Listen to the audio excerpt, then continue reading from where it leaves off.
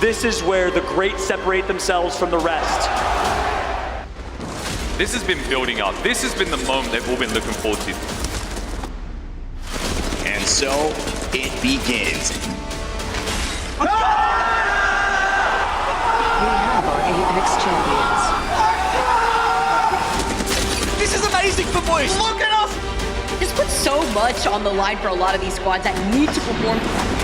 On the fast. It is go big or go home.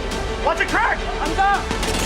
This is absolute carnage. Oh! They need that type of performance. I cannot believe what they have just done. Are you kidding me? Oh my God. Now, can we get another goal? Oh! Everybody has been waiting for this moment. This is what I was built for.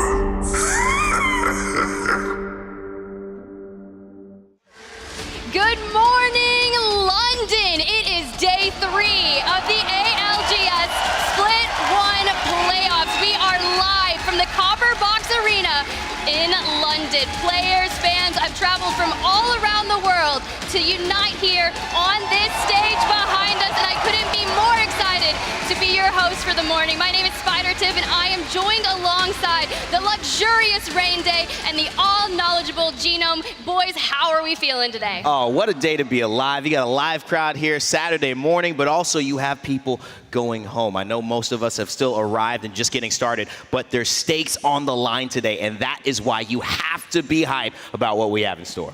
Yeah, teams fighting to stay in the competition. Later on, we'll have teams fighting for the pride and to stay at the top of their game, to have that dominion over the rest of the best teams in the world. You're right, you're right. We heard a lot of teams talking about it yesterday. The job's not finished, but for these teams behind us, if they want to get to Sunday, the job is not done. If you're just joining us, let's go ahead and talk about the format and how we got here and what to look forward to. Y'all, we started in that group stage. We had 4 groups of 10 different teams split from the 5 regions. You saw 18 games that they played, and we took the top 20 of them to go into that winner's bracket. You can see the group matchups on the screen as they are unleashed, but Group B and A, C, D taking on the world, and we basically have elimination round 1 on the stage. Those 20 teams that did not qualify for the winner's bracket are going to be duking it out, and you're right, Rain Day, 10 of them are going to be going home after this, and the 10 are going to advance on to that elimination round 2 later this evening, all leading up to that match point finals, which is where things get really interesting, right? The fans, they love it the most because it gets so tense. We've seen 5 matches, we've seen 14 in APAC North for the regional finals, but you've got to get to that 50 points, right, Genome? It's crazy.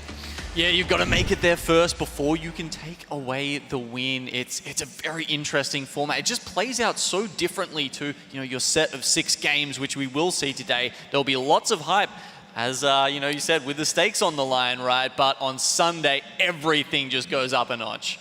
Yeah, I mean, we also have a chance for a back-to-back land winner here in Dark Zero. I know we're not talking about them, but that would cement them as a dynasty in Apex Legends. One of the best teams unequivocally ever if they can get it done. So history is on the line. We do love a good history, and I want to see if it can repeat itself. But let's go ahead and see who is going to be playing today. We have the players off standings for you, TSM. You got to see them interviewed on the main stage right there yesterday and hear from them, finishing off in first place, 153 points, which I think is really cool. But North Epsham even impressed me more, that 152. Just 1 point shy of taking the lead. These 20 teams on your screen have already advanced onto the winner's brackets, which you'll be seeing after the elimination round 1. Now, is there anything unique about some of the teams that you think snaked right in, like Alliance? They were looking a little rough at the start, but they seeded their way into the winners. Yeah, I love Alliance's story. I mean, look at the pop-off from Yuki. I don't know if anyone was in the stands last night. That was one of the best moments we've seen in the ALGS. So they're playing with a lot of confidence. They will get to watch this first elimination round, which is great. So they'll be able to keep that going and know that even if they lose, they'll have a chance to play later this afternoon. So I love their story and what they've done today. Yeah, and then we've just got the consistent players players, right? Your Moist Esports, XSET, those guys just keeping at it every single time, chucking the points in there, and they were almost never in doubt to make it through to this top 20. Lots of different play styles as well. Northeption there in second place, running directly at any team they see and doing it in style. Yeah, and NRG, a great lane performance. Fourth place and winners, that is a solid start for them. It was definitely a tough start for them, so they pulled it together. But let's go ahead and look at the 21st through 40 teams. These are the teams that are sitting behind you right now. So if there's a team in particular, I saw a lot of Vex fans up there. I'm looking directly at you guys. Get hyped because these are your teams. And Dreamfire barely missing out on that winner's bracket. That's gotta hurt, Genome. Oh, dude, 3 teams for Apex South in the 4 that just didn't squeak I know through it hurts. there. It hurts. Yes, my heart bleeds for them, but I'm also quietly confident that these guys will be able to make it through at least the first round, and I think we will see a couple extras there make it through to Sunday. That's what I'm looking for. That's what we need to do. But what are these teams playing for? Obviously, there's a hefty prize pool on the line. $1 million with first place taking home $300,000 scaled all the way out to that 20K for 10th place, which is still not even a bad day, Rain Day. No, that's a great day at work. I mean, are you kidding me? Anybody making 20K a day at work? I don't know. I'd be happy to be getting that. But also second place. Remember, you could be winning, but match point means you've got to win the last game. Second place, if you perform well, still $160K. That is a phenomenal prize and a good piece of effort, even though you didn't get to hoist the trophy. I mean, that's true, but I would still much rather hoist that trophy on the stage. Me too. I feel like you can't Undoubtedly. call yourself the best IGL in the world until you hoist that. You can wipe your tears with $160K, though, if you don't. That's the only thing I have To be fair, I would do that. But let's go ahead and take a look at the tournament schedule for the day. You can see kind of where we came from Thursday and Friday, but today is the longest day of the series. We have 3 different series for you, kicking it off with that elimination round 1. We'll take a small break, hit that winner's bracket, and then elimination round 2, which honestly, my heart is gonna go out for those players in there because you go the distance. You've been here all day, and then your shot, right? Someone has to go home right there. Your shot at the championships, it's diminished right there. Yeah, and you're so close at that point to making it through to the Sunday, to making it through where all the money is at this LAN, and to fall that short would be heartbreaking. But we've also got that winner's bracket to look forward to. That's going to be a little bit of a preview of the final tomorrow, and you really want to keep your eyes on that because that will, predict a little bit of what we could see on that final day. Yeah, I think winner's bracket is going to actually be a test of who is really performing well because we've seen APAC North, APAC South, EMEA, North America, South America all have moments, Singularity from South America. Being able to do it in the winner's bracket, though, is really going to show, okay, this team can do it all. It's different. That's true. If you definitely had maybe a slower start to some of the group stages, I feel like those, you're not going home off the group stages. You're just picking your seeding. That's learning about how other teams are rotating. Are these contests working? Hopefully, no team is deciding to contest here in the elimination round because I just feel like it is not worth it at this point. You want to get yourself seeded and make it through this day because we're going to have a long one. But speaking of teams, because we've already talked about what they're playing for, let's go ahead and look into some of our teams to watch. I know that I'm looking at one in particular. It's going to be Kansas City Pioneers. You got the IGL Natsuki himself, and I want to give a huge shout out to Max Strafey at home, unable to be here. Pander stepping in from Furia on the line with that team. They've been playing so incredibly well together, and honestly, one of my favorite things, they've got the vibes. Like, their mental is always there. I know we heard his analogy yesterday about how he was just really trying to cook and then the house burned down, so I'm hoping his breakfast was really solid and he's ready to lay it all on the line in the elimination round 1. Hopefully you ordered takeout this morning. That's what I think. Just get the food in. Don't try to cook it at all. Save yourself some time. KCP has been a great team to watch. I've been very excited to see how they perform. Will it be the day that Natsuki pioneers and triumphs? That's my big question. However, I did want to bring it over to another team that I've been a little disappointed in. I had high hopes for a team called IG, International Gaming. The fact that Graceful, JMW, and Noises have been in this position, it's actually surprising because JMW is a LAN winner with Dark Zero in Sweden. Graceful, one of the most experienced players in Europe, one of the oldest players here, and Noise is one of the best IGLs. Graceful has admittedly said that JMW needs to have the confidence. He's already been and done it all. So he has to play like he's done that. And you have to take that on your shoulders. Go out and frag. Take that next step and be aggressive. Trust us because we trust you. So that's what I'm looking for today. This is the last chance maybe for IG to show it because they're a team I thought should have been in the winners group. Yeah, look, could have done a little better, and there's definitely a couple of teams up here who are in that same boat, Rain Day. For me, I'm thinking about Ironblood Gaming. They were the #1 seed in APAC South, formerly known as Chicken Sandwich. We've always got to have some sort of food-related team doing well in APAC South, just tradition. But now that they have been picked up by IBG, it was looking really good for them coming into this, and they showed some great stuff yesterday, just missing in on the cutout. But it's been a tough road for them. I was talking to Panna before. He said he's been in the hospital last week, currently got a kidney infection, so he's up there really struggling and trying to make it through this, but still putting up numbers as far as the kill goes, right? Now, we talked about how these guys were feeling going into this lobby. They're going to be playing a double scan comp. We're going to have Bang, Seer, Bloodhound. Now, what does that say to you? It says these guys are supremely confident of how they can run over the rest of this lobby, especially on World's Edge. Be looking out. Those guys are going to be fragging out. I fully expect to see them fragging out. But speaking of maps, let's go ahead and look at the map rotation that we're going to be witnessing today. We are kicking things off the ever-familiar World's Edge for the first 3 maps of the day, then jumping on over to Storm Point. So I'm looking at the teams that are really strong on World's Edge because you want to get a good game in, start that momentum carrying it off forward. I have a strong feeling if you put up a 25-point game in map #1, you've got the distance, right? You just need to get to that elimination round 2, and that's the goal. Vex, they land staging. They play heavy edge, and typically their World's Edge is really good, and I'm ready to see what they can do. Rain Day, anyone you're looking at in particular, any honorable mentions? I think Vex in particular, another team that we do have to focus on. They're a team I would have expected to be in the winner's bracket as well. Matafe, one of the biggest and I think most influential European players EMEA has seen and the Apex scene has seen, but I don't want them to feel comfortable even with a big win, because that's the thing. It's consistency that they've got to show. I feel teams need to be comfortable being uncomfortable all day long, because it's a gauntlet. It is a marathon, and you can play one great game on World's Edge, feel like, all right, we did it,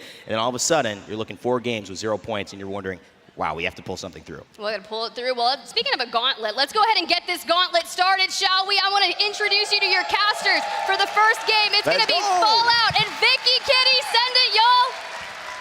Thank you so much, Tiff. Absolutely crushing it as your first desk host here and your first ALGS. Big shout to my Miami Vice brother, Rain Day, as well as Genome. Fallout here alongside Vicky Kitty, ready to kick off this elimination bracket Saturday. It's win or go home. Copperbox, can we make some noise? Wow, you wouldn't think it's early out here in this arena. I love the energy that London brings, and I'm excited to jump into this elimination bracket because everything is on the line now for these teams. Unfortunately, we have to say goodbye to 10 teams here, but this is where it matters. This is where we're going to see these teams really bring out their best. And Fallout, when it comes to predictions, you and I love to go back and forth here. I got to tell you, the team that I have my eyes on right now is got to be Dreamfire. I got to give love out here. We talked a lot about Rory out here. We talked a lot about Tao, Bullet. I mean, I got to say it. Why? Is that your prediction? You saw my No. tweet. No, I didn't. Wait, you actually? No, I actually did it. I actually did it. Straight under my nose. Now I got to change and pick my prediction. I can't pick the same person she picked, same team she picked. Yeah, Dreamfire's a great call. That's who I originally had taken this as well. In second place, right behind them, though, I had KCP. Nasky and the hometown EU squad. I think they're going to show up big time. Elimination bracket. Backs against the wall is when this team does indeed start cooking. This man's been talking about, I don't know what he's talking about, ingredients and cooking all weekend long. He's been on something with that. But no, the reality is they show up when it matters the most. Look at their champs experience, playing with the substitute in Rambo, another controller player, much like Panders. They started frying in that elimination bracket before they got a top 5 finish at champs. I'm expecting KCP to have a big day. And right behind them, well, I got Oxygen. I think Oxygen's going to bounce back. Really disappointing performance for their standards in the group stages. I think they went home yesterday, had a chance to do some VOD review, talk through. I think Oxygen's going to get back to their early rotate form. Man, it's so difficult because a lot of these teams were also going back and forth in the overall leaderboards during their own respective group stages. GO. Passion came coming out of nowhere yesterday when they knew that everything was on the line, when they had a really rough day #1. But let's get started. We see where the circle is going to be taking us. We got a Southern Circle to start off today. That's right, and take a look here. Lava Siphon looking quite stacked. We have Singularity, just looking at the north building there, alongside No Name Village, just above. Not the best loot when you're dropping in No Name Ville. kind of above Lava Siphon, but Crazy Raccoon, Kick also nearby. They will get zone, a good start for them. I think CR is also going to have a really big day today. Yeah, you talk about Kick. Kick was a team that we saw yesterday that didn't look like they had a home on World's Edge. So now they have no contention here on Lava Siphon. We saw them one game land on TSM off the very beginning. They had no ability to get the beacon. They unfortunately lost that contention, and now they have nobody right now in the middle of Lava Siphon to try to fight them for that beacon. That's right. Rocking the Bloodhound, they're also going to be able to get the scan to make sure that this space is cleared up before you currently see Kings probably go up to the top to scan that beacon as a priority. That's right. And things are going to be slow here. So let's just set the stage for what you can expect from this World's Edge gameplay. If you don't already follow Sven Apex and you're a fan of analytical Apex, make sure to drop him a follow. Chinese analyst for NRG. And he drops all the intel always is to drop spots. We have no contest here, but as I say that, CR with a rotate coming all the way from Lava Siphon into Horizon. They're taking this fight with confidence against NC. This is a pre-planned game plan, Vicky, from CR. I love what we're seeing. Yeah, because they went for the quick rotate, and this is NC's POI right now. So the fact that Crazy Raccoon already wants to take this fight, the Beamage with the Prowler, they already take out the first team in the lobby. NorCal Esports falling down. Right, see you later. NC is Crazy Raccoon starts strong. We highlighted them, talked to them about as a team to watch, and certainly they have performed. Raz was the overall kill leader on mouse and keyboard after day one of group stages. They started strong, but their last two series were abysmal. CR needs to bounce back. It needs to start with confidence. This is quite a way to gain that confidence, Vicky. Like little hops from Maney here, but let's talk about that rotation from Crazy Raccoon. We saw that Lava Siphon had 3 squads in there. Crazy Raccoon on the north side of Lava Siphon went for the rotate immediately past tunnel to contest NC in Harvester. So now with more action happening over here in Geyser, it looks like we are not slowing down off the rip. Yeah, that's right. Look, we said no contest. It's going to be a slow start. Yeah, a slow, very start, but early game here, a lot of early contests on rotations. Crazy Raccoon with a quick rotate to Harvester takes out NorCal, and here we are now. It's IG rotating just north from Overlook with an opportunity to take a 3v3 against Leave No Witnesses. Taking their time here. They got the 2 blue Evos, purple Evo for noises. And this is that slow pace here while this squad is going to be able to loot up Geyser. This is a good option here. I'm not too sure if there's a beacon in the Geyser area. I have to look at the overhead map to determine that, but we got another fight now happening. Exiting through that choke point of Fragment East. Passion backing away. We talked a little bit about this team where they needed to do the all or nothing basically yesterday after they had a very rough start to day number 1 where they ended up in last. Yeah, that's right. And speaking of which, I think we'd be remiss to call out Passion is one of 2 teams. Oh, actually, going to hold that thought here. Looks like they're going to be under some fire coming from just north. Passion drops in Skyhook. So the only team that could realistically be behind them, either IBG dropping Climatizer or KCP also dropping Skyhook and splitting that loot on a similar rotation. So expect one of those 2 teams to potentially try and sandwich Passion here. Opting to go for the rotate after 0-0 got beamed here. I like this option to wrap around this rock, seeing that the circle again is going to be pulling towards the south. If they do pass through Landslide, you could expect another team to already be there because there is a beacon in Landslide, so you could expect the teams leaving Countdown, maybe even leaving Skyhook to try to contest that short lane. That's right. Level 1.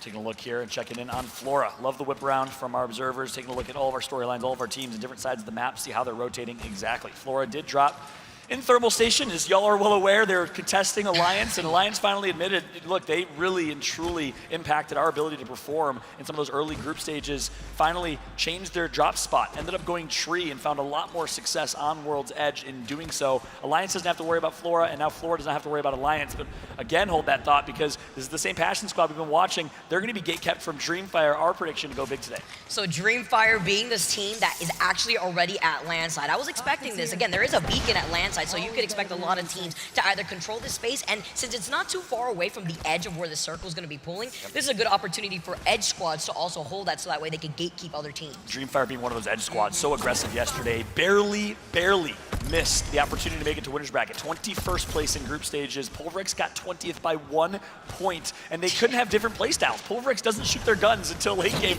They early rotate, and they are so content with a very passive style, playing for placement points. Meanwhile, Dreamfire likes to play edge, likes to play aggressive. They have Roy on their team, one of the most mechanically gifted players in the APAC regions. You don't wonder why. Speaking of Dreamfire, you have to also talk about, we'd be remiss to not mention, playing with 2 substitutes essentially, right? This is the same roster from Champs. The normal Dreamfire roster is Roy and 2 Chinese players. This is a full Taiwanese squad with Bolin. That adjustment And is so difficult, but another fight actually happening over here in Big Mod. I'm not surprised to see this already at this point because Game Ward and FC usually land side by side, between Game Ward getting Big Mod and FC getting Lava City, and IG do have the high ground, but Noises takes a lot of damage. That's right.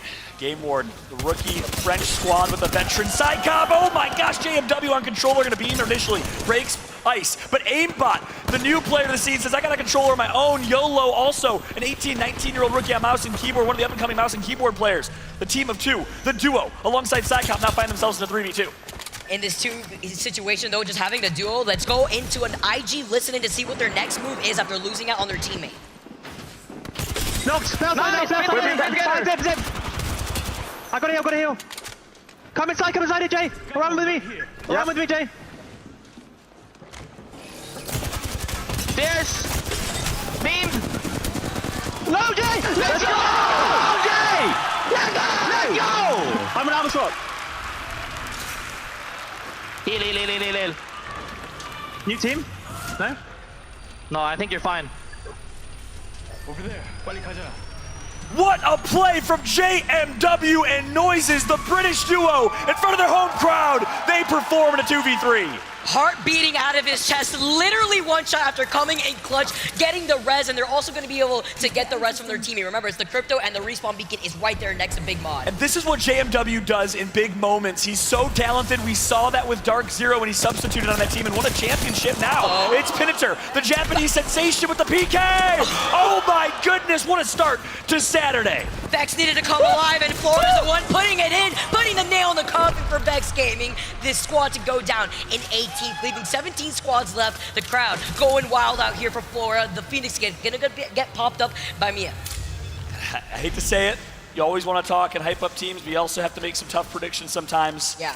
My bold prediction of the day is Vex does not qualify, which is obviously a big one, a team that has a lot of fans and is so much fun to watch throughout Pro League, but they have just been off this weekend. And I know Unlucky, dealing with, I believe, an eye infection, did not sleep really well yesterday. He's such an important staple of this team. If he's not at his best, I don't know if this Vex team's gonna be able to bring it together.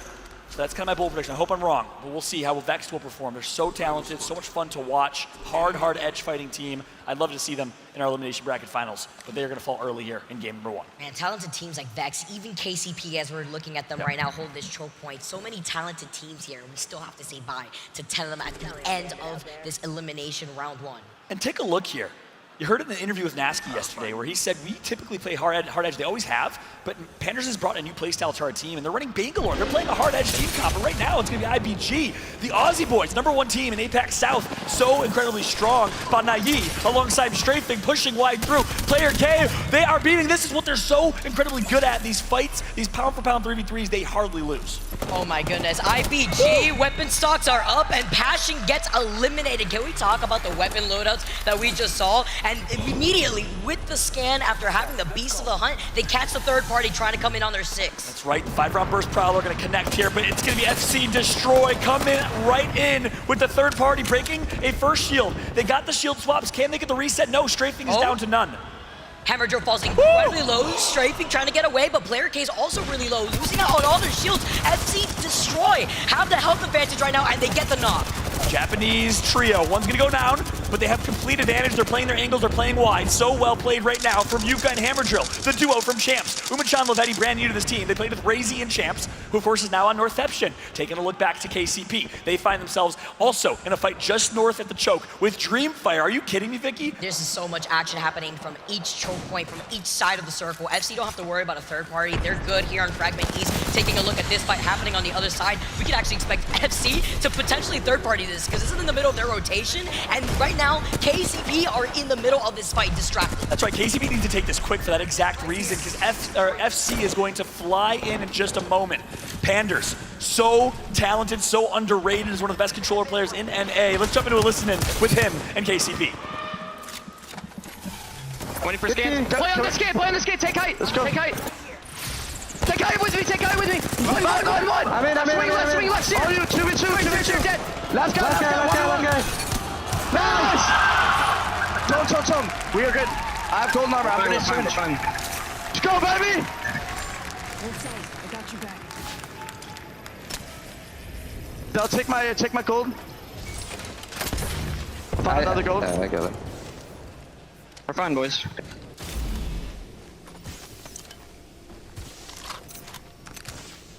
Optics here. When do you take this? I want one of you mount some key animals on that. I'll Close go. range. Highlights your enemies. Talk about foreshadowing. Panders goes huge. Did he miss a bullet? That was insane. Takes out the wingman, hits 3 in a row. You already know Watson and Zeratrick are watching from home, proud of their boy. He don't miss, he don't miss. Remember, Nasky said they were in the kitchen cooking, and Panders is out here helping be the main chef out here too. The head chef, as they're gonna also be able to rotate without a third party to worry about here too. Time out. Nasky's the head chef, Panders is the sous chef. Get it right. Nasky told us though 2 days ago that he was gonna let Panders take IGL to experiment. That's insane. So that's also super important to know as we see GO in a fight now too. So much action happening on each side. Yeah, maybe a change in rank here, but you're right. I mean, they're playing Edge, and that's Panders' forte with one of the best Edge teams in the world. In Furia, Dogma, Justa, Young Hee, former Reject Squad, ALGS champions in APAC North in 2021. Against Floor, oh my God, look at the tracking Yudu with the aim-8. Gonna miss a couple shots here. He's gonna want those back. He got the RNG off of the R301 when it came to the tracking, but the EVA 8 is not going to be the same. GO get eliminated, and here comes a third party. Yudu falling low and can't get away in time. Oh, it's going to be Onic, the Boogie Borders squad from Down Under, picked up by Onic recently. Raki in his debut. Let's see what he can do. One member down right now already, and they're going to get the kill on Florida. Full elim, Yudu is out. Onic is going to capitalize. So well played. Fussy, his expertise showing on this squad. Gonna restabilize. They have the information of the Seer ult. Get in some space and get some extra loot while they're out of here too. Lava Siphon does have a beacon on the very top of that middle building, which isn't contested at the moment, but is being overlooked by 2 other squads. Kick, Flora, the last member of Flora left alive, just trying their best to play by the edge, not get spotted by the other teams that are taking their time to rotate. That's right. Take a look here. Game 1 of World's Edge. You can do it just like Game 1 of World's Edge in our final group stage yesterday with the epic Imperial Hal versus Yuki 1v1, where Yuki came out on top. Such a great moment, such a great learning moment for myself, and a great overall moment for Apex Legends. But the zone will not pull far north here. It's going to go further down, deep into Lava Siphon. So these teams leave no witnesses. FC Destroy and Horizon will have to make a rotation. The big question is, how is KCP going to play their rotate? It would be a bad decision in my eyes to try and add themselves to the fray and the mix of what we see here. And you know, to dive deeper into that analysis, we talk about what we saw from FCD after they took that fight in Fragment East. Instead of opting to go for the third party against KCP, they prioritized their rotation on the right choke point instead of going to that choke point that KCP was holding. And thanks to that, now FCD have a building in this next circle, while KCP are going to be in a troublesome situation trying to get to that choke point that's already being held by 2 other teams. That's right. It's going to be a tough rotate for KCP, but they're going to continue playing hard edge with Bangalore. And of course, Pander's on Bangalore. It's a good situation. Graceful going to take out Crook. Oxygen Hill goes down as well. Invictus Gaming proving the UK is on top for now over USA as the only American team competing in this lobby, down to 1. Actually insane right now. We can see the side-by-side of where this circle is going to be pulling, because this is going to be a bloodbath soon for the teams that are inside this building, because the circle is pulling to their south. So they're going to be funneled outside this building with the Seer ult being activated. FCD are looking to fully send it. They know that they have the health advantage with their shields. That's right.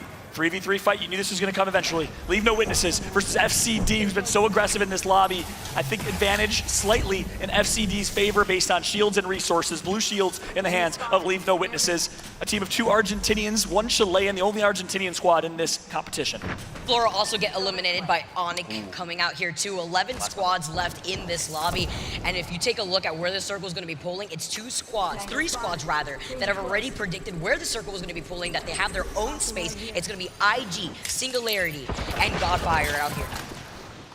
This fight remains a 3v3 for now, but will Horizon decide to come to the party and join in? Or will they just try and take a freer rotate across the bridge, which is safe at the far south side of the bridge that they're in? I think the latter is more likely. A Singularity, Crazy Raccoons, Godfire, and IG are the best position in this lobby right now. But here we go. Here comes the fight. Oh, Misses some of those Prowler shots real quick. The Black Hole coming down here. FCD on top of the high ground, but getting pinged by the Thermite. Umi-chan goes up on the gravity lift. The alley-oop, one shot onto Panic, and he finishes off, gets that knock, but they go for the trade. Hammer Drill's gonna go and try to see if they can get the res onto him, but they finish off the last player of Leave No Witness. Now Yuka popping off before the third party moves in. But wait, a Seer micro drone is going to come through with the Seer Q. It's Phoenix and Horizon trying to decide, do we want to take this?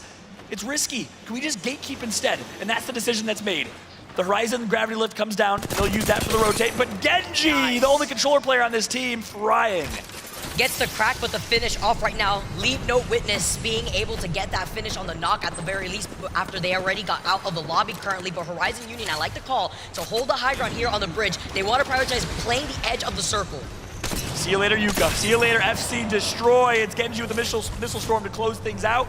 And just like that, FC Destroy, Japanese squad eliminated. I'd love to jump into Elicited though with Horizon to see how they play this next rotate, because look how far the zone's pulling. They're under duress. Let's jump into Elicited with Horizon. Do we want to go fence or He sees my gen, I don't have it anymore. Is the other side of the fence good? I don't know. Genji, maybe you can check it, like fly over here. And go. I don't see anyone right now. We might have to go there. It looks good. Alright, I'm going for it. You want me to Jenny? Oh, I almost fell down.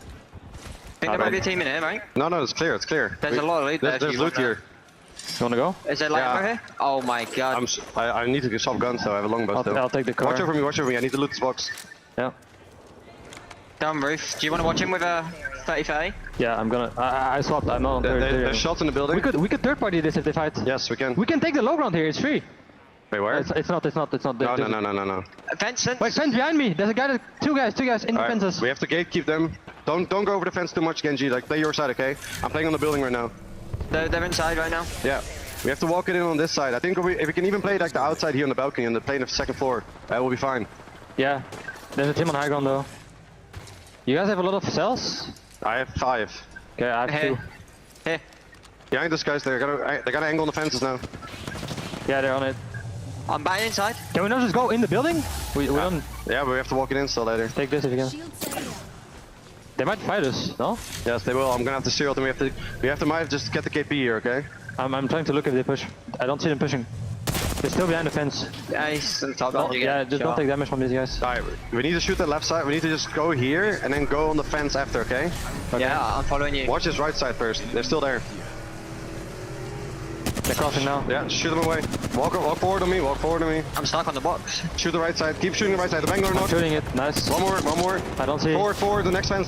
Follow me. I have to bat. I'm one. I'm gonna steer up. Okay. I'm dead. I think I'm dead. I'm not dead. Alright, go. Cross. We have to go to the car.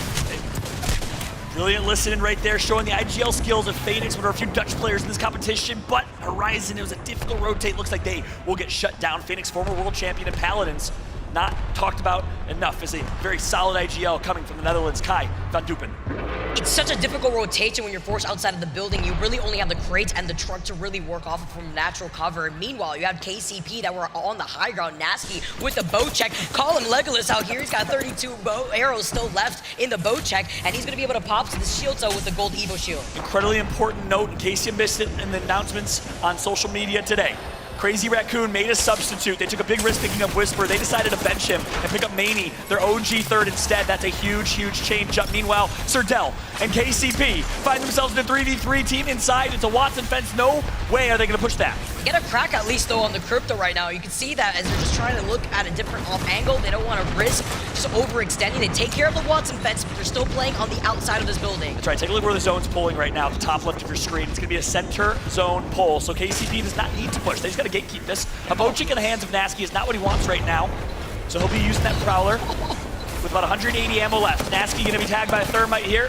That's some good early damage for this team inside. Will they push? And that team inside is IG and Godfire nearby.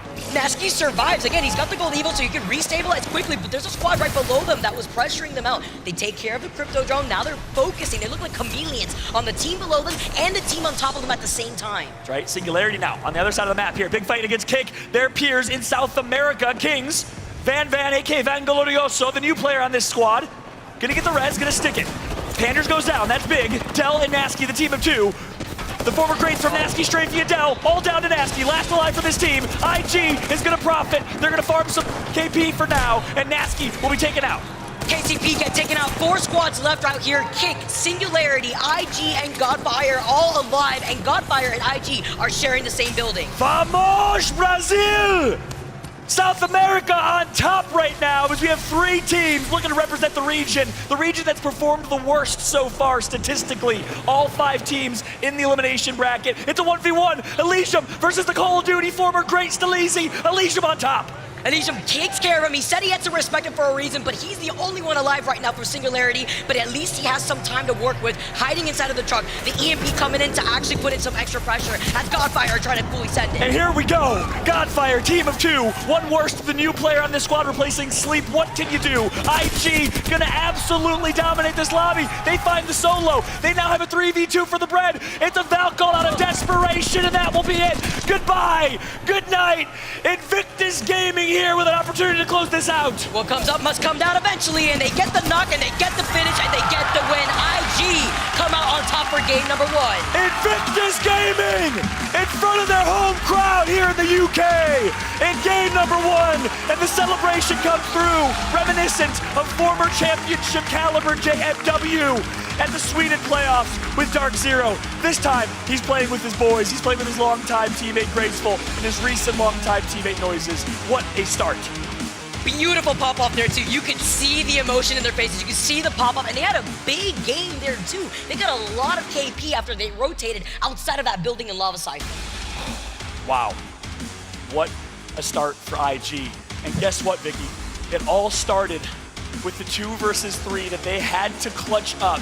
JMW and Noises, longtime teammate. Graceful goes down early.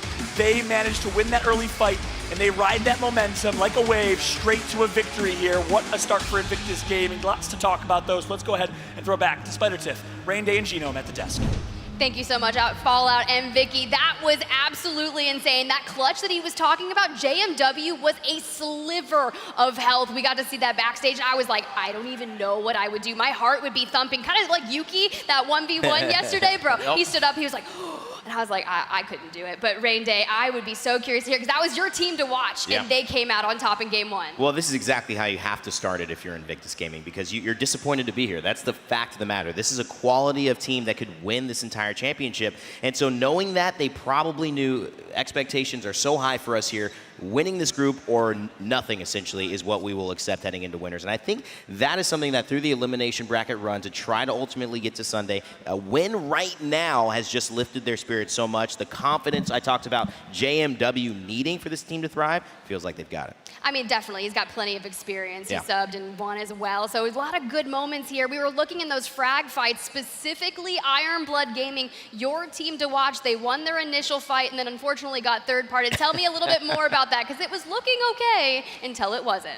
Yeah, I think a lot of the teams here have that same mentality, that same game plan as Iron Blood Gaming here. They're looking to take those early fights, and you can see it works out until it doesn't, until you get third party, until there's too many people just trying to pile on there. So look, yeah, you want to take those fights because there definitely are a lot of teams here that they know that they can bully and be better than, but you need to do it smartly. Frag East, I mean, everyone who's played Apex Legends knows that that's where you go to fight, and you gotta be worried about those third parties. It's just too central. There's too many teams rotating through there that will be able to see those Seer exhibits going out. That's a big signal from a long way away that they can see and then come in and third party. Yeah, third parties indeed is the best party in Apex. That's right. Unless you're the one that was already there. You always want to be the third party, not the one getting third party. But a lot of teams that had some good standout moments. We saw Kick make it to the top 5. I had a chance to talk to Staleezy a little bit earlier, and he was kind of mentioning, you know, this is a go big or go home moment, and I think that's the mentality that a lot of these players are bringing, which you mentioned the third parties. It seemed like a lot of teams were dropping hot and heavy, getting some good loot, and then hitting the road to go ahead and get those third parties centered. But let's go ahead and take a look at some of the highlights from match number 1. Genome, let's run through it. Yeah, well, here you can see one of the contests we started off with. Crazy Raccoons, they decided not to contest Lava Siphon, so they went over and had to meet NorCal in Harvestar, winning out that. That was a good start for them. But then, yeah, look, the action didn't stop. Here's that early fight from IG that you can see they did recover from. And honestly, after this, it looks like IG were never in doubt. Once they got to that final area, especially playing the Watson, they really had that locked down and were just looking pristine. Speaking of pristine flora, I mean, you guys know they've been contesting Alliance at Thermal Station for the past 3 weeks in scrims and not only in the group stages, so I feel like their practice on isolating those 3v3 fights when they just approached Vex, they knew the lay of the land, they were incredibly comfortable, but here's that engagement between FC Destroy when they third-partied onto IVG. But after this moment, it's where KCP really started to take their reins. Brandon. And I think Nasky talks about how good Panders was. He clutches up here, but he says Panders is an IGL and he's a fragger. I mean, this is something that you need to lean into. Instead of Panders maybe shifting towards KCP's zone style with the way Dell and Nasky like to play, I think KCP should continue to play a little bit more edge and lean into what Panders wants to do and is used to in Furia because it has worked at LAN. I think they keep trying it for the rest of the tournament. Well, they actually had a little bit of a go at it yesterday. I think, you know, when we talked to Nasky on stage and he was saying, you know, well, we're not really that sure about getting through to winners, right. I think they were using that opportunity to actually try out something a little more aggro, and we did see them bring out some of those compositions. I think it's great. They've tried it on for style already here at LAN. I mean, sometimes you just need to utilize all those moments for the experience and testing things out, especially if you are playing with a sub. You've got to flesh things out. Hey, they've already ditched the Revenant, so far they're looking a little different, and they've been kitted, and that is that moment. IG International on top. The reaction was insane, and you've got to feel good. There's only 5 more maps after this, right? But kicking it off with a bang, let's see how it went. 25 points, 13 eliminations, 12 points ahead of second place, but Godfire, very impressive, Genome. Yeah, Singularity there as well, so 2 of South America's teams coming out on top. And Kick as well, yes, damn. Really dominating the scoreboard up in there, and yeah, you know, we were also talking about them being a top seed from their region coming into this, so they're really, there's a lot of hopes on their shoulders to try and make it for their region into that final day. It's a great, like, foresight into one of them probably making it into the next elimination bracket based on that. But look at this, Vicky. I mean, sorry, Tiff. I'm sorry, so with Vicky. I still love you. It's okay. Vicky and I are both wearing red today. You know why? Because I was going to use the V word, Vex, down there. They've got the fans, but they've got no points with 30 people here cheering them on. That is a problem for Vex. I am worried about them right now. It's not how you want to start game 1. Yeah, definitely Dreamfire, Vex, a lot of teams that need to pick it up, but granted, that was just the first game. We are going to cut to a quick break, but when we come back, match number 2.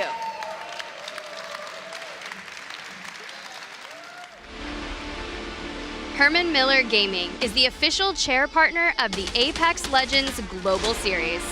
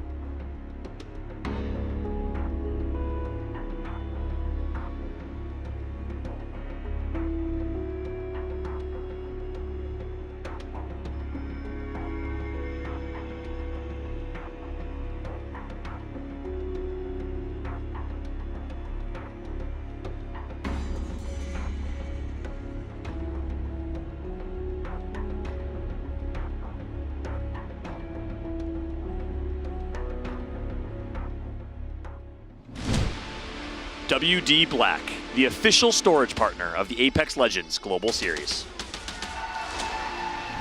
Welcome back, everybody, to day 3 of the ALGS playoffs in London, live from Copper Box Arena, where we have the hometown heroes, Invictus Gaming, putting on a show for their British fans. After coming in with a clutch here, too, shout out to JMW for that. 13 KP after taking the dub in that first game. What a way to start off the elimination bracket. That's right. I just realized I lost my mind. I got so hyped that my collar popped. I swear I'm not the guy that pops his collar. I'm not that guy.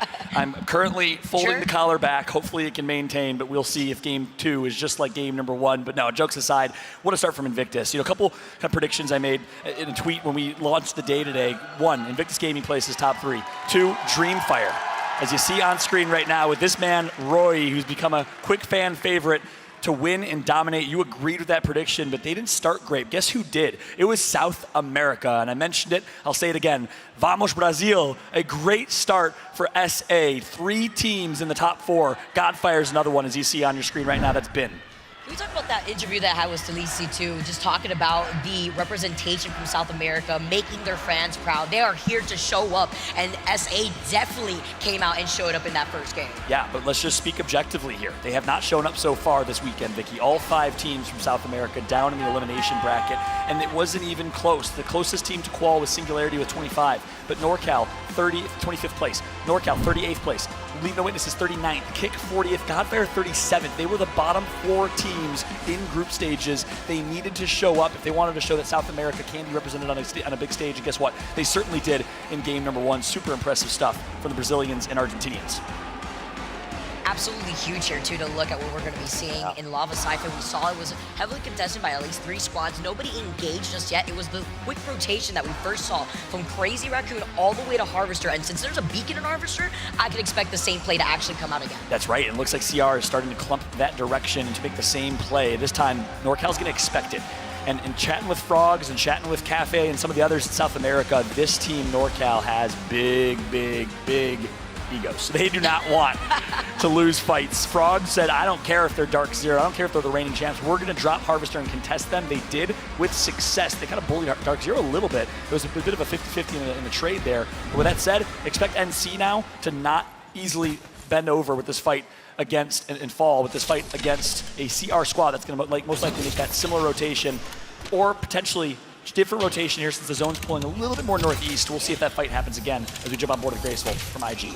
I mean, you talk about egos sometimes when it comes to some of these players. It can be a little shaky when you play on the stage at LAN. It's a different environment. You're playing in front of the crowd. You want to make everybody at home super happy, but sometimes you got to be an egoist to get that confidence and get the KP that you need, and continuously rolling like we saw with IG in game 1. After coming in clutch, they were able to take it home, and now we're just going to see what their next move is. They already got the beacon. They already know where that circle is going to be pulling, so they can take their time when it comes to some of these rotations like we're seeing now with Crazy Raccoon. They are already going to immediately rotate to Harvester.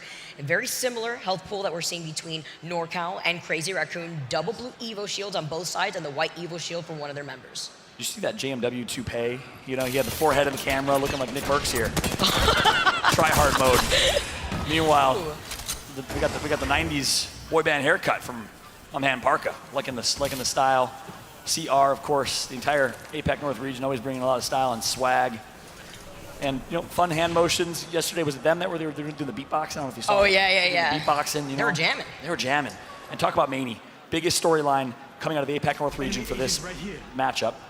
It's Maney subbing in for Whisper. They took a big risk in picking up Whisper. It was very controversial. How could you drop Maney? He's been a staple for this squad. He's been so talented.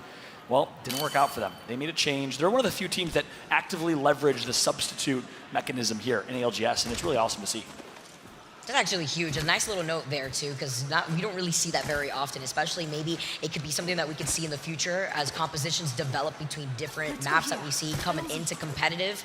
NorCal learned their lesson, though, from game number 1, and I like this option. They immediately went for the rotate. They got shot at earlier on when Crazy Raccoon took to the high ground. Instead of staying there to fight, they immediately just stuck to their guns. They went for the rotate. They're on the high ground, and now they're taking the skyward dive. They see a fight happening right before their eyes in Geyser. I'm wondering which 2 squads are getting involved there, because this is a very congested spot. You see them even taking shots by a charge rifle to their back, but Singularity is probably there. We saw IG in the middle of trying to rotate, so they're probably also involved in this fight. Yeah, a lot of teams predicting potential Geyser finish, and what's interesting about Geyser as a POI is a lot of different geography and different areas to play. IG, speaking of which, knows that. They buried themselves in one of the strongest buildings, kind of a stronghold, if you will. But NC, NorCal Esports from South America, the only team to still rock a Watson and Newcastle comp. They do it almost to a fault, and I say that because quite literally their coach did not want them to run this comp for a long time. They said teams know how to defend against Newcastle now. For those that don't know, you can melee a Newcastle wall twice, and you won't get the stun animation, and you will destroy the wall. I don't know if it's a bug or a feature, but it's a really, really big way to easily eliminate Newcastle's most powerful ability, his ultimate. You just melee it twice, or if not, a team will just focus their wall, and Newcastle's immediately rendered kind of useless. So that's why a lot of teams have not run Newcastle in this competition. You saw 100 Thieves be the first ones to do it way back in Champs, because no one really knew everything about Newcastle. He was a newer legend. But nowadays, that's certainly changed. A lot of teams running Newcastle in Pro League, and you don't see it anymore. Lovely adaptation here. We tune into another fight coming in. It's Dreamfire getting the first knock on Hammer Drill. Now playing off of a 3v2 after Rory falls incredibly low, but he's going to have enough time to pop the shield back and get back involved inside this fight. Yeah, we're going to see another matchup here. FC Destroy, IBG, Iron Blood Gaming, the Aussies playing against Dreamfire as well. It's a 3-team affair. So this is essentially nostalgia from what we saw last game. Here comes an opportunity. Wide left swing from Tao. Roy Bolin, the OG team of 3, all from Taiwan. Oh my God, Roy showing his ability to track, turns, immediately finds another. Roy! Bolin's gonna finish. Dreamfire's looking good. Let's jump into a quick listening with Dreamfire after cleaning up this squad and see what their next move is gonna be. Let's get you a do-over, huh? 在头上，要放开跟我说。好，你看换甲，甲是好的。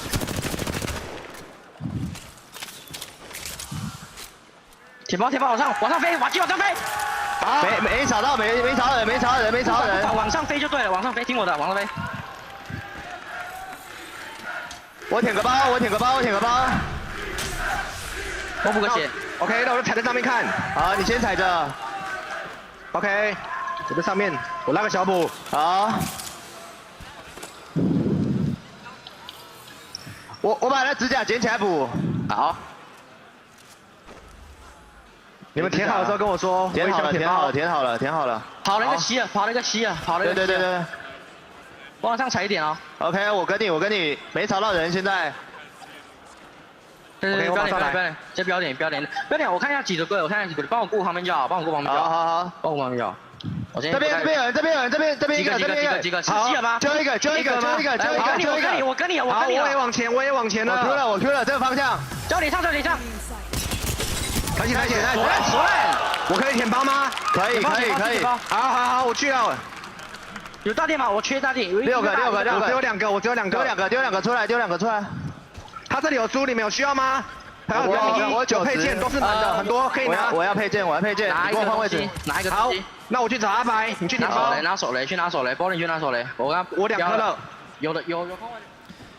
And there you have it. FC Destroy not going to get the same fortune they had in Game 1 where they're able to pick up a few KP. They're eliminated from Dreamfire. Again, I'll keep saying if you're just tuning in, Dreamfire were Vicky and I's prediction to win today's competition. Started slow in Game 1, but guess who's nearby? The Kansas City Pioneers. And they're going to try and 3-2-1 a player. But looks like they're called out, they're spotted out, they will not have the ability to do so. And for those, again, newer to Apex, don't know what we mean by 3-2-1. A teamwork mechanism where you literally count down 3, 2, 1, and you all shoot at once to immediately beam and melt someone to get a quick knock. That individual player, and we also saw in the feed, Bex Gaming coming out top from a team fight too. A lot of action going on. It's only one team at a time that we can tune into. And it's actually insane to see all the action happening on each side. LNW now getting involved in a fight themselves through the Bangalore smoke. They have the Bloodhound, and they're going to be able to get the scan here to avoid the Art Star, but only really working off of the box and the lip of that little ledge right there to also get some natural cover, having to avoid the grenades. That's right. Again, it's the same squad we mentioned, got eliminated last game. We didn't show their POV, so I'll mention it again. For any Argentinians watching right now, bienvenidos. Right now we got Zilic, the Chilean on screen. Meanwhile, switching over to Iron Blood Gaming, strafing the player from Indonesia. Indonesian Aussie. He's been playing with Indonesian teams and Australian teams in Apex South as a top player in the region for quite some time and finally found his stride with these new players, Player K and Panay, who have yet to be at LAN. What's crazy here, playing off this choke point can be scary with how congested we already saw Geyser to be. So you could already expect that tunnel area to be already congested by another team. There's another entryway that Leave No Witness are now rotating away from. Sometimes you can see a beacon here, but there's not going to be a beacon here this time around. But with this longer rotate around, I'm worried about a team already in the bunker that is ready to gatekeep. Hasta luego, says the Argentinians. Meanwhile, Pioneers back on high ground here in Overlook. The IG home, still in that fight against Dreamfire. Leave No Witnesses, though. You just saw them moments ago. They're actually rotating their way through. And IBG wants to enter the party. So here we go. 4 teams in an area. Passion not too far in the moist cave right below. As my man Daltouche calls it. Shout out to my boy. Well, he's probably sleeping right now. And doing, had a crazy, it's a Saturday, so you can imagine what Daltouche was up to. No, I'm just kidding. Shout out to my man. As we jump on board with Pioneers, IBG, KCP, Dreamfire, and Leave No Witnesses. Who will come out on top here? Only 1 or 2.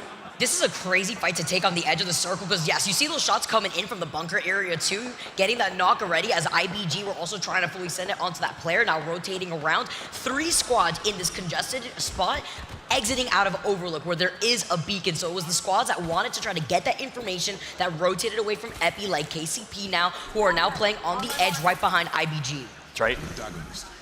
This could be very scary. It's going to be tough. This edge rotate edge fight, just like you said, it's a tough fight.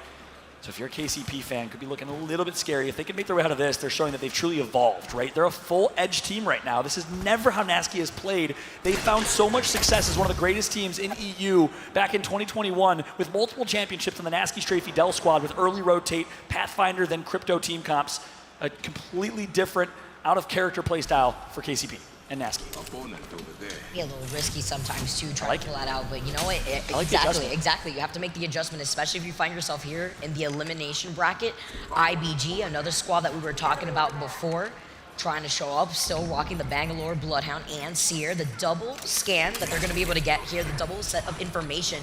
As the scan's going to come out here first, scan for scan, as the squad's going to be able to take up the inside of this building. That's right, it's a Bloodhound versus Bloodhound matchup. We've all been there before in ranked. Bangalore is going to come down. That's going to force Panagi to run through it. This is not the way you want to run through the river against the flow as opposed to with it, but he's just fine. Able to do so on time, get back inside, avoid any damage, avoid the stun, and they'll reset here. But the ultimate's going to be popped for Panagi, so expect them to make a play now. You talk about all of us being here, absolutely, especially when you hear the enemy Beast of the Hunt activated. It's about making a statement. Scan for scan. You already know where they are. You already scanned them 3 seconds ago, but now you're going to do it again. The double scan comp from IBG, only team running it. Here we go. Seer ultimate is down. Let's jump into a listen with IBG to hear their comps. Crack, 30 flash, 30 Night. Someone try and pick the balcony. They only use... They got one died. Nice. I think we're going to triple pick the stairs here. Ready? Yeah. 1, 2, 3, go. What? He's one shot on the stairs. I can reload. I killed him. Heal. One more heal. He's one. There's a third party coming behind us. I bang ulted. You have to run forward. Just run. Just run, quiet. Just run. I got the kills. You just gotta run.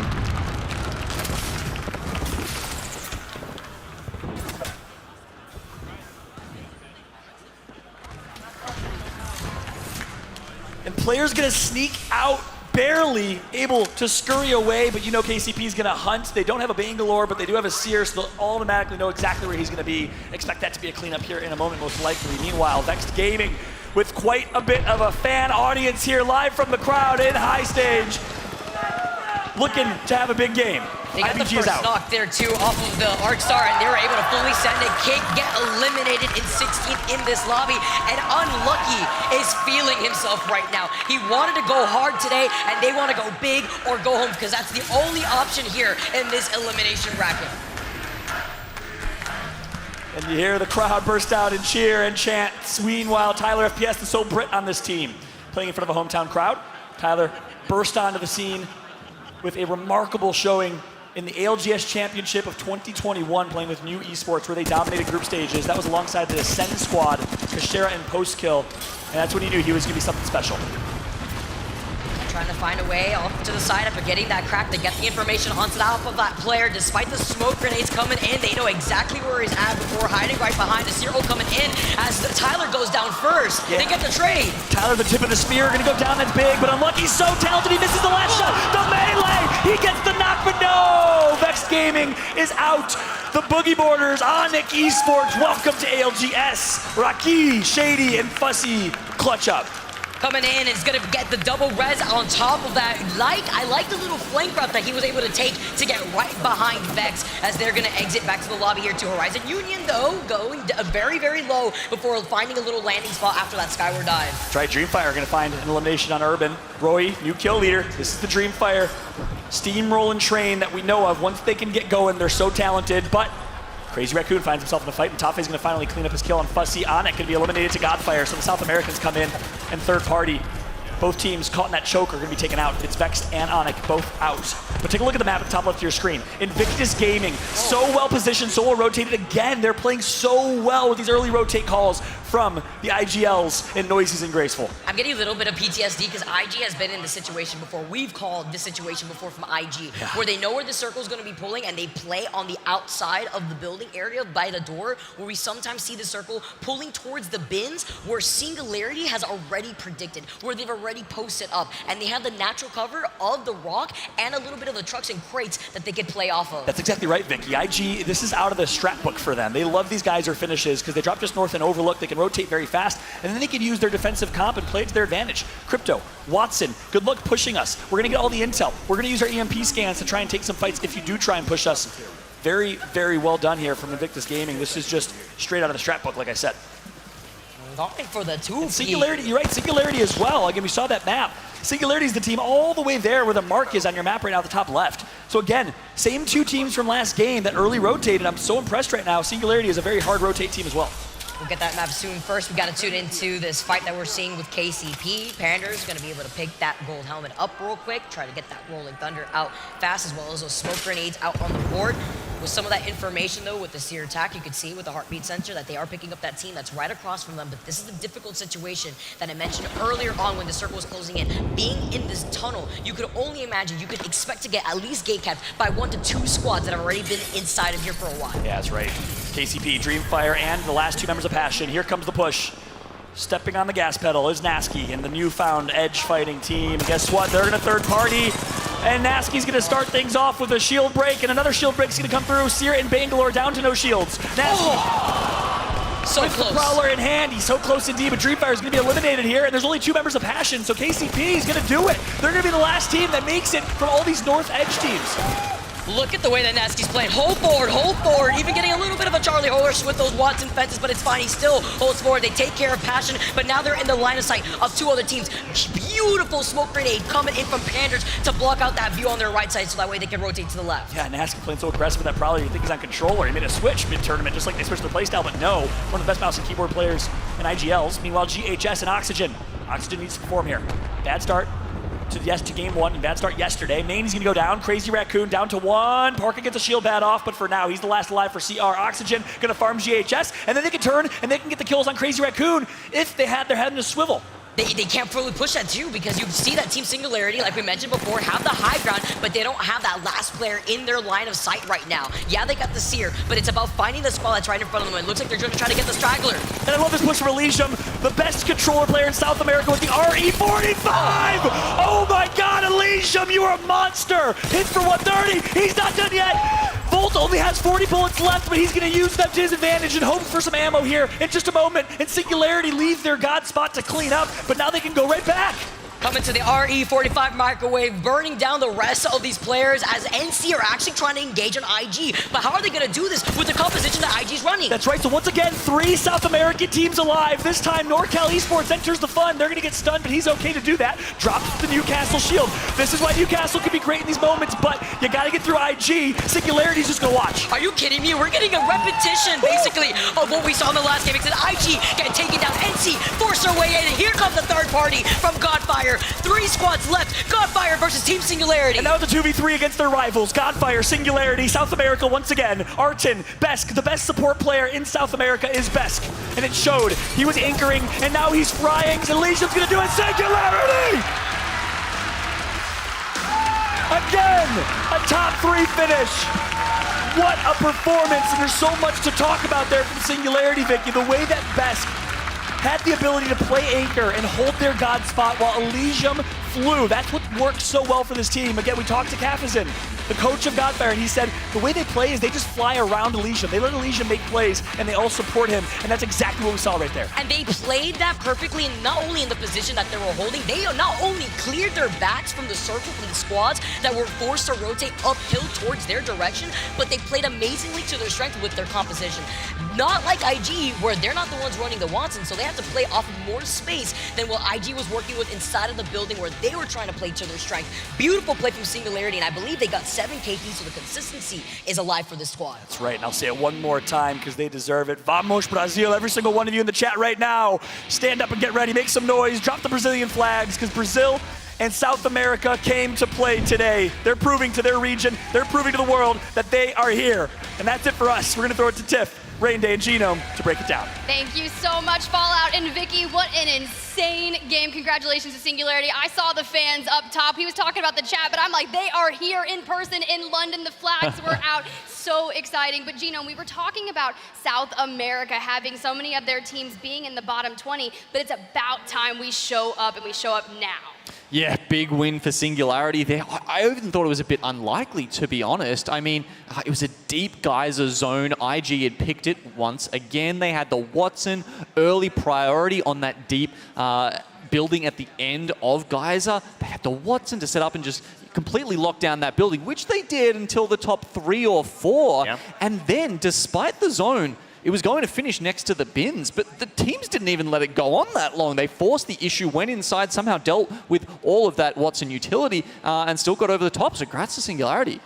Right, it's the benefit of the crypto, right? Because we often look at the pairing of the Watson crypto defensive. You're not having that heavy Gibraltar playstyle, which has left Apex Legends if you're just joining us here in this latest couple of seasons. But the crypto has really fit a nice niche for teams who like to play a little bit more patient. They want to have the flexibility to be offensive with the EMP, but also in those late zones when you're bunkering up. If you have a Bloodhound there, you're getting scans, you're getting info, but you're not able to do anything about the next push if the zone forces you out. The EMP destroys that Watson pylon. It allows you to have access to a zone that wouldn't have been given to you before, and I love the way that they're playing. It's just a flexible lineup with the Bangalore as well, which is getting a little bit of a buff since there's no digi threat in the replicator. So teams are without that vision. It's playing into the hands of Singularity in South America. Yeah, I think if you're going to bring in Bangalore, it's still very viable in this. We saw especially KCP making that rotation towards Geyser. Panders on the Bangalore using the smokes to kind of cover off their LOS and cover that rotation. Yeah. Unfortunately, they didn't make it towards that end game, but top 5 will still be great as well. But you mentioned it, Singularity, as we look through some of these highlights, Genome, leave no witness, another South American team going out a little early.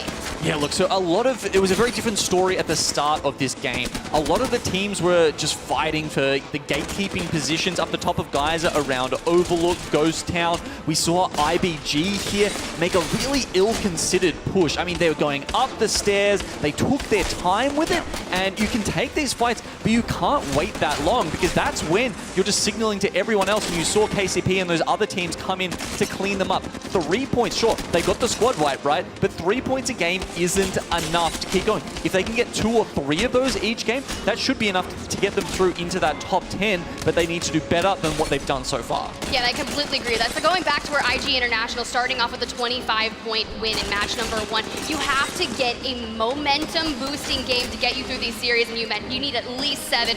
Rain Day, let's talk us through that. You know, even on your worst day, what are those points that you're looking for? You want 5 to 7. That's all you need if you're watching this. 5 to 7, even on a bad day, and that will keep you in the chance to have that pop-off 20 to 30-plus point game. IG don't need it, though. They're playing so well, clearly going to come out of this group after looking at 2, but I'm just impressed with the way that we've seen South America represent so far. They have had a phenomenal presence in this lobby, and it's looking like 2 or 3 of those teams out of the 5 are going to be representing themselves in the elimination round. Bracket 2, if this keeps up.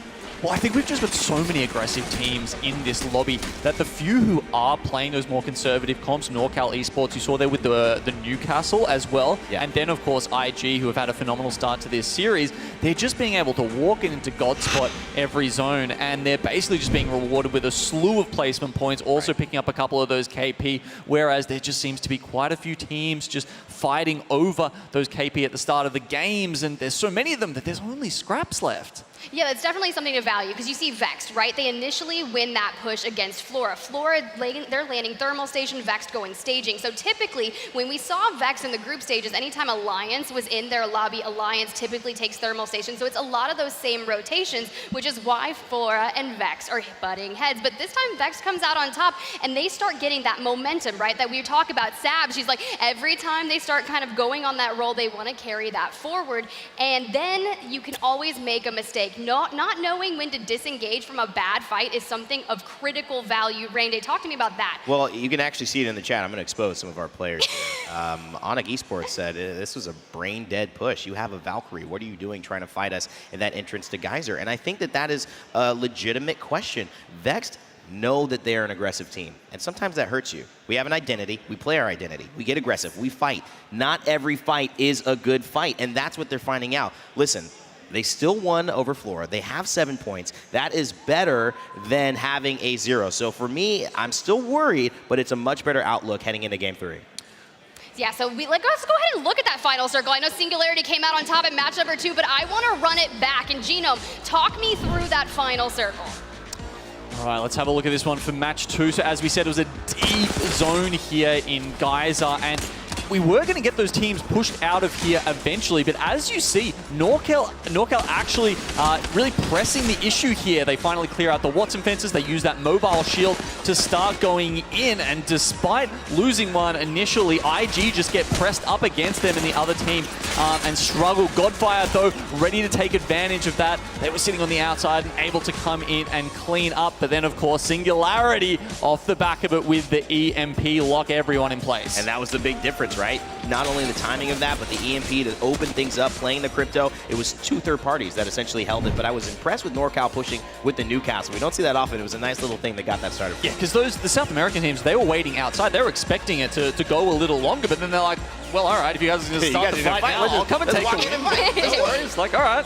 No, well, it definitely paid off, and there you go. The match 2 results. Team Singularity, 19 points, 7 eliminations. Godfire from South America as well, 15 points. NorCal Esports, South America, guys, 12 points. IG International reigning supreme, coming in with another top 5 finish. And Oxygen Esports, a team that we haven't actually had a chance to talk about. I'm really shocked that they're here in the elimination bracket as well, finally getting some points on the board with 7. They actually had a tough time, Genome. They were kind of the center of attention towards that final circle where Singularity, everyone was just poking at them.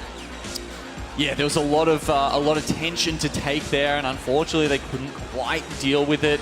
Teams on either side of them being the first one to force the issue in one of those final circles, it rarely ends well for you. Rarely ends well, but those teams right there, the series results thus far after map number 2. IG International still holding that top, but now tied with Team Singularity. Godfire rounding out the top 3, so it's good to see some representation from South America inside that top 10. And look, I mean, just 2 maps already. We have 4 more to go, and mind you, top 10 is the way to make it. Yeah, and 3 teams at the top, over 28 plus points. That is, I think, a sign that they are moving towards, their minds are in elimination bracket 2. They're thinking this is a part of our journey. Some teams, though, still at the bottom, 3 points, they're close. There's only like 10 points that separate the bottom 20 to actually the top 6 with Crazy Raccoon sitting in that 6th spot. So still a lot of time, still a lot that can happen, but I think that we're clearly seeing teams who have championship on their mind. A lot can happen indeed, but let's go ahead and we're going to send it back to the casters because match number 3 is about to be underway. Fallout, Vicky, send it. Thank you much. Thank you so much. I can't talk. I'm that excited. Thank you so much, Tiff. Thank you, Rainday. Thank you, Genome, Fallout, and Vicky Kitty for one last game, number 3 here on World's Edge. And what a start it has been.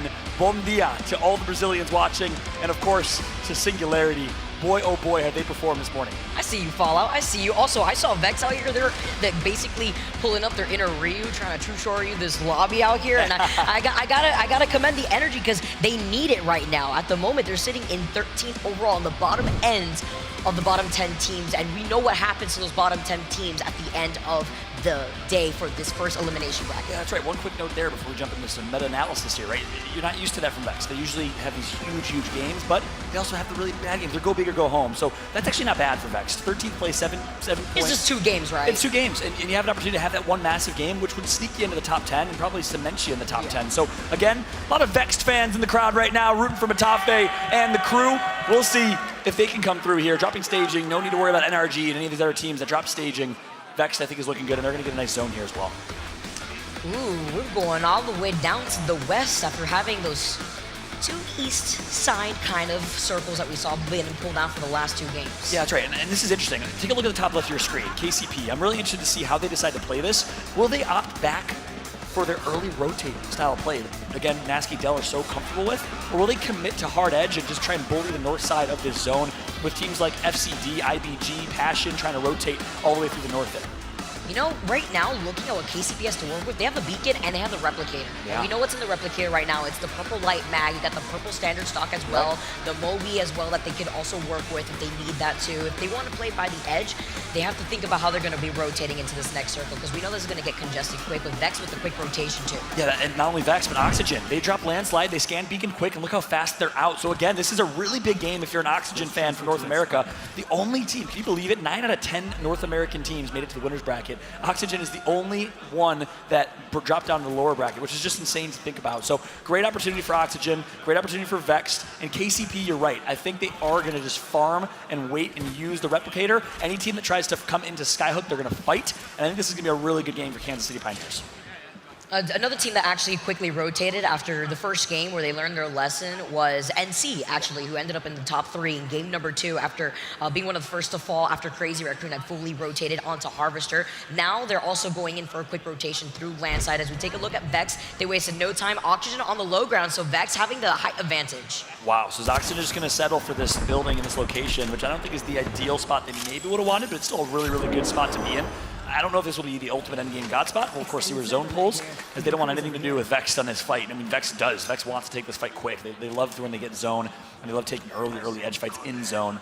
Vex is just going to sit on high ground here, and things will slow down. And I want to take a moment to say, take a look at the R301 in the inventory of Unlucky. Expect a lot of R301 car R9. usage, R99. Reason being, well, the Replicator currently has a purple standard stock and a purple extended light mag in it, which means you're going to see a lot of beamage coming from all these teams. Especially from the teams that like to hog that Replicator out here too. Some teams that take their time to rotate, that utilize the Replicator to boost up their Evo shields too. Singularity also in the middle of the rotate through Harvester currently. I believe they're right behind another team that may be Godfire in the middle of their rotation as they're on their way to staging. Yeah, it is Godfire right in front of them, and Godfire's just going to run away. Wise decision. They're going to go through staging, so they might get some more crafting. Sorry, I missed that. Go ahead. Yeah, they picked up the Volt Key there too at the very end, so nice. maybe trying to get some extra loot after already having the gold Evo shield to work with. Now they want more loot on top of that. I mean, you can't ever get enough, especially if you're right next to the Volt. That's right, and that's you know, typically you won't see a lot of players go out of their way and avoid an early rotate to go to the Vault, but this time it's on the way. So this is a wise decision from SNG. And if we can show the overhead map, just kind of see how things are shaking out, you'll see no teams nearby, no risk. They're going to get a ton of great loot. Expect them to leave with purple shields. A great scenario right now for Singularity with an opportunity to go back-to-back. Oh, while we're seeing in the feed, though, there's a fight going on out here as Crazy Raccoon have the high ground and Parka has to restabilize, losing out on his shields. Looks like he only has shield cells, doesn't have a shield bat to quickly get back in. Ras as well, as they're just going to be able to try to hold onto high ground. They have the health disadvantage. They still have that white Evo shield, and Leave No Witness have 2 blues and 1 purple. Some shots getting taken with the longbow before he has to reload. He's got 1 more bullet out here, and they're trying to kind of close in that gap at the same time while taking their time on the edge of the circle. And you know, that clip right there just restored faith in myself, gave me some confidence, because that's what the longbow looks like every single time I use it. Oh, no. I refuse to use the longbow anymore. But then you see pro players hit every shot with that thing, which is insane. But no, nonetheless, we got Van on screen right now, aka Van Glorioso. Again, Brazilian team, brand new player on this squad. He's kind of a rookie. They took a big risk on him. This is his first land. Still easy on this team. You heard me call him a COD great. Well, he almost qualified for COD champs a couple of years ago. Was a top Call of Duty player in South America and Brazil. Now has switched to Apex over the last couple of years. Huge, as they have the also man advantage right now. You see the shield on the ground. They have to go for a quick shield swap because they lost out on one of their teammates. Kick with the black hole. This is going to be the initiation right here. But Kick are getting pinged by another squad in the distance. They need to finish this fight quickly, especially since they already have the advantage. Last person's in the John, in the porter potty, and yeah, I don't know what they call it here in the UK. Someone help me out here. But he's likely going to be going here momentarily. Last member alive is Karaju of GHS Professionals. And Kick will fly through, clean him up, 3v1. See you later, GHS. GO might want a third party, but this is going to be a tough third party. They're very defensive and defensible right now as Kick. They looked like they were already wrapping around the fence line, but I like that they just wanted to make sure they had some of that information. Unfortunate little tag there with their own arc star, just hitting the edge of that window, and Kick take to the high ground immediately, but lose out on Silizi. Yeah, Gio wants to take this fight. They have shield swaps, I think. Kings is going to go down. The third party's too strong. They played it like it was a 3v3, but they have to recognize there's so many teams that early rotated. If you try and take high ground, you're going to get melted. I'm surprised, too, because Gio saw the other team on the other side. It's fourth party out here because it's Flora who get Kings down. So it's Flora also in the vicinity to try to go in. Yeah, that's right. A lot of APAC teams right now. Mia K of Flora, Pinoter, controller Japanese squad. You do. Mia K is going to go down. Van, still alive. Last alive for his team. He just wants to be as quiet and as small as possible right now to see if he can retrieve those banners and run. Nope, Kick is out. Kick get eliminated, and now it's going to be Flora versus Gio currently. Got to look to your back. Dogma knowing that he's getting tagged in the other side, getting those R9 shots, getting the PK to finish things off of the two members of Flora. Peacekeeper for just now. Nice plays right there. They love themselves some shotgun play, whether it was the Mastiff when it was popular in meta. Obviously, currently PK on the ground. R99 and PK in hands, and teams have been opting for the former. As Juicnut, Younghee, Dogma, again, former rejected. Oh, baby, look at the tracking, the wide left push. Flora finds, or Gio finds the last member of Flora, and they're going to get taken out.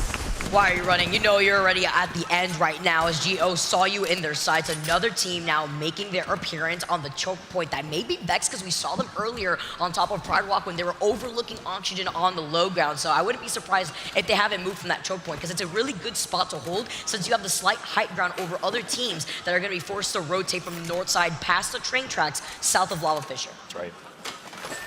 Ganbare Tucson, Gio. The APAC North team, one of the few teams from Korea. It's been so Japan dominated. This is a team, I kind of had a bold prediction, in my predictions for the day on Twitter that this team will place top 5. We'll see if they can have a bounce back on Storm Point. Again, first 2 games not great, but a really, really solid game here. Look at this, 5 kills already for GO, and they're able to just clean up. Not a whole lot of damage done here for Jung-hee, but nonetheless, the 5 kills will certainly help. KCP, though, we talked about them having a really good game. Now they have to go through IBG. This is the matchup we previewed.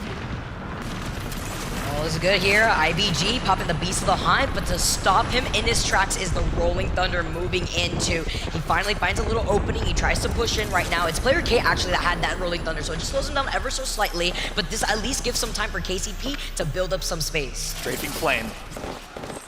Wide left, angles, finds one. R301 just melts. That's the standard stock in effect here. Meanwhile, Full Limb is going to come through as well on Dell, and KCP might be out. And yeah, we previewed it. We said Iron Blood Gaming will be rotating this direction. Oh, almost gets the track and the final elim. Oh, doesn't get the other player though too. They are able to run away to safety inside that middle building, but now they're going to be able to also loot that one player, Sir Dell, that went down for Pioneers. Now they have to play this out as a duo. There's no way they get this banner here, so yeah. Look, Nasty's been hyping up Panders and them as a team of 2 for a long time. But Nasky goes down. I was excited to see what they could do as a team of 2, but Horizon's Genji is going to get the knock. Yeah, the 3 spots in the Lava Fisher area right now. It's Iron Blood Gaming, you got Horizon, you got KCP with only Panders left, who is forced to now play this as a solo as he tries to wrap around from the north side of Lava Fisher. He's going to go long, and that means that some squads that take their time to rotate, like FC, may actually run into him, but let's see what he's going to end up doing. Former Chicken Sandwiches team that rose to greatness as the unexpected best team coming out of the APAC South. Very competitive region, by the way, but keep in mind, I think them and Dreamfire are the 2 teams that did not make it to the winner's bracket coming out of APAC South, if I remember correctly. Onic out here too. Oh, Onic as well. Yeah, Onic as well. Yep. So IBG, Onic, and Dreamfire, but they were 21st and 22nd place, Dreamfire and Onic at least, so close. APAC South, one of the most competitive regions that needs to get more recognition, is exactly that. Interested to see how Panay, the Greek-Australian rookie to the scene, plays this as Bloodhound. Trying to take the analyst pullback here, looking at IBG and looking at where the circle is going to be pulling. They have the information on where that circle is going to be if we could get a side-by-side, because we've sometimes seen this circle pull towards where Vex was predicting, pull towards the houses off to the right side. So it'd be absolutely huge if IBG could continuously try to pressure this on the edge of the circle. That's right. Take a look at the top left of your screen. They have the beacon info. So let's jump into a listen to see how they decide to play this rotation. Let's listen in with Iron Blood Gaming. Scan in right away. Get to here, get to here. Wait up.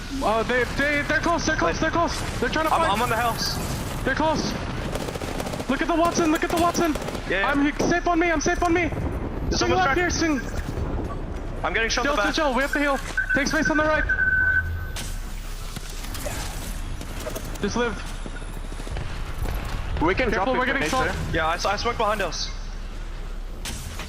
Can we take space on the left? Yeah, I'm taking space on the left. I got no smoke. You're getting pushed left, Flame. Come to me. I cracked the seal. There are two inside. I'm getting shot. There's people on tracks. In front of them. Get to behind the building. Chill, just safe. Just stay safe. Stay safe. Get to me. Stay safe. There's a team close. Stay safe there, Panna. They can't pick you. I'm getting What's shot next at. scan? There's a team back here, all the way back as well. There's people We can't fight this. Come back, Panna. Come back, Panna. I can watch it all. Come back, Panna. Yeah, I'm looking. Oh, we're good. we can swing I'm left. just gonna drop down late. Yeah, okay, we're gonna drop. Wait, you said there's a team playing here? Yeah, we're gonna drop down. We're gonna drop down. Triple swing them. Ready? Come down. Come to me. Let's go. Come. No, I can't see them. I'm pretty sure I saw a guy there though. Yeah. I'm pretty sure we're also getting listened into. So, player, you might be a furry, but you're my furry. Shut up. What are you talking about? All right, chill. Play the here game. now. They might be like walking up on the back here. We have to be careful of that. I'm safe over here. I don't have much We just have heavy. to try and live. They're peeking now. I can scan. Hard safe on me. Just gotta look at Yeah. Good smoke. He's just spamming us. Well, yeah, Valkyrie's on the left, yeah. Alright, careful if they swing out all the way here. I'm grabbing this medkit. I have 100 heavy for double heavy. Should we keep swinging left? Should we go further up or not? No. cheeky strafing Flame, recognizing that they're on the listen in, and of course, they can call his teammate a furry. Is that what it said? I heard him say be careful. I don't know if that's because maybe they get a little overly excited out here. And then I think Bonnie was like, shut up and play the game. I'm in danger. But Horizon Union have now taken the high ground, and I was talking to Fallout a little bit while doing this, listening. Currently, IBG, they don't have a legend that allows them to go up back into the high ground. They don't have a Horizon, they don't have a Valkyrie right now. They're running less mobility on that team with their composition, so now they're forced to stay on the low ground and give up this space for free to Horizon Union, the team that they knew that was already inside this building. Yeah. So Horizon Union have a lot of space to work with on the high ground. And you know, Vicken had a little debate, right? Should they have dropped to low ground and given up their high ground? What's the alternative? They stay on the bridge, they don't have any cover, they have to push Horizon. And Vicky thought maybe they should push Horizon instead. But now we know what we know. Horizon's team comp, Watson and so defensive, that would have been a very difficult push with IG and FC nearby. So interesting stuff here. But look, IG's going to enter the fight, and IG's going to have to take the high ground above. And actually, yeah, they could have played the trailer exactly where IG went. I think you're right, Vicky. But at the same time, though, then that would have been the third-party green light for Horizon to then get involved in that fight. And then FC, who like to play the edge, who like to take their time to rotate, can then fourth party. So that's going to be super chaotic on the north side of that circle. And looking at where the circle is going to be taking us, look at Vex, look at their positioning, and they have the beacon. Now we jump into the fight that we were predicting right now before, as IG are playing at a little bit of a health disadvantage, maybe expecting the EMP coming in from noises. Watson versus Watson. I don't know if IG has the intel that the team right below them, that I'm sure they're aware of from sound cues, does not have an ability to get up there. No Horizon on their team comp. So, with that said, we have a Watson fight. Oh, baby, the Crypto EMP. This is where Crypto's so good alongside Watson. Here come the nades. No pylon available. It's destroyed, and they're all stuck in a corner. Here comes Noises. Wide right swing. They're going to break shield. Oh, trying to light them up like a firework, but they had the health disadvantage. They got blasted by the PK. KCP get eliminated in feed, and IG may meet them back in the lobby. They get eliminated, and Horizon Union come out on top. Here comes the third party from SCD. Horizon says sit down, but just you wait. FC destroy with the third party. That'll be it for Horizon, unless that last member can run away. I think it's Genji to survive in Rat. Wow, what a turn of events, and you know Horizon's gonna be pissed about that game. They just got absolutely griefed by IG, but IG had no other choice.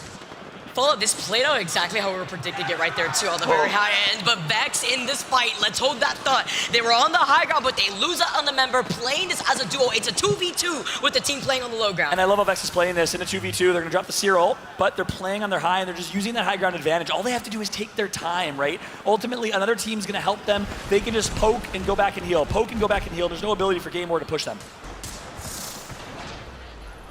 Oh, finding a little angle, playing off the knockdown shield. I like this little cheeky shot. Unlucky falling low. He needs some suppressed fire. Game falling low too. They get taken out.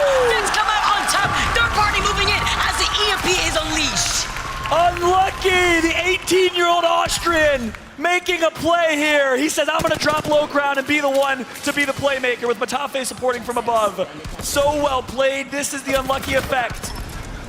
One of the top controller players in EU, and this shows why. What a play from the kid. Oh, Oxygen have to drop down right now. Onyx as well, getting that knock. Vex losing out on 2. Everybody's getting involved in this fight. This means that Vex is forced off of the position that they've been holding since the very beginning. They gave up the beacon, but they're still alive. They're playing off the side of where the circle is going to be pulling, and it's exactly pulling where we were expecting. The geyser area where the buildings were, where Vex saw it was going to be pulling when they were holding that choke point from the beginning. That's right. The question is, can Vex return back to full? FC Destroy in 13. Nice smoke. I think that's an IBG and Banai right below them. NC alive, Singularity alive, Oxygen alive right now. Pick your poison, pick your favorite team. And remember the team that dropped down, it was IBG. When they dropped down thinking there was a team there, blessing out here for this one. They got out of the third party, but FCD drop on top of them. They get 2 knocked, make it 3. He wipes the whole squad. It's Yuka coming in as IBG get eliminated. 8 squads left, and FCD have the slight high ground next to the train tracks. Yuka Perodator, more like Yuka Predator right now as he takes out every single player of the opposing squad. Umachan Lavetti, the new player on this team, with the charge rifle, wide left angles. Great shot right there to break ice. And now will Onyx decide to push it? They gotta do something. Onyx under duress. They're getting shot off to the side by a 30-30. It's Singularity that have the low ground right next to the geyser. Talking about that position though, they have the natural cover of the rock to hide behind, but that could put them pinched with the squad right behind them. Yeah, Singularity's in a bad spot right now, down in the canyon. They're gonna get focused here by basically every team in the lobby. They're at center of map, every single person. It's almost like a gladiator in a stage, except every single spectator has a chance to join the fun. It's the arena here, the Coliseum in Rome, live from World's Edge as GO has high ground in a great position. NC and Vex going to trade spots here and share some locations. We talk about Vex still playing this out as a duel, playing on the low ground, hiding behind GO as they're taking some shots, cracking some shields with this 30-30. Love the fault that we're seeing as well in the feed. Umi-chan getting a knock with the R301. We see more lighting up the feed currently. He gets the knock here too. 30-30 just finishing things off. Yeah, and it was just a matter of time for Bastion and Onyx, just given their positioning, not in a good spot. Here comes Jung-hee, nice knock from afar, 18 damage on Unlucky. This might end the night for Vex. Yes, it does. Vex is out. GO might be next. Justa goes down. Jung-hee on high ground. Oh my god, beaming right now with the flat line. Take the 30-30 out, connects for more damage. Jung-hee right here with the 30-30 popping off, running double heavy, and he's got the gold extended heavy mag on the flat line. So the quick 1-2 swap, and he's got the red Evo to restabilize. Let's see if he can get this res right underneath. Drops the missile swarm for some cover to buy him some time for the res. And he'll stick it. GO back to full force here. Juice will heal back up quick. Singularity does not want to enter that fight. NC, such a defensive team comp, likely does not want to push this fight, but they're going to have to make a decision here soon. Meanwhile, FC, Fascination Color Destroy, inching in. Shady is the last and final rat for Onyx. Look at these Seer ults. All the information in this tiny circle. Actually insane, as Dreamfire Bolin is going to be able to finish off that player over to the side of the crates. I think they may have used that Bangalore ult just for that rat, to get the stun and get the easy kill point and get them additional placement points. I don't hate it, but you want to save that Bangalore ultimate for late game most of the time. Elysium trying to make a play right now. What's Singularity up to? A team of 2. You don't want to see them. Yeah, he must be getting focused. Yeah, he was getting focused from the window and from NC, so he had to do something. So Singularity's playing low ground as a team of 2. They want to be as small and as quiet as possible right now. That's kind of their win condition. Gold shields will help. Just not playing in the middle of the smoke, being able to pick up the loot, gets the red Evo here too. They get the spawn, the respawn with the Moby here too, with the beacon that is right there. Actually huge for this team because nobody's gonna want to push out of the buildings. We got Dogma back in the game as he drops out. NC actually push out of the building. They try to get involved, and then you know that Dreamfire may either hold their position or they're forced to fight the squad behind them. Singularity eliminated. Pick your loot box, Dogma. They got all the choices here. Frogs and NC. Nice PK shot. Gets the knock. Misses the second. Frogs in a 1v. Controller player. Melee's gonna come through into the SAR, the new IGL for this team, who was unproven. A lot of people gave him criticism as a lower mid-tier IGL. He proved them wrong in this last split. He performed so well joining this team and taking over the IGL role because Frogs and Azazel, they've always been just a duo that can frag. And look at the last 3 remaining squads that we have right now. It's FC Destroy, Dreamfire, and NorCal Esports. NC with another top 3 finish right now, as Dreamfire are also holding down the inside of the building. They have to watch out because FCD could come in from behind them, but they have the rooftop. They're trying to take advantage of the opportunity to maybe move in as NC falls incredibly low on the outside. APAC North, APAC South, South America are your final 3 teams. No NA and no EU. As we got Hammer Drill and FC Destroy with the win condition right now on high ground. Gonna melt below. Good damage from Hammer Drill. He's gonna drill right into him. My favorite weapon is the Prowler, burning down the damage, melting down the competition as FCD are gonna hold on to the high ground. Yuka using the wingman like a shotgun. Hammer Drill with the Prowler from above. The 5-round burst is gonna connect. They'll maintain this high ground and play it nice and slow, maintaining that win condition. And there you go, the headshot with the wingman, I believe is what that was.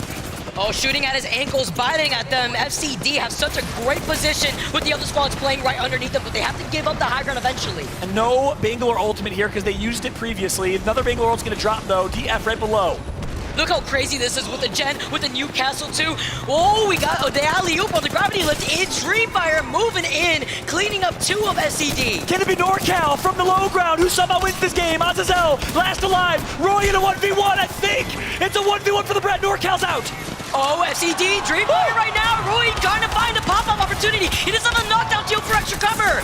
Oh my goodness! FC Destroy plays the knockdown shield perfectly and wins the 1v1 against Roy. You will rarely see Roy lose those 1v1s, but no knockdown shield to use, or did he have one and ignore it?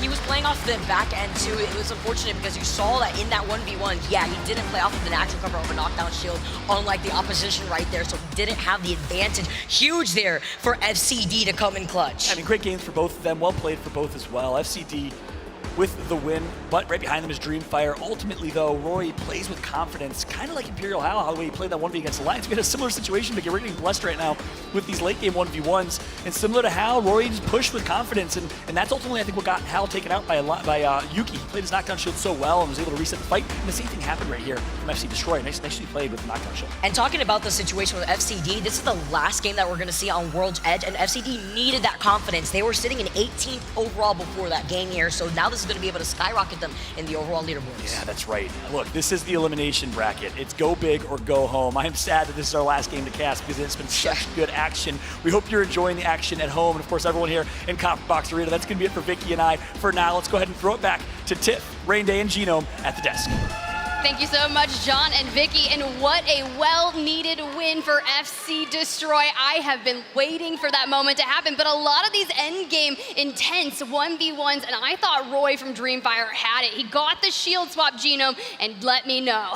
I mean, that moment was so reminiscent of when Dreamfire won the year 2 ALGS championship. Oh, sorry, the Split 1 championship in APAC South, right? He gets the shield swap. He goes for it. It was almost like the fight he had with Reignite back then, but as they were talking about this time, he just didn't quite have the cover. The EVA 8 didn't quite do it for him. So very, very close. I mean, Dreamfire, they had Godspot right from the start here.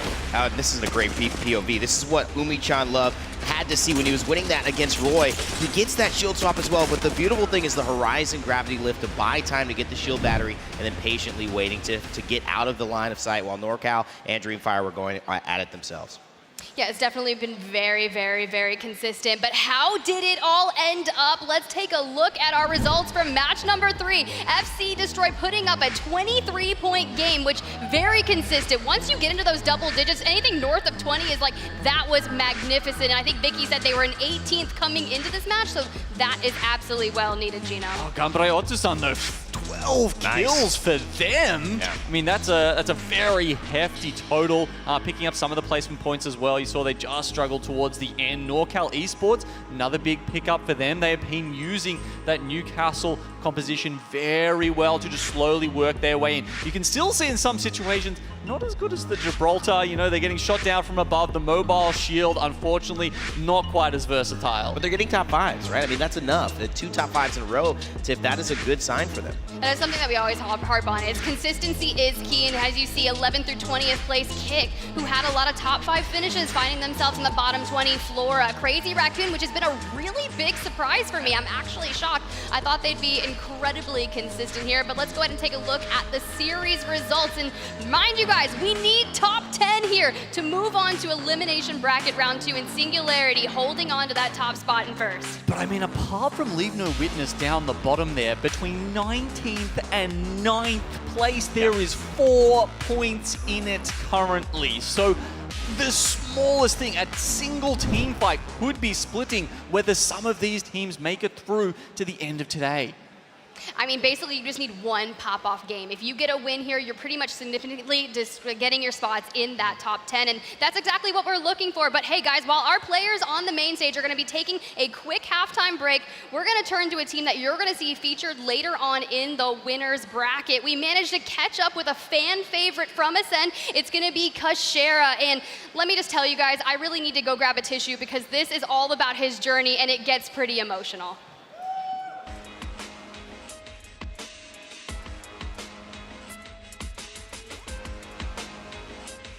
Where did everything start for you with your pro gaming career?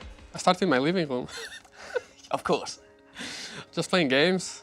Since a very young age, I started playing like PS1, PS2. The video games was a big part of my childhood. One day, a game called Apex Legends came out. I started grinding that game. Like 1 month later, I was putting like 16 hours a day in Apex.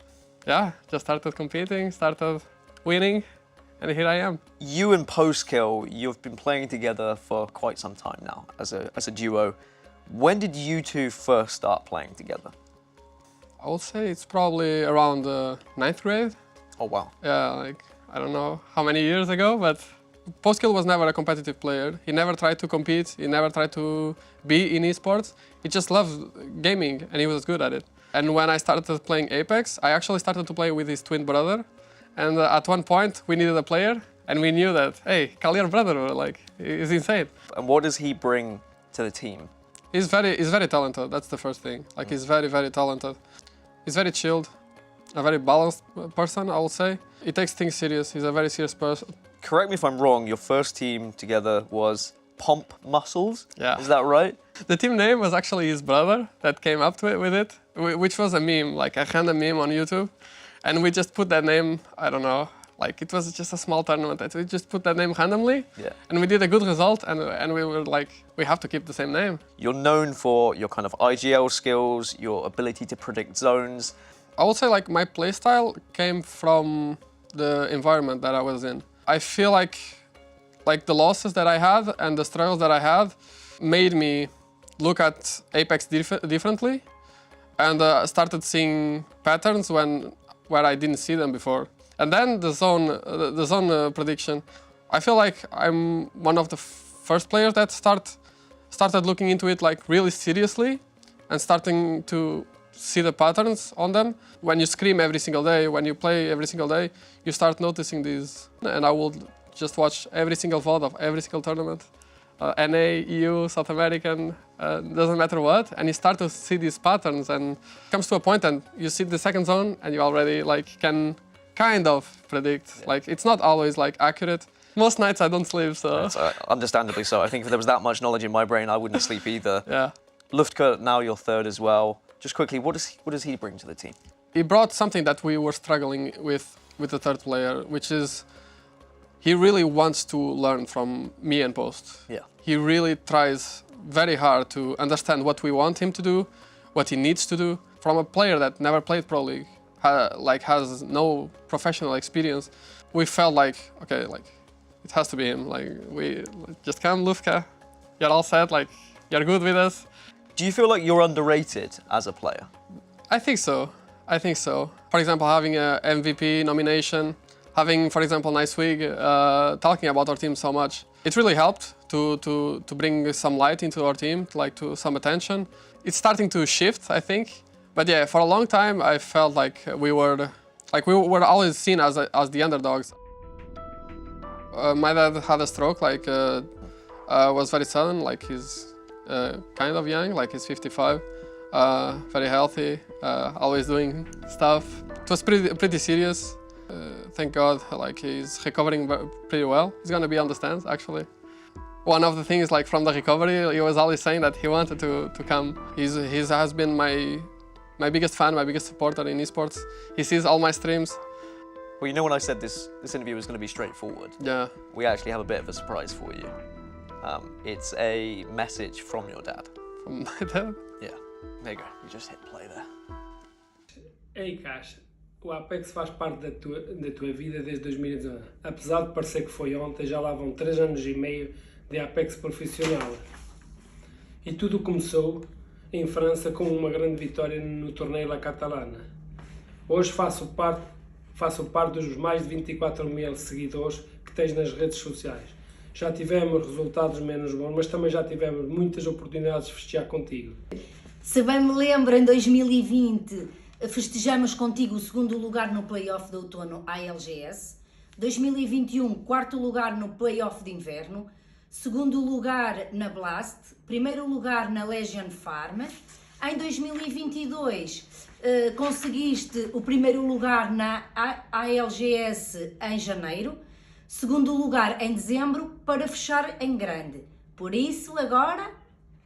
Throughout your career, you've had ups and downs. It's been tough, but you've maintained that focus, that dedication, that hard work all the time. And that's what makes you the best player. That's what makes you such a good IGL. And we are very proud of you, and it doesn't matter what happened this weekend. We know you're gonna smash it, okay? And we're gonna be there to support you, the 3 of us. Even this guy. Yeah, especially this guy.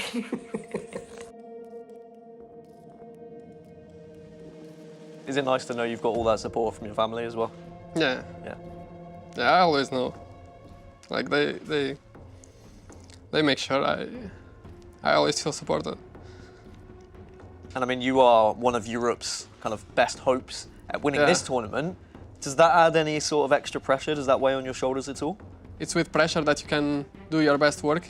I feel like even though this adds a bit of responsibility, maybe not pressure, but a bit of responsibility, we know what we came here to do. We did our work, and whatever happens, I guess happens.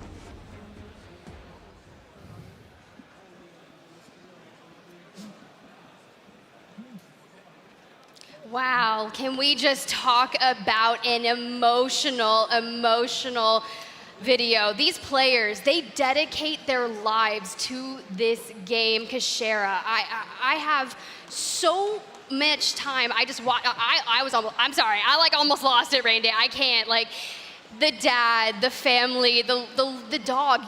These players need all the support they can get because they are spending hours upon hours of dedicating every ounce of their life to this game, to make it to this stage, to put on such a good show for everyone that is out there. And it's always enough, right? You want that trophy, the redemption, the paying off. Because you heard Raven yesterday, it's not done. The job's never done until you're up there. Yeah, I had a lot to say when they won, because I feel like they've been on this upward trend of trying to prove themselves after winning one of our playoffs in January last year, and people were taking the credit away from them and saying, "Oh, I'm talking about match point and talking about this," and I thought that's a pretty disrespectful thing for a team that puts that much effort in. You could see now who's behind that: the families, the support. It is not an accident when you win a tournament. It is not something that should be taken away. It is not something that should be blamed on anything else. We should be celebrating that hard work, and that to me is why Kashera has always been kind of a more than a human here, more than a player in his essence of Apex Legends. So I big support from Kashera, and I know people in the stands believe that too.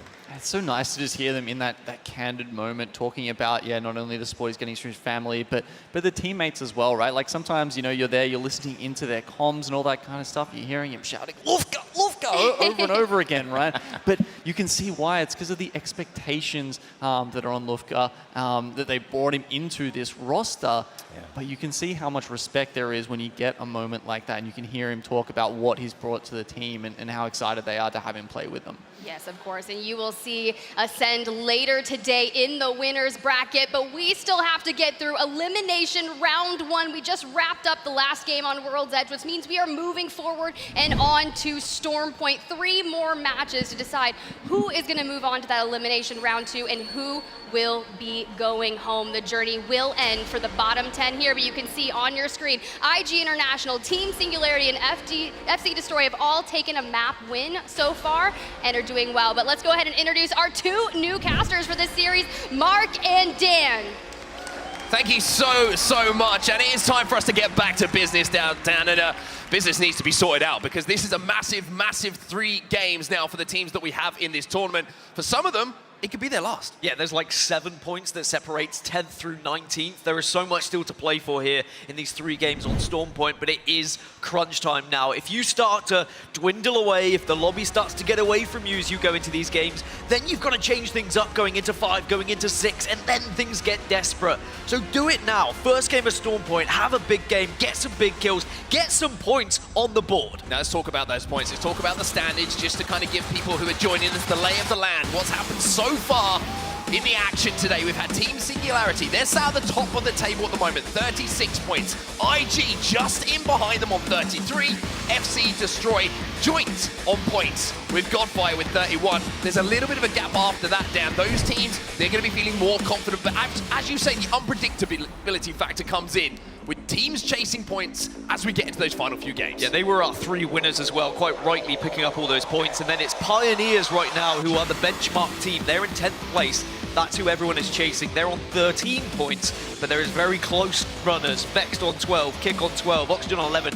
It is all so tight in the bottom half. But here we go, we're dropping into Storm Point. Everyone seems to have found a healthy place to find home, and it doesn't look like we have any contest going down. So this is going to be a nice little situation. Everyone gets to loot up, and we are going to be going northwest on the map here of Storm Point. Very good zone here for KCP as well. The mill is definitely an area, POI, where we might be ending up with this game, so we'll have to see how things progress. If the beacon is going to give these teams a little bit more insight into where the end game will be played out. But for the team, like we say, who is currently the benchmark, Pioneers, 13 points they have. Seeing that zone pop up and knowing you've got a priority rotation is massive for them. And FC Destroy, after their victory on that last map of World's Edge, now can look to try and carry this momentum into Storm Point. Watching them team fight, it's been excellent. I've been so impressed with FC Destroy as this tournament's gone on. Of course, disappointing they didn't make it into winners bracket, but sometimes it can be good for a team like this to build momentum even more so now. Be at the top of the leaderboards, get some good kills, get more experience team fighting on LAN once again, and then maybe they could make it to those grand finals and just take it that one step further than they did in Champs. Something I want to highlight as well is the team who's in 11th place at the moment, just outside of that cutoff. That's Vexed Gaming. It's only 1 point, they're behind, but we have seen a little bit of life start to come through them in the last couple of games. A couple of big team fights being won, a couple of clutches. I think it's just about picking the right fights at the right time and doing what they do best, which is when they see an isolated 3v3, being aggressive in it, trying to take advantage, but also, like we saw yesterday with some of the best teams in the world, it's the ability to disengage when things don't seem to be quite in your advantage. Yeah, I think sometimes they've been a little bit reluctant to step away from a fight, but sometimes you're forced into that situation because as soon as you leave a location, some other teams are going to take that off you because when you're so tight-knit, when there's so many teams left in a lobby, as soon as you move from a POI, someone is very much going to be jumping in your grave, as now all teams are starting to make their way over towards that northwest area that we were talking about. Several teams had really good beacon information, by the way. Vexed, they can rotate late. We spoke about them. They're at Launchpad. They've got beacon information. They can make sure they are well looted and then look to try and catch the stragglers that are also rotating late as well. Interesting to see here. A couple of teams already stacked up here around Cascade Falls, and IG is going to be one of those teams. In the vicinity, a couple of other teams who are hard zone teams, so this might give us a little bit more information. But for IG, who had a really good start to the day, they've already picked up that 1 win. Now they're going to have to pick up one of their teammates because Noises has gone down. IG had an incredible attempt in a push in the previous game, but they were punished very quickly. Can Oxygen do the same thing here? This is a heavy fight for a big position in what could be a final zone area to try and pick up kills, but IG now maybe are going to defend from several teams here. Multiple teams in the area. Shows the priority that these teams think this position has towards that endgame. GFR going to have to back out from this, and smartly so as well. Oxygen just down to 1. You can see Crook on his own, DF on the other side of this fight, IG inside of this building. Quite simply, there's not enough room, and it's going to be Oxygen who are actually eliminated from the lobby first. Wise of GFR, by the way, just to get out of dodge. I think they walked in, they knocked on the door and said, okay, there's too many at the end. We will retreat, we'll find somewhere else to have it. And now it's going to be IG just holding on, managing to fence up. This is great for IG. We know what a zone-heavy team they are. One of the best World's Edge teams, I would say, of the EMEA region, but this is Storm Point, where they weren't really picking up as many points. And this is the interesting thing, right? We were always saying a lot of teams have kind of relied on World's Edge to bail them out of situations due to their experience, knowledge, history on playing those zones. But for IG, this has been a massive, massive weak point in their game, Storm Point. But now, on the big stage, under the bright lights, they have no excuses. It's 3 games to secure that top 10 position. But at least they have done their job. They've got those 33 points from World's Edge. So they've set themselves up in a good position now for Storm Point, where they can have bang average games and still should be able to progress into that elimination bracket round number 2. So Circle 1 still has yet to close. Most teams by now have figured out we're going around Cascade Falls kind of area. We still could pull a little bit more north, so there might be some teams that will perhaps try and go for something a little bit differently, mainly because Cascade Falls is so heavily occupied, or at least the area west of Cascade Falls is what we're talking about. Well, just outside of Down Beast, you can see that in the distance here for Crazy Raccoon. Crazy Raccoon, who have still got some work to do here down as well. 9th place, just inside those positions. We mentioned how tight it is outside of that top 4 or top 5. And one big game could completely change things for you. A little bit of a spray coming in. It's going to be good enough to break some shields and do some flesh damage, but no knocks at the moment. Teams very reluctant to push each other. You can see that the nerves is starting to kick in as we've moved over to Storm Point. I do like that we get the change. You know, sometimes we start on World's Edge, sometimes we start on Storm Point. And it does seem when you have those more solidified base games over on World's Edge, then you go into Storm Point, it calms people down. We don't see maybe the craziness unfold. We saw a little bit of that in the first games of World's Edge. But now here on Storm Point, people are all rotating, people are all trying to play zone, kick, lose a member, as GHS and Crazy Raccoon work together. Interesting rotation actually going down, and it started around Fish Farms. They're inside of the zone. It's Vex who are kind of foreshadowing a team, and I think it's Geo who they're going to be shadowing in towards the zone. So Geo have to be very aware that Vex are going to be at their back, but it's not going to be the first time that we've seen Vex potentially being forced to fight into zone. This is one thing that I've always highlighted as a worry, because when you're fighting against some lesser teams, shall we say, lesser talented fighting teams in Pro League, and then you get to the main stage, you can't misstep if you're fighting from zone, because those health meds, they're going to be dissipating just as quickly as that fight is taking place. This is what we thought Vex might do. Because they had the beacon information at Launchpad, they could rotate late, they could be patient, and they are going to take a lot of zone damage here just to be able to get into the next zone and maybe hope they find some stragglers. Flora, by the way, are going to be the latest rotators. You can see they are now at Launchpad. They wanted to perhaps get that beacon information and may even wait and be very patient and get the next beacon information, which is always risky. You need a lot of meds to be able to work it, but as we know, teams are able to achieve that. They could think about rotating just to the beacon, which is outside of Stormcatcher as well, to hit that on their way in. Probably a little bit of a safer route for them to do so, but as we head back over to the north side of the map, this is where a lot of teams are populated at the moment. You can see Passion down in the trenches at the moment. Urban and 0-0 trying to survive. GHS overlooking them though, and I think they realize that they may have done some damage, and they're looking to convert it to KP. Well, GHS, they're one of the only teams that actually has any KP at the moment, as the zone now will pull, and it is going to go further northwest. So the teams that were hovering west of Cascade Falls, they're still okay for now, but might start thinking about heading a little bit further north and maybe relocating where they had originally set up. But sometimes it's difficult, because if you try and commit too far northwest, you will just run into teams that were able to get there quicker than you. Slow pace of this game. Interesting thing to highlight as well. You mentioned the nerves. You mentioned the lack of games left. And I think that is starting to play on the mentality of some of these players and teams as well, because he's 0-0. Unfortunately, the name kind of mirroring how his situation is at the moment when it comes to health and it comes to meds and shields. Looks like they could be maybe the next team to be eliminated here if he can't pull off something a little bit magical. GHS Professional still inside of the zone, still at the very northern tip of it, but looking at light ammo here, it's not looking, shall we say, in the surpluses. And it is an important fight for GHS here, because you can see that beacon on the top of the building. If they can get access to that, if they can manage to force the teams away so they can get a free hit on the beacon, it is going to be so valuable for their next position, for their next location. But it's Ironblood Gaming who kind of want the beacon as well, and they just know there is potential for KP here, and we could see a straight 3v3. Looks like they're going to send that drone out not just for information, but to get that beacon. Got to be careful of those Prowlers. Of course, maybe a little bit of extra loot to pick up on the way, but you certainly don't want them harassing your game and causing you any extra damage that you don't want to take. And we can see that beacon information now on our screens as well. Ironblood Gaming have that, and it looks like they're in a pretty darn good position for this endgame, Dan. Yeah, an amazing position. And the area we were talking about earlier where IG were, west of Cascade Falls, they will have to move. And the problem with where they were is there is a big old mountain they have to get around. It's going to be either on the northern side or the southern side. So look where IG are now. They will either have to go past that replicator, south through a choke, or they have to go north through a choke. So it's going to be a chokehold either way there. Well, there might be a fight about to break out as well. You can see on our screens we've got Flora trying to get involved in one as well. You've also got Invictus Gaming and Vexed about to run into each other. As we hop over to the bunny slope, that wasn't a pun that was intended. It's going to be Flora who trying to force their way forward. Zone is closing behind them in 10 seconds, so they've got to make this fight quick. They've got to make it clean. And even if they do make it quick, you've got Leave No Witness. They're in the area as well. So Gamewood, they will take some shots. They're on the back end of this at the moment, but they are defending well. Using that door for good cover, and that player's going to be caught out of position. He gets absolutely melted. Aimbot living up to his name here, picking up a couple of downs, but Aimbot's actually going to go down. Yolo's going to be able to trade this one out. All of a sudden, this fight looks a little bit simple, but Flora eliminated. They can't make mincemeat of Game War. They will survive. Only one player gone down.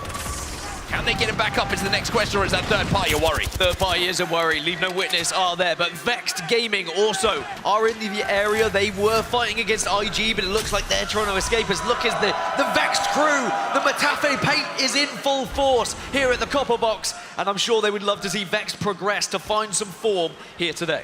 Gotta love when Matafe puts the war paint on. You know things are about to get even more serious than they were a few hours ago. As we see, Game Ward still trying to survive here. We can see the black hole go in. It's Leave No Witness who are trying to be aggressive here. Trying to just use that black hole to isolate the fight. To put them into a single line of sight for them to capitalize on. And you can see Zilak now moving in with that Prowler, doing so much damage. And I think for Game Ward, unfortunately, that is going to be the end of their game here on Storm Point.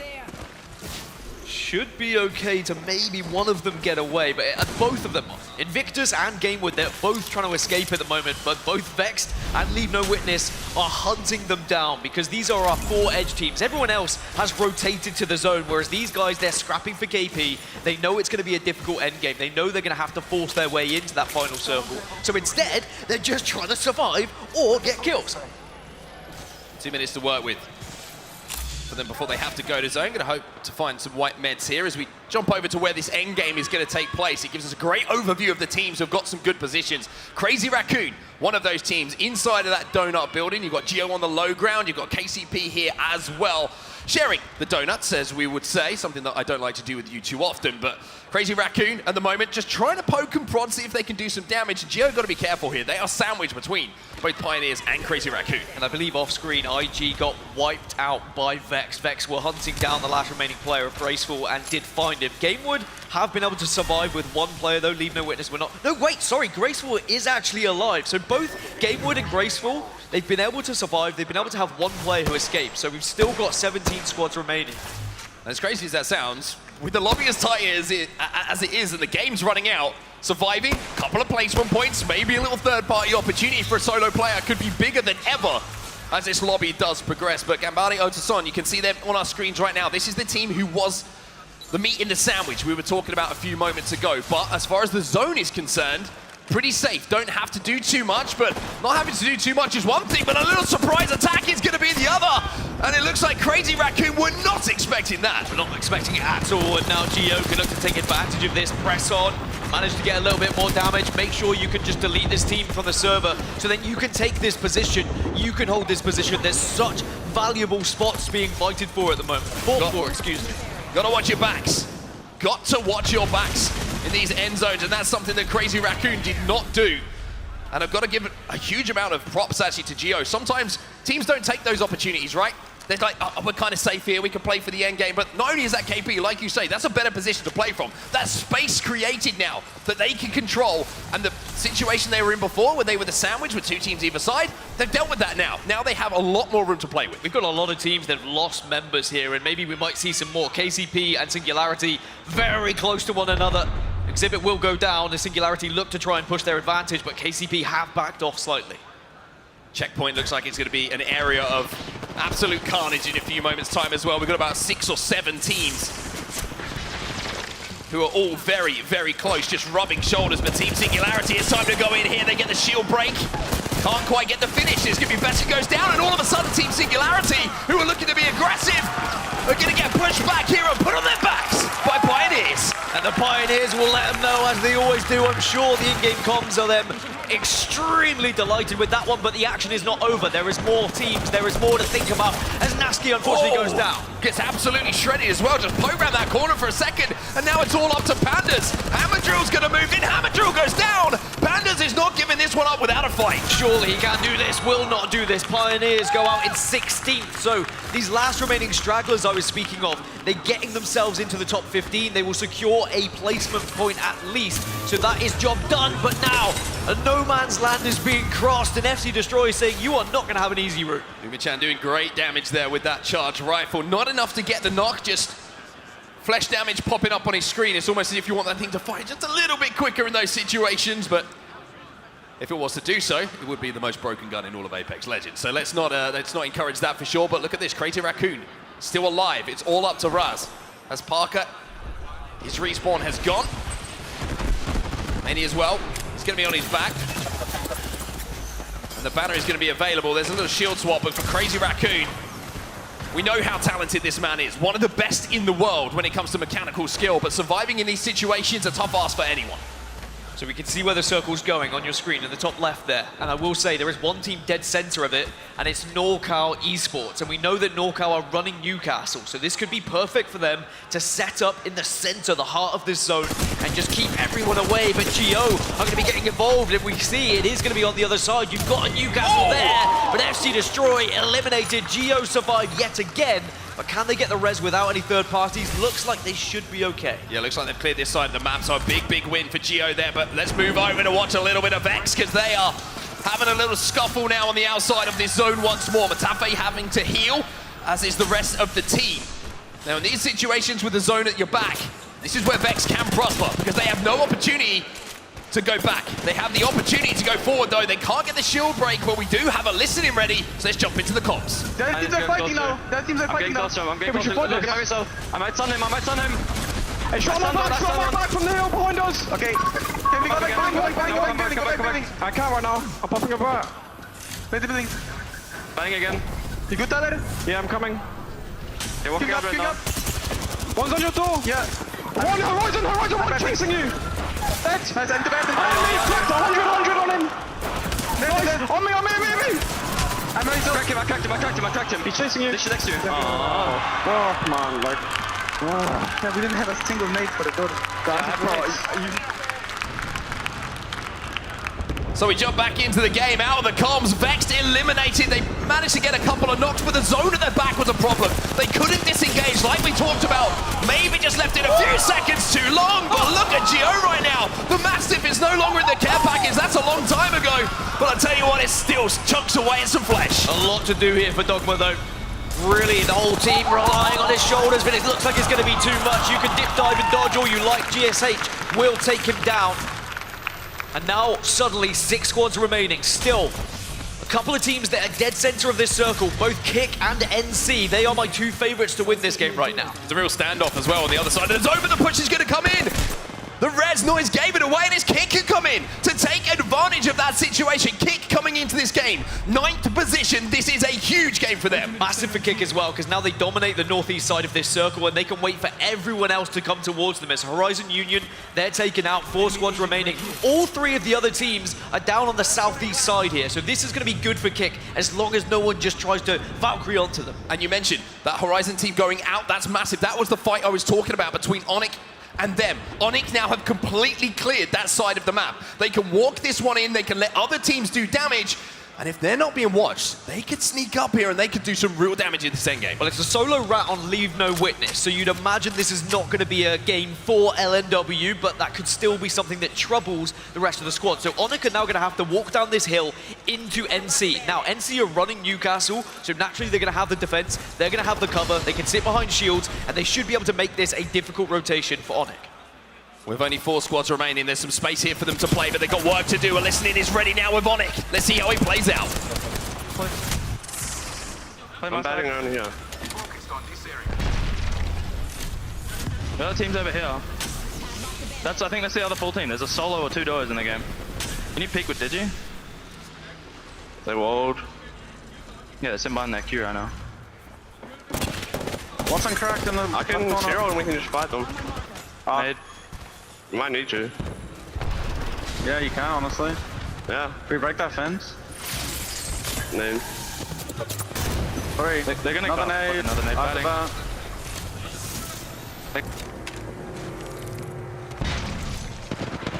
Right. I swung in.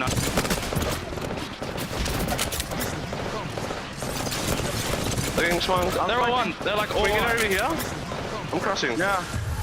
I'm bang holding, so we have to swim. Above. Lady on the... Keep coming, keep coming, keep coming, keep coming. My bang hold, I'm literally able to... I'm batting. On my back, solo. Kill him. Flash. Nice. I'm batting the bat. Onyx make their rotation and leave no witness. They fall to the hands of the ANZ powerhouse, and once again, they're forced their way into zone. A massive play from them. Onyx have done so well to get around NC. Kick did join in. Kick did kind of grief NC very much, and now NorCal will be eliminated. So Kick, one of my favorites just from their position. It's now a straight 3 versus 3. 3v3. However, who's got abilities? And you can see that Onyx are taking damage at the moment, not without exchanging it though, but Kings is going to swing here. Big spray coming in for 203, and now it all falls on his shoulders. Can he finish this one off? It's a 1v1 towards this endgame. Shady's got better shields, but barely any help to play with. Both are going to back up. There should be shield swaps available. We are in for an intense finish here. He has smoke, he has Digi. You could argue he has the advantage, but of course Valkyrie can get the height as well. Everything in a 1v1, you've got to think about these micro decisions of where you're going to be positioning yourself. We've also got to think about ammo situation. Should be enough here. We saw it yesterday with Hawanyuki. Going to try and stick this. Going to have the knockdown shield, maybe just trying to bait this. Now he's going to jump up, and the Prowler starting to sing here. Can he connect to this final moment? No! Kick so clutch! And Onyx, you saw just the hands on the head, knowing possibly that's a situation you think you can win. But when it's all said and done, Kick take the stage and they're going to take the win. Kick fire themselves up into 4th position in the standings. A massive win. They were dominating the center of that zone. Their main threat was NorCal for so long, and they stayed apart. But as soon as they saw NorCal threatened, even remotely, they said, okay, this is our opportunity. We have to get involved. And in that 3v3, it could have very easily gone wrong, but they clutched up. Went to 1v1 to decide where the marbles went in that game. Number 4, Storm Point, certainly not disappointing, but it will be Kick with the win as we send it back down to the desk. Oh my gosh, what an insane endgame. And I feel like I keep saying that after every match, but can you imagine? It looked like it was going the other way when the Prowler just started firing, but it was Kick that was able to take it home. Rain Day, I know you're feeling some type of way about that. The hype from South America, Staleezy, Kings, Van, doing it and representing a region which has been underrepresented. You gotta love it, but also the passion, the ability to jump up on that ledge, take 130 damage, and then still win that 1v1, that was immaculate. Yeah, trying to bait it out, went for the res, but you could see he didn't really want to stick that. That was just to try and draw Shady in, and then he got the drop when he saw him picking it up there. But unfortunately, the Prowler in that situation, a little hard to get the one clip on. You know, you've only got that one clip. I think the attachments on the gun maybe weren't as good, so maybe didn't have as many bullets to just finish him off, because you saw it was probably, I don't know, 150, maybe 175 damage or something in there, just that tiny bit left, and didn't get the clutch. Wow. Man, that's a clutch factor for Kick, at least. You know, they took the benefit indeed, and they were one of those teams that needed to go the distance. I told y'all, I spoke to Stalezy earlier, and they're like, we have to go big, and go big they did. That has got to feel good. Getting a match win here is so mission critical to getting yourself into that elimination round 2 later this afternoon, but that is just wild. And I'm thinking of like everything that we witnessed in that game, Genome, so many solid fights, different 3v3s, all of the action. Was there anything that really stood out in that match to you in particular? I mean, the trenches always make for a very interesting game. It's really hard to navigate. I mean, you saw, I'm trying to think, who was that ratting towards the end? Maybe Crazy Raccoon, I think it was at one point. Oh, yeah, and there's just nowhere to hide, right? Like, you've just got long, unbroken sight lines, and it's very hard for those teams to really find anywhere. I mean, also the way that Kick played the start of that end game, where they actually managed to take out the third team, and usually, right, that's where the other team would pull in, and you just get cleaned up, and you're like, oh, well, second place, but they did it so cleanly that they could take it on and beat Onic in the end. And I think that's a really valuable point that you just brought up, making those fights clean, right? Because you need to get the reset as quickly as possible as we go through a lot of the highlights that you just witnessed in match number 4. Rain Day, Leave No Witness, another South American team getting butted up against an EMEA team right there as well. But I really want to see Leave No Witness stand up because there are 2 more games left, so it's starting to come down to the wire. The benefit of Leave No Witness, which, you know, representing Argentina and Chile in their roster, I feel they have one chance, and that is a W. If they get a W, I actually think they'll go through. And that's all you need sometimes to kickstart the elements, but it's been difficult for them. Let's be honest, they have not really performed much in this tournament. They are some of the youngest players, I think the youngest average roster age in the entire tournament. So this is a great start for them. They're going to have to do a lot here. Looking at this, though, Tiff Vex, I'm starting to worry a little bit, and I don't know if you're feeling the same way, but they've got to step it up here in these last 2 games. Yeah, it's really tough, and you witness kind of how they fight, right? You've got Matafe, the IGL, that kind of positions himself a little bit further away from Unlucky and Tyler FPS. They're the 2 controller fraggers that are kind of essentially closing the distance and going into the face, but they're picking up the EVA 8, and I mean, Genome, look, with the Peacekeeper back on the ground, people are still picking up that EVA 8, and if you close the distance, it fires fast. The worst thing that you can do is hit for 7, and how often are we seeing that today? Yeah, too much, right? Especially when there's the knockdown shields out. You need to take that one opportunity to do max damage when you see them pop out, and that's where the Peacekeeper comes into its own, and the EVA really falls behind. Look at that. I mean, dude, we get to just see it run it back, and the hype from Stalezy is real. That clutch, that has to feel, oh man, I want to feel that. I want to win something at this caliber and get that level of excitement for once in my life, Rain Day. You okay, here's how you celebrate. You got to throw the headset off, and you got to push the chair, because it's clearly restricting the ultimate hype celebration that we could be seeing. So I think, you know, got tripped up on the wire. Next time he's going to be ready. Get the chair off, throw that off, and then pop off.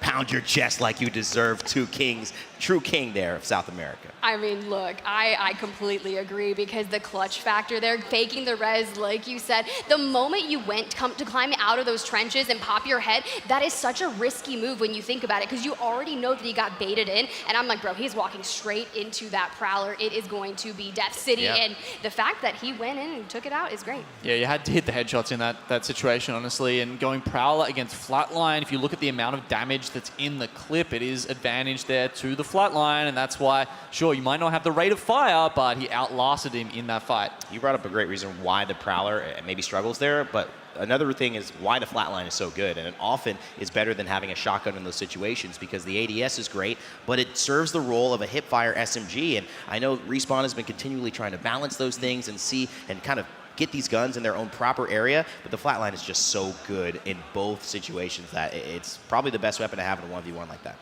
I completely agree. The Flatline is super fun, but that was match number 4. We're going to cut to a quick break, and when we come back, final 2 matches of the series.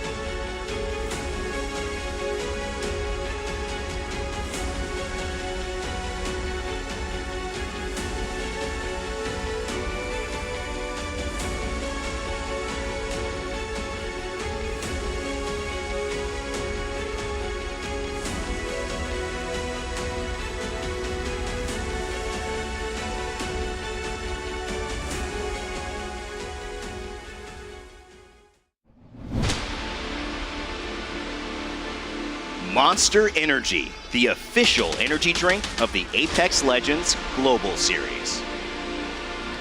Welcome back, everybody, to the ALGS Split 1 playoffs. So let me tell you, it seems like London's starting to wake up a little bit now.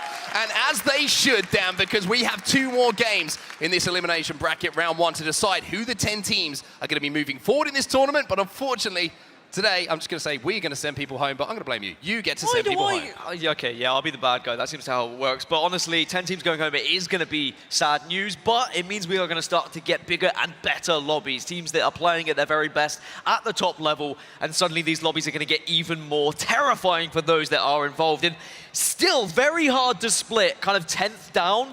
Anyone can still break into that top 10. They really can. It is still so close. And I tell you what, we've developed a few fan favorites in the crowd, I'm sure. And on this main stage, there is one. There it is. Dude, I've got the biggest smile on my face right now, as everyone in the arena has here at the Copper Box. But let's talk about that previous game, right? Kick Esports, a huge clutch to come out with all of those points. And that has changed things up immensely. They jump up those leaderboards as we take a little look at Match 4's results. Yeah, so the results come in. It was 10 kills for Kick in the end, a 22-point game. You'd imagine that should be enough to get them into elimination bracket round 2, right? But who knows? Crazy things have happened. Onyx gets second place, not many kills, but they had an amazing rotation to avoid NorCal. And then NorCal, who were playing so defensively, Central Zone, they only picked up the 1 kill. I think they'll be disappointed with it, but at the same time, 8 points is good. It still projects you up that leaderboard. And you can see there's a couple of teams, even down the bottom of this placement ranking, who picked up some good points through KP. One of those teams who, once again, we talked about being on the bubble, is a couple of the hometown heroes, right? Vex Gaming, we know they've got a lot of support here in the crowd. The Vex section are getting very loud, and they're going to have to give them even more energy here, Dan, because 2 kills and a total of 3 points in that game still leaves them outside of that top 10. Yeah, they're in 14th at the moment, and they are 5 points off GHS. So now GHS have taken that 10th position, that coveted 10th position that everyone is just hoping to surpass or at least manage to find themselves sat in.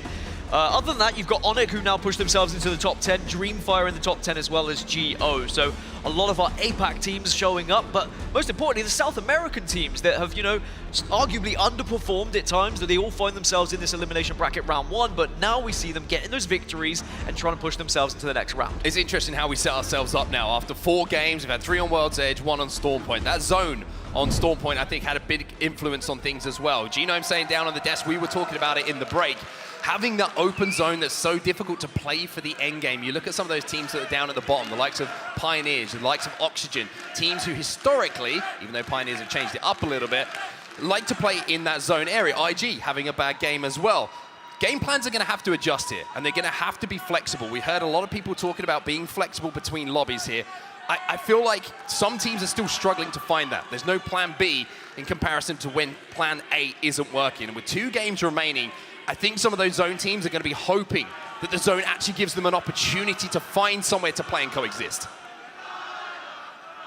There's a lot of different chances. I think everyone in the arena is trying to work out who their favorite player is, but I can tell you. The Matafi chants and the Vex chants are certainly ringing through, and they need it. They need the kind of boost at the moment, because we haven't still seen Vex at their very best. Considering what we saw online, right? One of the best fragging teams that we had in the EMEA region have not found that form. But you feel like if they do gain that momentum, right? If they do find that burst, then maybe they could find that form once more. There's one thing about Vex. I don't know we're spending a lot of time talking about them right now, but it's because if you haven't been watching the EMEA Pro League, you haven't been watching Split 1, maybe you're from a different region, time zone's not in your favor. Vex known for an out-of-nowhere bomb game. And I'm talking like 25 points plus. We saw Tyler absolutely destroying a lobby on his own at one point. And even though there's only 2 games left, it means there's an opportunity, 2 more opportunities for them to find one of those magical games. But with games running out, online very difficult to land, and difficult in comparison to LAN, the pressure is there. That's something you don't have to kind of think about sometimes, especially when your tournament might be over. And Rainday said it perfectly on the desk. If you win a game, likelihood is you're going through. That points total you gain, the 12 from winning, plus the kills you inevitably will find, will send you up that leaderboard so fast that you can already start thinking about the next round. All right then, London, let's start making a little bit of noise in the room because Game 5 is live and it's time for us to get into the action. A massive game in the context of this tournament, Dan. This is the penultimate game of the entire tournament for 10 of our teams. And this is where you can still play your game, right? When you go into Game 6 and you suddenly are far behind, you have to change things up. You have to take more risks. You have to maybe change a little bit of a style in terms of composition or legend selection. Game 5, though, it's still enough to just focus on yourselves. You can still get the job done. The leaderboard is close enough that you don't have to change anything too drastically. I love how we have completely different opinions because if you were on my team, you would be saying to me, get off of, you know, Bangalore, Horizon, Octane. let's just calm down a little bit. Let's think about this. And I'm going, we gotta kill everyone, Dan. We gotta kill everyone. I'm panicking. You've locked in Revenant, and I'm like, what? Now I have to play Octane. It's just gonna be a Rectane combo. Well, let's see what happens in this game number 5. The players in the teams are starting to get out of the dropship. They're starting to find their POIs. And I'm so interested to see where this zone goes as well, Dan. Are we going to be going down south? Are we going to be northwest? Wherever we're going to be, I want to know if it's an open zone or if we're going to have a little bit of traffic. Yeah, because there are just such difficult zones when it comes to Storm Point. Like we saw the antenna zone yesterday and how it's so difficult to predict. Trenches brings up its own anxieties for certain players because you can't cross anywhere. But then you have more traditional zones like Barometer, for example, where lots of teams will rotate there very quickly, but then you can get stuck in the water a little bit, or stuck in the mud, as we used to play at school, and I'm sure a lot of people in the crowd did as well. Big circle here. We are going to be heading south. It is probably going to be southeast, though, and honestly, it could be another antenna zone. Yeah, you have to wonder, is it going to be an antenna zone? Are we going to go down to Gale Station, though? We have seen that zone that finishes just outside of the building south of Gale Station. We're going to have to see as that progresses. Beacon information vital, as always here, Dan. And just looking across, we've got one at Checkpoint. That's a good place to be landing. You've got one at Northpad. And if you're Vexed, you're going to have beacon information as well. Now, Vex, interesting to talk about as well. You see Passion, they're very, very happy. They've got beacon information at Antennae. But Vex, not only having the beacon, they have the map to their back on this zone. They don't have to worry too much about teams rotating behind them. They can just look forward, and as long as they're aware there isn't a late rotator behind them, they can play their game. But are we going to see the Vex that wants to push and get aggressive, or are we going to see the Vex that wants to play zone and maybe try and progress in this tournament? Because it's going to be very hard if the zone's coming towards you to then go out and find kills. But we have seen teams do it. Now, quick kick, our previous winners, they found themselves in the zone very early on. They were able to rotate and dominate the northeast side of the circle. They'll be looking to try and do a similar thing here, but this is going to be a far longer rotation for them. They're coming all the way up from the wall, so they're going to have to force themselves through the entirety of the map, rotating through teams like Dreamfire, like GFR, IG could even be in the way. Fly going to be taking down a little bit of extra loot here for NorCal, but I tell you what, you don't want to stand still in this kind of lobby because Leave No Witness are going to say peekaboo. Team Singularity eliminated. Leave No Witness now pushing in to try and eliminate a team of their own, but smokes are down. Renatrick is put it down, and it's going to be NC on the other side. Again, NorCal, Leave No Witness are taking a fight against each other. I was going to say, you could say it's going to be a slower lobby. Yeah, that's not the case. Renatricky now last alive for Leave No Witness. He's got a wingman and a prowler to work with, but NorCal Esports, this is the benefit of having Newcastle. Everybody back on their feet. Leave No Witness are going to have to try and retreat, have to try and run away, have to try and reassess. One player still remains, but it looks like it's going to be a dire game for LNW once more, and they have so much to do. They were down in the bottom half of the leaderboard. They were able to get into the Final Four last game, but only as a solo rat, so weren't picking up huge points because they didn't have much kills. But for Renatricky, it's about assessing the situation. Do I wait? Do I try and get my team back up? Or do we just have to try and get a couple of placement points here again? Well, things are starting to get very busy around Gale Station at the moment. Let me tell you, a lot of teams starting to stack up, and one team who's just rotating on the southern side of things at the moment, over at Fish Farms, is going to be Gambare Otasanen. They look like it's a little bit quiet for them over here. A lot of teams in front of them that they're going to have to be aware of, but with that beacon information, you can see they're very deep in zone here, not just for zone number 1, Dan, but also for zone 2. And it is crazy throughout kind of the regular season. We saw a lot of Newcastles, but here's Vexed, here's the aggression we were talking about, and it's IG on the other side of it. Exhibit's going to go down. A lot of teams in the vicinity, though, got to be careful not to overextend. Jumping in the whip, trying to get away is the last player, but this is what I mean. We talked about Geo being close over at Fish Farms. They hear this fight breaking out for Vex. They're inside of the armory, and I think they're wishing there was armor swaps on the floor for them to play with because it's looking a little bit rough. Well, they close the doors and they say, look, let's just reset and hope Geo back off. Geo do back off. It was IG who were punished in that situation. Two teams were surrounding them and they weren't able to get their early rotate. And again, this is what we were talking about earlier. IG, great on World's Edge, struggle a little bit on Storm Point, but they're still in a good position. They're still in 4th place in the overall leaderboards. Just looking at resources here across the board. Ammo and attachments not looking wonderful. Certainly not what you pick if you had the opportunity to pop into the shop and build your own gun, but certainly doing the job enough here. As the charge rifle is going to tickle away at some more shields. 74 damage only needed here for Younghee to get that Evo shield up to purple. And I tell you what, maybe one more shot and he might be able to do that just now. A lot of teams with beacon information. You can see there's about 10 teams that have already gone down towards the Gale Station area. Antenna and the surrounding areas are also still within that circle, but it's not going to be landing on Antenna. We know that, the players know that, so they're going to be moving away from it and rotating through it. So we're going to see a heavy rotation down to the southeast side of the map for everyone here. There are some teams that are going to have an easier rotation than others. Gamewood could go all the way down on the eastern side if they would like to, but they may get caught out by Flora. You can see there on the top left hand of your screen on their rotation. A little fight breaking out here, and it's Oxygen trying to hold off the push coming in from Passion. Oxygen think this is where the game is going to be ended. This is where we see a lot of games end here at Gale Station. Oxygen Esports trying to hold off the push, trying to hold down their god spot. Let's jump into the comms. Okay. Taking too long. No one's taking angles. Yeah, they're close to us. They're gonna watch me. Oh my gosh. On us. Me, bro. Uneven. Right. I wanted to take, but I mean, you kept getting. Game Oxygen Esports, just a sigh of disappointment there. They cannot hold down that god spot.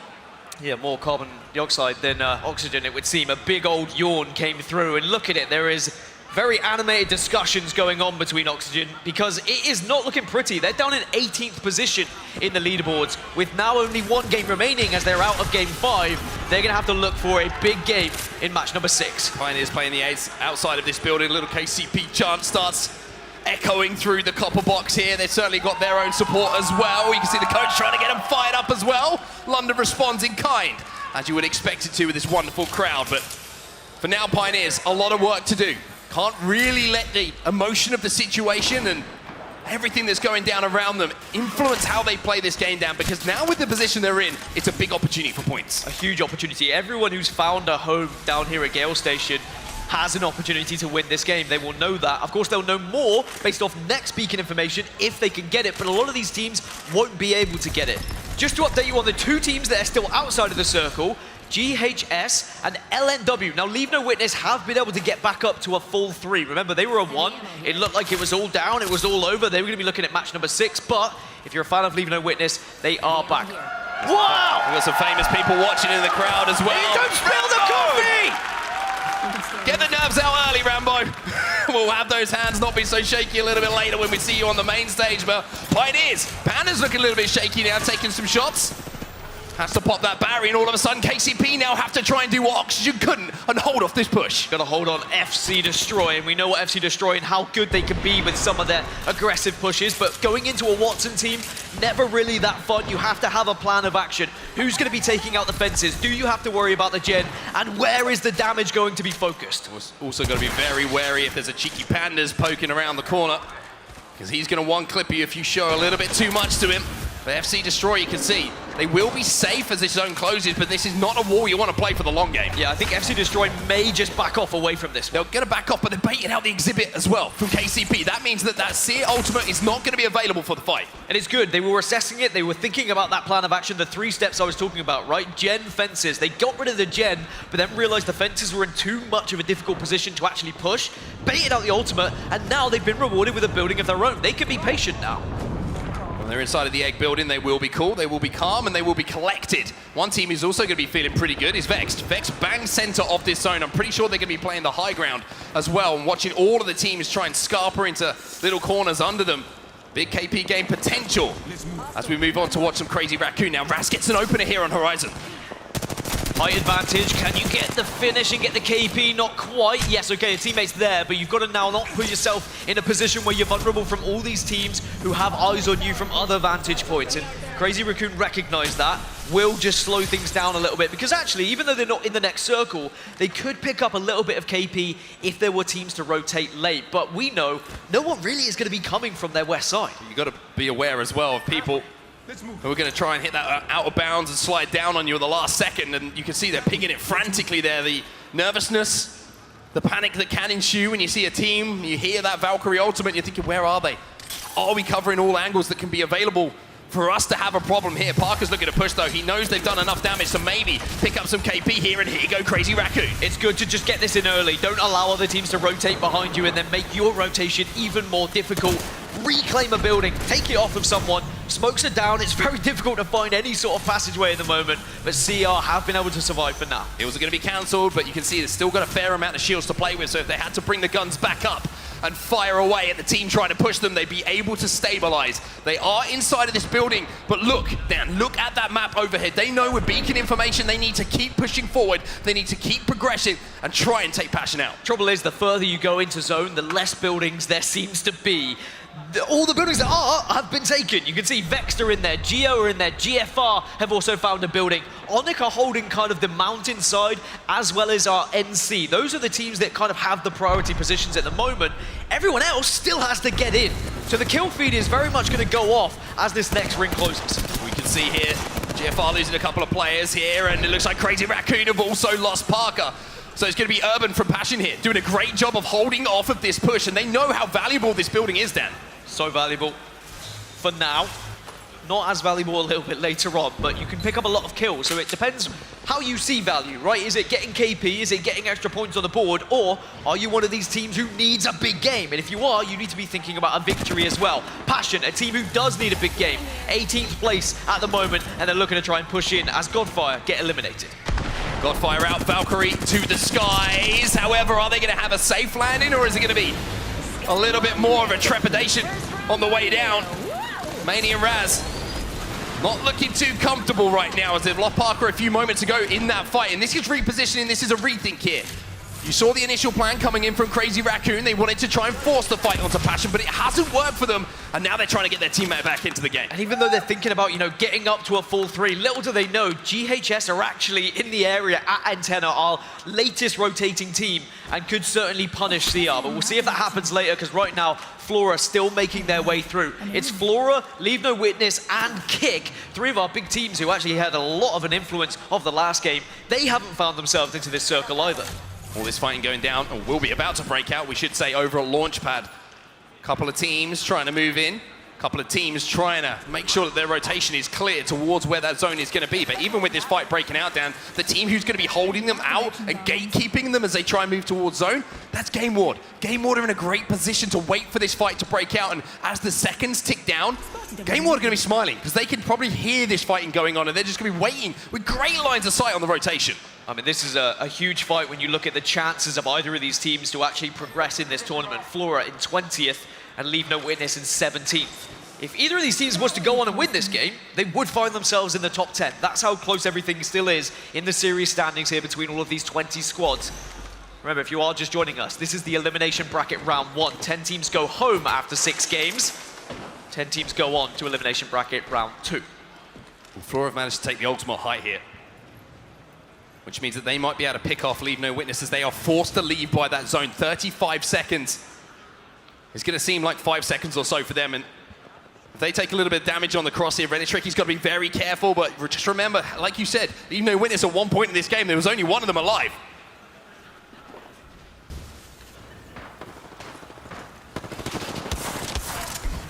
Crazy Raccoon, they've been thinking about this push for a long old time.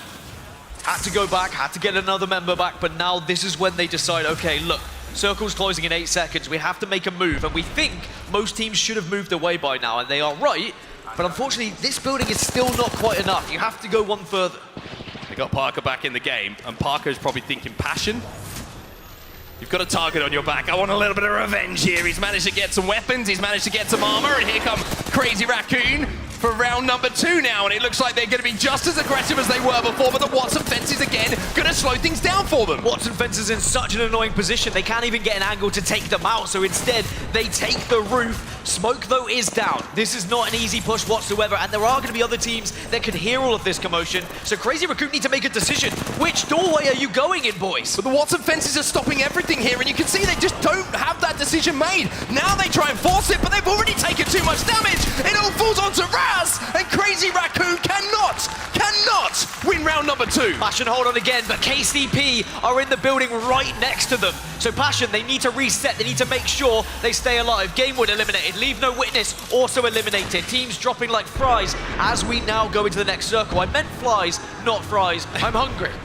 Well, one thing to point out about that battle, that was the battle that kind of started off over at Launchpad. That's been solved now as we now jump in to see what Kick are going to do. Kick, the winners of our previous game, making a late Northern rotation and doing some good damage. Flora, you're done. You're dusted. Out of this lobby. Passion also eliminated. All of a sudden, the lobby has been cut in half. I will say, all the meanwhile, Vexed are still looking pretty. I asked, are we going to get the aggressive Vexed? Are we going to get a zone-heavy Vexed? And Vexed have played zone, have found themselves in one of the best positions. When we see the map, you will see it, but for now, it's about knockout. It's this Newcastle. It's so good to be able to hold off teams, but also pick people up. If one of you go down as Pioneers eventually get wiped. GHS Professional, they are out of the lobby as well. We are down to just 8 squads now. And with one game remaining in the elimination bracket round 1, after this one on Storm Point is done and dusted, these 8 teams in this lobby will know better than anyone how big this 8 squads could be.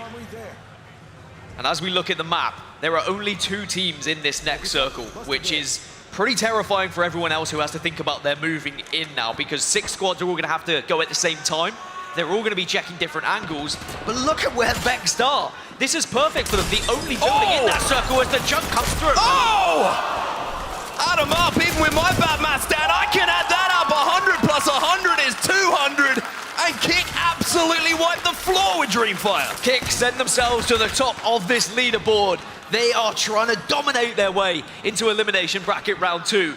Game number 5 is going well for them. Game number 4 was even better. Can they go back to back to really give them that momentum? There's still a lot to do from the position they find themselves in right now. They've got to go south, and they've got to get past 2 teams. Very tough rotation for them to make, though. You can see they do have a Valkyrie, which they might think about trying to overtake the team in front of them. That's going to be Onyx inside of that zone. However, if they try and fight uphill, you feel like damage coming in from that charge rifle is going to be so important for them just to back some players down. But NorCal Esports, they're backing players down left, right, and center at the moment as they force their way into zone. NC and FC are both pushing themselves in, but Vexed are in that building. They have been there for so long as well, just holding it down, shooting out the windows, doing as much damage as they can. And Vexed, they can just wait. They can sit pretty. They can be patient. They're in a solid position right now as they wait for where that next circle is going to be. Exhibit's going to go down as well. That means they're going to get information on who is close. But Vexed, inside of this armory, we saw them almost die a few moments ago. We've always said, what's the secret for Vexed to have success? It's knowing when to disengage as well as engage. They did it so well in those early moments, and this is the result. They're bang center in zone, and now they can push. Now they can be aggressive, and now they can command this area. Have you timed it right? Are there any other teams in the area as now Matafi tries to fire with a Mastiff? Needs help, but this is happening again. They can just back off. They can take the cover, and the circle's pulling back towards them. Haven't broken shields either. 2 of them still able to push out, able to control the space. NorCal Esports eliminated from the lobby. We are down to our final 3, London. You've got Geo, you've got Vexed, and you've got Onyx. Vexed are still outside of the top 10. This is still a game they have to win. They only have 2 kills, so it is not a huge points total for them yet. But remember, there's only 3 teams, and Vexed are in a fantastic spot. Vexed in a fantastic spot. And the opportunity to make the hometown crowd just make a little bit more noise. And to do that, we're going to see this game through. If Vexed can win it, we're going to hear all of the comms. Can we maybe try to take this base? Like, go up? No, we should play from here. We should play from here. We just sandwich them next zone. Wait, oh my god. This armor is 32 per red on this box here. I'm dropping an armor. Just you can play roof probably. I am going roof. We can play chat glitch here. Yeah, so they're pushing. They're pushing. We should walk up left a little bit. I'm playing slow. Zero. Yeah, we should walk up, but wait for dogs. Wait for dogs. Yeah. I'm still wrapping far left. I'm wrapping far left. I'm gonna see ult in a second. Wait, no knock. I'm still far left. One of them is flash, knock, one of them. Yeah, play slow. Just control just control everything. Watch out, you might want to go armor here.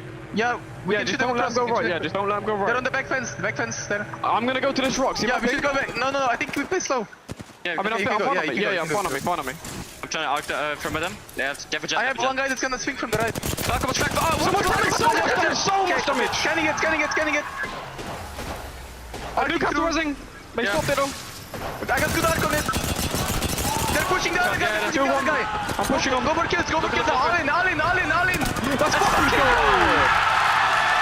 Let's fucking...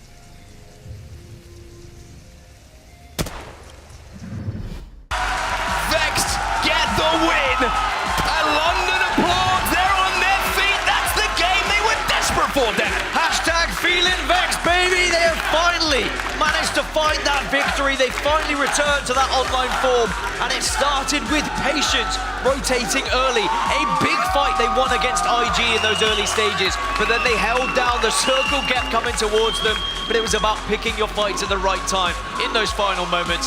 Great to hear the communication in those final stages as well. Sounded calm, sounded collected. I was worried maybe Vex were feeling nervous, but it doesn't look like that is the case. They close out that end game, and let me tell you, I don't think London's been much louder. That segment is definitely making some noise up there, Dan. I mean, it was Team Burger back at Championships, but it seems like the Matafe crew is very much leading the charge in terms of celebrations here today in London. Amazing stuff there, Dan. Absolute pleasure to cast game number 5. We've got one more to come, but before we get there, it's time to hear from everyone on the desk.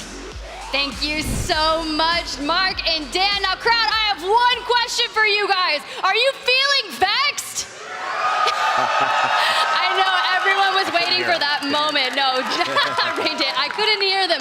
Genome, we always have this conversation. We were sitting backstage and we were just kind of waiting for them to have that pop-off game. You guys saw Sabs on the desk yesterday. She's actually the girlfriend of Unlucky, who just kind of clutched up some moments over there. And she brought up a lot of really good points about Vex and Genome. They finally put it together. They did. I mean, they had a fantastic position in this game. They're starting at launch pad here on Storm Point, so that was a quick rotation into the IMC there within Gale Station, and then they just sat tight. They sat tight for a very long time. You saw, though, they did actually come out and clear under them. I was kind of surprised that Onic or Gambare Otusan didn't take their chance to strike at that point, and unfortunately got a bit too involved with each other afterwards, and that meant it was all Vexed, really. Yeah, we saw a really interesting moment during that final circle. Anytime it comes down to 3 squads, I kind of try to look and see how are you going to pivot the other 2 teams against you. And you saw Gambare taking that other fight.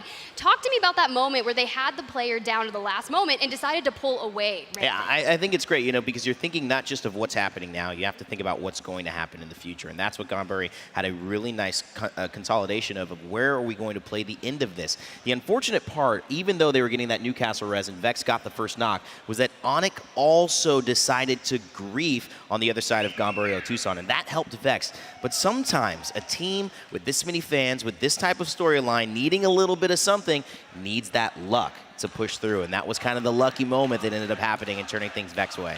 That's definitely the way to do it, and Onic performed incredibly well indeed, and finishing out top 3 is what you need, because consistency is key here. Let's go ahead and look through some of the highlights from that game. This is going to be from start to finish. Leave no witness on your screen. Man, I just really love watching these Storm Point games, Genome. Yeah, there was a lot of action up the north side to start this one, wasn't there? We were talking about how Newcastle is performing in these lobbies. Yeah. You know, we saw the res coming out there early, being able to utilize that, not have your teammates get down too quickly. And it seems to be effective in this lobby, but you know, there's a reason they're in the elimination bracket right now, and that's because when we go up against these top teams, they seem to be a little bit more decisive, be able to put a little bit more pressure on you, and that res doesn't come in as handy. They just seem to be able to deal with Newcastle a little bit better, and I think that's why it hasn't been thriving so much in this LAN environment. I like actually Newcastle a lot. I think this is a character that can have success at the highest of levels. We've seen teams do it, even at Champs with 100 Thieves. But really looking at the way NorCal Esports are playing, despite it not working to get them here, I think it's been working so well for their placement style. A team that's in that top 20 in the winners we'll see soon, Pulverex, they have the exact same style. They just need to get top 5, and it can work to get you into finals. The thing is, can NorCal somehow turn on the heat to get kills in those last moments? We have not seen that yet, and the groups will only get harder. Yeah, look, I think space is a big deal in how you control that though, Rain, and that's a big difference between some of the teams playing the Watson compositions and the Newcastle compositions, because they're trying to achieve the same thing, but they do it in a very different way, and Watson's a little bit more flexible in how much space she can take with you with those perimeter fences, as well as the great utility, of course, of the interception pylon. Yeah, especially in those in-game scenarios, controlling that space is great, but your match 5 result on the screen, Vexed Gaming, 18 total points, but what's really important here is Onyx and Gombre are rounding out that top 3, but there's no shortage of points right there. 15, 14, and then even NorCal, 13 total points. Yeah, the story here is the comeback of Vex, the dream run that they're hoping to make it into winners with the support they have today. It's also the great performances from some of our APAC North teams like Gombre, Otusan, and of course, it's also looking at the journey of the South American teams, Kick, and you've got NorCal Esports trying to make it into this ultimate winners bracket, which would be, again, an emotional thing for them. And we'll see if that can continue with only a couple games left. Of course, KCP looking really strong there. Had a lot of eliminations as well as Passion with 6 kills for 7 total points in 11. But a lot of these teams that are going to be here on the second page need to step it up. And there's only one more game to do so. So it's a little interesting that IG International down there in 19th. Granted, it is just one game, but this is coming down to the wire. So let's look at the series results, because I want to take a look not only at the people in the lead, but the bubble teams. But NorCal Esports right now at the very top, 43 points, Kick with 42. It is entirely so close when you look at 1st through 5th, Genome. Yeah, it's really close up the top. You know, those teams probably feeling solid about going through. We really need to keep our eyes on, say, 6th, 7th downwards towards maybe 14th. I feel like if you're Horizon Union at below, it's looking quite grim right now. But everyone else there in the high 20s, low 30s, I think they've all got a chance here to make it through. You know what they need? One big game. Pioneers still not qualifying. They're going home if it stays like this. Oh man, this is gonna be really They need tough. something. Let me just tell you, they are gonna need something, but you know what they're gonna need? A really solid game 6. So let's go ahead and send it up to Mark and Dan. Take us through it. Woo! Let's get into this one, the last game of elimination bracket, round 1, Dan Gaskin. And let me tell you, this is a time to join us if you haven't been here. Where have you been? But some of these teams, it's probably the last time they're going to have to play some Apex Legends on this stage. It will be the last time they have to play some Apex Legends on this stage. Talk to me about that bubble, that cutoff down. What teams are in danger and what teams are looking down? I mean, despite a good game 5 from some of these teams to give themselves the chance, they are still in that lower half. You've got Pioneers, right? We heard them. Are they going to get cooking? Is the kitchen finally going to get set alight? At the moment, they're outside of that top 10, but they are very close indeed. And I will say, one thing that maybe we just didn't quite pick up on those game results from the last time is big eliminations coming in from Pioneers. Even though they weren't there, I think they picked up 10 points in total from that last game.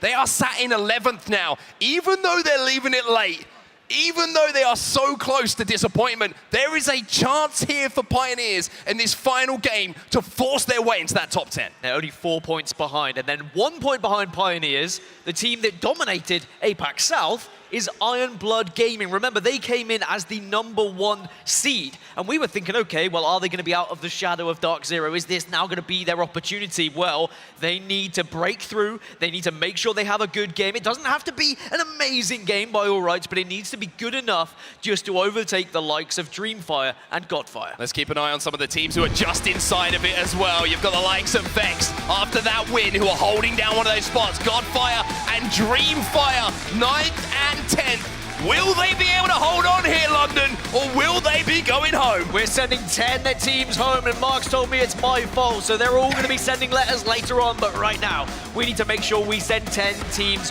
through.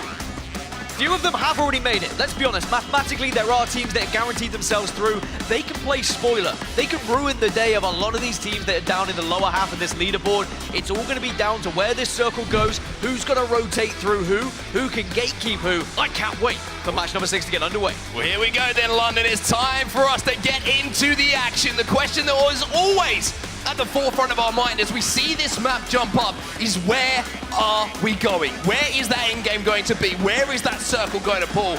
And I'm sure that every single team who is sat on that bubble thinking about maybe staying here and playing some more Apex Legends or having to take the trip home is hoping it pulls towards them. Genuinely, your tournament life could depend on where this circle goes, and we're going up north, maybe slightly west. It could end up in Cascade Falls as well, right where Dreamfire are. Remember, Dreamfire are that bubble team.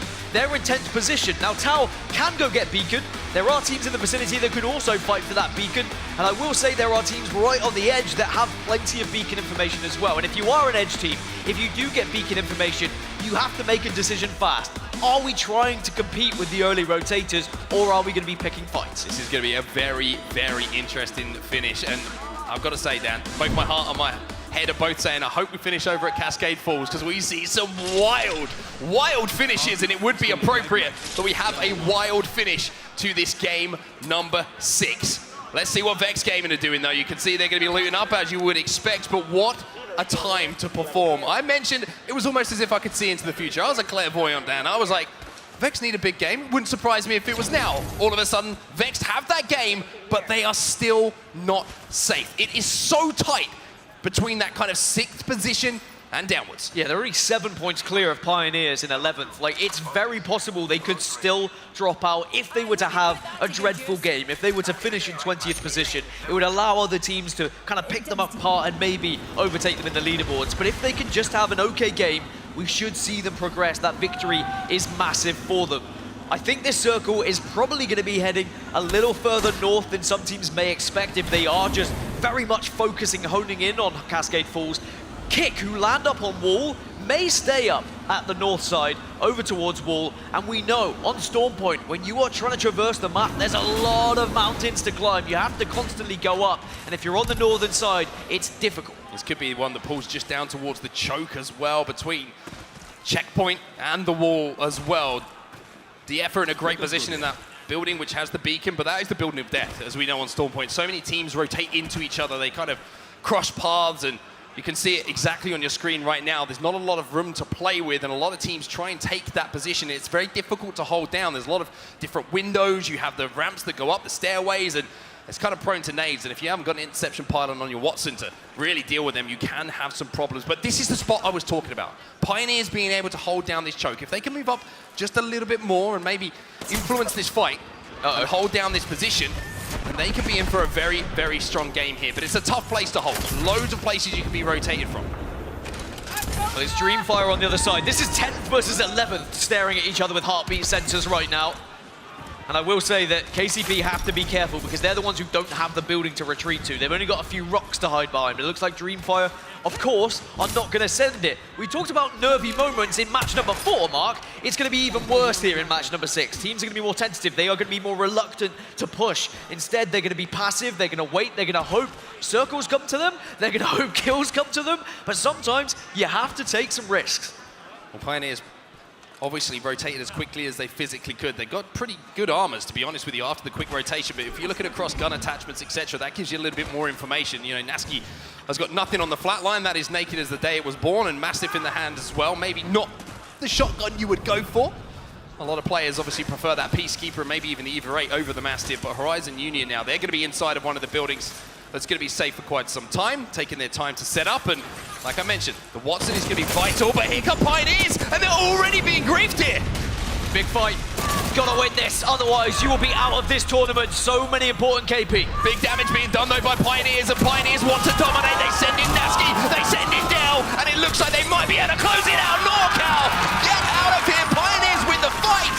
But here comes the third party. It's not over yet for Pioneers. It could be tournament over for Pioneers if they do not manage to reset. It's Onic in the area. Zerdal trying to get the res. One has already fallen, so they're going to have to fight as a 2 here. They have to make themselves big, put some damage down. And this completely changes things now for Pioneers. Completely and utterly changes things. It's a great spot if you're a 3-man team. But down to 2, holding a good spot, people are going to see that. You're going to get that CQ coming in to give that information, and they could be under duress. But here comes Flora now, 1 knock coming in from the Eva 8. It's Ironblood Gaming on the other side. They've already lost 2. This could be it for Ironblood. Remember, they were outside of top 10 We've already seen one team eliminated. It could be it now for them as well, but Flora, they want to chase this. Remember, Flora, 20th position. They need every point possible. Well, player K, he's going to be looking at the heavens at the moment, hoping that he can do something miraculous, hoping for some divine intervention maybe to keep their tournament hopes alive. But for now, he is alive. That's step one.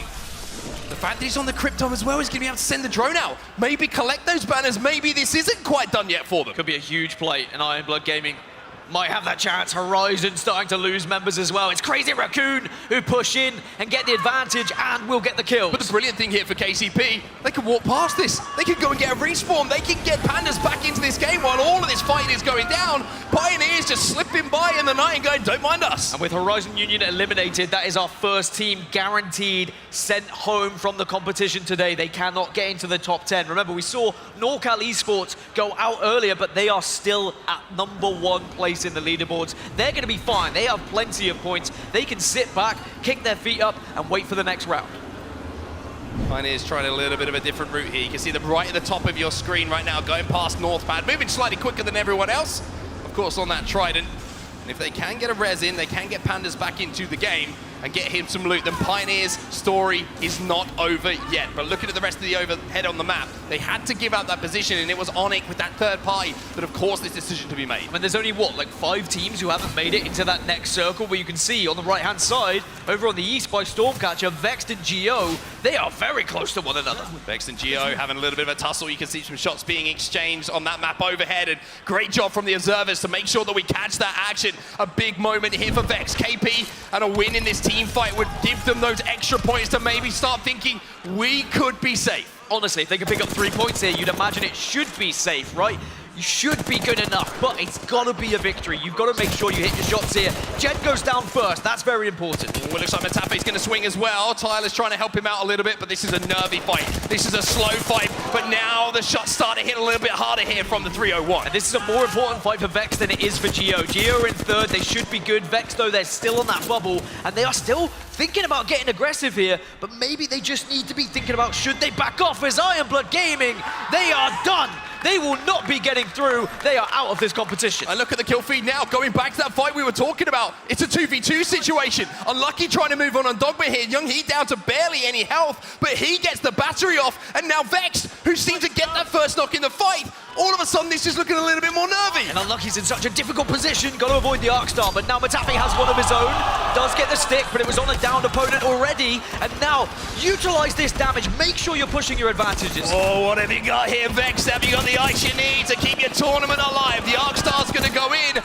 Unlucky has his shields broken as well. Damage being done. It's all up to you, Matafe. The IGL has to go huge. He gets one. It's a 1v1 behind the knockdown. Vexter out. And Vex will have to watch on as Geo also get eliminated. As Vex are okay for now, they will have to see what happens elsewhere. Eliminated from match number 6, but still in the tournament as it stands. As Oxygen are the final team to swoop in and pick up the pieces here. Remember, Oxygen who are going to need a mammoth game if they were to be able to progress in this tournament. 2 teams that are closest to Vex Gaming on 33 points. As we say, they are still good for now, but it's so tight. It's going to be right down to the wire for them if they do go home. But Pioneers, you saw, they've managed to get Pandas back in. They're back up to a 3-man stack. GHS Professional doing a little bit of a jiggle, a little bit of a dance. Seen you did that before, Dan Gaskin. Trying to force their way into the wall. So I will say Vex are now going to be watching on, hoping that teams within the top 10 are picking up the points here, are not allowing the teams in the bottom 10. Because if you look at who's behind Vex, Pioneers and Dreamfire very close, right? Both of those could overtake. But GHS, they're about 8 points behind. 8 points isn't easy to come by, right? You need to either be finishing in the top 3 or you need to have a big kill game. Speaking of Pioneers, things aren't going well after they managed to get back up to a full 3. They're down to 2 once more. Oh, this is a tough game here for Pioneers. A tough game, but they are in 10th at the moment. Survivability is everything. Just keep the game alive. Pandas just back into the game. Dell also still alive, and it looks like they will have to tank some zone damage. The question is, do they have the meds to do so? Will they be able to wrap in that storm and get somewhere else? If they do go the way of Checkpoint, by the way, that is completely free for them to make a rotation in. However, obviously they won't have that information. They don't have a map overhead in front of them like we do. So as an update on where that circle's going, it's going to be northeast of the previous circle you had seen before. So the teams who had committed kind of on the eastern side of wall are still going to be okay and be able to hold out those teams who are trying to move from the south. It's going to be very tough for those teams that are trying to fight uphill, but as long as you've got a plan, as long as you've got a Valkyrie, there's always going to be a chance. Crazy Raccoon involved in a fight themselves at the moment. You can see the exhibit has gone down. Raz not quite connecting with the car in the way that he would want to. From that range, always difficult to do so. Parker going to back up for now. Takes that gravitational lift up just to get the angles that are required to keep his teammates alive. A little bit better spray coming in from him with the flatline, but not enough again to do the damage they need to instigate this fight. Already seen such big eliminations from this tournament. Ironblood Gaming, the #1 Apex South team, done and dusted. Can Crazy Raccoon keep their dreams alive? It's a long way. Even though they're in 14th, there is a lot of points between them and 10th right now. It would have to be, you know, kind of victory. Is KCP, well, once more. Aski says, I'm not done yet. They are back into the fray, and it is back to the drawing board for the Pioneers. Where do they go, though? I mean, they have to tank so much ring damage here. Well, they can craft. That's a good thing. Get some med kits. They can at least take the time and survive. I don't know. It's almost become like a laughing joke, right, about the elimination bracket, KCP. They find, but this is like, you're making it too hard at this point. Like, you're really playing this on legendary mode. Crazy Raccoon is still having this battle, which has been going on for quite a long time now, and they've got to try and force their way into zone eventually. In 1 minute 20, they're going to have the ring to their backs. There's Leave No Witness and Kick. They're going at it. They're going at it, and look at this, GHS. Those knocks are great. Now we're going to push, but I think one player just completely ran past one of the players from Kick. Singularity out, Leave No Witness out as well. Peacekeeper starting to hit some nice notes as well.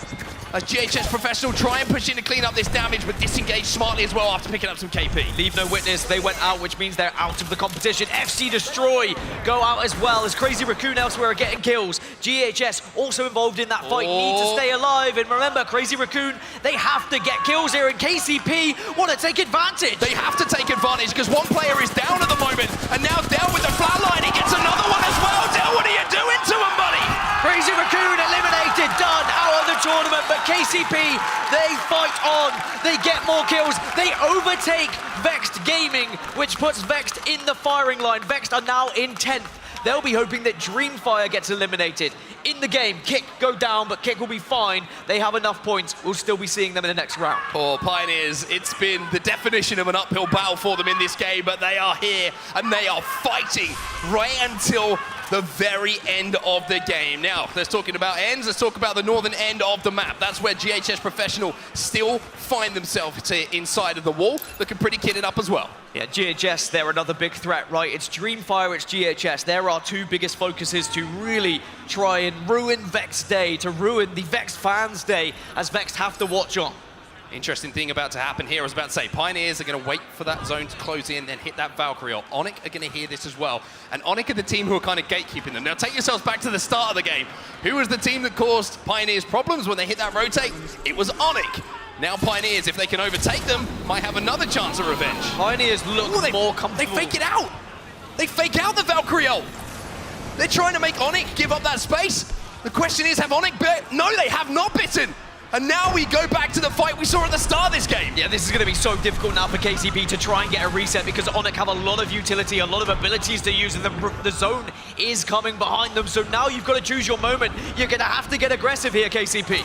Del's got a lot of responsibility. Pandas is going to go down, and you can see KCP trying to do what they can, but Del's got it all to do here. He's still got some shields left. He's going to find one. He almost found two.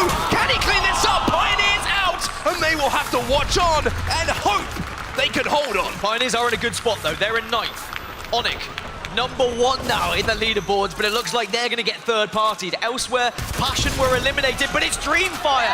They're the team that are chasing Vexed, and they're getting kills. This is bad, bad news for Vexed Gaming. Dreamfire shooting down on all of the bodies around them and taking advantage of the carnage that ensues to give themselves an opportunity, a chance at keeping their tournament alive here. I mean, imagine being sat watching, spectating the game right now, knowing your game is over, just hoping that someone else lets themselves down. Well, I mean, Dreamfire and Vex, they're tied at the moment. 33-33. It would come down to a tiebreaker. So Dreamfire, they just need one more point to eliminate Vex Gaming from this competition. And that puts more weight on this fight that's about to go down right now. Dreamfire versus Oxygen. If you're a fan of Vex, you want Dreamfire to fall, and Oxygen winning the fight here. Oxygen are winning the fight. They're taking them all down. 8 squads remaining. Dreamfire, though, they're still a 2, and we've seen Dreamfire do disgusting things as a 2. Roy, who's had the heart of so many fans in this audience, looks to try and maybe spoil for a lot of the other fans in this audience. Here come Onyx. Here come Onyx. They've heard this fight. There's the Bloodhound scan as well. Oxygen are out of here. Oxygen don't want any of this. They don't want to be third-partied. And now DF have to worry maybe about a wrap coming in behind them. Onyx trying to use that mobile respawn beacon to get the player back into the game. Roy is dodging and diving and dipping and ducking and surviving. Just about survives, but Zone's about to come in. This is a massive moment for Dreamfire, a massive moment for this tournament as a whole. Remember, Vex still on the bubble, but Dreamfire, if they secured one of those kills, they will surpass Vex. And with 7 squads left, we might see Vex eliminated. Oxygen trying to force their way in towards Zone here. A tough rotate for them to make. The scan comes in, and now the Beast of the Hunt is going to be popped as well. They're going to see if they can hunt down some of these members here from Game 1. Decent damage being done here by Hill and Co, but are they able to get these knocks? Good shots. We need a huge game from Oxygen. We saw the pep talk happening after their disappointing game. Gamewood, they're going down. At the moment, though, the kill leaders, Oxygen, are on a tear, trying to give themselves that opportunity to get into the next round, and they will secure. Gamewood are eliminated. And look at this man on your screen right now. Enemy is leading the lobby. He's got 8 kills himself at the moment. He's going off. Dreamfire at 34. Vexed are out. Vexed are done. Dreamfire will be the bubble team, and they're still going. Oh, Oxygen survive! Dreamfire go down, Enemy! With a hip fire from the Prowler, it's enough to keep them alive. Enemy's still here, Hill's still here, but the down has not been res quite yet. Onyx looking to push, but it might not be the smartest of pushes right now. They're taking some damage, but so is Enemy trying to face him up. He says, bring it on! Oxygen doing their best to stay alive in this tournament. They cannot afford to go down because they are outside of the top 10. It's done! It's a valiant effort, but it is not enough. Oxygen out of this tournament. Now we look at Pioneers, now we look at Dreamfire. They're the 2 teams who are on the bubble. Also, let's think about another team who's still alive here. That's IG International. IG International have made themselves safe with this performance as well. So one of the hometown teams, they're going to be continuing their tournament. GHS Professional, though, we've seen them at the northern side of the wall for so long now, just waiting for the carnage to unfold in front of them, but now they're going to have to make a little bit of a move. But with so few teams alive here, Dan, everyone is going to have a place to play. This is going down to the wire. So Pioneers should be good. They're in 9th, they're on 35. Dreamfire, they're in 10th on 34. So it's GHS. They are 4 points behind Dreamfire. They will be the team to try and last qualify into this next round. It is going to be tough for them, but they are going to give it their best effort. As you mentioned, IG, they're good. They've done enough to secure it. It's all about GHS here. GHS, all about them. One thing I will highlight here, teams who are inside of the wall, early rotate teams, you can see with the amount of teams that have been fighting outside of zone, haven't been able to level up those Evo shields. It's blues, it's purples, great.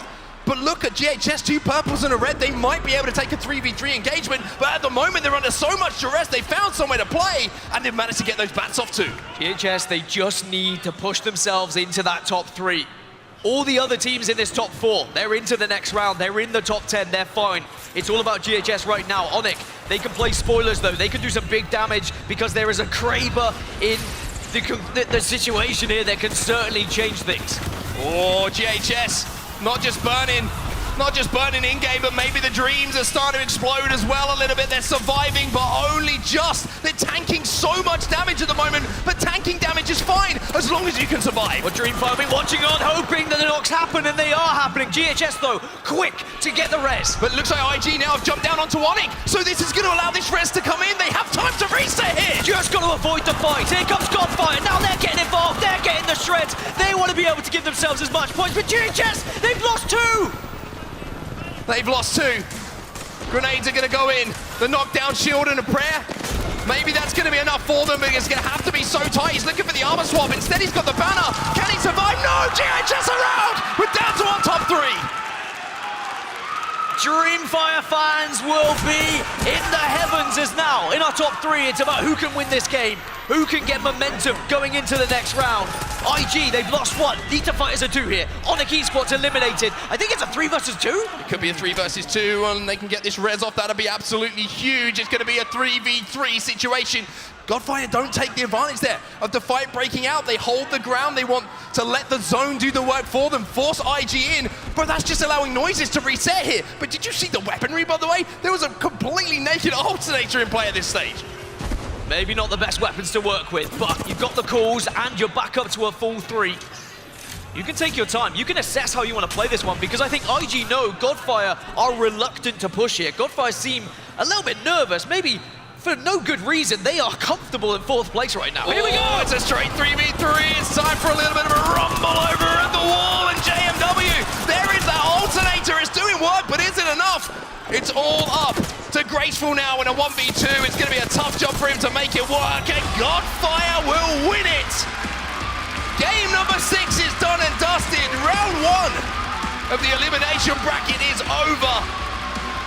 What a journey it was, Dan, but now we have to find out who is progressing and who will go home. Well, the teams that were very worried going into those final moments, it was Dreamfire, it was Pioneers, but Pioneers hold on. They finish in 9th. Dreamfire finish in 10th, and Vexed Gaming eliminated in 11th position.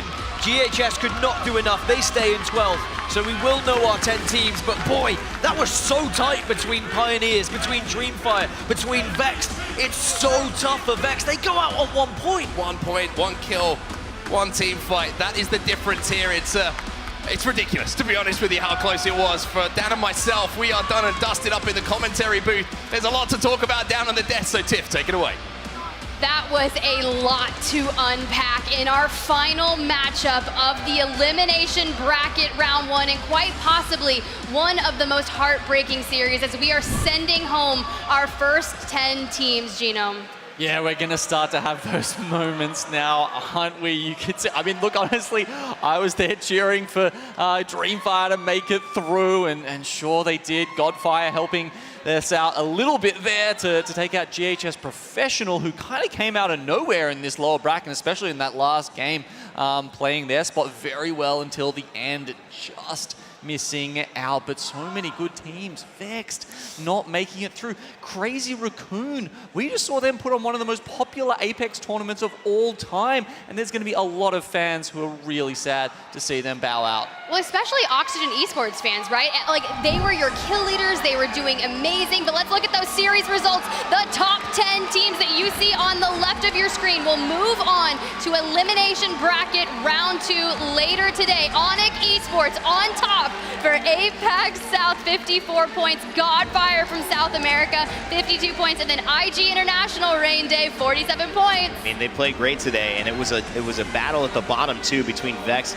Pioneers, and Dreamfire. What a show that they put on. It's unfortunate that somebody has to go home. Not everyone can make it, but that's the stage that we're at in this tournament. Things are only going to get more intense, and there's going to be less given out for free. It's going to have to be taken. Man, the pressure that must have been on KCP in that fight we just saw. They're in 11th place at the time. If they had have gone down, they would have been out for sure. And just get back in, they had to go out and res themselves twice over at Northpad to get back into this game, and they fought Onyx to start with, and then Onyx again, who knocked them out on the way to their top of this elimination bracket round. It's really tough. Then you see Vex going down right there, but like real kicker here, and I know I brought it up a little bit earlier, Oxygen Esports been rather lackluster throughout group stages, coming into this game in 20th place, and Crook and Enemy alongside the IGL Hill completely start decimating this lobby. And if you remember in Split 1 Pro League, they were a primarily zone-heavy team,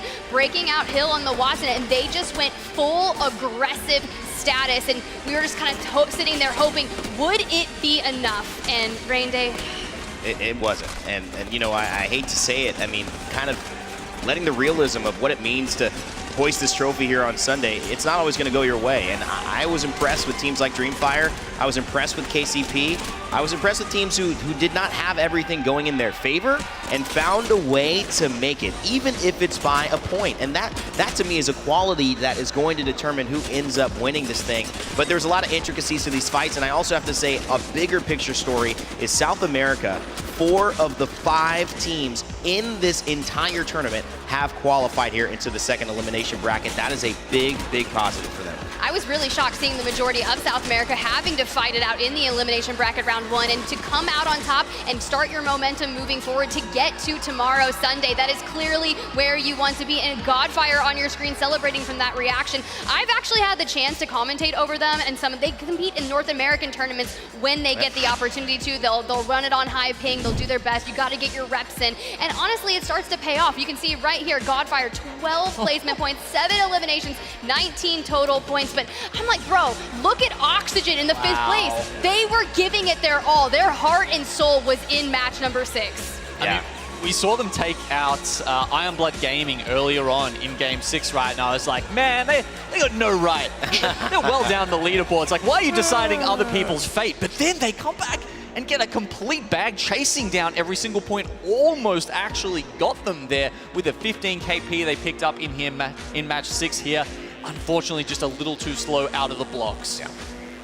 See here, the match results 11th through 20th place. It doesn't matter, Kick getting 4 points. Crazy Raccoon, that was another massive surprise. And a lot of these teams that aren't going to be moving on, it just has to give you a little bit of momentum, right? Some motivation that when you come back after split 2, you just grind that much harder. I know a lot of teams were working on some of their composition and fixing minor mistakes. I know I spoke to a lot of these teams and they're just like, we have to lay it all online, but they're getting LAN experience because granted, if you think about it, the last 2 LANs Dark Zero walked away with, and it's just been something that a lot of these teams need to get in these booths, get in front of this live audience, and practice. Historically, Apex hasn't had that many LANs, and we kind of flourished during COVID, and there was not a lot of times to meet up together as a group and as fans of the community. So this is still something very new to our players, despite the esport being about 4 years old. So yes, that experience, I mean, is sometimes just what you need. It's not always going to go well. You are going to have a plan, and it's not going to work.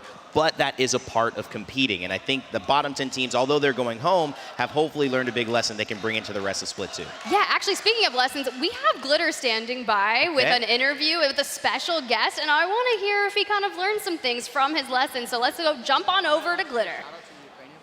Sure, absolutely. Yes, thank you so much, Shiv. I am standing with Nasky, a storyline that we've been following for the last 2 days. We have to talk about this last match. You and I were just discussing it. You clutched this up. Your team clutched this up the very last match of the day to secure your spot moving through. Talk me through what happens each time you Durez. So first of all, going into this game, we had really good games on World's Edge. Everything was good, but we didn't get the points. We got stolen KP and stuff like that. So the mental, it feels like just a mental game pretty much. The mental was going down a little bit. We were a little depressed about group stages.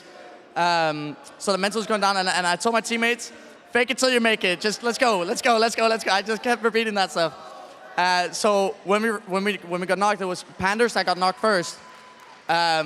So it all went silent because there was team shooting us in the back. We thought we were gonna die. Me and Del were just silent. Just silence for like 10 seconds straight.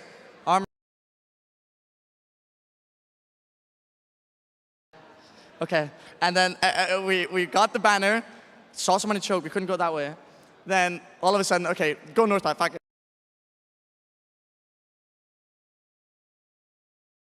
Cars aligned, we run past the team, we shoot one, we get a knock and a kill, and then we run past them because another 3P, and then we get the car and drive. I don't know, it was hectic to say the least. It was fun though.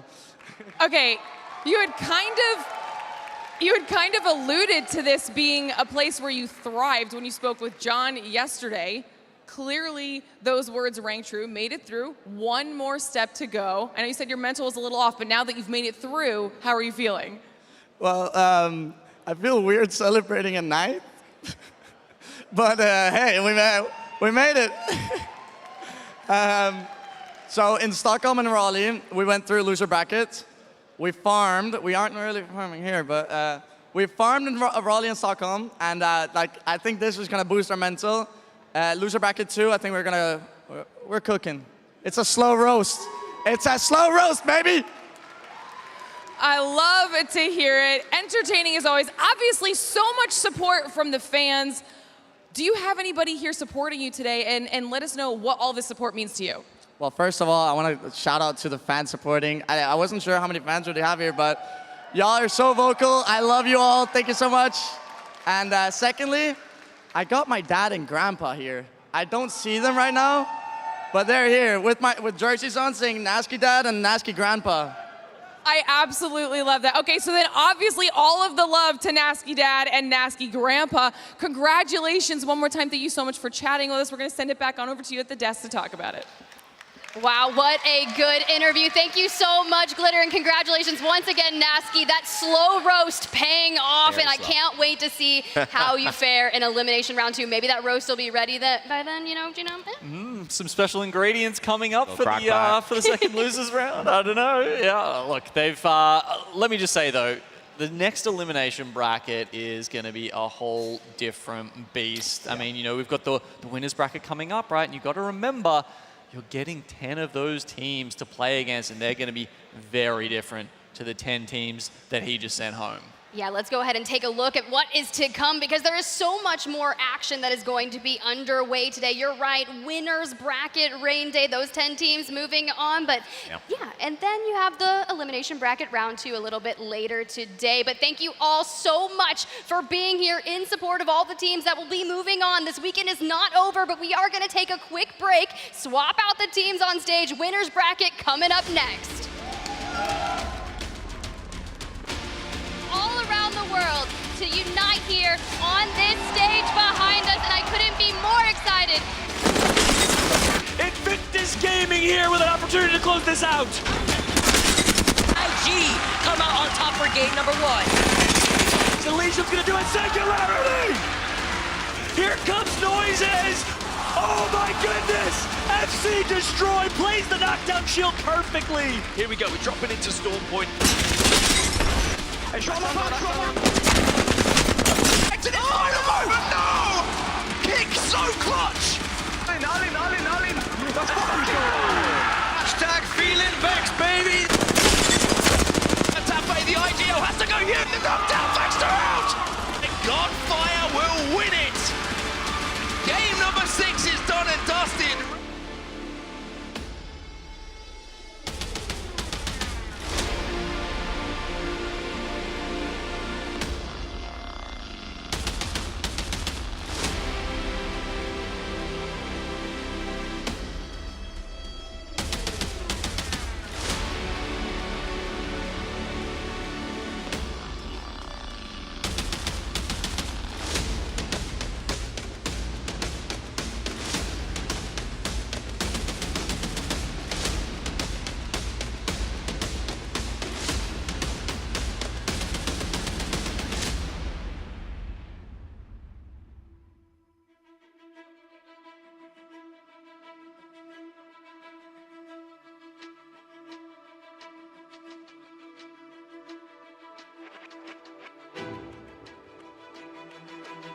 There's going to be any other contest. KCP is not with us right now, so they're not going to be contesting over at Mills. Jailings maybe against DZ. Oh, Jailings versus DZ as well. So let's head over. We're going to watch. We're going to go to Zane first, see if they do contest over at DZ.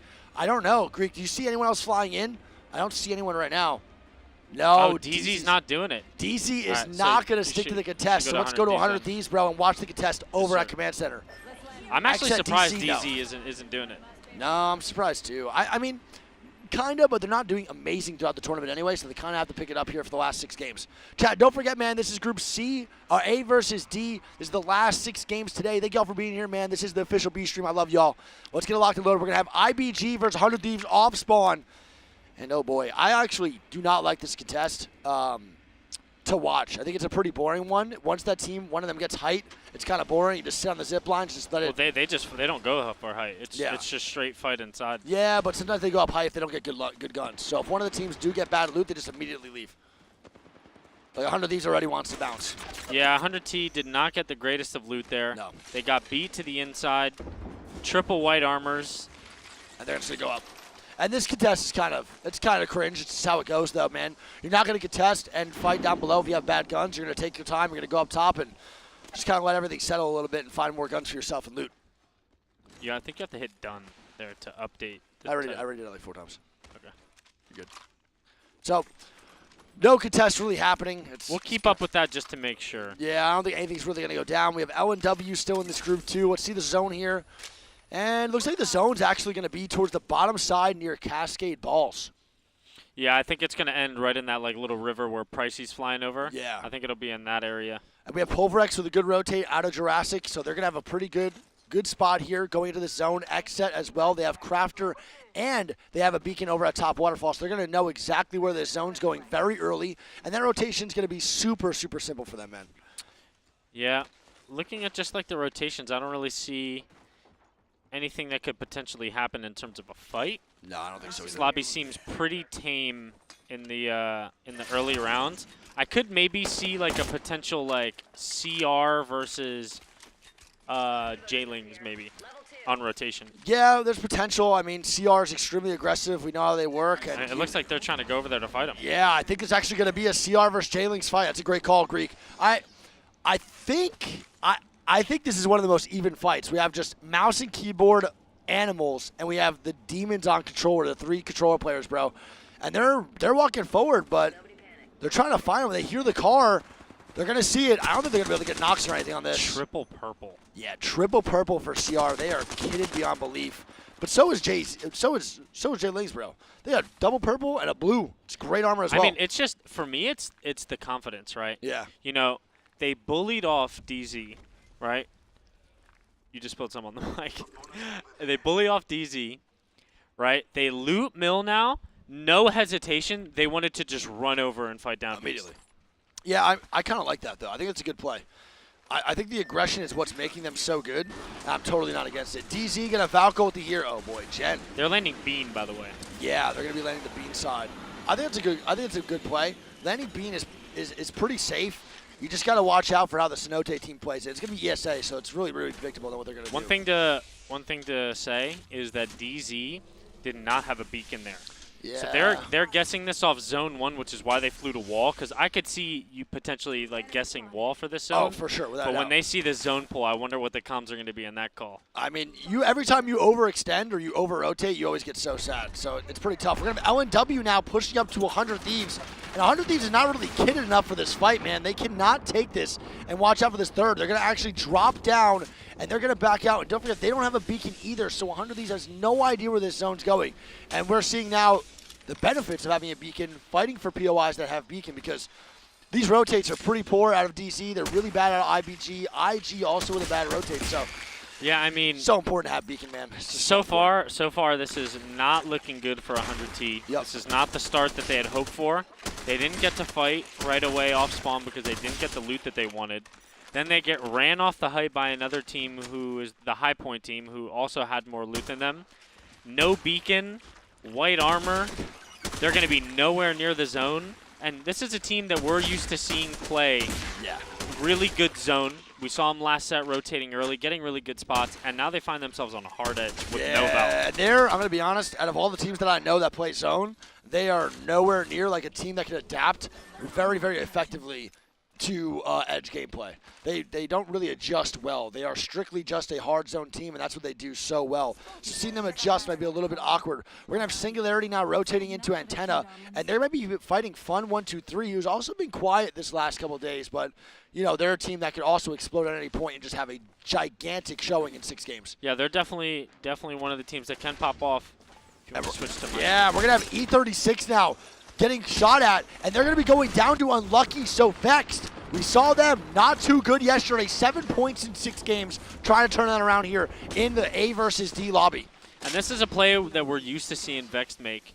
You know, they do not like coexisting. They don't like people near them. They had the entire building structure to themselves, and they don't want to allow this team in the river. I can't see anything through that smoke, and that's going to get a full limit for Ani. Ani's going to go down. Aimbot's going to be cracked, 20 HP, trying to stay alive. Vex is not going to let up, and it's actually Pulverex now getting a knock on the Aimbot, and Yundi's going to be the last one alive all by himself, and there's not really going to be much to do here, man. Yeah, I mean, that's a tough spot for them, especially if Vexed is overextending on the water side. If they're letting them coexist, it's a decent spot, but the second people start peeking, it's just not good. I think that's also one of the most overrated spots in Apex. I think that water is so bad. If the game is a little bit, if that team gets a little bit aggressive on you, you can just die every time. I don't think it's a good spot at all. Oh, wait, Vex is now fighting LG. LG pulling up to Vexed. Oh, baby, Aguirre is going to get knocked. And we're going to have Nuzul and Yanya. Last one's alive here in the 2v3. They're going to go for the res. And I wonder if they get it. They actually missed the seer queue. They're going to climb up. Oh, my God. And that guy just hit the... I don't even know what the fuck. G full eliminated to Vex. What a good job to rotate back to their building before it got taken. Bro, I mean, Vex right now is turning this around big time. They even see for the more KP. Aimbot's going to get knocked, but Unlucky's off to a hot start, is now dead. So Vex comes in, guns blazing, get almost 2 full squad wipes, and they die to Singularity rotating in. Yeah, man. I mean... That's where I don't like Vexed doing that. I don't like that aggression out of Vex. That's the second or third time we've seen them in a good spot in zone, being overzealous to try to force KP, and they die because of it. Yeah, they're trying. They could have just held that building the entire time. They're trying so hard to get the KP that they've been missing out on the last, 2 series. And when you have that, aggression and you're frustrated, you're going to want to keep trying it, you know? You play bad for 2 series, you're like, bro, we just need to make it up this one. We need to have a banger of a series. And then you start overextending. You start making little micro mistakes, and that's not the way they're going to get back into this tournament. They have to be a little bit more composed than that. It looks like IG might run into Roz here. There's a good chance, yeah. You're not wrong. Oh, the sees scan. him with the scan. I love this character, don't you? This character. And now they're pinched between 2 teams. I know. I think they might just die here. JMW's going to try to stay alive with Grace, but they're stuck between the Jurassic Park sandwich, and this is going to be really rough. IG, the Crypto, too. Dead. Noises, the IGL as well. He IGL is fully correct? Yeah. Yeah. Grace Co. Grace Co IGL? Gotcha. I wasn't sure. Sometimes their dynamics very interesting. They might be able to get a Valk ult off. They get it in 5 seconds. Ooh, they're going to go for that. There's no way they can walk out of this situation. The Valk ult would be the best. Yeah. I wonder where they're going to go. Probably just for the res. Probably maybe back towards... Cascade, I would guess. Yeah. Just to go for the res, right? Yep. They're going for the Valk ulti. And they... Oh, my God. JMW. No! Oh, my goodness. They get 1 it off. HP. He actually gets it off. The 1 HP Valko feed phase, but they make it. I don't think there's anyone even near them right now either. Who else? But they might not know that it's a duo though, so they're gonna play it like it's a full 3. Yeah, they just run away. Thank God. Bro. They cannot pull that res though, because J-Lings will int that. They have to wait so long on this res. They have to make sure that J-Lings is gone, because if not, then you know they're just inting that. I thought I was about to curse them, to be honest. I thought they were about to die right there. That would have sucked. Oh, J-Lings running into IBG, it looks like, though, on the top side of Cascades. Yeah, IBG, I think it was 13 points through 6 games in the last series. Again, also another team that's trying to make things work. They can't seem to find a groove after the first day, and this is going to be a huge, huge fight here. And he's kind of oblivious right there. Oh, my God. VJ doing shots. about 230 damage there with the flatline. Gets 2 cracks, drops the Seer ult down, and J-Lings is going to look to make some aggressive plays here off that damage. Zane and everyone full HP too. This could be a free fight. IBG going down to 100 Thieves, so they're getting shot in their back now. 100 Thieves is looking for the backside. And then look at this. Uh-oh, here we go, baby. DC's coming in the too. The feeding face is starting to happen. DC coming in from behind. And we're going to watch Jem Burton and see what they do to 100 Thieves, because this is going to dictate if IBG stays alive or not. The Hound being popped by 100T. They also have the Horizon, so this is a doable fight, man. They're backing the hell up. They say, get me the fuck out. I think Sharky and Zero are okay, so they're going to make it out. They're going to be fine, but that's good awareness by 100 Thieves as IBG is now fighting. And they just get steamrolled by the boys over at J-Lings. Every fight for J-Lings today has not even been close. When they are all full HP, the fights are not even close. They are clean wiping without question. So now, does 100 Thieves take this Greek? Probably not, right? I don't think they do this. No, absolutely not. No, I don't think so either. I cannot believe, dude, how fast and how clean J-Ling's squad wipes are. This is incredible. Yeah, they're just running in there with the swiftness. Yeah, no, for real. They really are. I'm pretty mind blown. Yeah. Usually, even with the best team fighter teams in the world, you see them getting one player knocked, two players knocked, and winning 3v3s out. But like I said, it's not even close. They're almost full HP every time they get a crack, every time they get a knock. You see them almost all full HP. It's wild. All right, we're going to see LNW now taking a fight over on the left side. We're going to have LNW versus, I believe it's going to be E6 and K Swinney. Watch yours. Nice, so here we go. LNW trying to get some angles onto K Swinney and E6. E6 with a great pick-me-up last round, Greek. Top 5 in their lobby going into this round. Yeah, E6 definitely's got a little bit of momentum going into this third set here. And we know them. We know they like to fight. Yeah. They have this team pinned in the corner, backs against the wall. I would be very surprised if they didn't look to get this KP. No, they want to get the KP. I just don't know if it's going to be possible. LNW has some good angles, even though they're kind of in a pinch. Their angle's pretty good with this rock. It might be a little bit difficult. They're trying, though. They're forcing it, too, and here we go. The Bloodhound smoke. Panic goes up with the Horizon ult. Nice. Great Horizon ulti. It's also good grenades, too. But can he get the knocks? He jumps right on the fucking...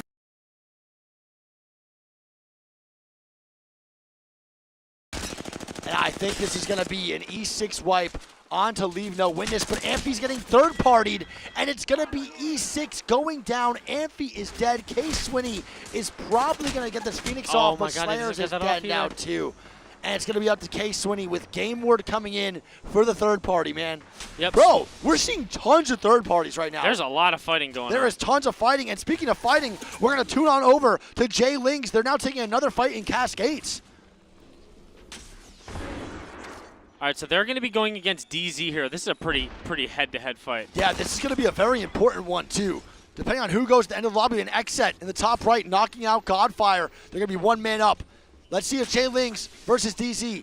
This is going to be a powerhouse fight, man. This is going to be fun to watch. Yeah, I mean, this is going to be an all-or-nothing swing right here. Nice. Good swing by Nags. This is what the Valk should be doing, dropping down, going back up after getting the damage. Yeah, DZ doing a good job of holding their ground here. I think it's important to note that they're just holding the bottom floor rather than playing the staircase because they are very aware of that roof angle. I mean, this bottom side is really hard to hold, too. I usually... And there goes the swing. That's a great swing by DZ, but they don't know where he is. And oh my God. Sharky looked like he went to the right one, both went to the left. Yeah, this that looked is like bad. a miscomm from DZ, and now Jay Lings is probably going to capitalize on this. Yeah, I think they're gonna. They get one knock. It's a 1v2. It's still winnable right now. He doesn't put the knockdown up, and Dark Zero goes down. And, dude, Jay Lings, what is going on? Powerhouse players, the three rollers. Is it meta, Greek? Yeah, I mean, if you got an IGL capable of it, it definitely could be meta. We have seen teams in the past that were really, really good on triple roller. And, I mean, hey, for picking up IGLing 2 months ago, VJ, I think, is doing an amazing job. Isn't he young, too, I believe? I'm not really sure. I think they're all, like, in their, like, early 20s. Oh, okay, gotcha. X-Set now going down to 100 Thieves here, too. They're taking a fight, and Game Ward looks like they're going to pop in for the third party. Scurry is fully eliminated. X-Set is probably going to die here through the Game Ward third party.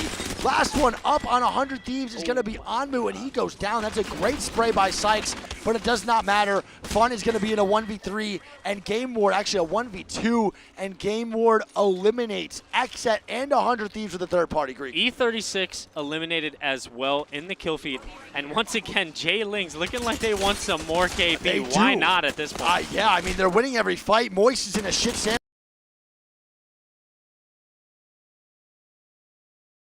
I'm not really sure where Jay Lings died. I think they died to Horizon and Zone combined. Yeah, and we have Moist trying to hold these steps here. I looked at the map, and there are another 4 teams in this building. What is going on? IG is here for some reason, and no one's committing. It's just half-ass fights, and they're all just trying to stay alive. Yep, CR just joined in on the other building. They're fighting Horizon as well. Oh my God. Good Brittany PK shots. Great shots, man. Yeah, that's a great job. The reset here is going to be very important. They get the res off. And there we go. MT is now up. They should be good to go. It's only going to be 2 men down below. They're just trying to find some KP. And Grace is still alive. I believe Grace is a solo. I think so too. Grace is the solo. He knocks MT again. And they're going to try to get the res off, but it might be too late now. That knock comes out at a very awkward time for Moist. I think Grace dropped his serial out there, and it instantly got EMP'd. That's the worst, dude. I hate that. I hate that you could drop your serial, bro, and it just gets EMP'd. I know the EMP should be taking it out, but chat, we are in top 8, 20 people alive. CR trying to make a play on the Moist here, and they want to do it, but man, Moist is actually holding their own in this building as a duo so well. They're doing a phenomenal job, but CR, they got the Maggie, they have the Horizon, they got the Seer, they have 3 offensive characters to make this push possible. Yeah, their comp is just nothing but aggression, power, momentum. That's all it really is, and they're trying to find some angles, but again, Moist is playing this so well. I'm really impressed. They are playing great angles. MT is going to get knocked, though, and it's the riot drill from Roz that is going to cause the knock on the MT. My man can't catch a break. He's been rezzed 3 times, and he's died every time immediately after he's gotten rezzed. Look at that rotation, too, Greek. Look at the zone. Yep, we talked about earlier with, like, early fighting aggression and what Vex had that mistake about the KP, but we're seeing CR with a different approach. Yeah. You know, they could have entered that fight, both buildings if they wanted to. They decide to rotate out, they get to a spot, and now they're looking to just gatekeep this team. And he actually gets the drill kill onto MT.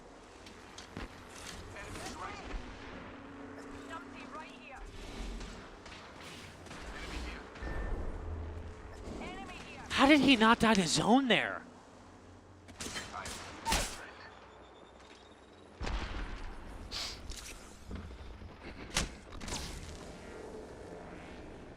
Oh my god. There we go. Roz is going to be knocked. I don't know if they're going to be able to get the res either. It's up to Whisper. Yeah, Pulverex is still alive. Full 3, man. They've been really struggling, Greek, like big time right now when it comes down to these groups, dude.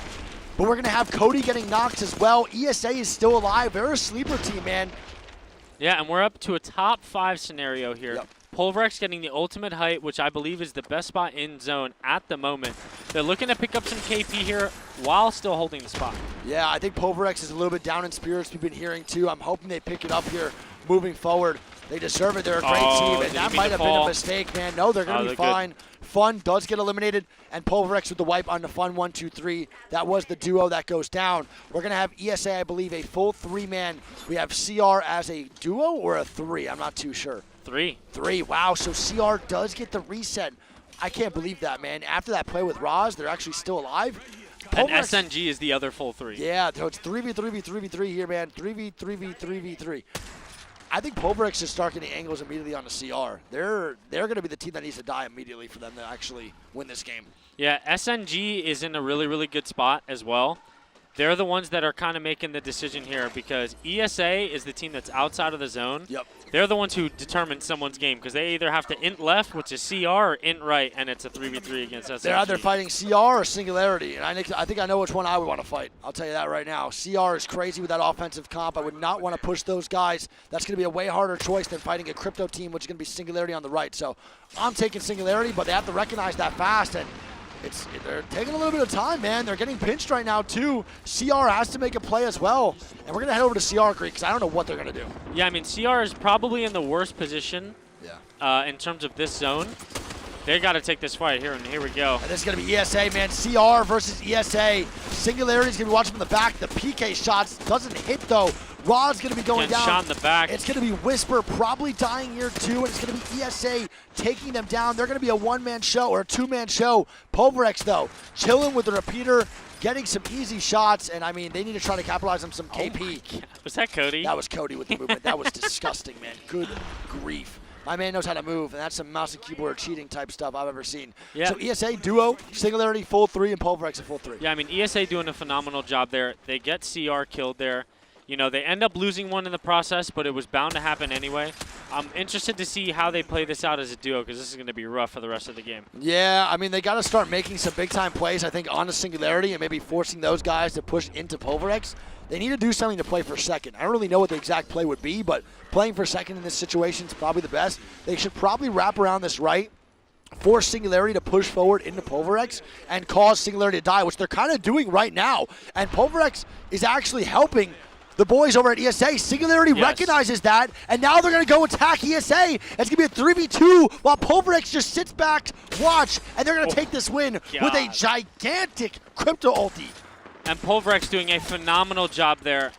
I'll explain what happened there at the end once this game's over, but Pulverex should be able to get a free win here. Yeah, Pulverex walking on in. It's going to be a 1v3, I believe, and they get one knock. Doesn't matter. Pulverex with an easy W in game number 1 for groups A versus Let's go, D. F-Child. And I'll tell you right now, Pulverex needed that.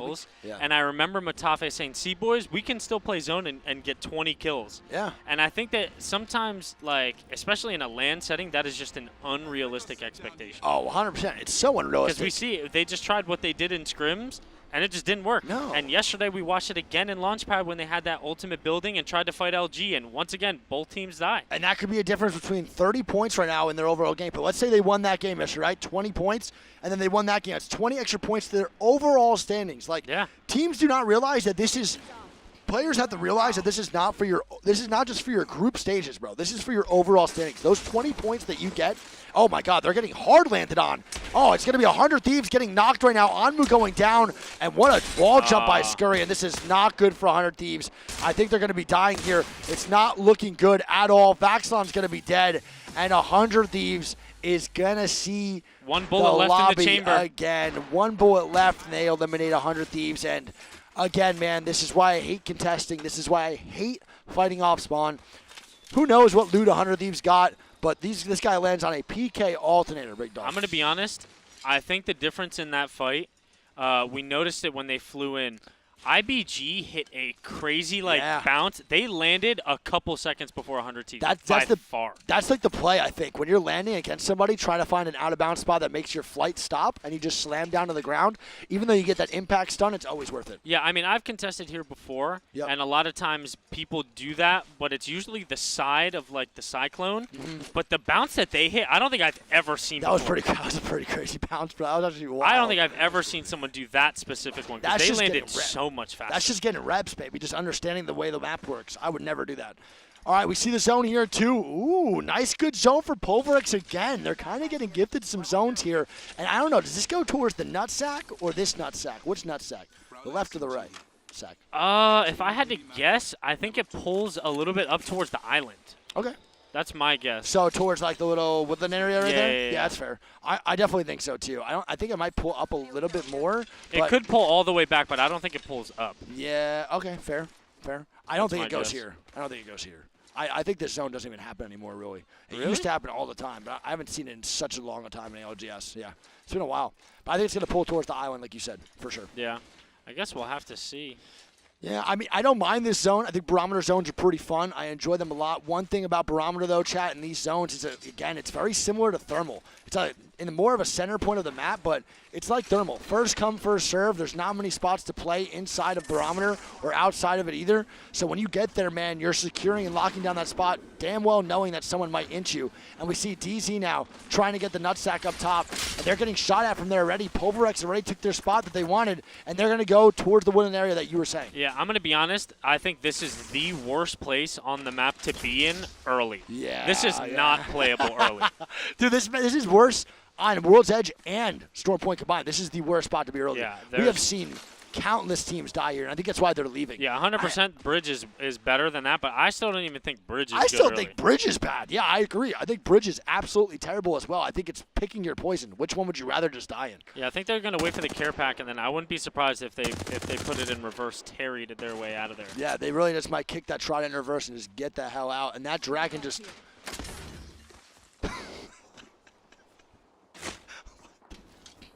that poor fuck.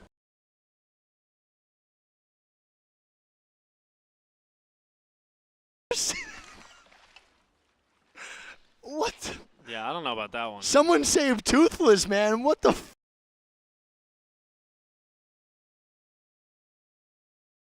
And just fades away. That thing just slammed to the ground. Oh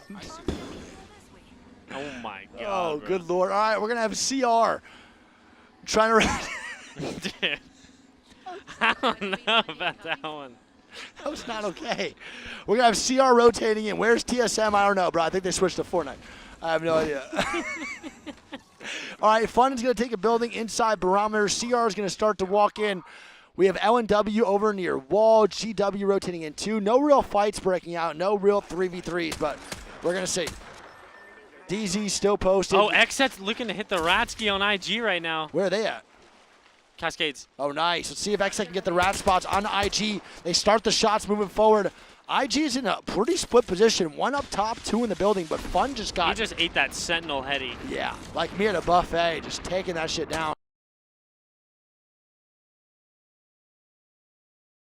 Man, double white armor, I believe. They're getting shot at that whole time. They have no good loot. They're white armor, double blue. Still not great versus X at double purple and blue. No, they're a blue napkin. We haven't seen a nice armor check from you in a little bit. I mean, I haven't seen a triple blue in a long time, man. No need for the armor check. If we see that triple blue, I'll hit one. All right, so LG gonna rotate in, and LG, I think they're also surprising me, man. Not doing exactly how well I thought they would do. They definitely have been a powerhouse in NA. They've been a really, really good, dominant, strong team. But going into LAN, I think they're kind of facing a very similar problem that Vex is facing. They can't find the edge fights that they want to. Usually their 3v3s that they take, it's very simple, it's very calculated. And as I say that, they are now trying to maybe even feed face right on top of E36 to take this fight. Yeah, I mean, normally LG are one of the best fighting teams in North America. Easily. We see it time and time again. But this might be the first time I've actually seen them struggle to find fights. It's just a LAN debuff, bro. It's really a LAN nerf. It's just how it's going to go for all these edge teams. No matter how good you are, no matter how many fights you've taken in your life, it's just going to be hard. And you have to find these opportunities, and you kind of have to like really take advantage of that moment to really capitalize on a 3v3, because there's that split second where you can decide to fight that in LAN and then decide not to, and it could change the tide of the game for you. Yeah, I mean, I like this play from LG here. I think this is a solid spot for them. You know, this is very much holdable. They have, I believe, 2 snipers. They're in zone, and they have a team that they're currently gatekeeping. Yeah. LG could have a good game here, potentially. Yeah, and Vex is going to be fighting Godfire over here. They have 2 down right now. It's going to be Worst getting knocked. It's 1 man up versus the 3 of Vex, and I think we know how this is going to go. Vex doesn't even lose 3v3s. The chance of them losing a 1v3 would be pretty crazy. Yeah, but it's going to be Bin doing his best to get out here. The solo Crypto with the napkin. Yeah, it's just not happening, big dog. He's going to be going down, and he did his best, Greek, but he could try, but he just did not succeed. And Godfire is going to be eliminated, and Vex picks up 3 free KP. That's got to be a much-needed 3 KP for them, too. A little nice long breath. Yep. And just try to lock it in and get a good game for them, because they did not start off this set well. No, not at all. And that's definitely a big 3 KP, confidence booster to the full form. But look at this. Poor E36. They get Valk ulted in front of them, and LG Nizzle with a charge rifle.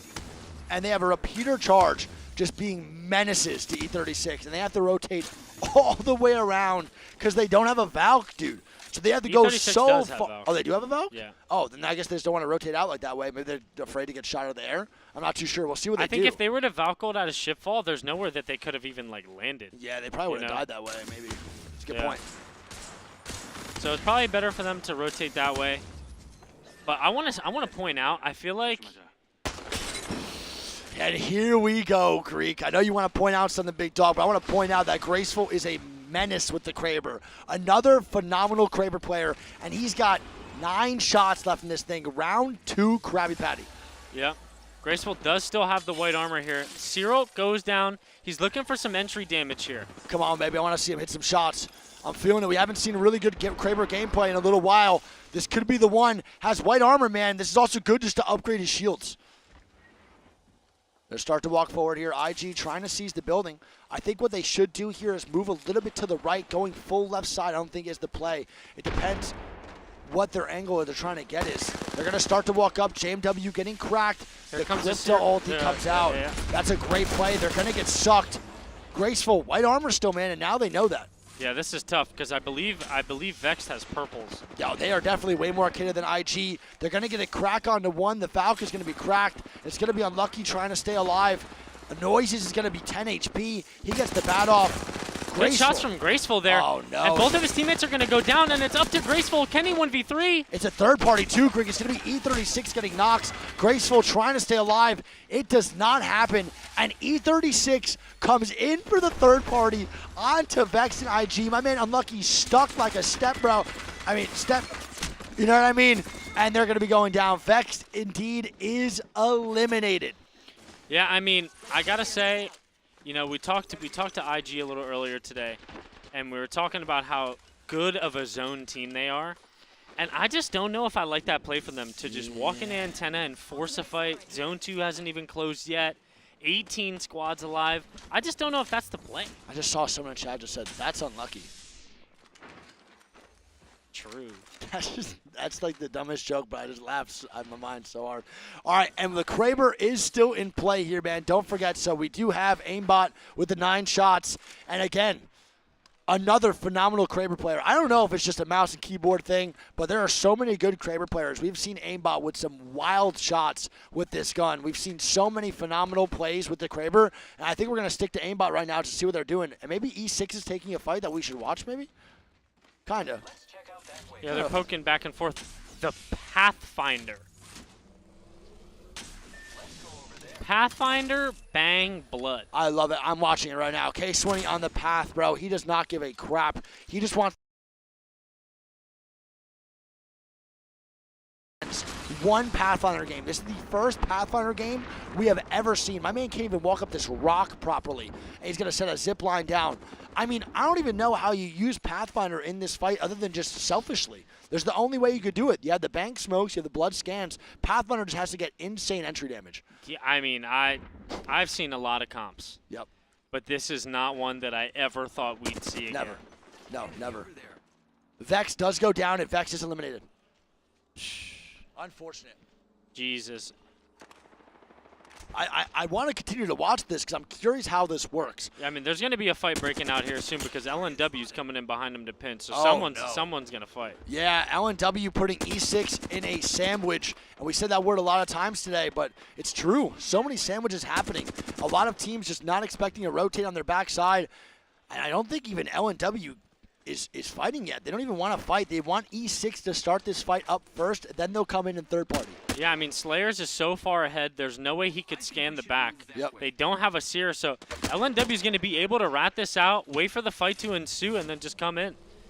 And, you know, I think this is not a bad play from LNW. It's good patience. You want this team to start getting a little bit more aggressive so you can maybe get a knock and they can get a knock on the other team and make this a 2v2v3. That's almost the goal every time. But they And don't here give a goes shit. E6. They And pop here the we go. Bloodhound ult. I lied straight to your face. It does not matter. They're going to start inting. They do not care. They want this fight immediately. And we're going to see K20 with the Pathfinder the first time ever in ALGS LAN history in the last 3 LANs with a Pathfinder game. I mean, he's useless. You just be grappling. Yeah, and Slayers is actually going to overextend there. He's going to be fine, though. Slayers is okay. He does get the reset, get a chill just for a little bit. LNW is still lurking behind. They're waiting patiently for this fight. This might be the longest close-range fight I think I've ever seen in my life. And I think it's just because K20 and then they don't have an engage. It's just Bloodhound and Bang. But that guy's going to overextend. It's going to be the Seer. Maybe getting full killed here. K20 playing patient right now with this grapple. Not doing anything too wild. And CR is going to get a knock onto Faye. Faye's going to be dead. The boy K20 coming in. Jay Savage is going to be dead. And Horizon is eliminated. And LNW now is deciding to get aggressive, Greek. Yeah, I mean, Moist has walked up from the fence line. And even CR has come back here. So we went from a 2-team fight to now 5 teams in this area. Get out of there, Swinny! Swinny using his only grapple right into the sight lines of a 30-30. And he's hitting the dance right now. Oh! He's getting shifty. Oh my God, he just got so sturdy. K20 is going to try to survive. He might be able to get the bat off. Another grapple in about 13 minutes. It's going to be up. What a great character. Has a passive, by the way, and he's dead. K20 and E6 is eliminated. Hashtag, where's my passive? I don't know about that one, man. I know. Can't justify Pathfinder. And aimbot dies to an arc star, man. E36 trying to take this fight. IBG is getting double knocks. And everyone's fighting with the zone closing. Yeah, and this is going to be Zone 3 coming in, chat. So this is the one that really hurts. This one hits like a Mack truck track. Oh my God, what an armor swap out of Yundi. They're going to get pushed, and it's going to be IBG eliminating E36 with a bad performance last round. We're going to keep saying it, man. And they're starting to pick it up a little bit. Yeah, here. and I think you stay on board here with IBG because they're going to be walking in here. in front of, I believe, a solo or a duo from Moist, and then Pulverex is holding all of them out. They have no Valk, so they have to int this. They have no choice but to fight this right now, Greek. This is the only way they're going to make it in, and this is the downside of not having a Valk, right? You're forced to take these fights to rotate. And we have the kill feed going absolutely wild. LNW, J-Lings, NCR all eliminated all here. Dead. And here goes Player K trying to get this head glitch angle. Eats a nade to the face, Moonwalk. but is already popping a battery. Gets it off. And I'm actually really surprised that Pulverex even let them get up this far. I mean, I think they had to because of Moist, but Moist left now. And it's going to be DZ fighting Fun over on this backside for one of the best spots in the game. And DZ, we said, does not take that little forest. They take the bridge. And I don't know if it's going to pay off in the long run, bud. Yeah, I mean, Jen Burton down, Zero trying to get a battery off, Sharky shooting through the smoke with no digi. I don't even know how he sees that. It's a Seer ulti down, big dog. Is it like bug? Because we couldn't see him. I could not really see it, no, but the Seer ulti is down. He had some shots, and we're going to have the smokes coming out from Sharky. He just needs to try to stay alive. I don't see it really happening. I don't even think he has meds. Oh my God, he's somehow still alive. I have no idea. Never mind. No, he's not. And it's going to be fun eliminating DZ while getting influence on the backside. Look it over here, man. Xset chilling. The boys over at ESA chilling. Look at that zone pull, Greek. Wow. All the way down near barometer. And LG is still alive and kicking. IBG, just to mention, they were the ones that just barely got in over there, and they actually wiped Pulverex. Yeah, so Pulverex does go down. IBG takes that fight. They kill Pulverex, and now Pulverex loses one of the best spots in the game to rotate into, and they're going to go down, and it's going to be IBG and Fun on this backside now. The only two teams have to rotate in. Yeah, Moist hit a crazy Valk ult there, and, and they are alive. You have Xset there right there with them, and you have ESA, which I would consider probably God spot alongside SNG. Yeah.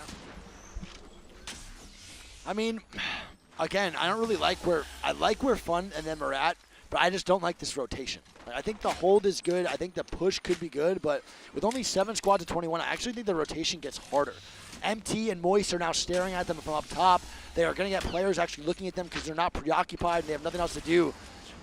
And the Valko comes out, baby. Yeah, I mean, I would predict here. It could be bad, and Fun's going to get killed out of the air. It's going to be Karambe going down, and now they have to walk it, and that was worst case scenario for Fun, Greek. And it was worst Valk case. that got taken out. They're not going to be able to get the res. Is he whipping the foreign? Oh my God, the Beamer Benzer Bentley. The drive-by is coming through. Can he stay alive? Obley doing his best to stay alive here, only popping cells because he has no bats. Oh boy, and the other team's gonna walk on in. Oh man. And I don't think Fun had fun there, man. They're gonna be dead. Not very fun of a rotate. That was not very fun, for sure. And we're gonna have Xset down below, still chilling underneath. We have Moist up top, ESA across in the house, and we have the boys IBG and LG now fighting. I want to tune over to LG. Again, like I said, trying to find these fights. They have 2 KP right now, and they're trying to work this way into zone. This is a hard zone to walk into, man. No cover, only water. They're taking a vacation over in the fucking...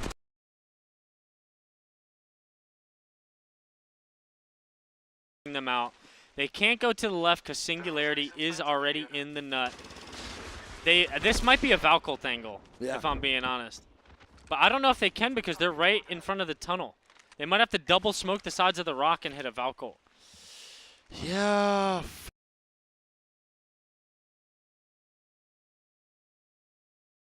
I think this is just Valk ult, maybe play for roof late. Yeah, I think so too. You got to smoke it out somewhere though to hit the Valk. You can't just Valk ult. They're going to die like Fun if they do that. They have charge rifles and repeaters just staring at them, so this gets really tough. This stresses me out as an IGL. Like when I used to IGL, this would be a situation where I'd probably ask my co-IGL for a lot of input. Be like, yo, what do y'all want to do? What do you think? I'm not 100% sure. Where can we go? Is the play the Valk ult here? Do you want to smoke? Where do we smoke? Like comms like that, I think are important in this situation. You only got 12 seconds to really decide, and one little thing is going to be the game changer. Yeah, I mean, a decision that you make right here, specifically to this one, almost everything kind of seems like a bad idea with like low chance of working. Yeah. This is just one of those where you hit the button and you pray that you make it because they might get canceled. Oh, they maybe get it off. They don't get canceled, but I think they're going to have a lot of people looking at them. Yanya almost getting cracked. And they're going to make it out for right now. It's going to be Moist and Xset going down, or fighting right now, and it's going to be Moist 2-man down, while LG is going to land on top of bridge and take the fight underneath. And who is that? I actually don't know. I believe Singularity. It's going to be Singularity, so they're still alive too with a great first game. Here we go. Guerreras moving in. He's going to go down here. It's going to be up to Yanya. He's the only one full HP. He needs to go big on these shots. Good shots from Yanya. Great job. Oh, no. The Bangle. The Bangle killed him, dude. No. The Bangle, the kills as Nocturnal and Xset are looking to fight ESA. They are taking every fight possible, Greek. Every single one. They are bringing it to the other team. Yeah. Nocturnal actually throws his Bangle there, gets his kill on the bridge as they're swinging left, and just like that, Xset has taken the ultimate height here. Yeah, so we have IBG full team. The only one's going to be alive is going to be an ESA Rat. It's going to be IBG, Xset, and Singularity all full. And they have a free Watson gen on the roof. Free Watson gen. They have the bank smokes. They have the Seer as well. I don't think they have Seer ulti, though. They don't. No Seer ulti for fun going down later in the game. And it's going to be Luda the Rat on ESA. Yep, IBG is going to be on the low ground underneath them. And then on the far side bridge, you have Singularity. I kind of like where Singularity's at. They're kind of across from the action. All they have to do is just walk in, let Xset and IBG fight. And I think this should be good, man. I think they can just walk up or climb up the little wall later and be okay. Yeah, I mean, Xset has complete dominance right now, but I believe the way that the zone is pulling out, it's going to make them have to fight IBG. Yeah. Unless they swing out on the Rat, which a Singularity already just did. Mm-hmm. So we have Esports Arena eliminated, man. GG's. If you had to guess, who do you think's winning this one? I would probably say that Xset's going to win this. I think Singularity's probably going to get second. It just depends what IBG does. I think Singularity is going to get the dub here. Yeah. I think that Xset is going to have to jump off the roof first into IBG. Yeah. Let's see. They're going to jump off here, man. I think this is a solid play call. They don't really have anything else to do. The smokes by Nocturnal are going to have to be really big, though, man. In order to make this work, the smokes are going to be the most important part. Playing angles, playing LOSs. With bad bank smokes, they lose this 10 out of 10 times. And here we go. Double digi, though, man. The RE and the Prowler. Let's see. Oh, baby. Sykes going to try to stay alive. Good movement to avoid pretty much all the bullshit. That was a great job. And they actually take the low ground left here. This might be the right call, but Singularity is going to be bullying them along with IBG, and they're going to be going down. Singularity now looking down on the last team. And Singularity with a monster game. Hey, Singularity with the win, and we hear Pokey's going crazy on the right now. My man is feeling it.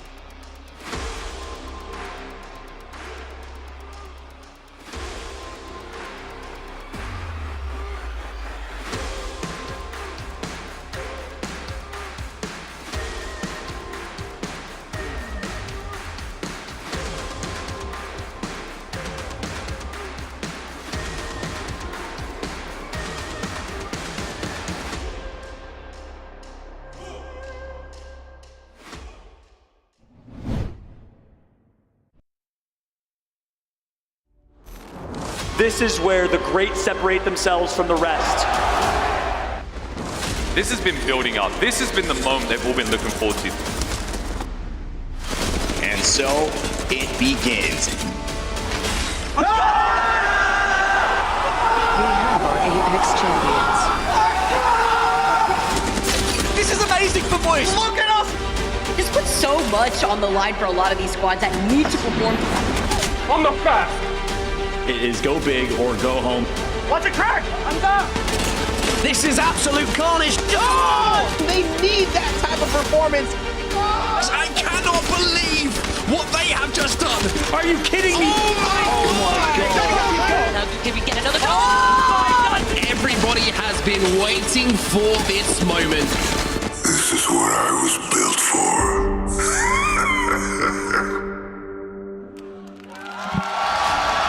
Ladies and gentlemen, welcome to the winners bracket final here live from London at the ALGS Split 1 playoffs. It is Big Ben. Well, who will be big? Who will go huge here in the hometown of London for some of these players? Will it be J-Links, the young rock stars who have been dominating everybody ever since getting picked up by the org of the football superstar? Or will TSM, NRG, Space Station, and all other 9 teams maintain and perform here in this moment?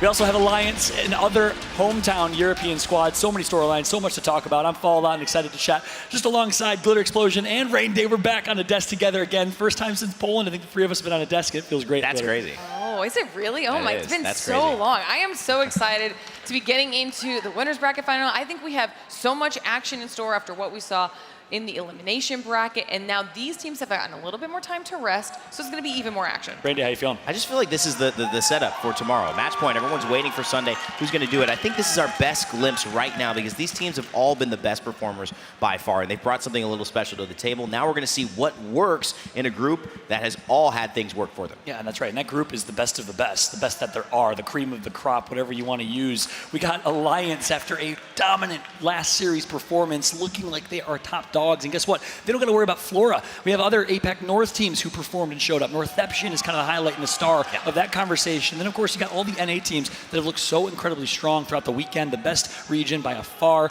9 out of 10 NA teams qualifying. 9 out of 20 in this lobby. And if you're wondering how everything shook out here, let's take a look at the overall standings here in our group stage format and how we got here. Take a look at a few things. Look how close 1 and 2 were. TSM with 153, Northception right behind with 152, and then Pulverex in 20th, only 1 point ahead of Dreamfire in 21st. We'll get there in a second though. Ray Day, what else stands out to you here? I just love the idea of at Esports Arena actually having to come in with a new player in the last month, getting ready for this, still hitting in the 120s, almost 130s, but you really hit the nail on the head. Northception, a team that has kind of shocked me, coming from APAC North, being the 2nd place finisher behind only TSM. This is an overall group that is going to represent a lot of different regions and still be extremely successful. Yeah, that's right. And this is really it. This is it. This is our lobby here. So start to preview this matchup for us a little bit, Glitter. Who are some teams and what are some storylines you're looking out for? Okay, I don't know if anybody else is on this same page, but one of the squads that I really want to talk about is J-Links. Facts. Now, they obviously had a hot start. We got to talk about Zane, okay? Woo. Nobody can forget those insane 1v3s to start off the entire group stage. I mean, that was kind of the representation of what we were going to get out of that squad. Now, the thing is, with J-Links, they came out the gate hot, like I said, 71 points in their first series, and then started to slow down a little bit from there. Then down to 42, then down to 20. Now, they ended up in 6th out of groups because of that incredible performance in the very first series, but did slow down a little bit. I don't think you can stop Zane, though, because right now, 2nd in kills overall. So as long as they can get a little bit of a reset in and then continue the domination from that first series, I have high hopes for this squad. Absolutely love the way that they've been playing. Obviously a threat, Zane, a young star, a rising star. For me, though, Glitter, despite J-Links kind of being in EMEA, I think one of the rock stars, Northception for me, APAC North. When we're looking at North America, one of the teams I've been so impressed with, it's not DSM, although I have. It's NRG. They've been one of the most consistent teams in terms of their performances. 49 points, 52 points, 53 points, and they have found themselves near the top in 4th place. But one of the things that makes this story so interesting is earlier on in this season, there was a bit of a drama going on between XSET and NRG. Gildersons joins NRG. Xset feel maybe a little betrayed, maybe a little blindsided by that. It ends up working out for NRG. It also works out for Xset with Sykes. But what they've ended up doing, I think, with Sweet taking that micro command is help to guide the likes of Nathan and Gildersons into the position to dominate. Nathan crossing over 1,000 kills, the second person besides TSM Imperial Hal to join. Yeah, that's right. Nathan with a milestone achievement alongside the great rank in Hal. Sweet might be the next one, though, and Sweet popped off yesterday, right? Yeah, and I think that's what makes the scene so deadly. Sweet, his macro is phenomenal, and the micro is exceptional. No one else does it better. But can they do it when the going gets rough? For me, this is where they're going to be tested the most. If they make top 10 here, they don't have to battle out an elimination bracket too. They're looking like a team that might find their redemption arc here. That's right, and then right there on the left side of your screen is the young god Gildersons, coming from North Carolina, was just a high schooler when he joined Team Liquid and dominated with that team, rose to the ranks as one of the best in North America, and got swooped up right by NRG, replacing Rocker, the former third on that squad. He, of course, has a massive shoe to fill overall, but guess what? The kid has ice in his veins. His first ever LAN, wasn't nervous even for a second. He doesn't get nervous. He's built different, so I like that call out in NRG, but for me, look, at the end of the day, NRG, fantastic. Jay Ling's hometown crowd. For me, though, it's Alliance. Let's be honest here. You thought I was going to say something different, didn't you? Alliance looked so good yesterday. It's almost like a storybook that we wrote. I interviewed Hockey, we talked to him, had a conversation. He said, look, I'm not losing any confidence at all, Fall. Yeah, we haven't had the best group stages, but look what's happened to us. We've been contested, and we're just not playing our game entirely, but we know what we have. We know what we're capable of. And then he went on to put on an insane performance, placing top 3 in a very stacked group lobby. And that man, on your screen right there, it's Yuki. What a show that Yuki put on for his hometown crowd here. The British boy. He knows. He's soaking it all in. This man's not afraid of the camera. Let's take a look here at these highlight plays from Yuki. Randy, walk me through it. I love this moment here with the wingman as well. He's obviously got himself one of the best 1v1 positions because you don't have any ADS slow, so he gets to move just as fast and hit just as hard with the wingman. But it wasn't just that moment, John. You were on the call for it when he went up against TSM Imperial Hal, and this was just a moment of brilliance. Yeah, that's right. I had a chance to go back and watch this back yesterday. It was madness. There was so much going on screen that I even made a wrong call and a couple bad calls. Yuki, I thought was lost control of this fight, but little did I know he maintained control the whole time. Look how he plays this so smart, so brilliantly, plays the purple knockdown shield, does take a lot of damage here, so Hal didn't take any damage at this point. He's down 100 damage, uses that knockdown perfectly, and his ability to maintain control, get Hal back to 5 HP, and essentially at this point they're both hurt. Hal gets 2 punches in, and all of a sudden, we're neutralized, we're even. Both of them are low ammo, 6 bullets in his car. He needs to hit the shot. And he does. There it is, that shot from Yuki. I thought it'd be a second later there, but no, an insane play. The pop-off coming through. Not many people can take Hal, but since he's changed the controller, especially in a close range 1v1, Yuki did. Yeah, I mean, even in a replay, that is a stressful fight to rewatch. Phenomenal performance out of Yuki. And this is something we've talked about throughout the past couple days. Alliance is one of those teams that thrives under pressure. They struggled on the first day, struggled a little bit less on the second day, but when they had that added weight on their shoulders, they succeeded. That's right. Take a moment. Obviously, a lot to talk about here in terms of teams. We could talk for days about this matchup, but can we just talk about, can we get a wide shot of the 3 of us, please? Yes, Rain Day and I are intentionally wearing matching leather jackets. Had to happen. It had to happen. Hope it's okay. Thank you. Again, we're not those guys. No, we never are. We're not. Never that guy. But we are. We are. The history, there's a history lesson here. 3 years ago, ALGS Champs Year 1, we accidentally wore matching floral shirts. Someone in chat, whoever you are, if you're watching, I love you, said, looks like Rain Day and Fall should be in a buddy cop movie. And every year we do this. We have matching outfits ever since. And Glitter, you're matching too. I coordinated. You have John's color and my color in your vest. So that it felt like it flowed on the desk. Is this the best looking desk you guys have ever seen in terms of matching outfits? I got the big schnoz.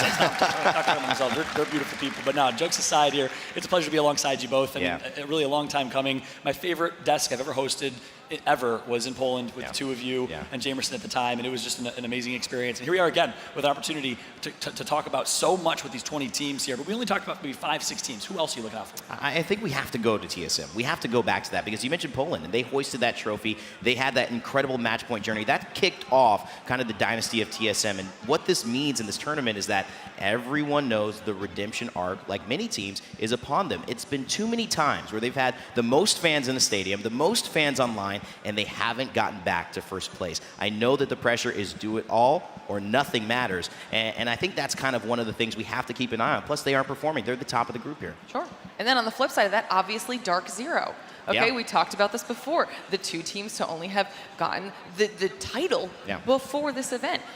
They are somewhere in the middle of the pack right now, Yeah. but the back-to-back champs at the same time. So we need to be keeping our eyes on them for that resurgence in their performance because it's bound to happen. And those two teams are the only two teams in the history of Apex to win a LAN championship. Yeah. Only two teams get to join the coveted ranks. Will it be the two of them?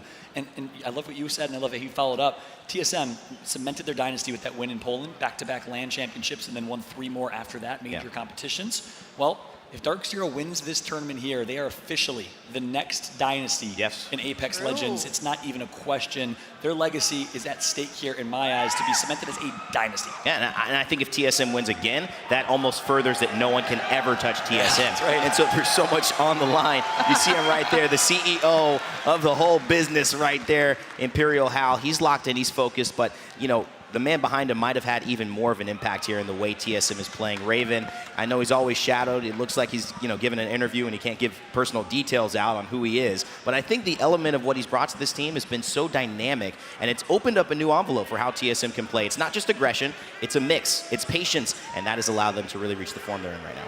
100%, and we even got to hear that when I did the interview with them yesterday at the end of everything. You know, they are the definition of cool, calm, collected under pressure. I mean, Hal and the crew never phased. I asked what was going through their minds the whole time, even when they were a little bit behind. We're never concerned about it. Yeah. I mean, they have such a solid dynamic between them. They've been together for so long, with the addition of Raven now making everything a little bit more interesting with the memes, giving them a little bit of fun on the side. The villain Raven, the boss. Yeah. He's actually the nicest guy ever from North Dakota. He really is. You have to be nice from North Dakota. A couple other things here, right? Yeah, TSM, Alliance, Dark Zero. We've talked about a lot of key teams, but the one in particular we also have to highlight is NRG. I heard some Sweet chants coming out here as he showed the CEO on screen and Hal. Sweet's been playing incredibly well. His call's been great. NRG and Sweet, talk about a legacy on the line. Has yet to win a LAN championship. He's led to place top 5 or top 3 at a LAN championship. So much at stake for Sweet. And then another squad is the Guard. I mean, they're the opposite. They're up and coming, really, really dominant squad right now. Yeah, I mean, the Guard, I think, have been playing with a lot in terms of taking on the org as the Guard here in this tournament with a lot of confidence. It's a team that I think is still playing their game, and sometimes teams switch it up because of these lobbies. I'm interested to see if today they can have that confidence in the winner's bracket, because it's different to do it through group play, and it's different to play zone consistently and get those wins through group play. Now everyone's trying to do that, and you've got a mixture of teams who are all at the best, especially Ascend, another team who likes to play zone. They're going to be competing with Guard for the exact same strategy, and we already know what Kashera has on the line in this story for this tournament. I think that would be huge for them. Well, it's a perfect setup, because guess what? I think you like him just a little bit. People online, as we take a look at the nice little huddle there, but we got Dan Gaskin live with Rambo of the Guard, fan favorite, the beautiful hair, the beautiful soul. Let's throw it over to Dan. Thank you so much. I mean, wow, what a handsome man. The most handsome man maybe in this arena. We did see you a little bit earlier in the crowd. Spilled some coffee on your trousers. Have you changed? Absolutely not. It's a good look. It is a good look. It's looking stylish. Do you think that you're coming into this one, you know, as a favorite, an underdog? What's the thoughts? Yeah, you know, honestly, I feel like we're kind of always slept on, especially with our play style. But, you know, I kind of like being the underdog, you know, showing everybody that we're not an underdog, you know, that we got a lot to prove out here. It's a very different story for you as well. If you consider champs, you know, you came into a sub, one of the best subs that anyone could have asked for. Now a far more practiced team. Do you feel like this is going to be your shot to really show up as a squad rather than just as an individual? Oh, yeah, absolutely. You know, I think after champs, you know, that gave me, like, a lot of confidence. And I was super stoked to stay with Cole and find our perfect fit in Keon. And it's just been an absolute pleasure so far. And I'm super thankful to be here, super grateful, and ready to show the crowd, man, that we're not just here to show up, man. We're here to put on a performance, baby. I mean, they all love you, and quite rightly so. Talking in-game, talking strategy, is there anyone you're particularly worried about when it comes to this series? Absolutely not, man. I feel like my controller's locked in, and I'm ready to fry. Ready to fry. Thank you so much for chatting. Best of luck, guys. Back to the desk. Thank you so much, Dan. Well done. And yeah, you know him again. You love him. Rambo is such an amazing human. And look, at the end of the day, a lot of great teams competing here. We've highlighted a lot of the NA teams because you have to. There's 9 of them. Again, 90% qualification rate. Of course, we'd be remiss to not talk about XSET, how dominant that they've been, as well as LG Luminosity has been playing really, really well and doing so with dominance. But let's shift away from North America here. Let's focus on the rest of the regions in global competition. APAC North, APAC South. Both of those regions have really stepped up this weekend. Who do you got from APAC North? I mean, I know that we touched on them a little bit before, and they're obviously at the top of the leaderboard, but no one can get North Option out of their mouths right now. They have just been such a dominant force within all of their groups. Any of the matchups that they've been put up against, they've been consistently good against. I mean, they have Razy, I believe, in 5th right now for kills. When it comes to that squad, they have just been so solid, and that's kind of crazy when you consider their road to get here, because they had qualified through that preseason qualifier and then ended up in such a solid top spot, 2nd place out of the region. Love it. For me, from an APAC South perspective, ExoClan. We have not talked about them nearly enough throughout the weekend, and they have performed so well. The Killer Pose, as we remember it, man, flexing on screen from LGS Champs in Sweden. This is a team that played really, really well at Champs, and no one really talked enough about how good they were. They've been playing so dominant on edge, very aggressive, dominant group stages. I'm looking out for EXO personally. Who you got from APAC North or APAC South? I just have to say Fnatic, top 4 in championships, and we looked at Raleigh and we said APAC North was playing a little bit more Watson than we were used to. We saw Yuka making some amazing plays, Matsutasu, Meltera. I think that now when we see them in this winner's bracket and how they've performed, it's the real deal. And APAC North, whether they're bringing in the most representatives in this winner's bracket, obviously they are not NA, EMEA representing a little bit more, but in terms of quality, I feel like APAC North are as lethal as they've ever been in terms of being able to actually win this. And I feel like it comes down to smarter play, maybe a slightly different meta, veering towards the Watson a little bit more, but also I just think experience, LAN experience, especially from Fnatic in their hands. That's right. And then, of course, on the EMEA side, we highlighted Alliance, but Ascend Club is another top club in roster that's been looking really solid, but a little inconsistent. Some really good series in group stages, some not so much. So I'm really interested to see how Ascend does. Representing Portugal and Kashare, you saw the interview with Dan earlier. If you didn't, go rewatch it. He got emotional. Of course, his father, his mother in the audience, such a family-oriented team and family, and I'm looking out for Ascend Club as well. It's going to be really, really interesting to see how they will continue to perform here. EMEA, APAC North, APAC South, and of course North America. One region we have not talked about is South America. And interestingly enough, no South American teams qualifying the winners bracket. They popped off in the elimination bracket, though. And at the end of the day, we'll see if they will continue their run. I want to also kind of clarify a little bit, make sure if those that didn't hear at home, teams are also competing for a regional points distribution, and it's really minimal, I think, as it currently stands, based on NA still dominating. I think NA would gain only 1 additional invited slot, and I think EMEA and APAC or South America would lose 1 as it currently stands. So it's a really small shift, but based on your performance in your region, you might have an opportunity to change and get a more invited slot. Sorry, I lost my train of thought there. Get some more invited slots for the next LAN, but your thoughts on kind of that system right now? Yeah, I mean, I think it's great, and obviously as we calibrate, because we haven't had as many chances over our 3 years to have these LAN experiences for these teams and have them show up, we're going to see really where does it need? Do we need more South American spots? Do we need some more APAC North spots because of the representation? More EMEA spots? This is something that is constantly going to be changing, and I think, at least for this year, it's very smart, since this is the first full year of LANs we'll be able to do from all the split playoffs. Yeah, that's right. First time we've had a chance to have that in effect here. A lot of people have talked about maybe some regions deserve more, some regions deserve less. APAC South has been performing, so you have a chance to earn those slightly additional slots in this competition today, which is great. Obviously, we're filling some time here. Apologies, y'all, for some slight delays, but good news. We put a lot of work into some content pieces for y'all to enjoy some of these down times. Rain Day, you had a chance to do one that I've been probably looking forward to the most. I'm not going to lie. The Kashare interview was great. Break it down and throw it to us real quick. Well, you know, it's always fun to sit down with an IGL, but I would say it's more fun to sit down with 2. I had a chance to talk a little bit with Hal and Sweet, and we thought we'd change up a little bit of the style of how we like to interview them. I might have been not giving them as much as I usually will, and they might have been returning it just back. We had some fun times on Thursday getting ready for the tournament, so I introduce you my interview with Hal and Sweet. Hal and Sweet. Is it hard to pretend to be friends? Yeah. Excruciating. Yeah. What's the hardest part? Talking to him, looking at his hair. You are both IGLs. I think so, yeah. Maybe more so me than him, but yeah. That's fair. Delusion. Who's better? The one who didn't switch to controller. Sweet, you once created a detailed side-by-side comparison of you and Hal. Wait, I remember this. Yeah, I made this. This is so long I made ago. this a while ago. Yeah. You know, there's 5 metrics: IGL, close and long-range mechanics, team morale. Well, this has epicness. definitely changed for sure. You know, IGL-wise, neck and neck, mechanics neck and neck, but team morale, Hal was coming in at a 1.6. You know, Hal before his therapist was pretty bad. However, even back then, epicness, 10 each. Out of 10, how would you rate Sweet's haircut? Hey, listen. I need a number only. Okay. I'll give it an 8. Wow. An 8 for not caring. That's why. Yeah. That's fair. Yeah. Have you guys practiced today? Nope. No, we have not. We don't practice, especially in RG. Has anybody ever told you you two look exactly alike? No, sometimes. What is the best thing about Hal? Passion. Passion.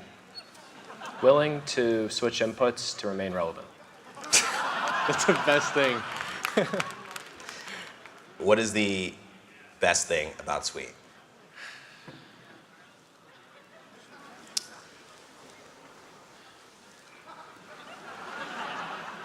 You can be honest. There's nothing. Damn. Would you let me IGL both of you?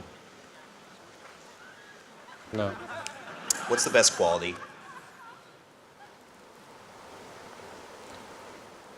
feel like you've been yelling this whole interview. Which of you is best at rock, paper, scissors? Wow. That's a 2 out of 3. It's kind of the epitome of Apex. Yeah. He's a cheater. Do you want me to ask him to leave? Yeah. How would you rate Hal's haircut? I like it better when he's fully shaven. Wow. Okay. This is a very important kind of discussion we've had today. So I want to give you some final thoughts. Thank you. Hal? Final thoughts? Final thoughts? Give each other a high five. No. It's part of the show. So? It's big. It's a clip. You like, touch knees or something? Well,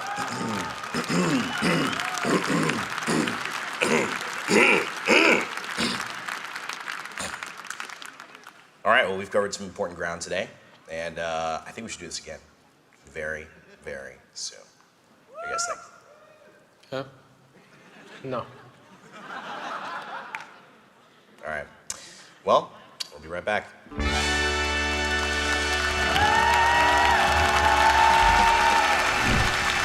Wow, I mean, that was truly an award-winning piece of journalism right there, Evan.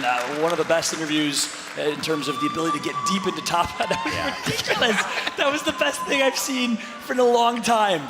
Talk to me, what was that like, man? Listen, I first have to shout out Charles, Bravo, Onset. They did a great job working behind the scenes to help come up with that concept. But it was a deep dive. I have to say that we got really into the minds of an IGL, and we had a chance to, in more of a serious way, see a little bit of the playfulness that Hal and Sweet have. It's one of those dynamics that I think make Apex special and makes our community special. We have these superstars that kind of have these fake little, not fake dynamic, they're kind of real, but still at their heart, they love each other and they have fun with it, so I appreciate it. I just want to stay on character now and make it, continued awkward. No. Deaths, but I guess we're not going to do that. We're going to go back into try-hard mode. Deltouche would be very disappointed. No, I'm just kidding. But yeah, that was amazing, man. Very, very well done overall. Congratulations. Round of applause for Evan and Rain Day, and of course, Imperial Highland Sweet. But guess what? Enough for this and enough for now. They got into all the important topics in the interview. We're going to get into the important topic at hand right here, right now. It is time for game number 1. And to call the action for the first time this weekend, we got Genome and Spider Tiff. Take it away. Thank you so much, Fallout. That interview was impeccable, Rain Day. And it's so funny because Genome and I had like the backstage access to the chat in the lobby, and they were definitely going at it. And they were like, that sounds so good. I haven't even seen it yet. So Hal, NRG, maybe we will see them meet up here in this lobby for Winners Bracket Round 1, Genome. Yeah, premiere for all of you guys out in the crowd and the audience, of course, watching at home. These guys, I'm sure, will enjoy watching that later, but for now, they'll be watching their backs because this is the winners bracket. Tiff. I mean, look, it's going to be really great. We are going to be starting off on World's Edge, the ever familiar. We're going to go 3 matches here, as always, then jump over to Storm Point on the later half of the day. But as our teams jump into their drop spot POIs, some things that we were talking about beforehand, those drop spots, right? Alliance finally going uncontested at Thermal Station. They'll actually get to play their own game. They barely made it into the winners bracket. They only crept in because they had to go toe-to-toe with Flora, who have now not made it through, but this could be a completely different look for them. DZ as well had contests on almost every map and every situation they came across. They still managed to make it through. Let me point out, in 13th place as well, which they did the last 2 lands they took home, Tiff. Ooh, so hey, maybe you're alluding to some things. Maybe DZ gets to hold the trophy at the end of the playoffs at the last day, but let's go ahead and turn our attention to the Trials and Skyhook area. Typically, this POI of the map will be split into 2. A team will take Skyhook West and then Trials, but now we've got a plethora of teams there. Yeah, we've also got Fragment West, where it looks like there could be some action going down. ESA and E36 not willing to give up control of that to each other, and that leaves Dome largely free. You can see LG down the bottom. They're actually taking both launch site and Dome because of that. That's free with these teams not willing to push any further out. Of course, DZ also spread across Epicenter as well as Survey Camp, so that is how that's kind of splitting out there. Oh, now we're going to jump on board with NRG. This is Sweet's POV, but I don't know how I'd rate that haircut because it's not looking like Sweet's hair, but I love to see it. So excited to have them here. We want them to find that consistency because we always talk about Sweet being one of the IGLs that is the best worldwide, but he won't even call himself that until he gets a LAN championship. And it's something he's been searching for a long time. Finally, they're looking pretty good. 4th coming into this winners bracket. Certainly says that they're in the hunt for that trophy.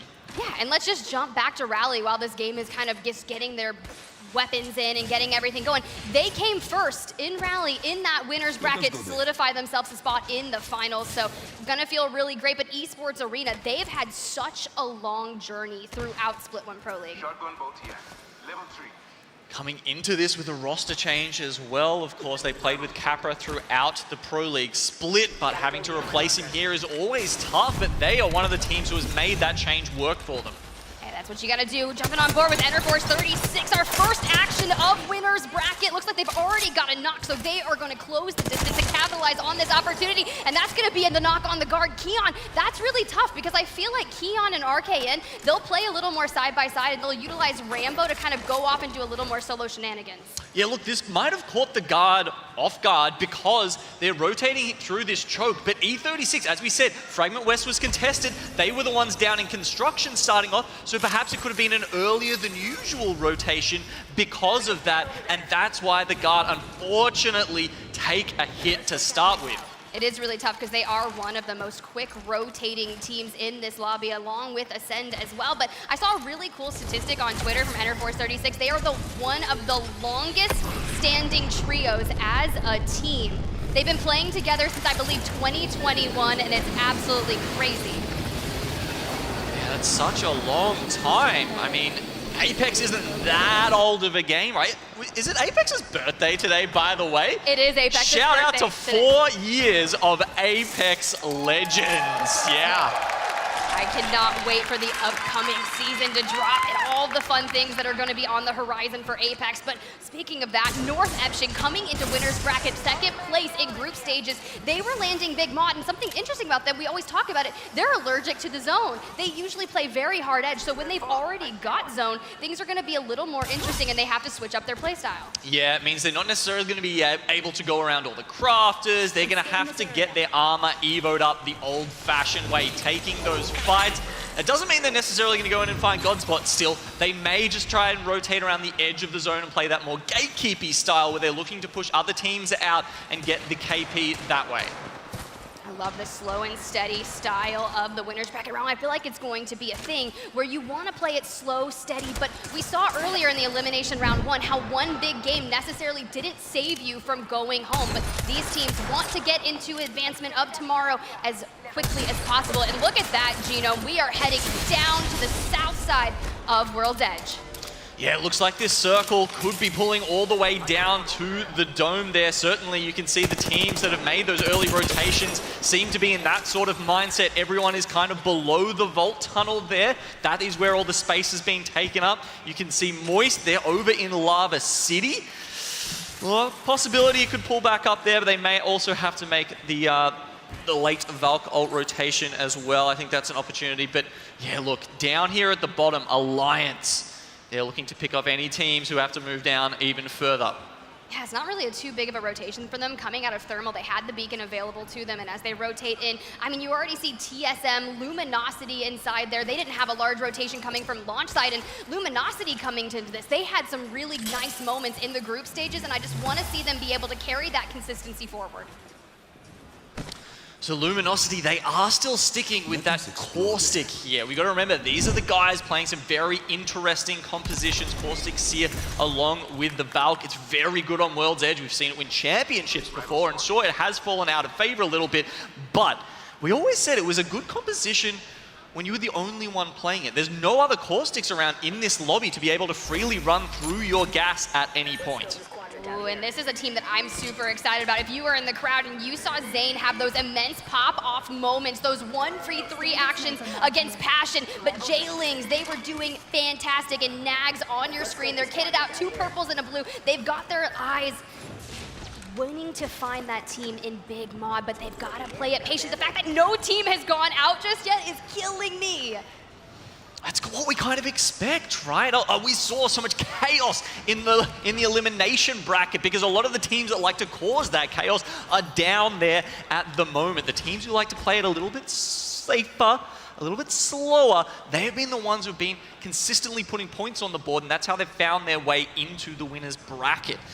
So no surprise that that is the way this first game is playing out. But all that means is action's going to be even thicker and faster when it does finally come through in the next couple of circles. See 103's on your screen, Scurry on the Loba. That's going to come in so clutch when all this action starts unfolding. You can drop that black market, start looting those death boxes around you, but playing it very safe. Like Vaxlon popped off with the PK yesterday, had a lot of really solid moments, and especially on World's Edge, so I cannot wait to see what they bring to the table here. And we also have Space Station in the lobby. They had a really great article come about them recently. It's their last dance. Frex themselves said, "We've won and lost together." It's emotional, but it's still not over. So they're still alive and well, trying to make it through this stage. Okay, now here is a throwback. We've got E6 on the Caustic, and while you were talking about that, Tiff, I was just having a look around. We actually have 3 Caustic teams in the lobby. This one is the most throwback, right? This is the tried and true Gibraltar and Caustic. You can see the guard who are just trying to get back into it, unfortunately have just run into E6 in the zone. They thought, hey, maybe we'll be safe over here, being able to get a res nice and early. Second circle won't be too tough on us. But unfortunately, they have not found their moments, or rough start to the guard. The Rambo did get away, by the way. He's down in Thermal Station, but don't know if he's been able to get those banners. Look, I have full faith in Rambo. We saw him in action in the champs, right? Those moments where he was clutching. He's going to be on that Valk, and I'm just excited. We just gotta let him fly, right? Out of the zone, hopefully, because that's looking a little bleak. Does have 1 med kit and a few syringes available to them, but the thing is, the ring is so heavily congested, the moment that you walk into it, you're just gonna be a sitting duck. There's gonna be no available buildings. You know, I was having a discussion with some players at one point, actually, that Rambo might actually be the best sub we've ever seen in Apex Legends, and that is considering that JMW won a championship. Like that, he played so well with Nasky in that championship that I think that's genuinely up for contention when you consider how good Zero as well as Sharky were to make that happen. So look, if anyone could do it, yeah, sure, it's Rambo. But as you can see, no banners. It's definitely going to be a ratting game for him. I mean, it's pretty bleak. He's got that white shield, so hopefully he can get into the tree relatively safety, craft it up. You can see ESA on the screen to the left, Dark Zero on the right that you had mentioned. But as these teams are making it in, you've got to make sure that you are going into endgame with a multitude of grenades, a lot of ammo, because the fact is none of these teams have actually been able to really fight aside from E6 and a couple of teams picking apart the guard. And if you're already a rat with 20 teams to, up, that is not the ideal situation. It's a tough spot to play from there. You can see Dark Zero. They were a late entrant into this composition, playing with the Bangalore and the Seer towards the end of the season.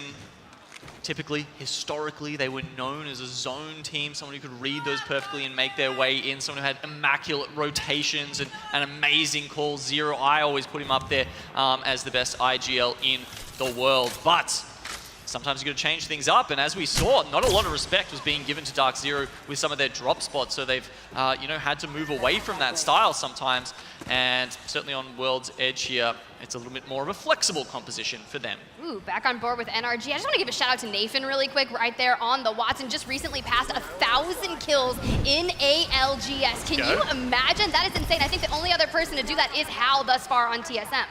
Let's scope this quadrant out here. Extremely big numbers from those guys. I mean, look, Hal is also up there in the leaderboard at the moment. He's sitting in third for overall kills for the tournament at 36. And of course, TSM on top of the leaderboard as well as being on top of the overall team kill leaderboard with 87 as a squad. Fun on your screen. They've already found one elimination. I believe that was earlier on. We saw the guards start getting picked apart, but finally, we're about to have some action as Xset, they started off the group stages so strong with back-to-back wins in their first matchup, facing off against Dark Zero, but you don't want to go out here, and with so many teams congested, they will start picking you apart. A lot of these teams are starting to pick up those snipers. They want to farm their Evos that way and find a lot of damage, and Xset right now just kind of taking it. Time is running out and room is running out for these teams here. The space is about to be severely restricted, and we are still at 20 squads in the third zone. That hasn't happened yet this entire LAN, but that just means the next one is going to be a doozy.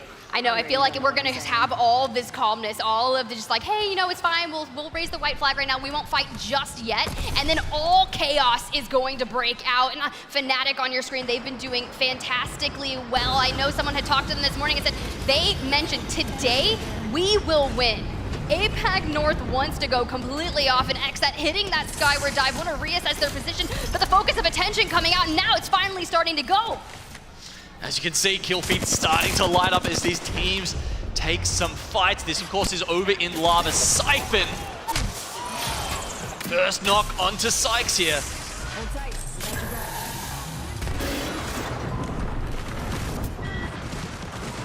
All right, you can see Sykes going down. We do have the gold knockdown to go ahead and get that res off, but unfortunately may not be able to get it through. ESA looking to get into the action because this is going to be the best way to do it. A third-party Luda coming in with a swing, going to throw all the entry damage, but doesn't want to fully commit just yet. Nocturnal trying to get away with their life, and hey, welcome back to the main stage, Nocturnal. It's good to have you, and Fun not able to get rezzed, and this is going to be a very hard reset. If you are out in the open, going for that res is just going to put you in the LOS. Cody, the sub, coming in for LAN on ESA.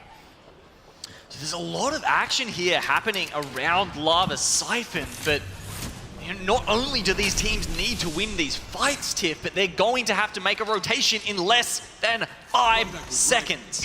The zone is about to close in, and I can tell you there are not a lot of spots left over near the dome where this circle is shifting. The fact that we have at least 8 to 10 teams in the dome, but it's NTH that's going in for that first action. They are going to take out J-Ling's Esports, which is really unfortunate considering how much of a powerhouse they were in the group stages. But we're looking at the lineup of these top 20 teams. We knew this was going to be one of the most deadly lobbies that we will potentially see. And Fnatic hitting that skyward dive. Want to prioritize the rotation, but where are they going to go, Genome? We're about to see there is actually a lot of a bit of space in Lava City here. These buildings can accommodate several teams. It will still be in within the next ring, so it's okay for the moment. North Epsion are looking at them. Exit has been eliminated in the meantime. The crunch from those teams coming in from Lava Siphon starting to take some names. You can see the Seer exhibit is out. E36 and Space Station Gaming right now in a little bit of a tussle, but if they're not careful and they don't have a clean wipe, ESA is going to be ready and waiting. Zenile throwing all the damage down, but gets cracked himself. Frex not looking well, dropped. The IGL is going to have to make this happen, but this is one of the fun things. They've already announced at Space Station Gaming, this is their last hurrah. You saw North Epsion go out as well. Yeah, Dark Zero and so many others are about to start hitting the end of their first game. ESA here in this fight. They're going to be the ones to come out on top. Can they get the armor swaps and reset in on time? Fun 1, 2, 3 are on their 6. We knew this was going to happen. Everyone was going to start collapsing upon each other, and just like that, only 13 squads come in. That Seer, focus of attention is going to cancel the res. Fun, full sending. They want all of this action. This is going to make every fight so incredibly difficult to take. Do Fun stop and loot, or do they keep going and keep the pressure on to ESA? You know that they're still popping bats and med kits at this point. They are suffering, but will they get away with it? Really, honestly, no, well, they don't, because they run straight into Alliance, unfortunately, on the other side. So, look, Fun don't walk away with the kills necessarily, but they do push them to their doom. That was something that a lot of the teams were talking about. You heard Nasky say himself, a lot of the fights that we were looking to take, those kills kept getting yoinked, and it's very tough, but 100 Thieves finally getting into the mix over here. Fnatic on the left building. I don't necessarily think they're going to full-on commit to each other, but they have 11 seconds on the clock before they have to make their way fully into Dome, which is so heavily congested. It's absolutely ridiculous. There are a lot of teams within the buildings within Dome right now, and just to give you an idea of who is looking very good for this game, because the next circle is shifting almost perfectly over the Dome itself, Ascend is sitting in there. You've got EXO, TSM as well looking really good within those buildings, so we'll have to see if they can withstand the siege from these other teams who are about to start looking for space. That said, once this circle closes in, on top and below the buildings also do become playable space. Matsu and Fnatic have to throw out that Seer exhibit upon landing. They want to find that information. They did get tagged up a little bit, but they haven't been able to fully reset, but they're not in the zone. And 100 Thieves, Amu goes for the swing and Melt Zera says, no way, you're not coming. Scurry going down, 100 Thieves out, Moist Esports out, 10 squads remaining. The guard, Rambo was found out. I don't even know if Melt Zera is going to be able to get a reset here, but they're still firing. The tiniest little bit of cover here, Fnatic, they're trying to make it work, but how are you going to when you've got care package weapons just ripping through your knockdown shields at this point? Let's talk about NRG though. They're sitting on at least 3 just from Nathan. They're on 6 eliminations thus far for NRG, and Nathan just adding to the total. After that 1,000 plus, he wants more. Luminosity out, Fnatic out, and now we just want to see. I really respect playing this outside. You have kind of that shell to have cover and reset, get geared up before you go in. Well, it's a terrible spot to play in the previous circle, but as soon as the space gets constricted, it does actually start providing a little bit of cover. So it's hard to juggle that, to make that distance. All right, Fun, Hal on your screen, but just like this fight started, they have already eliminated Fun 1, 2, 3, and they took minimal damage. We know Hal, the CEO, is ready and waiting. They started in losers brackets at Champs, and they barely made it to finals. This is their start to redemption.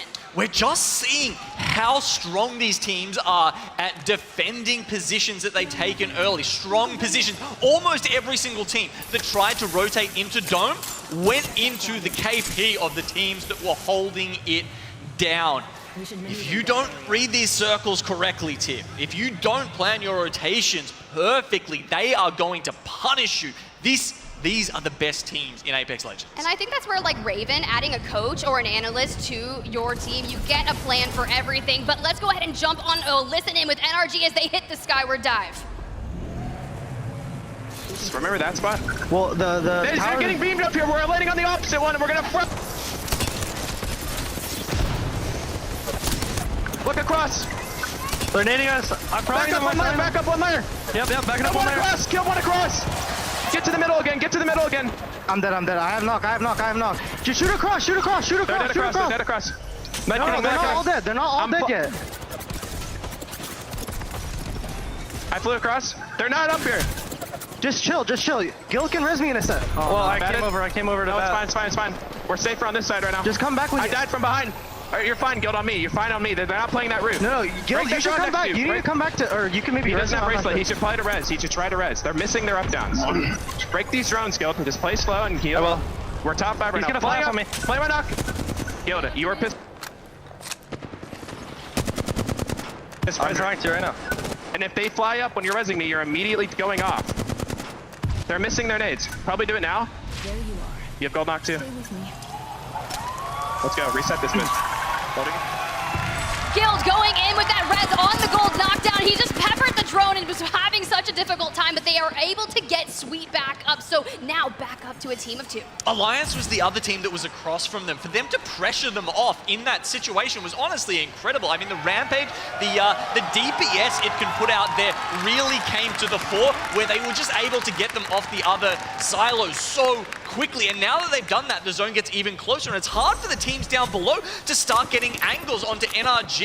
The other teams did such a good job of killing all the other teams rotating in that it actually kind of made it viable for NRG to take this Valve ult in. Yeah, Pulverex is the team down below them. You saw F-Chan with a 30-30 just trying to be an absolute nuisance too. But TSM, they're in a little bit of trouble. Verhal's down, very low, and Reps without a shield. Now Hal forced to bat as well, but let's check it. He only has 27 rounds of light ammo, and we saw what happens when he runs out just yesterday. And Nathan from above just trying to really third party this, and TSM, they have fallen. 4 squads left. We saw a similar circle to this yesterday. EXO has been waiting in the wings this whole time. There's the perfect view of it. Pulverex trying to use that interception pylon here to just block any incoming ordnance, but EXO is going to have to make their way out of this building at some point. You can see both teams using their utility. Smoke canisters go down, focus of attention coming out from the Seer as well, and just trying to make sure that both of these teams are going to be able to pop out at the right time. You want to make those smokes, you need to leave them available so that you have some sort of cover. Otherwise, you can look, NRG are just going to destroy you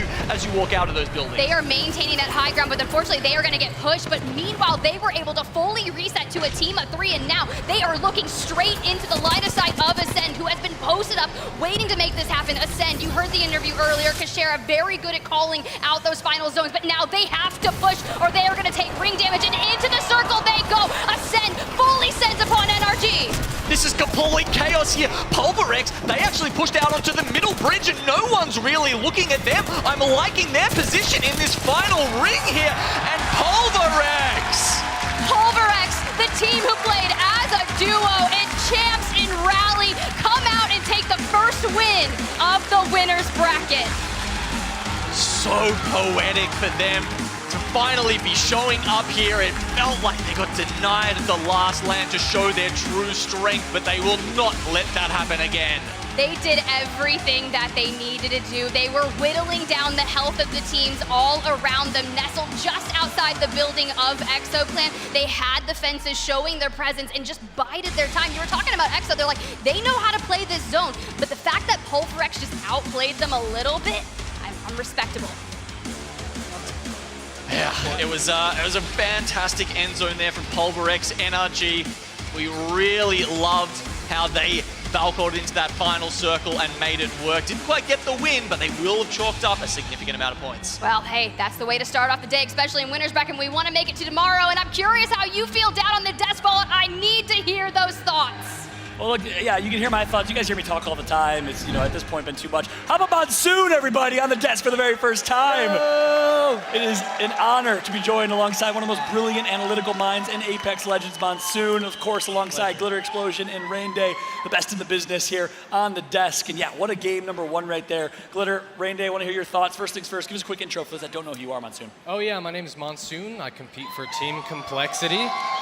We unfortunately didn't make it to this event, but it's still dope to be here and honored to be on the desk with you guys as well. So super excited to watch these games with you. So glad you're joining us, man. Thanks so much for doing that. Rain Day, Glitter, what a game number one. Pulverex, the team that barely snuck in 20th place, the team of two that ratted their way to a performance in Champs, Rain Day. I just Fichan's grin, his smile in the middle of that team, it just gives me happiness. And part of it is that Pulverex specifically plays zone better, I think, than any other team in this lobby. The reason being, they barely have any kill points. They've barely killed anyone. That might have been their first kills in this entire tournament. That's how good they are and how placement heavy they are. And I think Glitter, that goes to show that when they can finally get in a spot to third party and finish off a game, they're going to be in a great position, I think, to threaten winning one of these games. I am glad that you said that, because we have been talking about Pulverex behind the scenes for days, and I have been pulling for them since they became the Cinderella story of champs. And I have said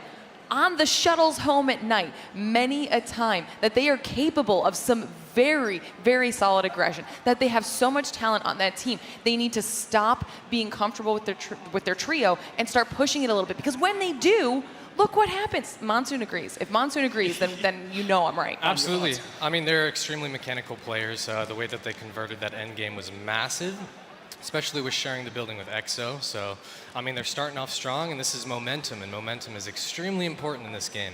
So we're going to see how they carry it, that's for sure. I love it. And let's break that down a little bit. Let's get a little deeper. And by the way, Glitter, I called you Glitter Stradamus, a.k.a. Nostradamus, yesterday. You keep calling things this weekend. She's been hyping up Pulverex. We saw F-Chan in the lobby yesterday, did the F-Chan with the flex, on our way to the gym. Yes, we went to the gym with, after a 12-hour day. But Monsoon, more importantly, you started to talk about the late game there.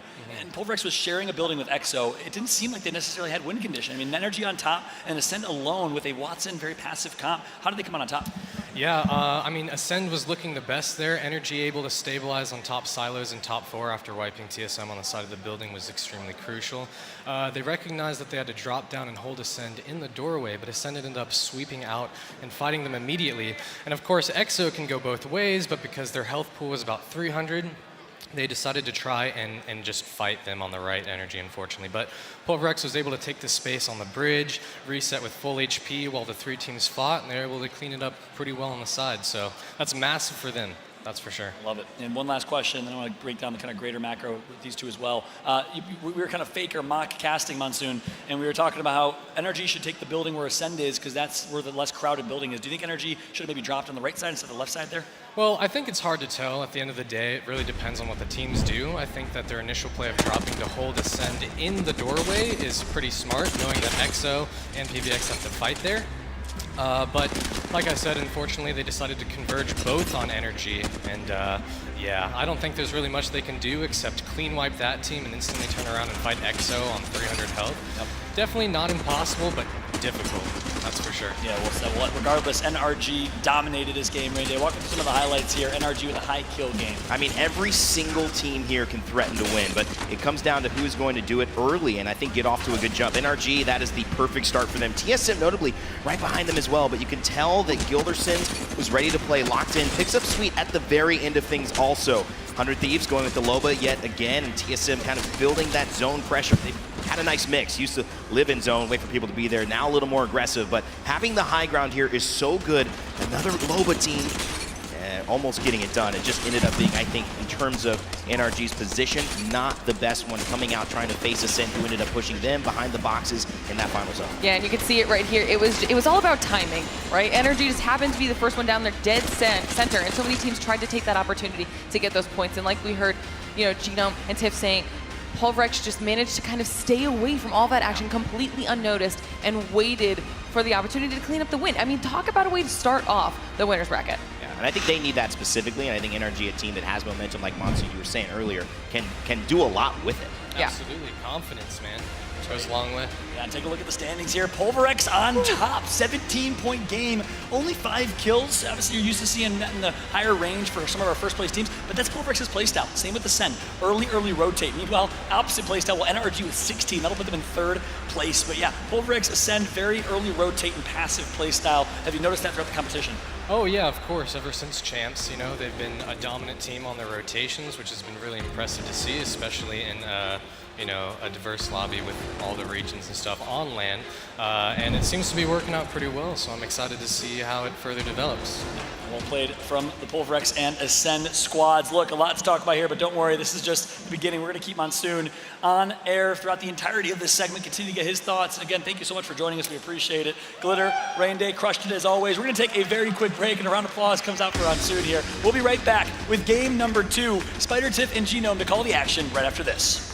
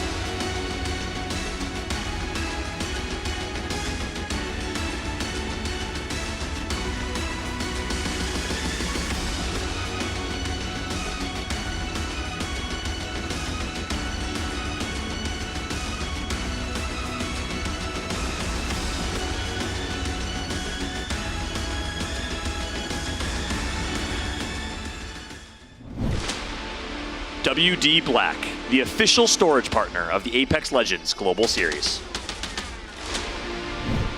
Welcome back, everyone. It is match number 2 about to be underway. Pulverex taking that win in map number 1. But I cannot believe it. So many teams trying to make a run for it. I mean, we didn't even really get to talk about Ascend. They came out of map number 1 with 14 points, and it was so good to kind of hear that zone being broken down by Monsoon from Complexity. Guys, barely missed qualification here for playoffs, so I'm glad to see him on the desk and get some love.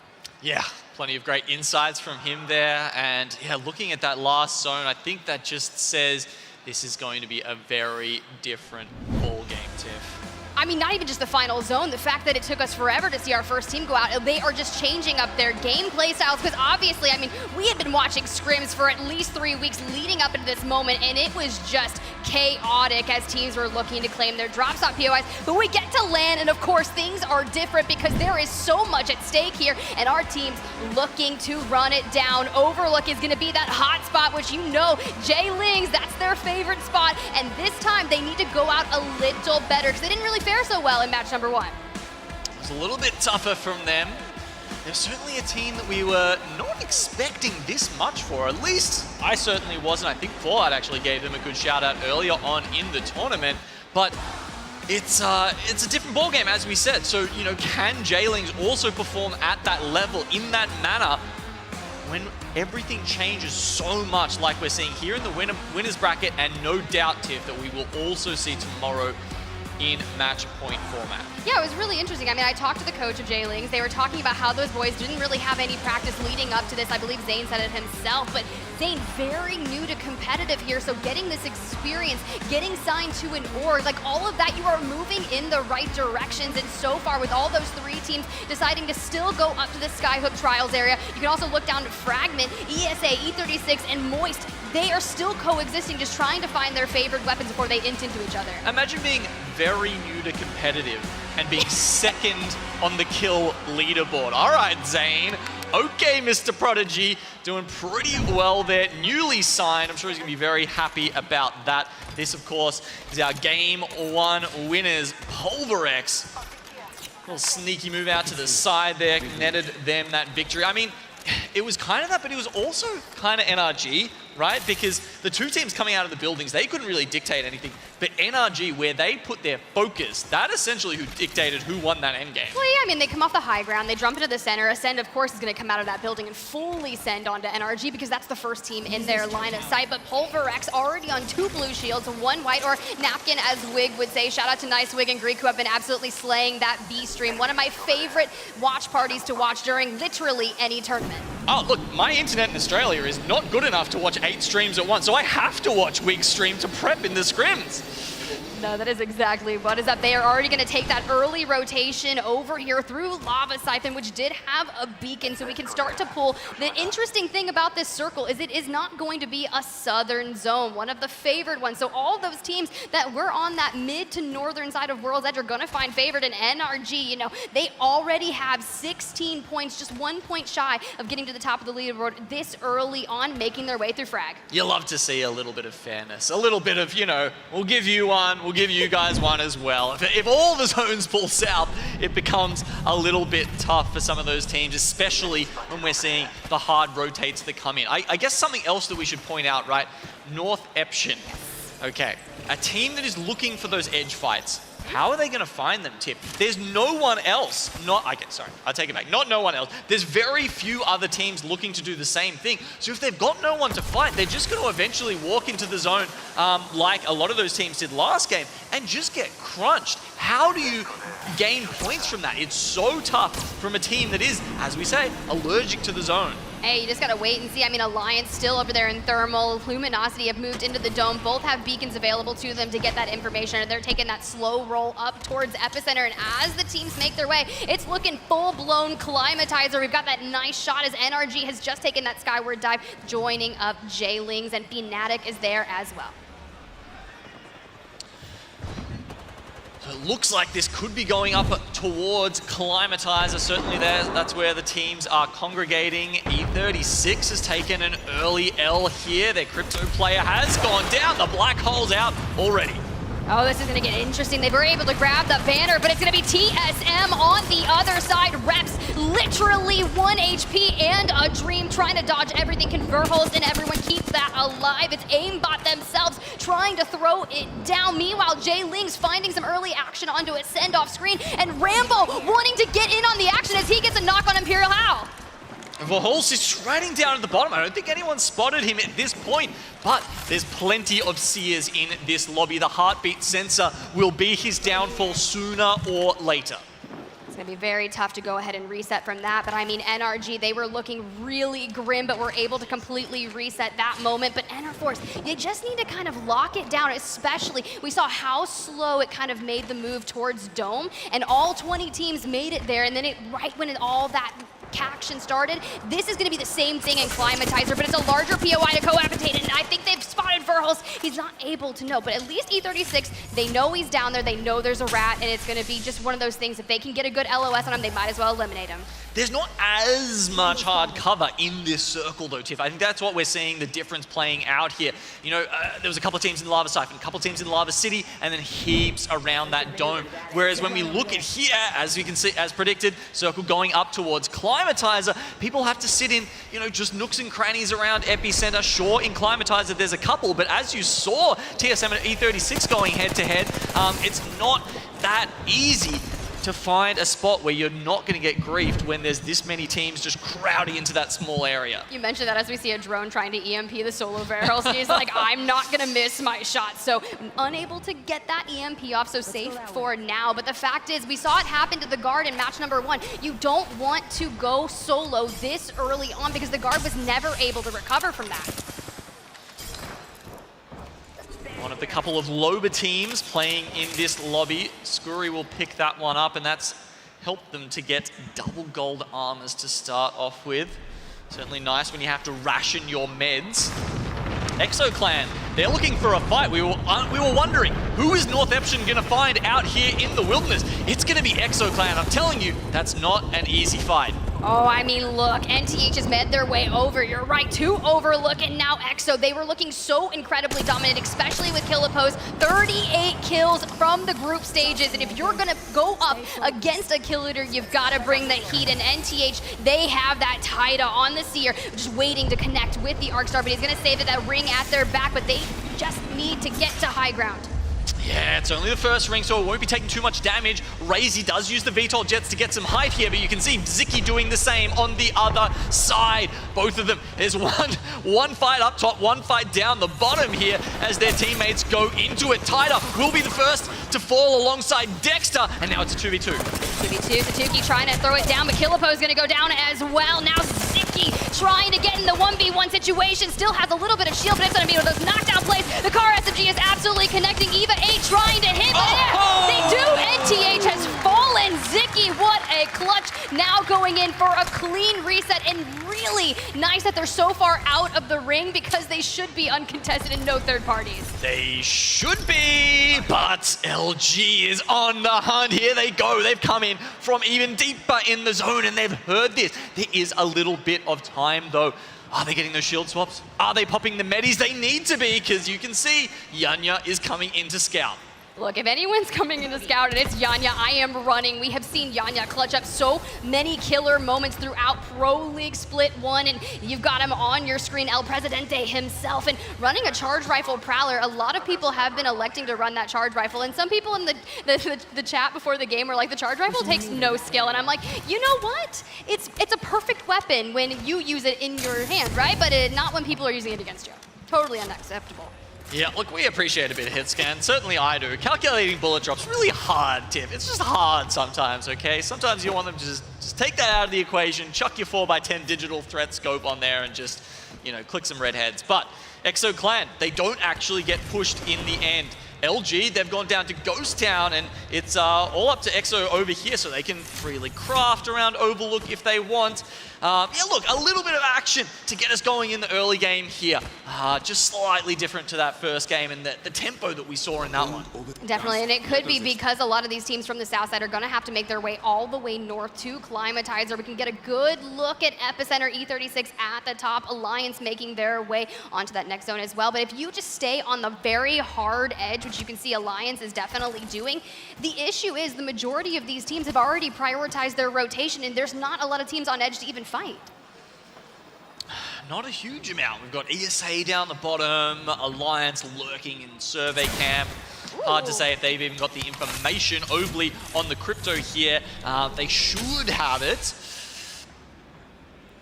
I try to think, and when I look at these maps, right, and I'm thinking, where is Ascend? Because Ascend, Kashera, has the best knowledge of the zones, but meanwhile, Alliance on that hard edge. Mandy on your screen on the horizon. Let's jump into a listen and see kind of what their intentions are for their next rotation. They got charge rifle too. 57 blue. Yeah, just keep having awareness. Someone closing. I'm gonna go in this. Where? Yeah. I'm going a little bit closer. I am. If we spread out too much, we might get. The Valk is scared now. Trust, the Valk is scared. Yeah, keep fucking bullying. Engageable. Keep looking north and west here, boys. I am. Nice.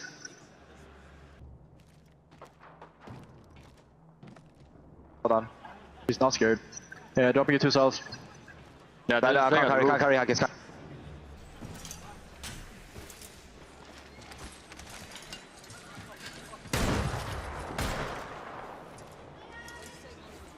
Careful, hard. Yeah. Back.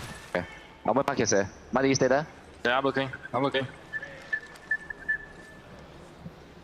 It's really nice that Hackers is really trying to secure their 6. They want to make sure that no teams are coming from their back, but unfortunately not a lot of action. But it's kind of interesting when they're poking and prodding, trying to find the information on the surrounding teams. They're like, this is engageable, right? You are thinking about every fight and taking those approaches with intention.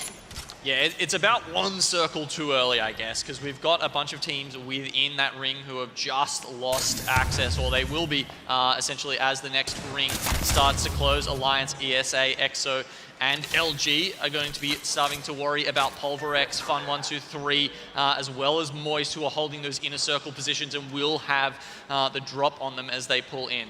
Oh, this is really interesting. You see XSET on the left side of that screen playing that fence line all spread out individually. Typically in Pro League, and we have Climatizer zones, this is the positioning that they will take. I've seen them play this at least 2 to 3 times, and they'll make their way in. But that was when they had Newcastle on their team composition, and they don't have that right now. No, it's the Bang See It right now for XSET. A couple of other teams, you know, opting for the low bar. I guess XSET prefer that on Storm Point, right? But Luminosity with that gas hammer here. Love to see the heirlooms come out, especially those ones who haven't had, you know, as much love in a while. But yeah, it's just fantastic to see the different variations in comps that have come through towards LAN. I feel like during Pro League, people tend to be a little bit more homogenous with that. They'll follow the leader a little bit more. But when it comes to LAN, you know, it's kind of do or die.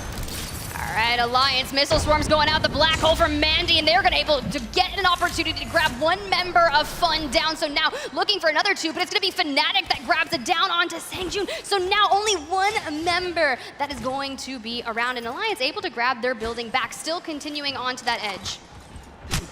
Yeah, so they don't need to continue pushing here, really. They've managed to find ground within the next zone. That's good enough for now. You can see XSET also slowly going in there. Element 6, plenty of teams locked up in Climatizer at the moment.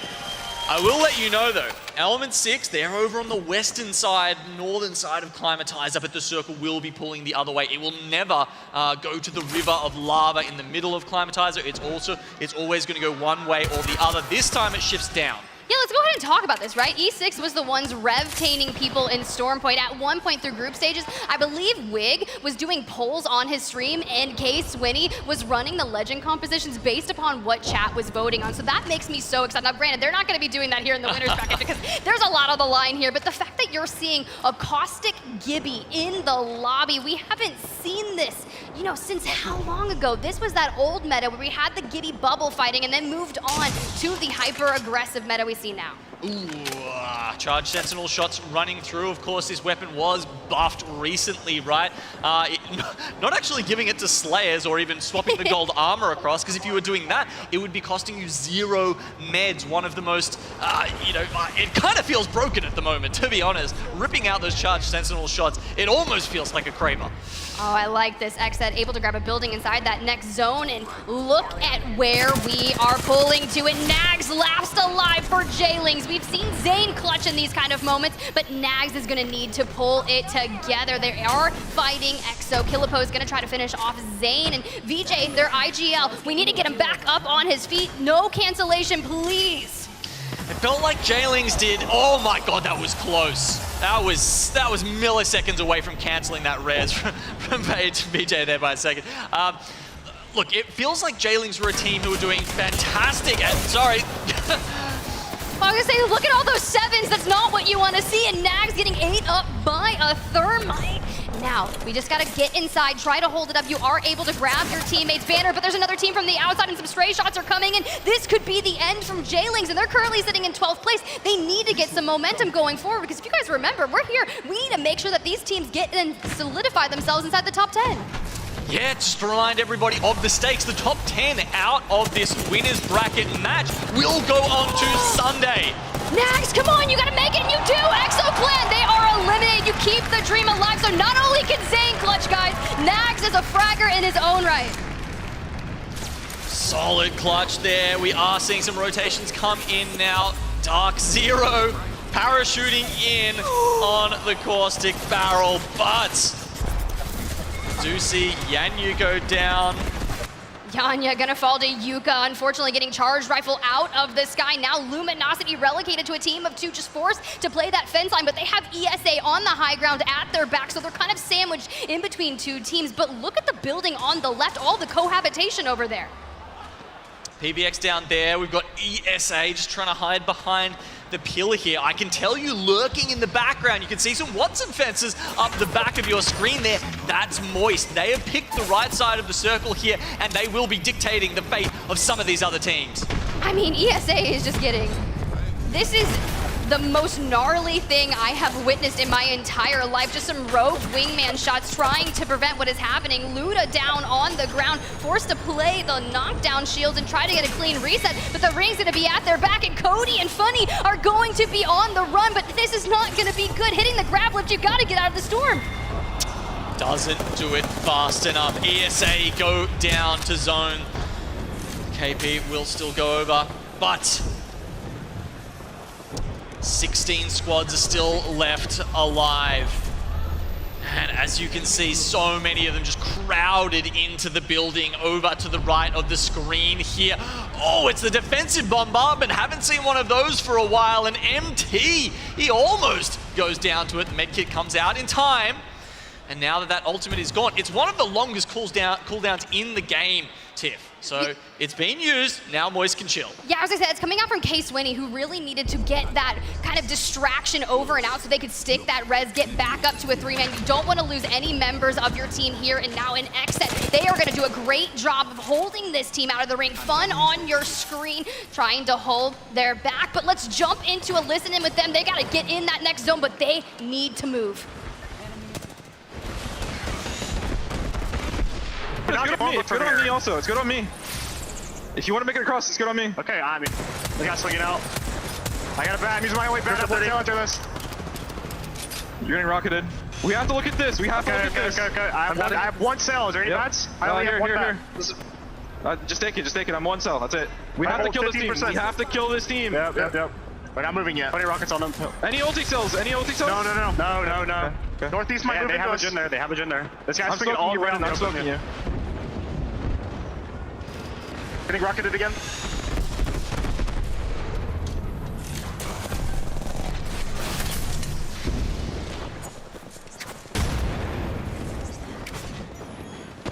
I'm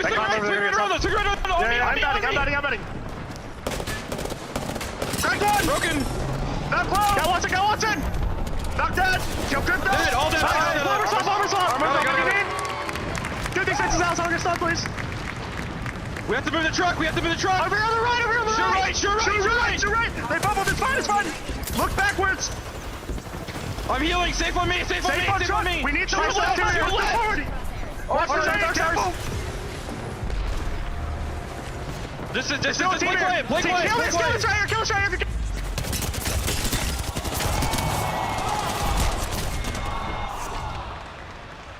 Unfortunately, Xset gonna go out on that next push, but Alliance, 100 Thieves, the guard, operating the RV in the center, completely fenced up thanks to Keon. Now we're gonna look at the NRG right now on the left side of your screen, being fully pushed by Fnatic. Meltzer absolutely frying with the Prowler, has the Digi sight, so can see through the smoke and goes inside, it starts lighting him up.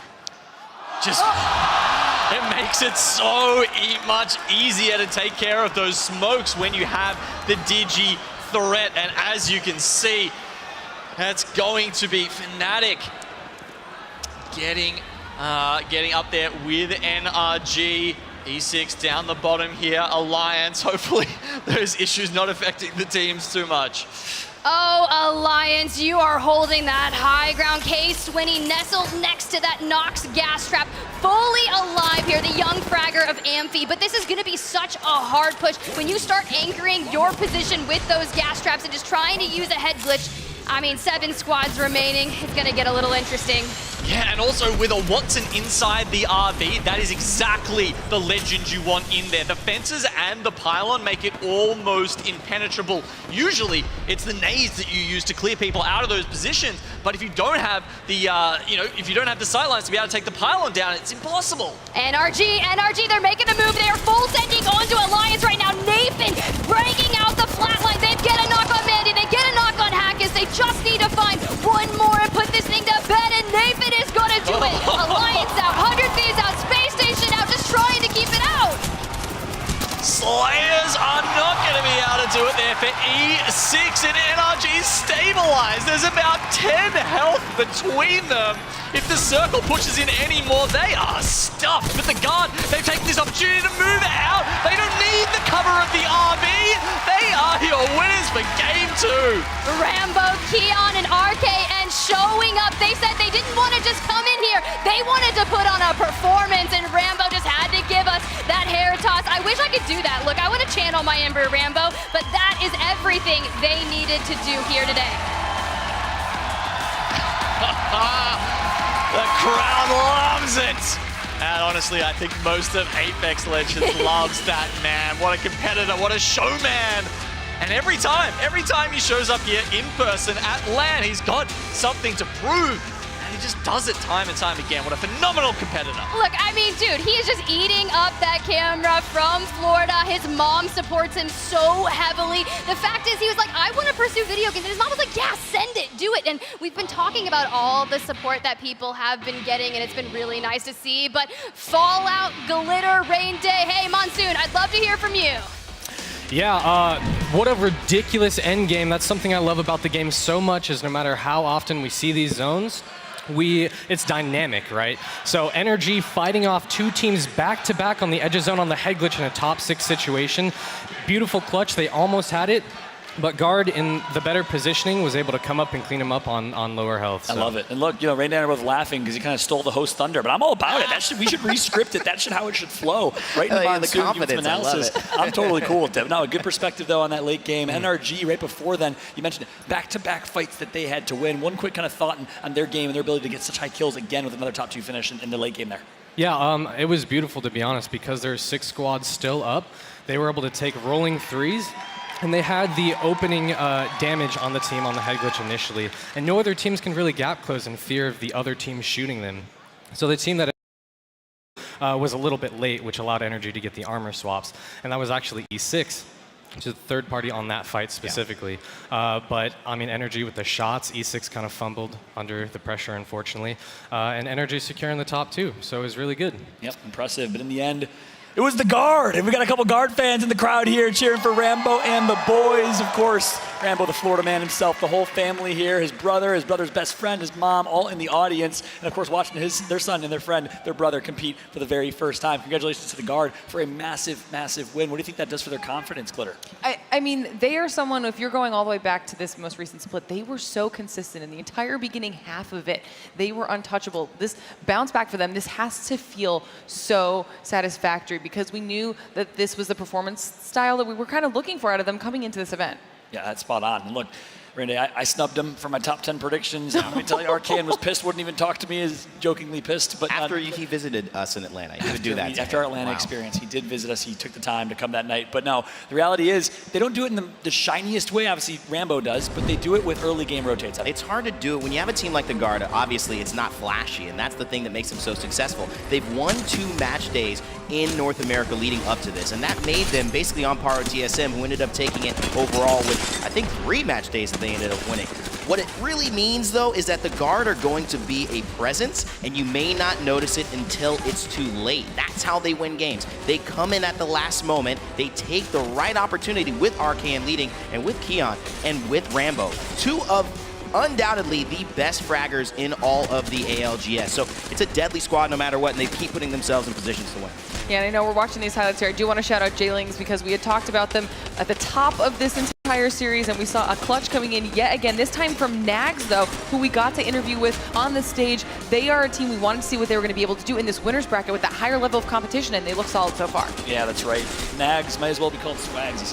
That is ultimate swag. I got a lot of respect for the UK controller boy. Really good person as well. Yep. Shout out to J-Lings, and of course the football player starting the J-Lings organization, supporting the squad. I don't know if he's in the building, but regardless, you'll love to see them performing on home turf. However, this late game, X-Set looked like they might be there. Sykes got taken out, and then Monsoon walked through the rest of what we saw here. Team stabilized, top 6 scenario here. You see E6 sitting off the edge here, Alliance on the north side there. But as we hop back on board with Energy, Nathan's shots coming out massive, sweet, living with 1 HP, which was crucial to turn the third-party fight here. Guard almost looked like that they were going to lose it as well.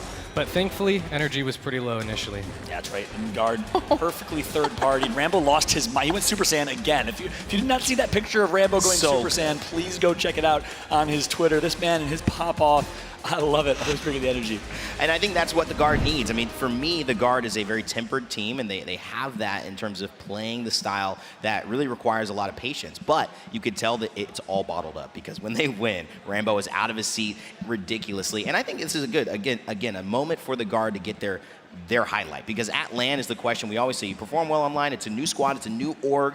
Can you do it at LAN? They are doing it, and they're winning. Not just not doing well, they're winning, John. Yeah, that was a big question mark. The first half of Pro League, Glitter, you said it perfectly. They played so incredibly well, so many top finishes, top placements. Had a little bit, I wouldn't say a slump, but not necessarily the top 3, top 2 we kept seeing over and over and over again, where they had MVP-like performances from Arcane as IGL and Rambo. But did you have a question mark or a circle on them coming to LAN, and did you know they were going to compete? Or compete for a first place finish? Oh yeah, Guard is definitely one of the better center zone teams. They have been for a while now. It just depends if they have the opportunity to get to a good spot, of course. And as you can see, they have the ability to convert these games, which is massive. And we're still in the first half of this series, so like I said before, the momentum is going to be massive for these guys. Yeah, huge. We'll see if they can do it and continue the momentum going right into game number 3. Last game on World's Edge, but we got a little treat here. This is called Monsoon Edition, Final Circle Breakdown. Monsoon, would love for you to walk us through this Final Circle one more time. Oh yeah, let's do it. Guard holding down this RV from the start. They watch this team swing out onto the head glitch top 6 scenario here as the zone is closing in. Guard notices that this team is on the north side of their RV. Looks like as a duo, so they try to swing out as 3 coordinated and take them out instantly. Zanala falling. As we see Alliance and 100 Thieves as well in the kill feed.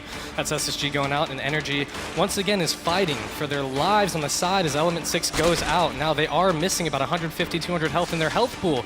Unfortunately running into the Watson fence, but that's okay. Pulling out his drone, oh my gosh.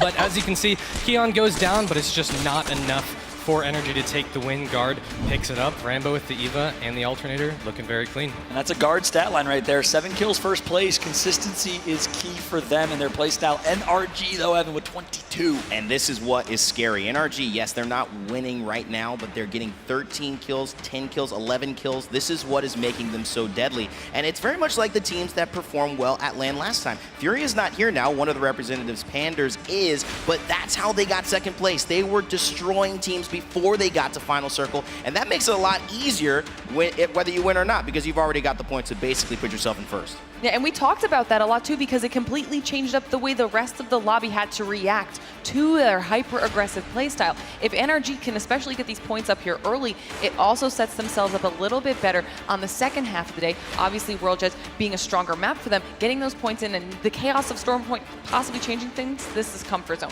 Yeah, that's right. And I love seeing that because the Watson fence almost gave NRG a chance. And yeah, I love he pulled out his drone commentary coming through as well for the quick reduction of that of a stun. But nonetheless, let's take a look at the series results here.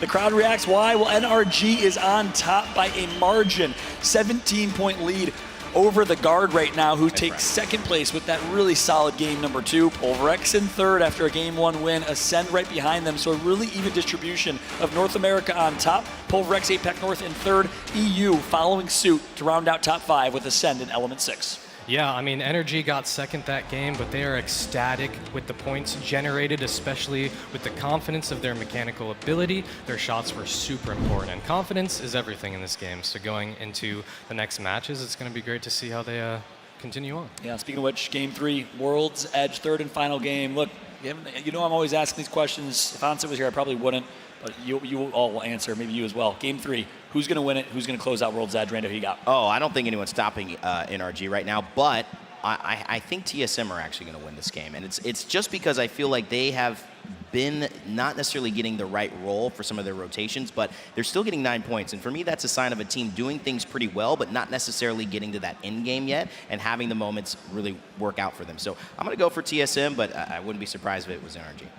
I don't know if this is necessarily a prediction or more just like a hopeful prediction, but when we were looking at that leaderboard, North Eption, one of our top squads coming into this series, dead last with 2 points. That is not where they want to be. That's not where they want to be leading into Stormpoint. So I'm hoping that North Eption can actually bounce back and at least get themselves on some more solid footing. Monsoon, who you got? Oh, I got to stay with XSET. You know, I think they're ramping up. Third game of World's Edge. They are really good at World's Edge. Otherwise, the guard possibly as well. They're playing super well. So anybody. One person clapping for the guard. One person like that comment. Right there. Yeah, that's a good. XSET, I actually like that point you made. As you see, a lot of XSET love. Nocturnal's back, by the way. Can we get a round of applause for Nocturnal? We're going to give him some love, obviously.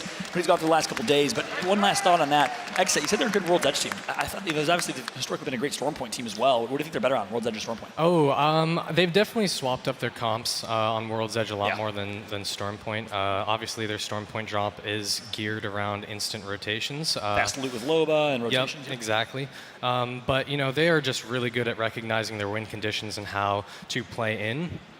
Which is great. So Stormpoint is definitely strong for them as well. But, I mean, like I said, Game 3, ramping it up for the Wedge. You know, they were kind of popping off there. It's unfortunate they rotate in, but I believe them. I believe in them for sure. All right, so we got TSM, XSET, and you're hoping North Eption can turn things around. Glitter, we'll see if they can. They need a big game number 3. You saw Dark Zero, another team that needs a good game here in Game 3 going into Stormpoint. That's going to be it for us on the desk for now, though, because guess what? Game 3 is here, our third and final game on World's Edge. And to call the action once again, I'm going to throw it back to Genome and Spider Tiff in Godspot.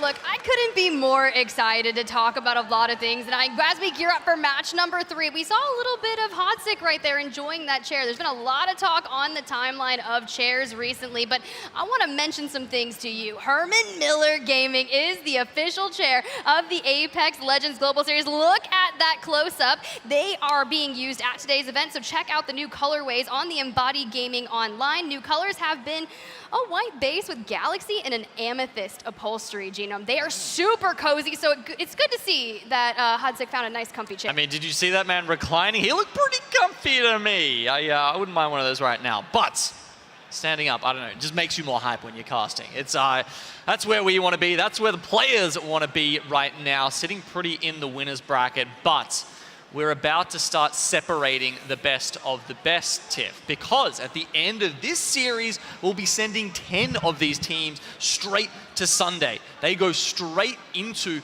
that match point final, and not only that, but the top 10 teams get in there with some seeding points as well. So when they're trying to make their way to that 50-point match the threshold there, they actually get a little bit of a head start. So if you come first, you get 10 points towards that. It is a big deal. I think that's a really good point to talk about, right? NRG at Champs in Rally, they finished off winner's bracket in first place. So no stranger to that, coming into match number 3 with 38 points already, and the guard in second. It's just going to be really interesting because when you start getting that momentum building, you just have to rein a little bit of that consistency and just add points to it to keep your top spot. Yeah, if you're wondering what happens to the bottom 10 of this series after that, they will, of course, be going to elimination in the number 2 spot. So they'll be taking on the winners of what we saw this morning. That first series, the 10 from that, will join the bottom 10 from this series right now. And they will, of course, be duking it out for the chance to play on Sunday. But that trophy. Ooh, look at Alliance over there getting that hot zone and a beacon at Thermal Station. NRG making their way over to staging, and it's so interesting because I read an article prior to this and they were talking about TSM and the contention that has gone on throughout at Lava Siphon. No one is going to be challenging. They own this POI. They have made it their own. They have a beacon available for them as well. Yeah, and they were talking about how if anyone wants to land in Lava Siphon, they can. You're just going to be free 3 KP for TSM to start off every game with. They will hunt you down mercilessly because they want that all to themselves. Hey, that's exactly what you need. Look at Kashera, just kind of going for a little bit of information over there right by Moist, and Jay-Z still over there at Overlook, but the circle is going to pull more towards the center, right? We've seen a dome ending, we've seen a climatizer ending, and now we are going to be looking towards maybe Harvester or Siphon. Yeah, we'll have to wait and see. Get that beacon scan in here to get a little bit of extra info, because this one being central there, definitely a couple of different places it could pull. Once again, not seeing anything off the rip. You can see Sweet down there in lower fissure, went there for the scan first. Just going to hit that balloon just before SSG pulls in and can do anything gnarly over there. And you certainly wouldn't want that with NRG sitting at the top pretty with 38 points at the moment. I mean, speaking of gnarly, we've got to check in with the guard, see how they're doing. They're on the outskirts of the Harvester. They got some pings out because we know there's a team over there. And this is really interesting. Rambo already on blue, RKN and Keon on 2 white shields. So relatively, we know that, you heard it from Monsoon down on the desk earlier, one of the quickest rotating teams as well. And they just want to find themselves into a good position. Okay, so having a look at this circle, it's actually going towards Harvester or staging. They're the 2 possibilities here. So you can see the team starting over towards there. Lava Siphon have a very quick rotate, and TSM are in there already. They're going up against EXO Quick Smart. It's going to be really interesting. Imperial Hal throwing down a lot of damage early on, wanting to force EXO out of the rotation, but you saw that is where the guard is actually pushing into Harvester, so if EXO runs out, they might run straight into the guard. Moist also pulling up soon, so TSM either need to make this fight happen or sit tight, because as soon as the other teams realize where this circle is heading, they're going to have a little too much company, and it might just get a little too hot and heavy in here. All right, they're going to, I think, just play it safe for now. Not that they're playing a particularly safe composition, I would say. You know, having Hal over on that horizon has just afforded them so much flexibility in terms of how they take fights and being able to dominate their opponents. That's kind of interesting, right? I feel like a lot of the IGLs themselves will play like a character that allows them to survey the land, get that information, but Hal, he used to be a Wraith main back in the day, right? So he needs a little bit of movement, plus he's fragging out, we know, 36 eliminations alone, top 3 throughout the group stages on kills, so he needs that momentum. But Dark Zero, we can see them hitting the tower and beginning their rotation, because it's kind of interesting, right? Your back-to-back land champions only have 2 points right now, Genome. And talking, just as we're talking about it, Zero, not usually someone to be picking up the crypto there. He's actually changed up, and they've changed their composition. This is what we see a hard zone team play, you know, going for that with the crypto and the Watson. Other teams, you know, usually will be picking that up because they really want to get into the zone early. But Dark Zero, as we said before, they've been playing a little bit more flexibly, but they're sitting at the bottom. 2 points at the moment, Tiff. They feel like they have to change something up. Yeah, that was kind of interesting, right? So maybe they're starting to feel a little bit of pressure, but guys, thank you so much for your patience. We actually are going to hit a quick restart on this, so maybe for the teams that may have not had the best start can kind of just go in. I mean, look, TSM, they had some nice shields and we had a good position in Harvester already. And yeah, it's always fun to think about where's that circle going, and you look, where's it going to go in the next game can dictate things very differently, especially when you're seeing teams just go for it, hammer and tongs, trying to find that god spot. And as we just saw there with Dark Zero, teams are going even further down that side of the spectrum there to try and find, information, beacon scans, anything that they can get to give them an advantage and help their rotations towards that final spot. And there you can see it right there, Kashera's dad waving to us, and the mom by their side, Ascend, currently in 4th place with 14 points. Stand up for the EMEA teams. We love to see the hype and love for all of our teams up today. But, I mean, let's kind of talk about this. You know, you're from APAC South region. You have seen a lot of these teams historically, and Dark Zero historically from APAC South before moving over to NA. You're back-to-back LAN champions, 2 points on the board. You mentioned that he'd already made the switch over to crypto. How do you think that they're feeling? Because we were talking a lot about the mental game and the pressures of performing on LAN. They were looking like they were locked in, right? But why do you think they did that? I think it's because Zero, that's a type of play that they've traditionally liked to go for.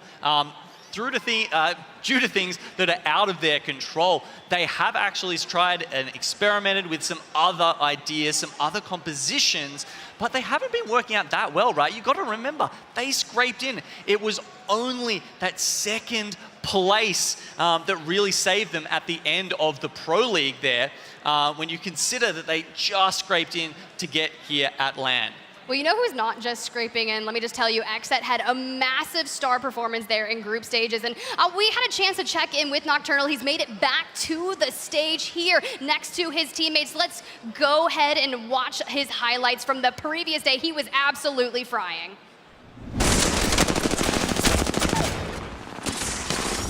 Here we go, RE45X. That is that game winning. They had some really strong positionings here, especially from Nocturnal. He goes in the swing, the Digifut on the RE45 and the Prowler. All the weapons that are just making moves for them. Yeah, I mean, Xset, they're sitting at 5 points right now, okay? This is when they were popping off. The tournament started and we were like, ooh, Xset's looking hot. Coming away with lots of wins, lots of kills. Frankly, they were looking phenomenal.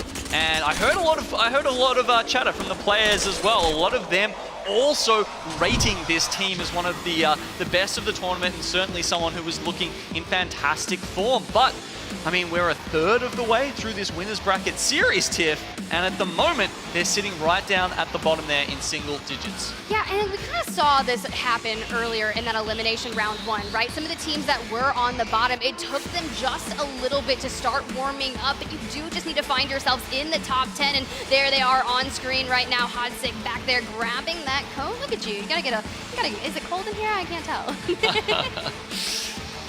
Well, it's they might be feeling a little chilly. Certainly their gameplay has been so far. But look, there's plenty of time to turn that around. It's only NRG who have managed to break away from the pack so far. 38 points after 2 games is phenomenal. I mean, look, you've got to feel really good about that considering the quality of this lobby. You have some heavy-hitting teams with a lot of LAN experience, especially there. I mean, look, we're talking LAN experience. You got Alliance, you got Mandy jumping in. The last time he was competing, it was with Scars, right? And then he took that competitive break, focused on the content creation. He said he would only sub in for one team, that team being with Hakis and Alliance. So wave into the crowd, show out Yuki as well.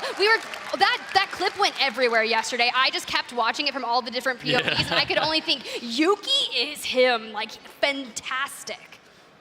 It was such a crazy 1v1. The fact that they were both down to their last bullets just made it so special. I mean, you know, the boxing match, the lovely Nessies there. We love to see that. Got a couple at home myself. They often make a little guest appearance on the ALGS streams down in APAC South. Where where are everyone getting these Nessies? I would like some Nessies up in the casters booth, let me just tell you, because they just are so adorable, so cute. I actually have an Echo on my backpack. Sure, we don't have any advantages in the lobby, but sometimes you gotta step it up and have a little bit of variety. But I love these overview shots, and it's just such an intimate situation here in London. The crowd is booming, and it's just been really fun, Gino.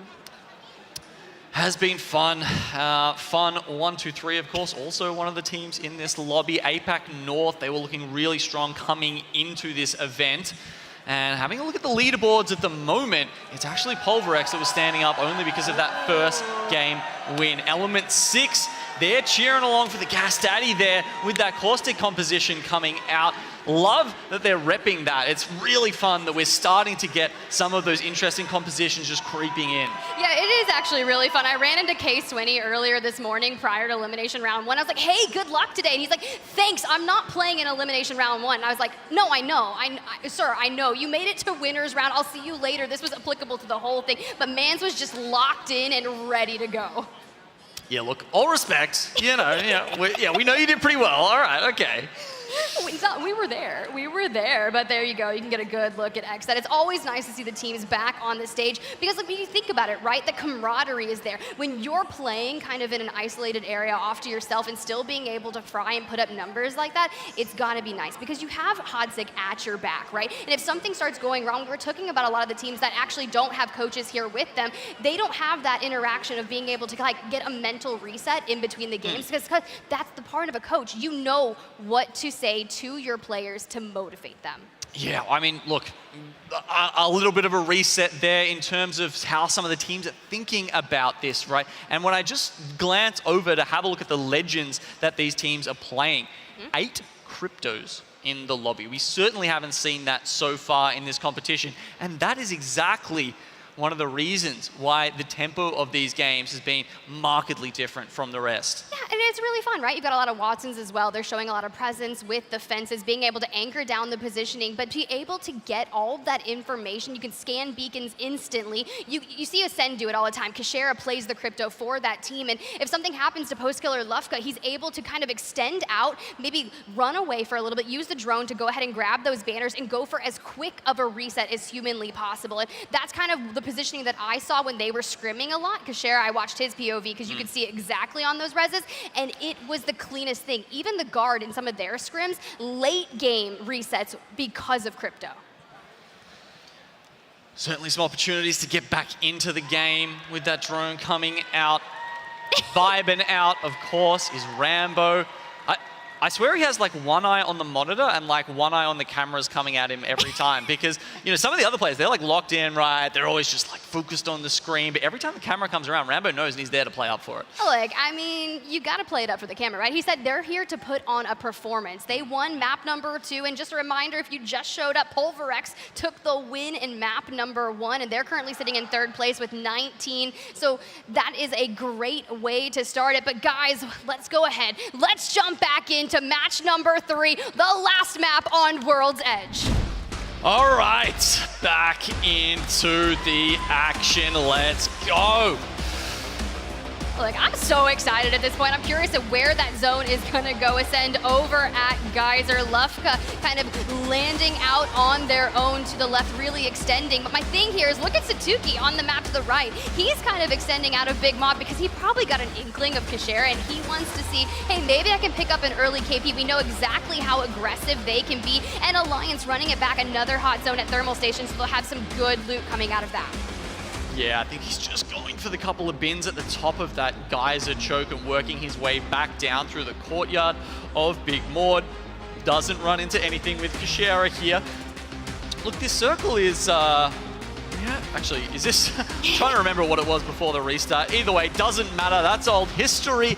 And this is the one that's going to matter now. DZ do get the beacon for them, so don't need Zero to bother with the scan. Jen Burton can just land straight on the top of that epicenter tower for the beacon.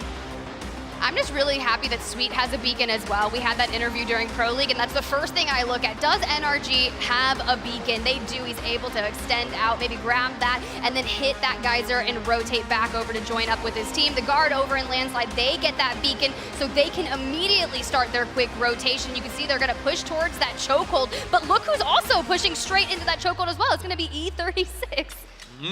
Will they find each other?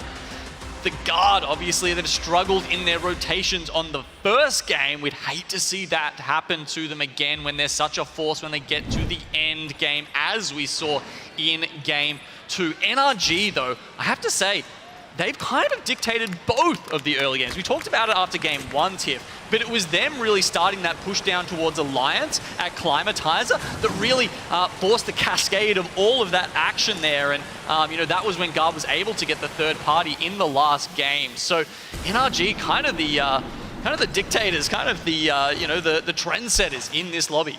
Look at that, Ascend making their rotation. They were crafting up their shields back into Geyser, and they are sending it straight through the choke point because they want to get on their rotation as quick as humanly possible. You think back to match number, they finished in the top 3, holding the perfect spot in that dome zone, so I'd imagine they'd be looking to do the same. But Yuki, the man himself on your screen before jumping over to Hackus' POV, they're going to be crafting up, want to make sure that they get those stocks. And hey, a car SMG, it's in the crafter, right? And we still see it so much. They're prioritizing that weapon. I love using it. Yeah, I mean, you've got your, you know, level 3 extended light mag in the crafter at the moment. That means if you've got the car, you can just marry that up straight away. You also saw that he had the Digi threat.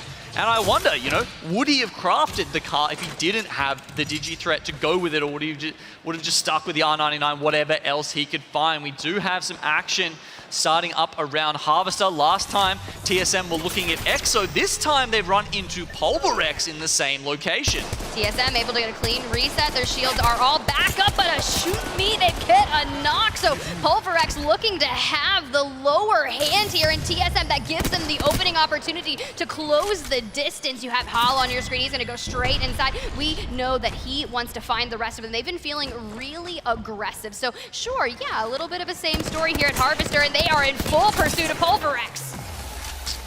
Hemlock charge on Hal, chasing down this kill. It feels like Pulverex are in a world of hurt here. If F-Chan, he might be able to get away actually, but the gravity lift is certainly going to make it very hard for Saku. I believe F-Chan will just have to play out the rest of this one by himself. Guess it depends a little bit. Do TSM want to hold for the banners? I would totally in this scenario. Like, why not at this point? You're on the edge of zone. You can keep Yes, an eye out of exactly. where you want to go. I'm like, yes, do everything that you can to gather as many KP as you have. And that's exactly what TSM needs to do. I mean, they found themselves coming into this match 10th place with 11 points. And that is not safe. They need a big, massive game, something like the likes that we saw out of NRG already today. Exactly, NRG averaging almost 20 points a game is really unthinkable when you think of the level of this lobby. So TSM down a little bit further. Alliance were the only ones really southern of them in the map a second ago. LG, and you can see North Eption now have moved past. Alliance, I'm not sure if they did land in a formation to grab that beacon at the bottom of Thermal Station. Most likely, so they'll just keep going around towards the western side of the zone. But with where this circle is pulling here, it's not going to go to Skyhook. Around Fragment West, well, maybe, but I think there's definitely some money on where Sweden NRG is sitting there down around the outside of Countdown, and maybe that caravan that sits outside the little tunnel there. Xed at the top of Skyhook right now, just kind of poking and prodding, trying to farm those Evo shields with the longbow is going to be fun. They need to do this, right? They're just on the outskirts of the ring, but there's real no rush here. But there are a multitude of teams that are going to be directly in front of them, and utilizing this high ground, you can kind of get a lay of the land, find some information, and maybe try to use up some of the other team's resources. So there will be some fighting going on in Skyhook, but it probably won't amount to all that much. It's only going to be safe for this, maybe the next ring. Meanwhile, a lot of those crypto teams that we talked about are going to have information long into this game. The beacon that sits at the train station above Fragment, that is there, that is present this game, and that means all of those cryptos are going to be able to ping that again and again to inform their rotations. All right, Alliance making their way in towards that next zone. They've been typically playing a very strict edge play style, and it's worked out pretty well for them thus far. They found themselves inside the top 10, currently seating in 8th place, but relatively safe. They're sitting on triple blue. They kind of have some weapons that are nice. Mandy does have the black hole available to them should they get into an engagement. We're just going to lay of the land. TSM on the left, rotating towards the tunnel, and a lot of teams, this is going to be good, right? They should be able to relatively get through this safely as the congested of the teammates were kind of on that northern choke point. Meanwhile, TSM in the south, maybe running into EXO once again, actually. They're posted up near Landslide at the moment. And oof, this is going to be a fun circle, actually. It's pulling over the middle of those mountains that separate Fragment West and Landslide. So teams are going to be able to opt to play from either side from the start. You can see EXO. Okay, finally, the pings go out behind them. Good, they do have the information that TSM are pulling up. And, well, they were actually for a second, but now reconsidering. That's going to be a really tough position to be in. And I mean, you've got the guard still. You saw him in the shot kind of set up presence just on the outskirts of Landslide. And the guard land in Landslide, and they are a heavy-hitting zone team. So the fact is that they haven't even rotated out. Sure, Zicky going to get tagged up and punished from kind of overextending and taking a peek, but so far so good. You can see the meds in the backpacks here for EXO, though, are not great, Tiff. There's not a lot to work with. They're smoking out that crafter right now just to try and get a little bit more. Killerpos takes the delivery there.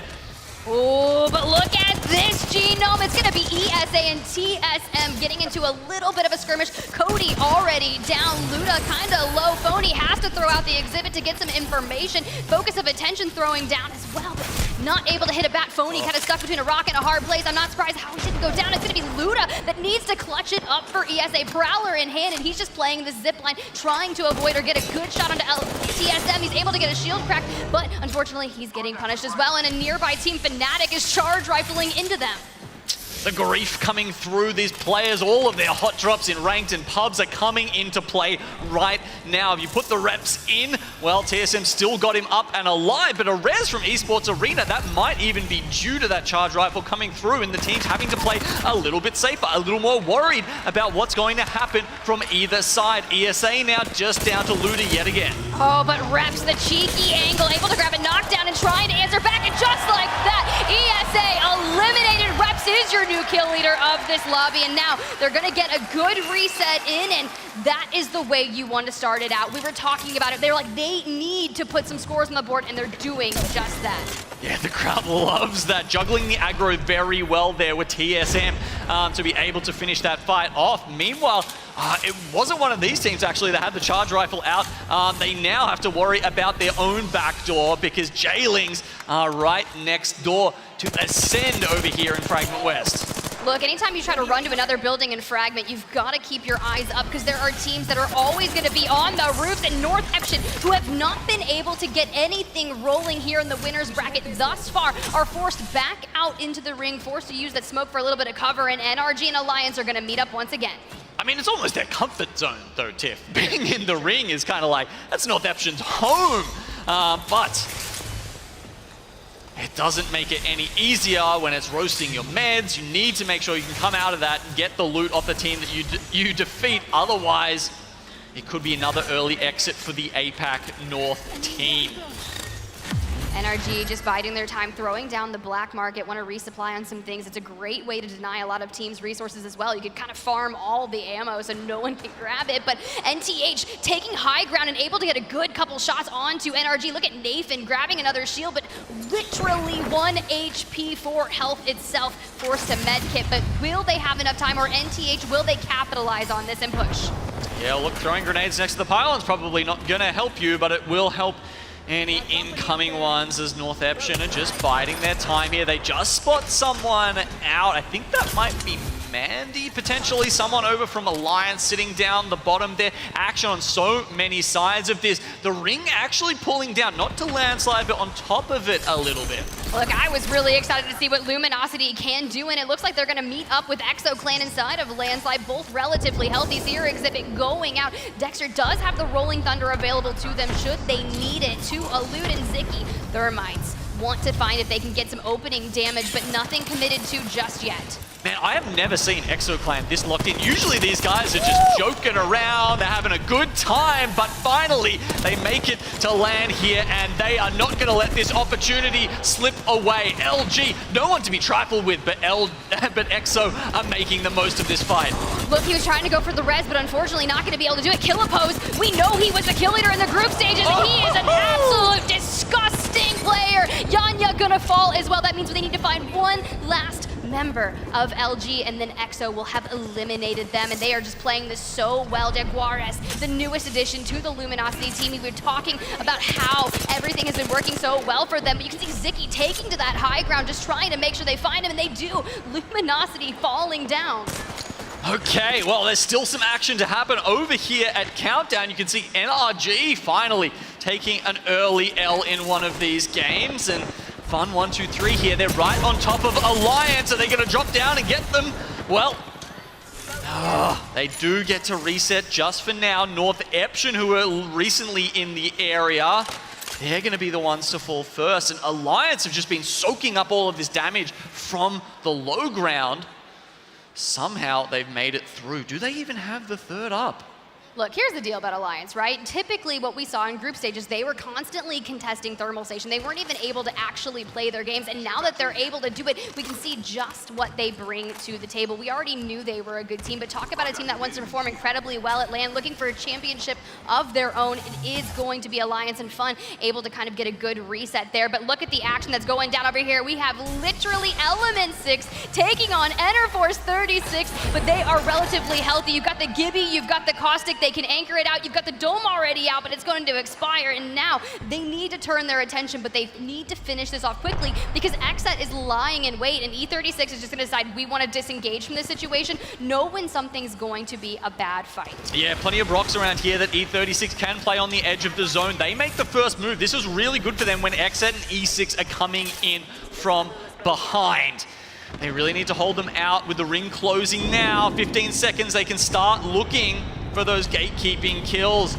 Do see the Rolling Thunder available for Nocturnal. This would be a great time to use it, honestly. Not much to keep those bombs from falling down up above. This is going to be really great for them. EMP going out, a little bit of action in the elimination feed, and 16 squads remaining. A nice nade to throw some damage down, and they still have that Rolling Thunder available to them. Fun kind of hanging out on the south side of this rock, and just you can see that the pings are coming out on that Heartbeat passive.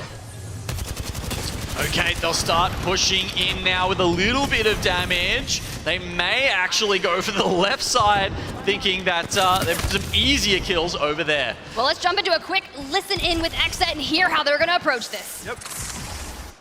He's fresh. We need to chase this. We need to chase and kill him. High ground's looking at us. Careful. Safe on me. Safe on me. No, safe on me. I got a bat. I got a bat. Yep. You're good. Get the watch. Okay. Got the bat off. Kill this guy. Kill this guy. Kill this guy. We have to res him. Kill him. Okay, so come back up. Back up, Brendan. Back up. I'm batting. I'm batting. Yep. Just see here. Just see here. I have knock. I have white knock. White knock. I'm blocking this missile. Block the missile. Block the missile. Yep. I'm scanning. Resing. I have no smoke for you. They're coming. He's coming. I can't help you. Can't help you. Yeah, you're good. Can we go west, Brendan? Yeah. I need to grab a gun out of this box. Okay. I can't help you at all. Yeah, you're good. How many people is it? 2. It's 2. It's 2. It's the E6 or E36. E36? Yes, E36. He has white armor. White armor. You need to kill them. Yeah, let's go. Let's go. Kill them. Yep.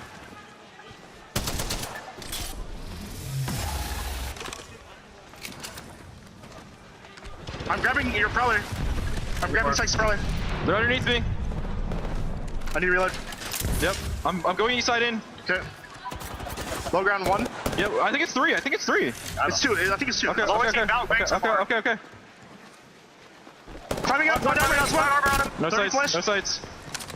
Brandon, look at me. We need to go north. We need to go north now. Moving. High volt 10%. You need killing them is good. You get a placement. I know. Yeah, we're chilling. Right in front of me, crypto. Broken. One, dead. Nice. Run. Focus zone. We can play underneath sniper tower. Team in front of us, right here. We need to kill this kid. Let them go. Yep. Fire rocks in front of you. I think you're in. Be careful behind us. And just like that, a bunch of chaos has ensued. So many teams have fallen. We saw Pulverex, Ascend fall, J-Lings Esports, and now Xset down to a member of 2. This ring is absolutely atrocious, Genome. Yeah, it's so hard to deal with. The Guard have read it the best, and they're in a fantastic spot on the southern side of this. Dark Zero have just pulled into the top of this tower, and that's actually going to be a really good spot to play from. Not when you have long sight lines around it, but when the angles become too hard to see up, it's fantastic, and it is good high ground.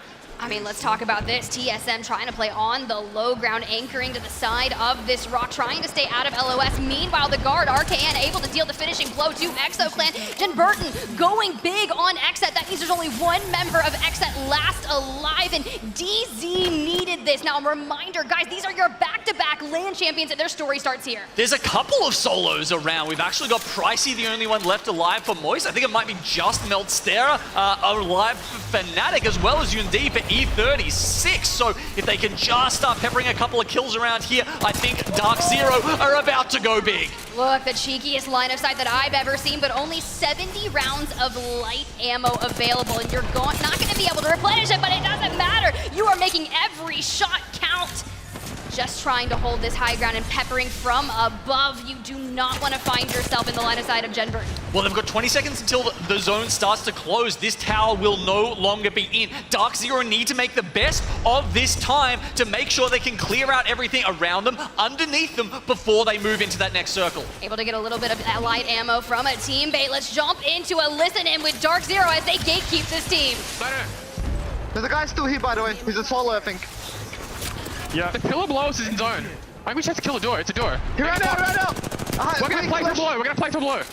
Okay, got him. There's like solo walking in the open. Yep. Dead.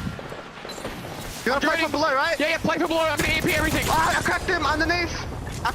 Us. Get this. EP everything. We're all zeros broken. There's team here. Guys here. I'm gonna jump down. Tell us where to jump down. Wait, I need to get this as a duo though. Arcing this, there's a guy there. 2. It's a duo. Nading. I'm nading it again. Can we jump down the middle? Yeah. I'm jumping all the way down. I got them. Killed them. I'm coming. We have to go forwards. Forwards, come now. Oh, you come. On the right. Up here, safe. Trust me. Yeah, I'm coming. I'm here. Okay, on the right, running in the open. Watson. Make sure, look, careful. I got the Watson. I know. I'm selling. I'm It's one guy. That's it. I need light. You need cells. I dropped cells. We're gonna kill left. That's it. There's a guy still there. Yeah, I know. 60. Can I swing him a little bit? I'm in drone. I can just tap him. Do we even ult yourself for me? No.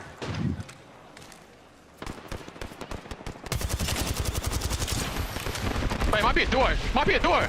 On left. Is it left door? Maybe. I can't kill the guy on the right. This armor's fresh. This pep is fresh. I'm popping a syringe. He's got this door. The solid. That's him. Okay, just get the solo kill and then we're chilling. I'm moving the arms up to your ledge. They're less in zone than us. They're gonna have to walk in the open. Yep. I dropped you 20 gen. Gonna move soon. He keep me. I'm genning him. I dodged it. Yeah. Move. I can't gen. I got it. Solo has to move now.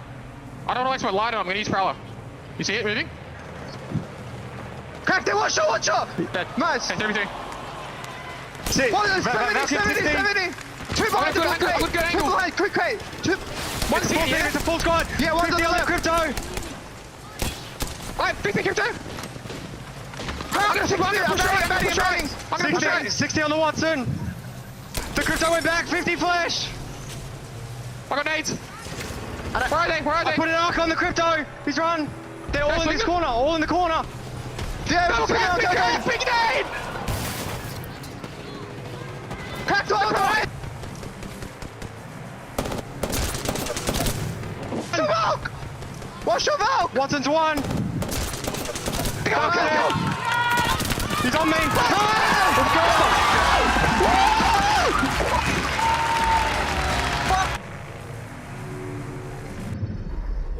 We have our You see the smirk start to creep onto Zero's faces. He knows he's won that endgame. They played the tower perfectly. They started this game in 20th, and after a phenomenal Game 3 to finish off World's Edge, Dark Zero have jumped up into 3rd place. There's something so great about listening in to the players' comms and the decision-making that goes in from maneuvering from the high ground on the tower. They had TSM left as a duo below them. They were gatekeeping other teams, and the comms, the confidence, the IGLing, the macro, the micro, everything was on point. Remember, these guys just switched compositions just this game. I don't know how much they've even practiced Valk, Watson, and Crypto. I know they were playing Watson earlier in the season, but Sharky was having a lot of trouble on it. That's one of the reasons why they switched away. Sharky just got, I don't know how many kills, like 6, 8, something, 7 kills in that game alone. Imagine changing to a composition that you haven't broken out in a while, and then you get right back on top. But man, what a valiant victory. Fallout Monsoon, Glitter Rain Day, let's send it to you. Woo! Dark Zero, we question their ability to make it to the finals, but every single time you question this team, they find a way to pull through. Massive game for them. Break it down for me, Mon. Yeah, they were in the post and top 6 situation. They had to drop down because the zone wasn't favoring them. But they cleared out their immediate low ground, and all the teams underneath that were trying to stabilize ended up getting shot. They used that time to gap close to the rock, which was super important for their conversion into the end game. There we saw SSG get taken out a little bit early. It was super important for Dark Zero to finish that squad so that they can, focus on the 3v3 at hand with Guard, who had the upper hand. They had the head glitch, they had the defilade, which was amazing for them. But Dark Zero being incredibly smart players, they saw their opportunity, specifically Zero, to take that right-hand side and pressure Brilliant. Guard. Of course, Guard had all that space. They kind of gave that up, which is unfortunate for them, and that's where Dark Zero had the tempo. Yep. And then from there, they threw nades. Gen came down a little bit too late, but they broke it, and they were down 200 health. And Dark Zero ended up cleaning it up. Brilliant. Absolutely amazing stuff coming through from DZ. Look, we're a long ways away from Australia, but any Dark Zero fans out there looking for the back-to-back to Backland Championship, we got one in particular. He literally flew here from Australia, 16 years old. Big shout out to Riley. Massive Jen Burton fan here live in the audience. Flew a long, long way. I just got to take a moment to highlight that. Massive Dark Zero fan here live in the room. But yeah, big game right there for DZ, that's for sure. Yeah, and we had talked about it a little bit leading up to it. Dark Zero starting in 20th position heading into this. That is insane. Now finishing in 3rd place after 3 games. It just takes one. And when you prove that you can do it in this lobby, it's extremely important to their confidence. But for me, Dark Zero is a little bit of a family story too. You've got Zero's father here in the building. You also have Jen Burton's father here in the building, and his mother. So there is a community here of APAC South, and I guess now North America, representing for this squad. So you should never count them out, John. That's right. We got Mama Rambo, Mama Sharky, we got Mama Verholst, we got Auntie Sharky watching at home. Big shout out to all the family members supporting their family here in this one. And wow, that's a good way to support the opportunity to place top 10 and punch your ticket to the match point finals, a 25-point game, Glitter. Yeah, I mean, this has got to feel fantastic for Dark Zero. The aggression we were hoping for out of those back-to-back champs. I mean, 13 kills, phenomenal. But I got to give you a little bit credit here. Are you looking at TSM, Rain? I am. Look at that. 7 kills. And essentially 3rd place. Yeah, it's great. And you said they were going to come back. They needed it. A little bit of momentum going for them now, heading into the next map, and then moving on down the list. Even ExoClan, who's been a little bit quiet, still getting 5 kills on the board. Bigger question too, though, before you pick back up, John, is that North Epsia. We did see, want to ask, are they going to pick it up now with 4 points? This is the team who qualified as 2nd in terms of total points coming into this. What's going on?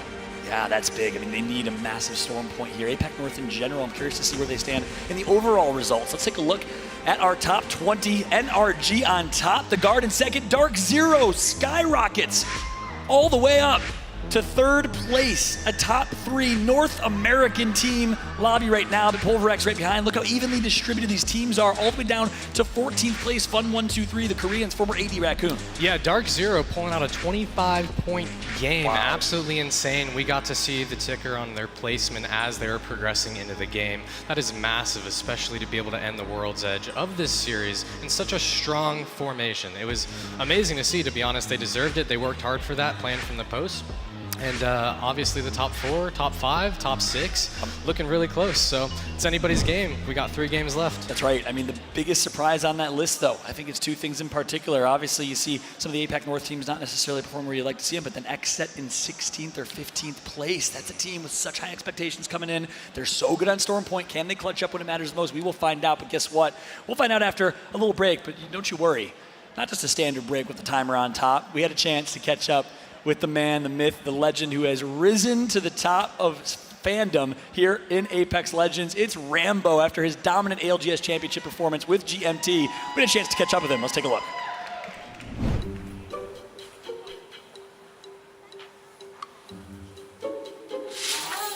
Yo, Bo, dude, I'm sorry I'm late. Dude. I'm really sorry. I'm really sorry I'm late. I'll forgive you this time, bro. I was bidding on a really nice jumper on an online auction. Guess who won? Username? Guess what it was? What? Nicewigg's anime collection. Can you believe that? What? That's crazy, right? So we are doing an interview today, I would imagine, with the cameras. Is that what they're here for? Yes. You are a controller player. Yes, sir. Yes, sir. Good with your hands? Yeah, that's what they tell me. Good with your fingers? Very good with your fingers. Let's do some finger painting. Okay. Okay, could we just... Okay, the idea is we paint each other, but like as a legend in Apex Legends. Okay. Okay, so I'm gonna create you, as I see you, as a legend. Do you have a lot of experience in finger painting? Not too much, not too much. Hey, but I'm ready to give it a go. Okay, well, I hope it looks pretty good. I'm also gonna give you this, because I know that I don't want to get that jersey all messed up, so just pop that on. And we can get going. I don't know how to put this on. An ex-girlfriend took me to a finger painting class one time. Oh. Yeah, yeah. Okay. So, yeah. You're my second time. Wow. How do you feel? You're my first. Wow. Okay. So, you can do anything you want. This is your world. Okay. I'm ready. You know who said that? Who? Bob Ross. So, how did you start getting into competitive Apex? Where did it all begin for Bo? I was in college at Florida State. Basically just picked up Apex. I was getting up to Predator ranks on console. And actually the first ALG, it was online tournament number 5, I believe. Mm-hmm. It was the first tournament I played, and we actually we made finals. Ooh, not bad. Not bad. So yeah, first online tournament we played and we made finals. Once you kind of make one finals, you know, like that first one kind of gives you that, like, hey, you know, I got what it takes. Yeah. Just so you know, you can mix the colors. I've just worked that out in the middle. Oh, yeah. That's what this bit's I'm kind of doing like a little blend, and then I'm gonna... You're using a lot more techniques than I realized were available during this. Yeah? Hey, they tell me I'm good with my fingers. Exactly. Let's talk about LGS Championships, right? Because that was where we really got to know Bo a little bit, right? Yeah, Personality. yeah. Oh, yeah. Yeah, people were loving you. You were the superhero. You came in, saved the day. Everyone was loving you. You fragged out as well. Yeah, You had some memorable moments. Oh, yeah. What did that event mean to you, not only the event itself, but for your career afterwards? I'll never forget, I was Thursday morning, the first day of champs, and I had just gone out partying pretty hard with Daltouche, Rogue, and some others. Got a little. Yeah, I got a little. Yeah, you got a little. That's okay. That's okay. It's funny. As I say, it's you're an artist. Keep going. Don't let And me stop you. hey, it gets messy sometimes. You know? Yeah, exactly. Life does, doesn't it? Life gets a little messy sometimes. So yeah, I was out partying the night before, but I got the call that Matey at the time, so I was a sub for GMT. Mm-hmm. That Matey had gotten COVID and he was not able to play, so it was my time to shine. And shine you did. And made the most of my opportunity. By the way, what colors are you using? I'm just using yellow. I'm gonna do a yellow background. Yeah. Background. Yellow for happiness. Yellow You're a for happy happiness. guy, right? It's like a sun, like a big sun, you know. Yeah, I like that. You're shining. I've used browns. Yeah. And some red. What have you guys been working on in the build-up to this event itself? Because you guys had a crazy pro league, right? I think you probably surpassed your own expectations, I would say, with like how strong you were, and especially you. I mean, You fragged out this Pro League. What, you number 2 overall kills? Yeah, no, so tied with Hal. Tied with Hal, sorry, tied with my Hal. mistake. Yeah, Yeah. 76 kills. Me and Hal both had 76. So. Very impressive. Yeah. So definitely exceeded my expectations. You know, you have like some self-doubts about yourself. Yeah. Until you actually do it. Like my painting. Yeah, kind of like my painting too. Yeah, sure. But you know, once you do it, then you kind of like get it under your belt and you're like, okay, I can do this. Yeah. So it was a good feeling. I was being the MVP is a good feeling. Good feeling. 100%. You got any words for anyone else in the lobby? Is there anyone that you want to kind of like, let's just say run into in a 3v3, you're pinching someone and you're like, hey, this is our chance to take these boys out? You know, we are playing in an international LAN. Yeah. So, you know, we don't get to play against other regions very much so often. So I'm always looking to, you know, I've had my fair share at NA this split. So I'm definitely looking. You gonna say EU? Yeah, I'm definitely looking for some EU teams. Just remember where you are as well, London. Yeah, I'm behind enemy lines. Yeah, just be careful. Just saying, these streets, don't forget. How's your painting coming along, by the way? You know, I'm putting in the eyes right now, using a little red. Where do you think you're at percentage-wise? I'm pretty good, by the way. I think I'm quite happy with mine. Are you? I've surprised myself. Yeah. I'm getting there. And if you are struggling, just remember as well, it's hard to see things when you're too close. Yeah. So take a step back and look. Guess who said that? Bob Ross. Bob Ross again. Right. I've got paint everywhere. Do you know what? I'm going to sign it. I'm signing it. 'Cause this is a workout. How do I spell onset? Oh my God.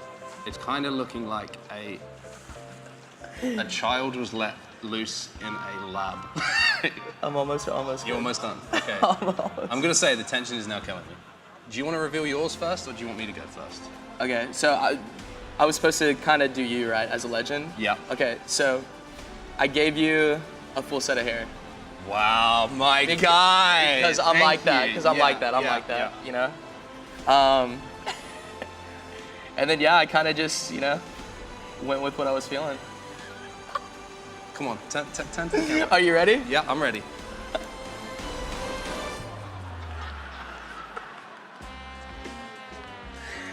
I mean, tell me, come on, Bob Ross doing that? I don't think so. Talk me through it.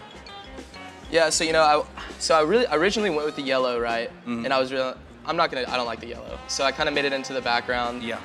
And then I was like, I kind of got to add some hair because you got to. And then I went a little bloodhound, I was like red eyes. Okay. I was singing like, you got like thermal vision. Yeah. You're about to lock in, you're about to hunt somebody down.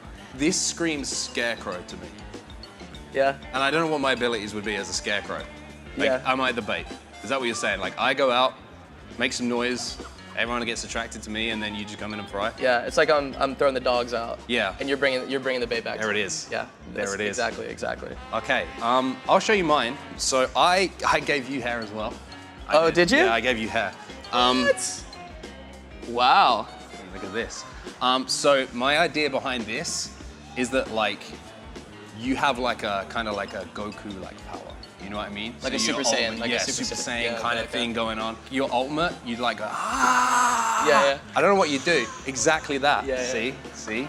Great thinking. The hair goes out. Yeah. And then you get a surfboard. Perfect. That's for with rotations. the waves? That's for rotations. Yeah. Quick rotation. Exactly. What do you think? Out of 10? Dude, 11 out of 10. 11 out of 10. 11 out of 10. Let's 11 go. out of 10. Okay, I feel like this was fun. Yeah. I almost feel like it was necessary in some ways as well. I found out a lot about myself. Yeah, I'm glad we've got into the inside of what makes Rambo Rambo, right? Yeah. Oh yeah. Best of luck with this event, my friend. Appreciate it. I hope you guys frag out. Yes, sir. And, Yes, sir. Best of luck. Thank you, sir. Thank you, sir. Do this again soon. Yeah, absolutely. Anytime. No idea what to say after that, but it was a lot of fun, and thank you so much to Rambo for being a good sport. You've been shaking your head at me for quite some time now, about 7 minutes, just the same amount as that piece of content. Is this what happens when I let you off your leash, when I make sure you're in a different room and then suddenly it goes wild, whatever. Keep your eyes on me. Anyway, we are almost ready to get this next game underway, and of course, it means we head over to a new map, don't we? We do indeed. Now we need to kind of refocus a little bit here. We had a lot of fun, but now it's time for the serious business to get back underway. And like you say, Storm Point is where we are going. And by the end of these 3 games, Dan, we will find out what teams are making that jump to the grand finals. 10 teams in the grand finals. 10 teams go down into the elimination bracket, where of course they'll face off against those who won in elimination round 1 earlier. But 3 games can be quite a long time. And we can see how much one game can change everything. I mean, look at Dark Zero. Going into games 1 and 2, they were struggling a little bit, then suddenly wham bam, thank you ma'am. A big old win, and they shoot themselves all the way up the leaderboard to 3rd. And one thing that's really stood out to me from those games we just watched on World's Edge is, these are some high-quality Apex Legends lobbies. We're going into Zone 5 with like an enormous amount of teams. I think we had Zone 3 with 20 teams alive still at one point. It is coming down to almost, not so much the brawn in those final moments, it's where the brains are coming to the fore. My biggest question would be, is that going to carry over to Stormpoint? Are we going to see maybe a little bit more aggression here on this map, with the circles being a bit different and World's Edge, of course, being a little bit more comfortable for some of the other teams? But there is so much to do for those kind of bubble teams that we talk of, those who are trying to push themselves into the top 10. Right now, Element 6 is the target team. They have 16 points and they are in 10th place. Well, here we go then. You can see the dropship is live, and London, you've had a little bit of a break. I know the energy is still there, so let's pick it up a little bit in here as we see that beautiful map overhead. Stormpoint. It's going to be the war zone. I don't think we're going to have any early fights here. I think by this time in this lobby, it should be pretty easy for everyone to get to a POI, loot up, and then they can start to think about their rotations. And we saw in the previous series in Elimination Bracket how important some of these early circles were. It allowed the zone teams just to get there very quickly, and those edge teams sometimes were forced into some weird positions, but we did see some edge teams benefit from a zone pulling their way. We're going to be going east, maybe could be going somewhere around Launchpad, or even could go a little bit more north. I'm thinking maybe a little bit of Stormcatcher, maybe some Gale Station. We did see some Gale Station a little bit earlier on. We're going to have to see where that beacon information takes us. But as you say, everybody has a home here on Stormpoint. Everybody had a home over on World's Edge as well. And I think that's a big, big contributor to why we are seeing such high quality lobbies. And it kind of puts the magnifying glass on decisions being made, doesn't it? Who has the smartest rotation? Who is trying to avoid a team? And who is just waiting to pounce when they have the opportunity? You can't afford to make any mistakes because people will capitalize off them, but you also can't expect others to make mistakes as well. There's not going to be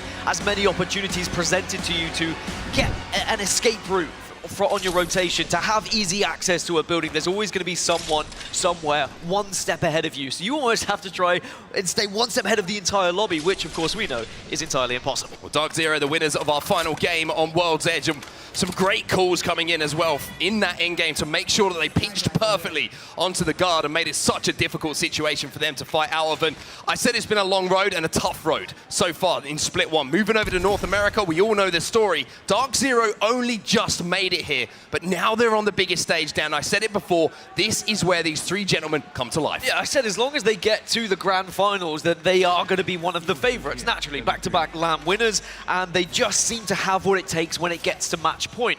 The only real question coming into the tournament was, would they have the consistency, because there was struggles throughout the online play, but it does seem like they have found their form at the right time here, and they're putting themselves in a really good spot to get to those grand finals. Just to give you a little bit of a lay of the land as well, if you're just joining us, the teams who are on the bubble, Element 6, one of our EMEA teams, they're holding things down at the moment in that 10th place position. That is the last qualification spot, but just behind them by 1 point, you have 100 Thieves and Fnatic. Just behind them, Fun 1, 2, 3. And it's only a few points separating this lobby. There's no point sponges. NRG on top as it stands. Speaking of which, they're on top right now. And this could be a similar circle to what we saw in one of the games earlier in the elimination round 1. As you say, down towards Gale Station, there's about 6 or 7 teams that are already making their way to the far southeast of this map. And that means there is going to be fights, because there's a few buildings there that people are going to try and prioritize, and naturally, it's going to happen. One thing that's interesting, and we should highlight, of course, is congratulations to Nathan. We've seen him picking up more than the 1,000 kills. He was credited with that ALGS total kills performance. So he crossed that 1,000, kills mark yesterday, joining Imperial How as the only 2 players to have done it so far. So Nathan continuing to be one of the most prolific fraggers that we have in all of Apex Legends. But as we start to kind of see a little bit of an overlook at the map, you can see a lot of concentration down at Gale Station. Like we were saying at the start of this game, a lot of teams are betting this is where we'll end our game. And you were speaking of NRG, I mean, they're one of the only few teams that can probably feel comfortable coming into Stormpoint with the amount of points they were able to accumulate in World's Edge. I'd say them alongside Guard should be safe. Everyone else, it's a little bit touch and go. Things could get a little bit dicey if you have 3 bad performances here on Stormpoint. 20 squads still remaining. Nobody has gone down as yet. Moist Esports trying to take complete and utter control of this building, and it looks like it is going to be a Gale Station zone. You can see in your top left on the map overhead that Moist also have that beacon information as well. So they're pretty solid, and Speaking of solid, it's always a good bet. If you're watching the Guard, this is where they think the end is going to be. And Guard have really impressed me so far in this winners bracket. You know, I spoke to Rambo just before the series started. He said, hey, maybe people will underestimate us. Maybe they won't expect us to do well, but we feel good. We feel confident. And you can see it in their gameplay. You can see it in their team fights. They know exactly how they want to approach things. And if you add a good rotation to that, if you add good zone placement for that, it is a recipe for success. The Guard continuing to impress so far. They're currently sat in second place overall in the lobby. 34 points, just 3 or 4 behind NRG, who are at the top, like I mentioned previously. But for now, they're going to be set up for the long game. This is one of the buildings that you want to. Good morning. Little haircut coming in from Keown with the 30-30 repeater in his hands. But this is one of the spots that you want to hold down for that end game. Not a lot of buildings in the vicinity, Dan. So if you can get early real estate here, you're going to be feeling pretty good. And of course, those who do drop on the southern side have already made their way over towards Gale Station. But there's still a long old journey for about 10 other teams who are still moving from the north side of this map, and they may just all collide together in the middle as they're moving towards the southern side. I know that TSM are currently making their rotation. I think they used Valkyrie to skyward dive towards this circle, looking to maybe try and get some sort of spot where they can pick up some other teams that are rotating as well. Yeah, pretty rough zone this for anyone landing north like TSM do, of course. Got to fight their way through a lot of other teams to get towards that zone, and we can already see how congested that it is inside of where we think this end game is going to be. That means maybe they've got a little bit of a different approach alongside the likes of NRG, Fnatic, Alliance, who are all rotating down from that northern side. And most northern at the moment, still inside Northpad, is going to be Northception.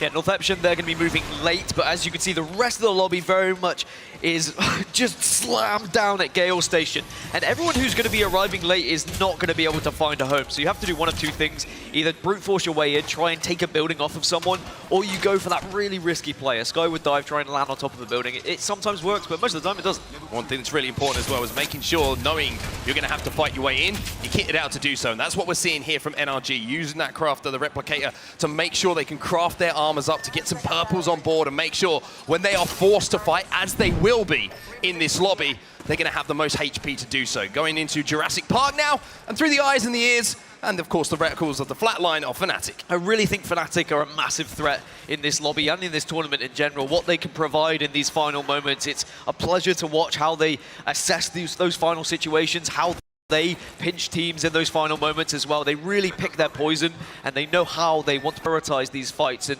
certainly an enjoyable team to watch if they get to the late game. But that's always the question. Can you get to the late game when there is this many teams on set? 20 teams still alive, and they are all trying to force their way into Gale Station. It's Dark Zero at the moment who are just trying to clear their backs, making sure no one is rotating behind them. But as we saw just momentarily on that map overhead and that fly-through we saw, it's Jailings who are making a little bit of a creep towards them, and with the zone closing, Dark Zero are going to have to make sure that they don't get caught off guard. But there's one thing that you can guarantee is that Zero will be telling both Sharky and Jim Burton exactly what to do, leading this team and making the calls that need to be made.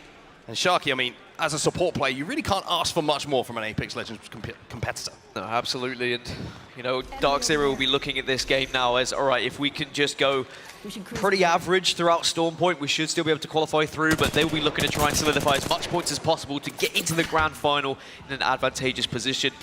I think there'll be a lot of teams a bit nervous, though, going into these final 3 on Storm Point, because I'd say about half our lobby are typically World's Edge teams, and what I mean by that is in regular season, they perform far better on World's Edge. A lot of our Storm Point teams found themselves in the elimination bracket, just as it happens, and they will then be looking at elimination round 2 as a chance to pick some of these teams off. Well, two teams are starting to rub shoulders a little bit is Exo Clan and 100 Thieves. 100 Thieves, who barely mentioned, it feels like so far here at the Split 1 playoffs. Been a little bit quiet, but got the job done, and that's kind of something that's been synonymous with them throughout their careers. 100 Thieves, though, they're going to find themselves down to 2 players. The Scurry gets chopped down there. And the other 2 players are just trying to desperately kind of scarper away towards Fish Farms now, but Ziki with some good shots from distance.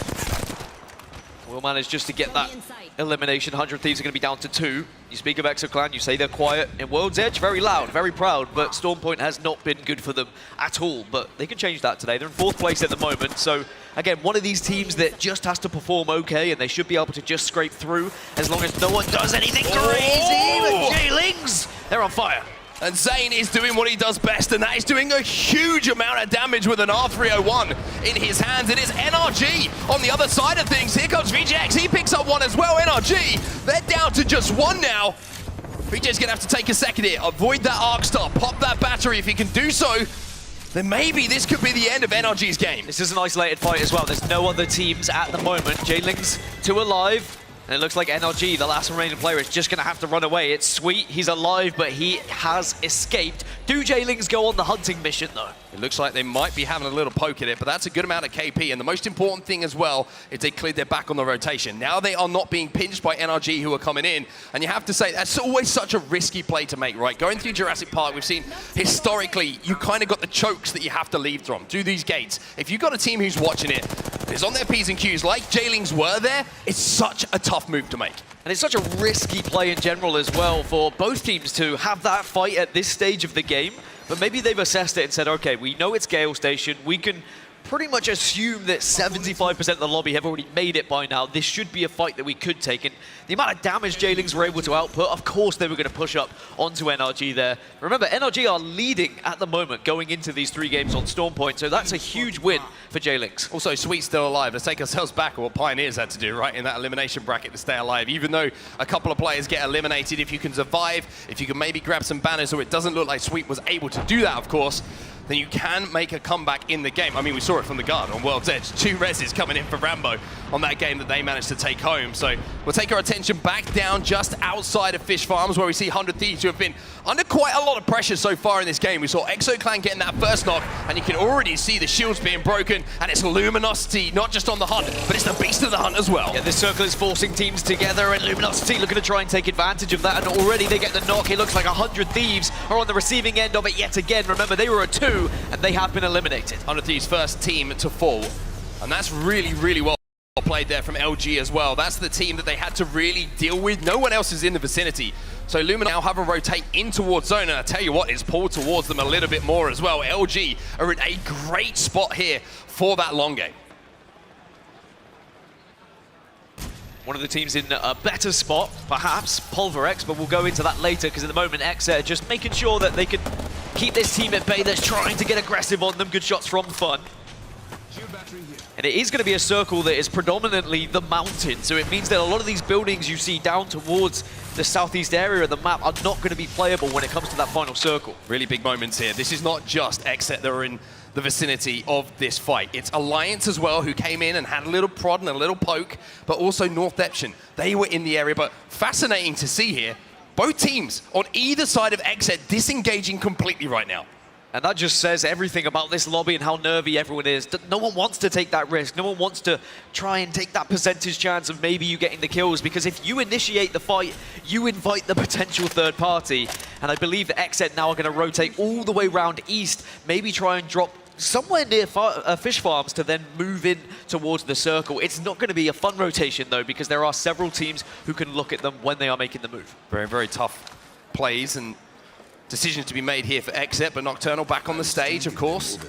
He's going to be able to command the troops on what their next move is going to be, but wrapping through zone is plan A. Alliance probably thinking, where have Xset gone? Because I don't think they caught them actually making that rotation. But good news for everyone, to be fair. Alliance now, they can move down. Northeption were completely out of that fight. They did not want any of it, but here is that wrap through gas. The question is, are ExoClan ready for this? Exo, they maybe were going to get surprised by it. Wingman shots come down, and that is going to be at least the opening for Xset, but there is a reply here. Oh, but look at these shots coming in through the smoke. Nocturnal! Welcome back to the main stage. The perfect rotation. Did Alliance hear it, though? Alliance are in the area, but it looks like they are not going to try and get involved. They've already seen the kill feed. It is not worth it for Alliance. They have bigger things to think about, and that is how on earth are they going to get in this circle? Round 3 is closing. I can count 8 teams that are not within this circle, and there is no room on the southwest side. So you've got to hope you've got somewhere to find on the east side. Alliance making their moves now. They take the skyward dive, but look at this. Laser beams through the sky. It's like being at a rock concert at the moment for everybody, where the air is thin, the lasers, they're pointing at you as well, as Alliance do land, but they won't be safe 44 seconds left on that zone close. North Epsom make their move as well, and it's going to be against TSM, and TSM do not have the shield advantage here. Tiger's going in with that wingman. Yeah, Black Hole's gone down. They jump out the window as well, but North Epsom, they are going to rip through the shields, but it's going to be the first knock to TSM. Big call from TSM. 3-man, send it on 1, and now TSM, who didn't have the armor advantage, well, now they've got the numbers advantage. They're trying to clear it up this last player. They should be able to. TSM eliminate North Epsom. They hold it down. And just around the corner, Sweet has been able to manipulate his way past TSM here. They wouldn't have seen him just yet, but that means the NRG are still alive. Of course, Sweet's job is to get into the top 15 to try and secure 1 extra placement point. This is the fight of Antennae now. This is such an isolated fight. At the moment, anyone who wants to leave here has to go through zone and quite some way unless they hit that redeploy. So Fnatic, they're involved here. Fnatic, though, you can see, looking like they're struggling a little bit down on that low ground. The Black Hole's going to go down. NRG out, Pulverex out, Jailing's out as well. But now Phonyhead and ESA, they're getting involved. The Alternator, welcome back to the meta as we see some shots being hit. Gotta hit them though. Does hit them. Fnatic eliminated. Esports Arena stay alive. Anyone to take them out? No, they're okay. So Esports Arena now dominate the northwest side here, but they're going to have to go over the mountain or through the zone. And if you go through the zone, you're probably dead. There's too many teams as TSM. They're now moving in. They're trying to make their way towards this circle. TSM up on the God Rock trying to shoot down on LG. They eliminate 1 team on the outside of zone. Now you're seeing Ascend make their move as well. Lufka on that controller. The Roller's going to be looking to pick up some KP. Kashira trying to back up his teammates. And this is Dark Zero they're fighting against right here. Big fight. Dark Zero eliminated. And now suddenly we're into our top 10 here. And all it was 1 zone to force everyone around that mountain. But they want a little bite of this action. They want to try and clean up the mess started here by Ascend. Peacekeeper. No peace here though. Sangoon goes in. The PK. The stars align and the shots come in. Hit so hard.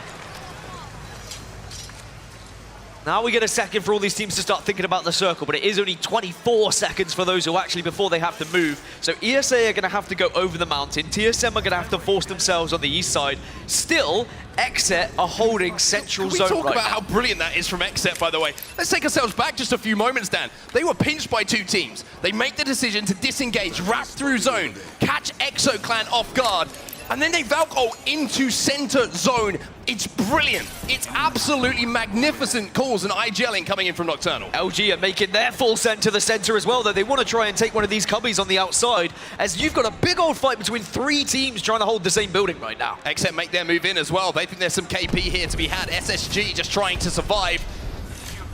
But speaking of Nocturnal, we didn't see him on our main stage for the last couple of days, but he is back with a vengeance now alongside his 2 teammates. I will say TSM are also getting involved. This is a huge fight. Whoever wins this one gains one of the best positions on this map.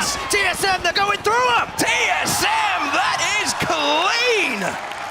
Luminosity, they are eliminated. And with no one in the vicinity, they'll be able to get back to a full 3. Here comes ESA though, they want to try and get the surprise, but TSM, they managed to get the shield swaps, and now they will re-engage. Oh, the Black Hole goes down as well to try and slow things down. No. But speaking of going down, how will fall? Verholst trying to hold the ground. Reps is involved as well, but ESA, what a hold this is. ESA have the extra player, and they've got the head glitch as well to work on.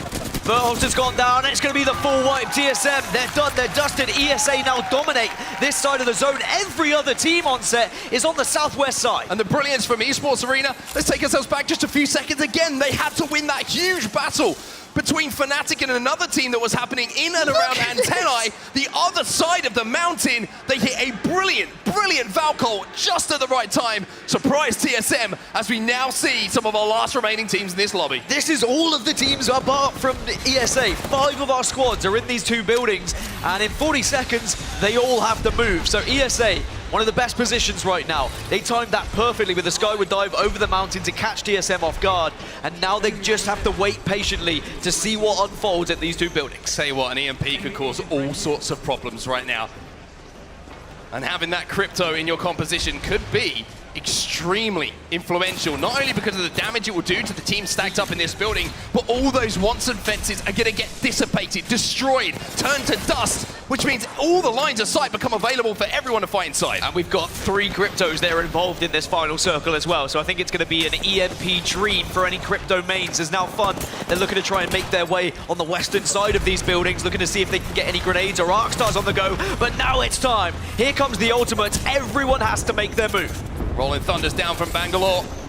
They're just trying to tank this. They're trying to survive, but no, Karampu's going to go down, and it looks like Fun 1, 2, 3 might not be having too much fun right now. They survive for now, but XZ, they are having all sorts of fun in this lobby at the moment. The Vault from Nocturnal is hitting true, but now you can see just so many teams stacked up and Nock will fall. It's about trying to stay healthy. It's about trying to secure KP. ESA is still watching on from the distance as everything in front of them is just getting destroyed. Oh, it's going to be the guard. Just Rambo gets a shield swap. Can he turn it into a kill, though? Moist Pricey trying to fall down on top of Rambo and get that kill away. Another shield swap comes in. Rambo survived for just a few moments there, and now you can see Fun 1, 2, 3. They are engaging against ESA. It's the last two teams. ESA should have the best position, and Fun 1, 2, 3 have only got 2 players here. Surely this should be a comfortable one for ESA, right? Surely nothing could go wrong. You can see Luda just anchoring down as well. Just making sure he can do damage and sending in Phonyhead and Coddy to close this one out. ESA, North American Regional Champions, and it's because of plays like this that they will be crowned your champion here on Stormpoint. All the way back from Antenna when they won the biggest fight of that game for themselves, and then it was the skyward dive over the mountain on top of TSM. There are certain teams you wouldn't want to land on, but they managed to time it perfectly. Of course, a little bit of fortune involved when TSM was still shield swapping, but they had to win that engagement. They had the head glitch, and in the end, they had the best spot in the game. They had the best seat in the house to watch all of that unfold from those 2 buildings. Big, big, big result here for Esports Arena as well, and that jumps them up the table as well. Just keep in the back of your mind all the time, wherever you're watching from, whether it's here in the Copper Box Arena or at home, that this is to go into the grand final. This is step number 1 for every single team who arrived here in London. The dream is to get to that final and being with a chance of winning that championship. ESA pushed themselves up to 4th spot. I'm sure the desk enjoyed that one, so let's see what they had to say. Thank you so much, Gaskin. Thank you, Onset. What a kickoff for y'all here on Stormpoint. ESA, the only top team in Pro League with no jerseys, by the way, and a last-minute substitute in Cody, showing what they got here, Monsoon. Yeah, that was a pretty typical zone. You can tell where it's going based off zone 1. So that's why we saw a lot of teams kind of rotate into that area from the start. But toward the end there, TSM kind of recognized where it was pulling and took the fight on LG and won it with pretty convincing upper hand. Yeah. But as they were resetting, ESA decided to Valcolt over and take the high ground spot, which is the only kryptonite of TSM's spot where they were. So naturally, because they wiped TSM and they had that entire side to themselves, every team had to rotate on top of each other, and ESA was just sitting there with their arms wide open, happy as can be. And eating lunch is basically what they were doing. Absolutely. Taking everyone's lunch money at that. Really good job from ESA to take God's spot, and it really did feel like that LG TSM fight, ESA Valcolt, was really the fight for the win there, Rende. Yeah, and I think, honestly, ESA is a team we haven't told their story enough. They won Split 1 playoffs in 5 games. This is a team that's clearly lethal. They had to change their roster in just a month ago because of some personal things that happened, but Coddy has stepped up big for the squad. Luda and Phony as well. Phony, considering himself as the Joker in his background of his room, maybe a villain to the scene, and I think so, because there weren't a lot of cheers when they won here. Definitely not the biggest favorite, but a team that certainly has the capabilities to win. Yeah, and honestly, the fact that they're able to kind of figure out that new roster now and start seeing some meshing and success with that new roster is huge, because prior to that, they were a team that we talked about all the time. I mean, with the roster changes and then TSM and ESA, there was so much always in our mouths. That's right. A lot of drama, obviously, with this ESA roster, but showing that they can do it. Capra not needed here with the substitute in Cody, who's performing in his first LAN. Phonyhead, what a story. Works full-time, plays Apex full-time, one of the only top-placing pros to do that. It's so darn impressive. And then, of course, Luda, the Canadian controller player, played with Nick Merckx and the Tripods last season, and, of course, qualified for Pro League from Challenger Circuit with them, played in Challenger Circuit previously with Sykes. He's been doing it for a while, and he's showing the impact he has. Every team he joins, he seems to improve, Monsoon. But right here, break it down for me in terms of what we saw with highlights here in Match 4. Yeah, absolutely. So, as you can see, a lot of battle going on in the buildings. I think the key point was ESA taking that Valcolt to take control of that east side of the zone at the end. So they did it super well. They won the game as soon as they wiped TSM, in my opinion. And of course, Luminosity game and taking some early fights. Needed to step up here really far down in the standing. Rende, what do you see from them? I really wish that this representation of Mexico, one of the teams that I think has some of the young guns, Yanya, one of the best FPS players, needs to step up. Hasn't happened so far today, but I think there's still hope for them. We'll see how they can handle the next 2 games. That's right. And then XSET needed to perform. 16th place. We called them out. You predicted them to do well the game before this one. And here they were in late game glitter alongside TSM, who ended up getting taken out by Luminosity, the Guard, and a few others. You know, I was hoping that you would be their good luck charm, Mon. I was really hoping as soon as we saw them in that top spot that they'd be able to kind of clean that one up. Still nice to see them up there with that type of performance, but there was just too much going on. I mean, you could see TSM just absolutely shredding from the top of this rock, and in the end, it was the patience that ESA had to let them all come to them for the win. Yeah, fun absolutely popping off in the cannon fight here, but once again we take a look at TSM's wipe on LG. Hal goes down, but it's not enough for LG. And once again, this is TSM trying to take back that high ground from ESA, but it's not going to be enough. And ESA right then and there. And you mentioned it, that was the only kryptonite for TSM, was that high ground position that ESA took perfectly. What a great down call. And they were in shambles, actually. Cody actually had to clutch up with a big fight, and he did. Res his teammates earlier in the game, but then this late game, the opposite. They just got to feast as they were able to take out the last and final team. It was fun 1, 2, 3. Former AD Raccoon, and just like that, the ESA boys with the big game number 4. And of course, a lot going on elsewhere in the standings and discussion. We'll bring that up right now. Let's take a look at the match 4 results. ESA with a 10-kill first place win, 22 points for them. Fun 1, 2, 3. Also, I believe we're further down in standings, so a lot of teams who needed a big performance, Moist Esports right behind them, do get exactly that, but then the Guard stays consistent. If it's not first, it's 4th right now. Took the words right out of my mouth, and as we take a look at the bottom half of teams, they will obviously begin to perform, or not, but they'll have to make up their own fate. But the Guard have certainly made us have to talk about them, and I think that's the thing. They should be at the top of this leaderboard at the end of it, because every single circle, whether they win or lose, we have had to talk about the Guard, and that shows a very deadly team. And we had talked about, or I had mentioned earlier, how they were a squad that had been so consistent at the beginning of that split. They're bringing that consistency back now, constantly being in that conversation. And then on the flip side of that, at the bottom, there's a couple teams that are here that I think I'm kind of shocked that they're down here right now. We talked about J-Ling at the beginning. They've struggled since the beginning of the series now. Yeah, well, the J-Lings really, they're the Cinderella story of this competition. Yeah. Will they make it to the finals? We will find out. 17th place right now. Let's take a look at that top 10. We got quite the Element 6 contingent here upstairs cheering for the E6 squad, and they are currently in 10th place overall, right on the edge. And keep in mind what's at stake. Top 10 make it to the championship finals. Bottom 10 go down to the elimination bracket finals to play against the best 10 teams from our previous matchup. But hey, what a showing it's been so far. Can some of our APAC North teams like Northeption, who haven't necessarily showed up, 100 Thieves is a quiet game there, can they step it up here in Game 5? We got 2 more games to go. Let us know in the chat who you want to win and blow it up right here, right now, because guess what? Game number 5 is around the corner. We're going to take a quick break. When we come back, Game 5 with Onset and Gaskin right after this. Monster Energy, the official energy drink of the Apex Legends Global Series.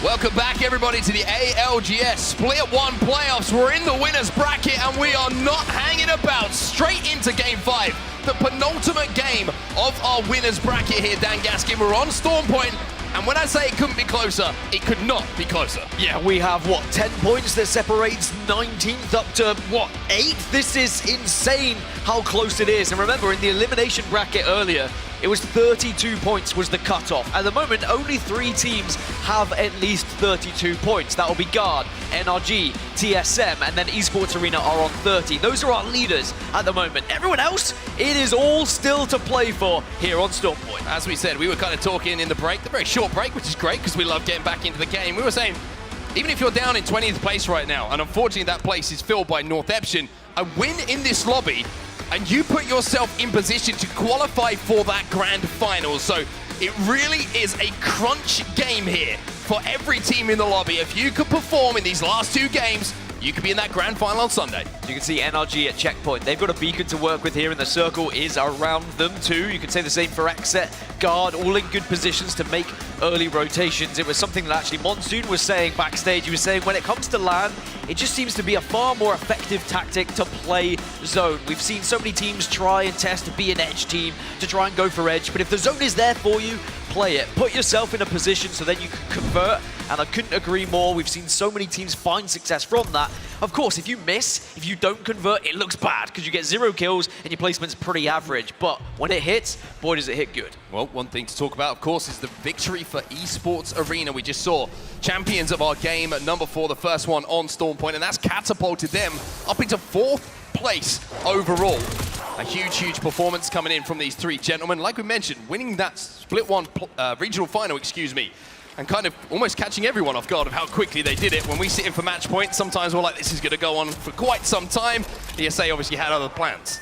They did have other plans, and honestly, just looking back at that game one last time, I think TSM, had they been given an extra 2 seconds, they probably would have been fine, but it was just the fact they were slightly weak coming out of that fight. But you have to give credit where credit is due. It was the previous fight from ESA which really gave them the victory. 100%, and you have to give credit to TSM as well. That is a tough route for them to get to that end zone as well, and they picked up a huge amount of KP on their way towards that finish, rotating all the way from the northern side of Stormpoint here, from the wall down to, of course, where we finished off at Gale Station. But speaking of rotations, a lot of teams already making their way toward Cascade Falls. Who's going to drop there? It's going to be Xset. Yeah, we've got a lot of teams that have got the beacon information that have Cascade Falls in their sights, so they're now going to be moving on. We've already got about half the lobby in Cascade Falls at this point. The rest of the lobby is just going to have to accept they're going to be playing on the edge, either looking for kills or trying to do what ESA did, take a fight early on, and then later on is when you skyward dive into a primary position. Xset needed an important game in that last game as well. We saw them pick up KP, decent placement points, and that means they are the gatekeepers at the moment of those grand final positions. They're in 10th spot overall, and being gifted a zone like this is massive for them. But look at that kill feed. Already 100 Thieves who have struggled, who have really struggled in this lobby, find themselves losing a member. Well, you better hope that Xset got into the building they wanted to, because now suddenly their home territory has been swarmed by everyone else, and you can see there is plenty of action unfolding. I don't think any of these teams are going to take fights right now. There is enough space. Everyone's been able to claim something, but eventually there are going to be more teams arriving trying to claim it themselves. We're always looking across composition. You're always thinking, hey, what's the defensive legend we could throw in here that's good for defending zone? A lot of people, first thing that comes to mind, Watson. You're thinking Newcastle maybe, but Seer actually underappreciated as a defensive legend. The ability to cancel reses on teams doing damage, trying to push you, but also you throw that exhibit down, nobody wants to push you because you are going to be giving away your position. So Seer actually adds value, of course, as well as the information gathering that you can get from that heartbeat. So Xset have a composition that can play all different zones, and 69, always good to see ya. Verholz popping up here with a charge rifle. Yeah, TSM doing well just to gain control of the top side of this wheel at the moment, and they should be comfortable, but I don't think they will want to stay here. Good, okay, they get off of it, they realize they are quite vulnerable in that position from different angles. Instead, they scout out, they use the heartbeat sensor, and they will move to a far safer position to work with.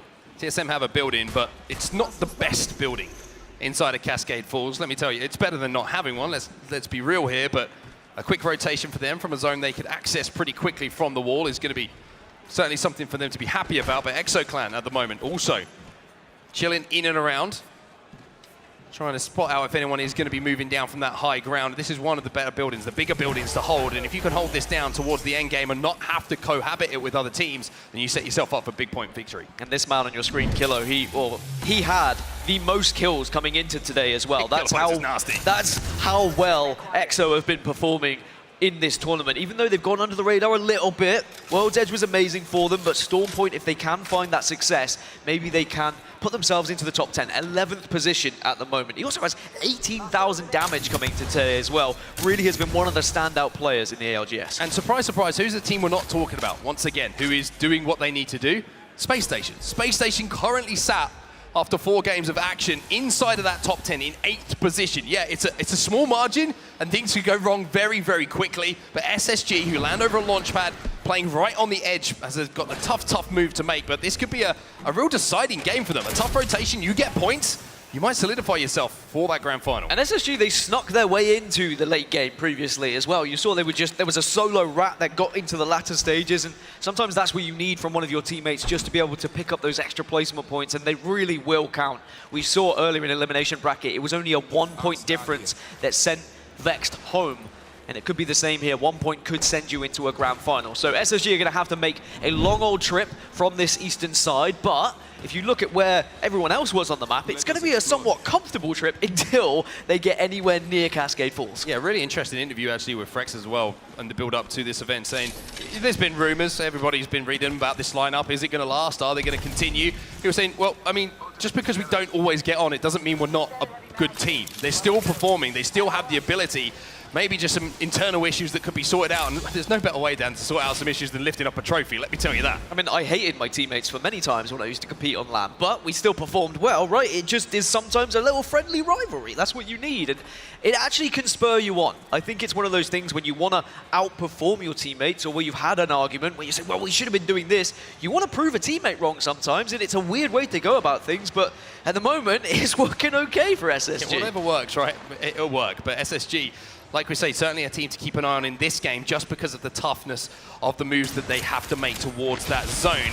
Pulverex, you can see them on your screen right now, already won a game today. It was great to see them celebrating and standing up on our main stage here in London, but they got some moves to make as well. At the moment, they're the wrong side of where they want to be. A little bit of scanning going down, a little bit of reconnaissance coming in here from Shunmi on that crypto drone, trying to see if there is any rooms they can find playable. But as you can see, as he's finding out, relaying to his teammates right now, there's no room at the inn. There is just nothing available for them. And Pulverex, an amazing zone team. We saw it throughout the group stages. They weren't getting many kills, but they were getting into the final circles. And again, in the previous game, they did get into the final circle, but unfortunately, a Team Valkyrie ultimated onto them, and they were wiped out, maybe unexpectedly. They just need to be prepared for that. And of course, on World's Edge, they finally got that victory. We finally saw that conversion from them. They just need one more, or one more pop-off game where they do find a couple of kills, and we might see Pulverex in a grand final, which, you know, after championships, I think everyone really, they're rooting for them, aren't they? Yeah, we've all got a soft spot for Pulverex after what they had to go through at Champs and how close they were to making it into that finals lobby. But Fnatic now, they've got some work to do as well. Fnatic have been very quiet in this lobby so far. Down in 15th place, but as we say, game and lobby not done and dusted for any teams at the moment. One win completely changes your fortunes, but they've got to be careful on this move at the moment. North Epsom might be thinking about wrapping behind them. NRG were kind of looking out in, and with 1 minute to go until this zone closes, I get to say one of my favorite sentences in all of Apex Legends. It wasn't that one. We might have 20 teams alive as Zone 3 closes. Yeah, I got it very wrong, didn't I, when we were going into Storm Point, and I was like, well, you know, it's Storm Point now, not World's Edge. We're going to get some early fights. No, these teams are taking it very seriously. We have also had circles that are a little bit easier to predict. You know, when you go all the way down to Gale Station, when you have a very central Cascade Falls with a lot of room to play, it's an easy early rotation as well, but it really does show, A, how good this lobby is, and B, how serious everyone is taking every single step. Every single rotation has to be on point. Well, Shunmi was doing that reconnaissance last time we were on board with Pulverex, and I said there's no room at the inn. Well, it looks like they're getting a little bit cozy and sharing the same bed with a couple of these teams that are inside of Cascade Falls. They found up a little roof to play. Not the best position, but having that interception pylon is going to be big. Avoid those sky nades that might come in, but they've got to be careful of teams making that late Valkyrie rotation to try and catch them off guard. It's the same position that TSM gave up earlier, and that's sometimes what you have to do. You have to get someone's kind of just bad things they leave behind. You're like, okay, we'll take it. It's your trash, but it's going to be okay. Yeah, when I eat dinner and leave just, you know, the kind of gooey stuff, you're like, okay, I'll eat it. But I will say that it's not a comfortable position when you are on top of that building because of the nades that you talk of. And you even saw a little crack in the building as well. You've got to be careful you don't get shot in your shins. Esports Arena, take it to the skies then. Let's see what their play is going to be. I think this is more of a kind of reconnaissance mission. Can we find somewhere to play? Do we know where the teams are around us, or not? Are we going to be able to land with some shields at the moment as they're taking quite a lot of damage on their way down? And it's going to have to be plan B here. You can see the building on the hill, the zipline building. It always seems to be the center of trouble for so many teams.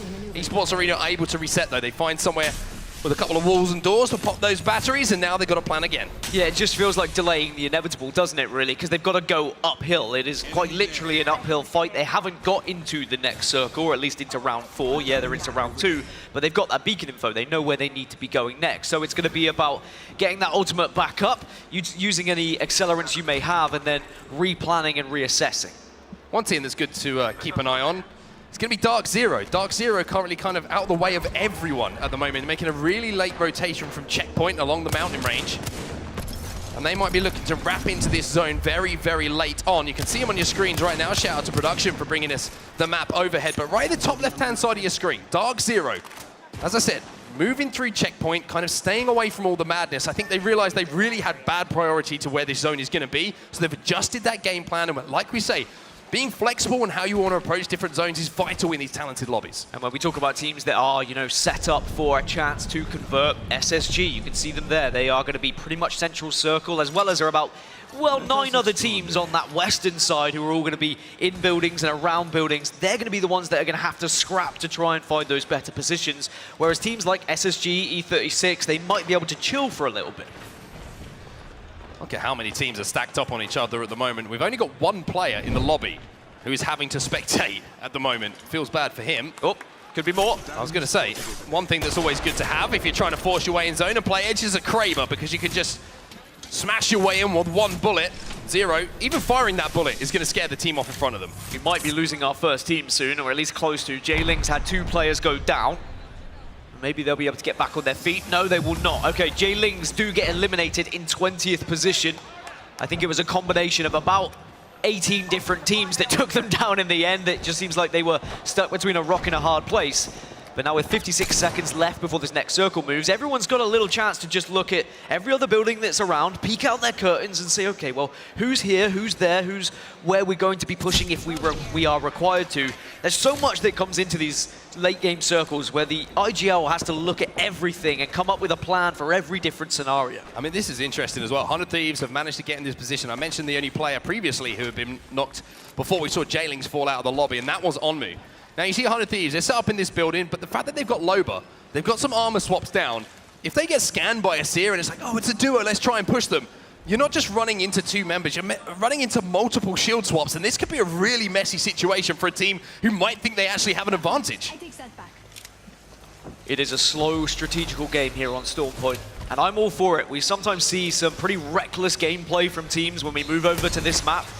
And sometimes I'm like, I wish I'd been on World's Edge to see these teams. Well, you get to see both teams, or all teams on both maps, really show us how this is played at the highest of levels. These are the 20 best teams from the group stages. Only 10 of them can go into the grand final from this point, though. After that, it's going to have to be the elimination bracket. Up into the sky go Fnatic, and this is not going to be fun, I tell you. There is so many buildings that are occupied right now. I'm very interested to see where they go. I'll tell you what, there's going to be an interesting landing here because Fnatic probably just got information. There's so many teams, but they're going to take this low ground. And I will say, even though this looks free, it's going to be defended fiercely. You do not want a team taking residence below you.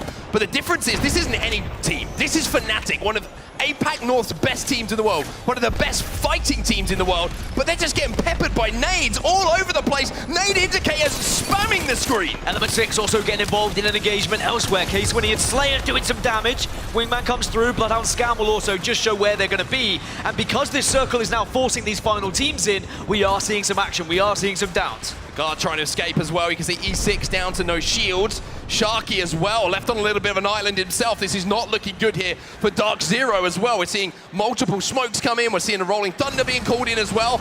We're going to have to see who escapes this situation. The guard looking to swing on it. But it looks like Keon's being told, just back up. Let's play this one safe. In the kill feed as well, you can see TSM taking out a couple of members, as well as ESA. And it looks like Fun123 and Fnatic are on the receiving end. God, our #1 team, they're still alive, but look where the circle shifted. It shifted back west, so that big building that all those teams were in occupants, the likes of Fnatic, the likes of TSM, is going to be in that next circle, whereas everyone who was committing to the east side is going to have to move. NRG eliminated off screen. They're not able to really commit to anything just yet, as Guard are going to be pushing up, but just holding out these teams that rotated late. Holding them out, looking for a game plan. Rambo looking to hit some shots. Let's jump in the comms with the guard.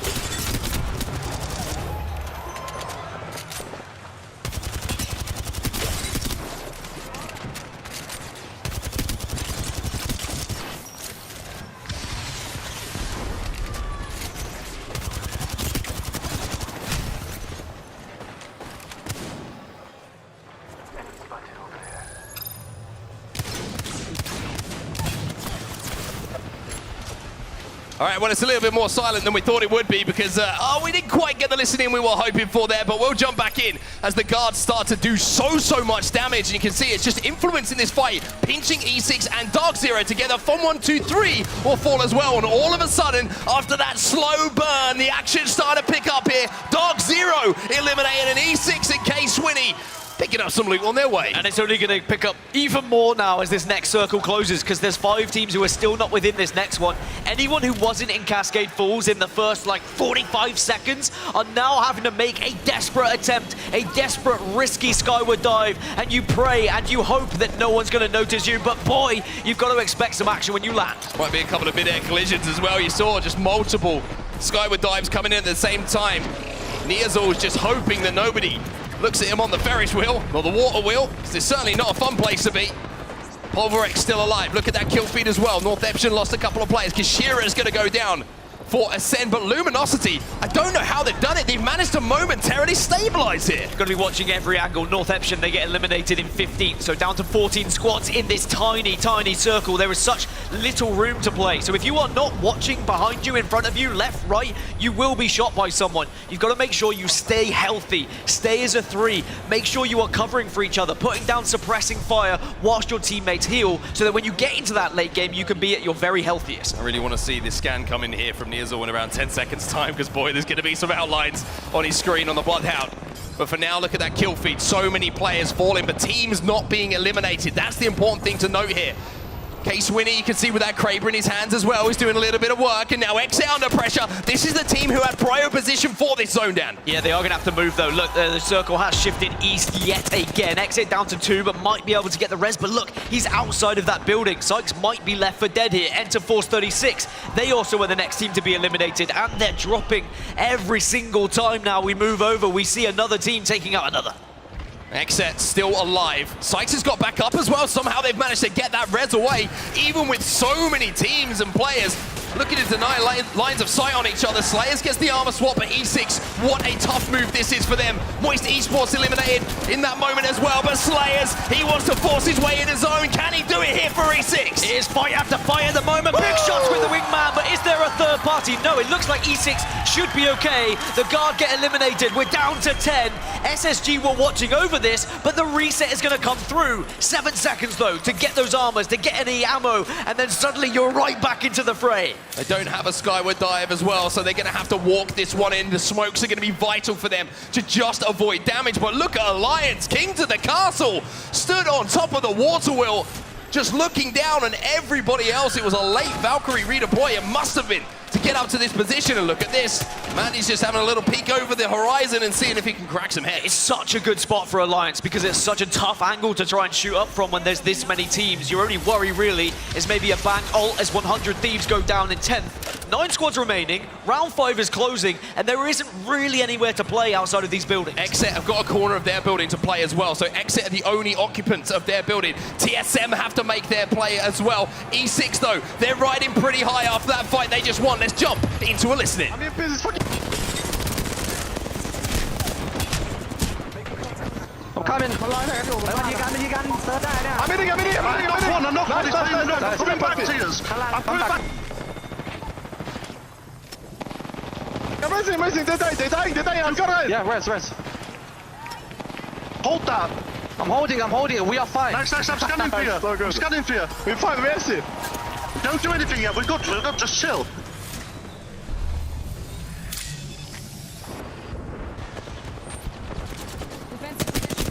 You fuck.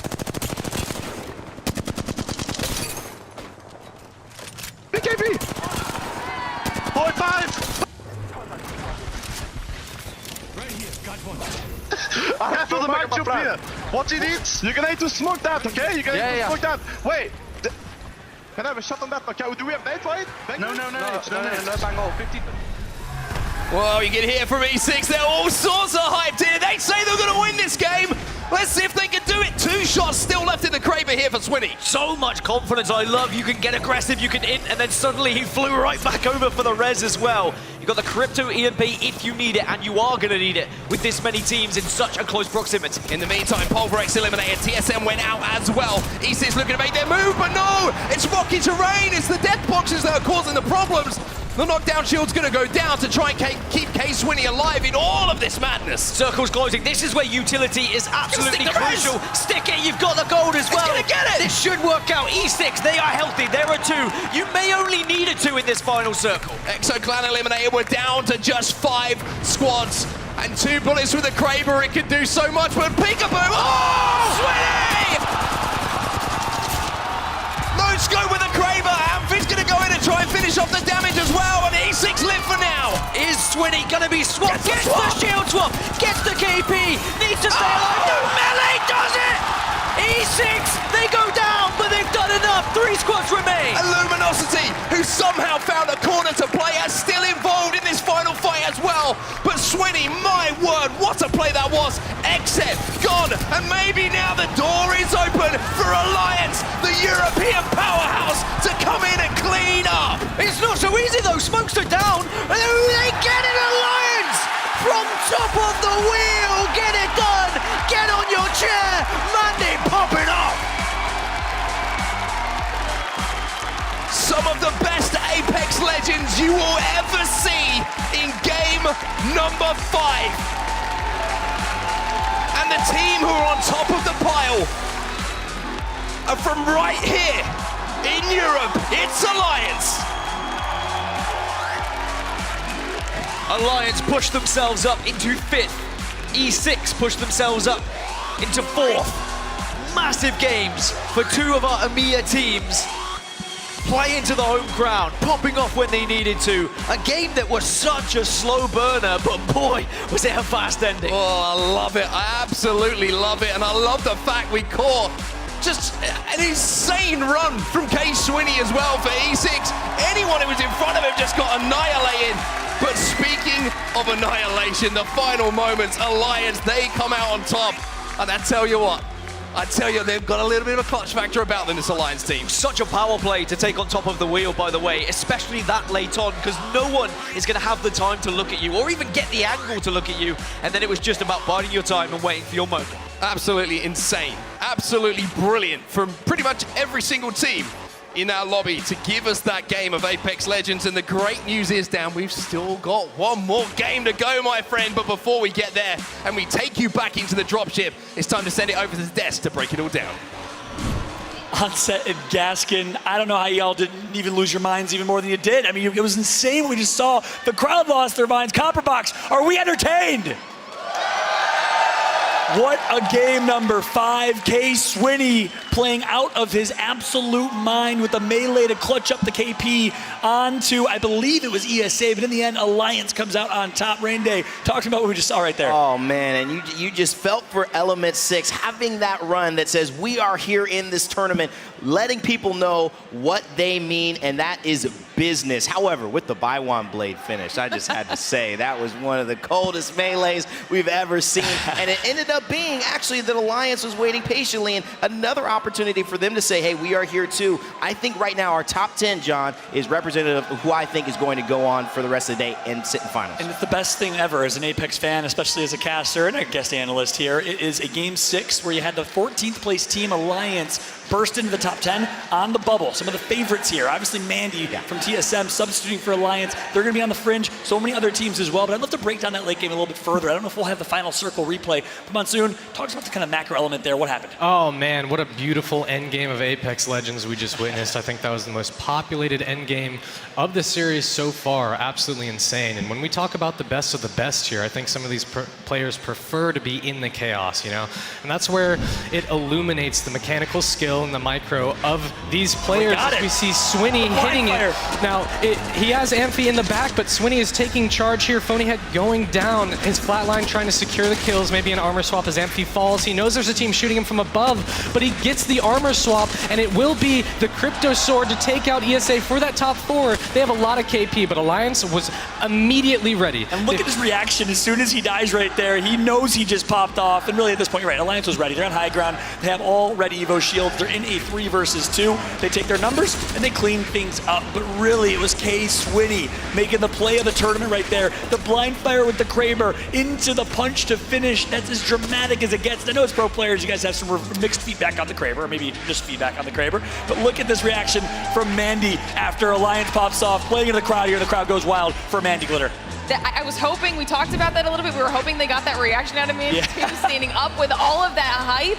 I mean, that's got to feel good after the performance. And as we take a look at the results, 8 kills. We actually have lots of top-heavy kills right now for all of our top squads. We were asking for better performance out of Luminosity. Now we get that as well. Xed jumping back, and then, I mean, E6. Yeah, just a beautiful performance. And honestly, I'm surprised. I want to know how tall, how big Mandy's vert is, because he got up all the way onto that desk to celebrate with one leg. But this is maybe half the story, John. The other half is a team, NRG, who had started out so strong, and now on this map has really kind of lost a little bit of that steam. And that, to me, has always been the worry for them. And I don't know, Glitter, you seem like, is this something that they're going to get over? Well, that's what we had talked about literally towards the end of World's Edge. I had said it's a good thing they're getting all of these high kill games in now. You're right. They thrive on this map. It's going to work for them, but when we hit Storm Point, they could fall off. Yeah. And that's exactly what's happening. So that extra cushion that they achieved in the beginning is going to help balance some of these other big performances out. Are you kidding me? NRG, the way they performed in the first 3 maps, are they on the fridge? I can't wait to see these overall series results. But really the biggest story here, obviously NRG and a lot of our North American teams,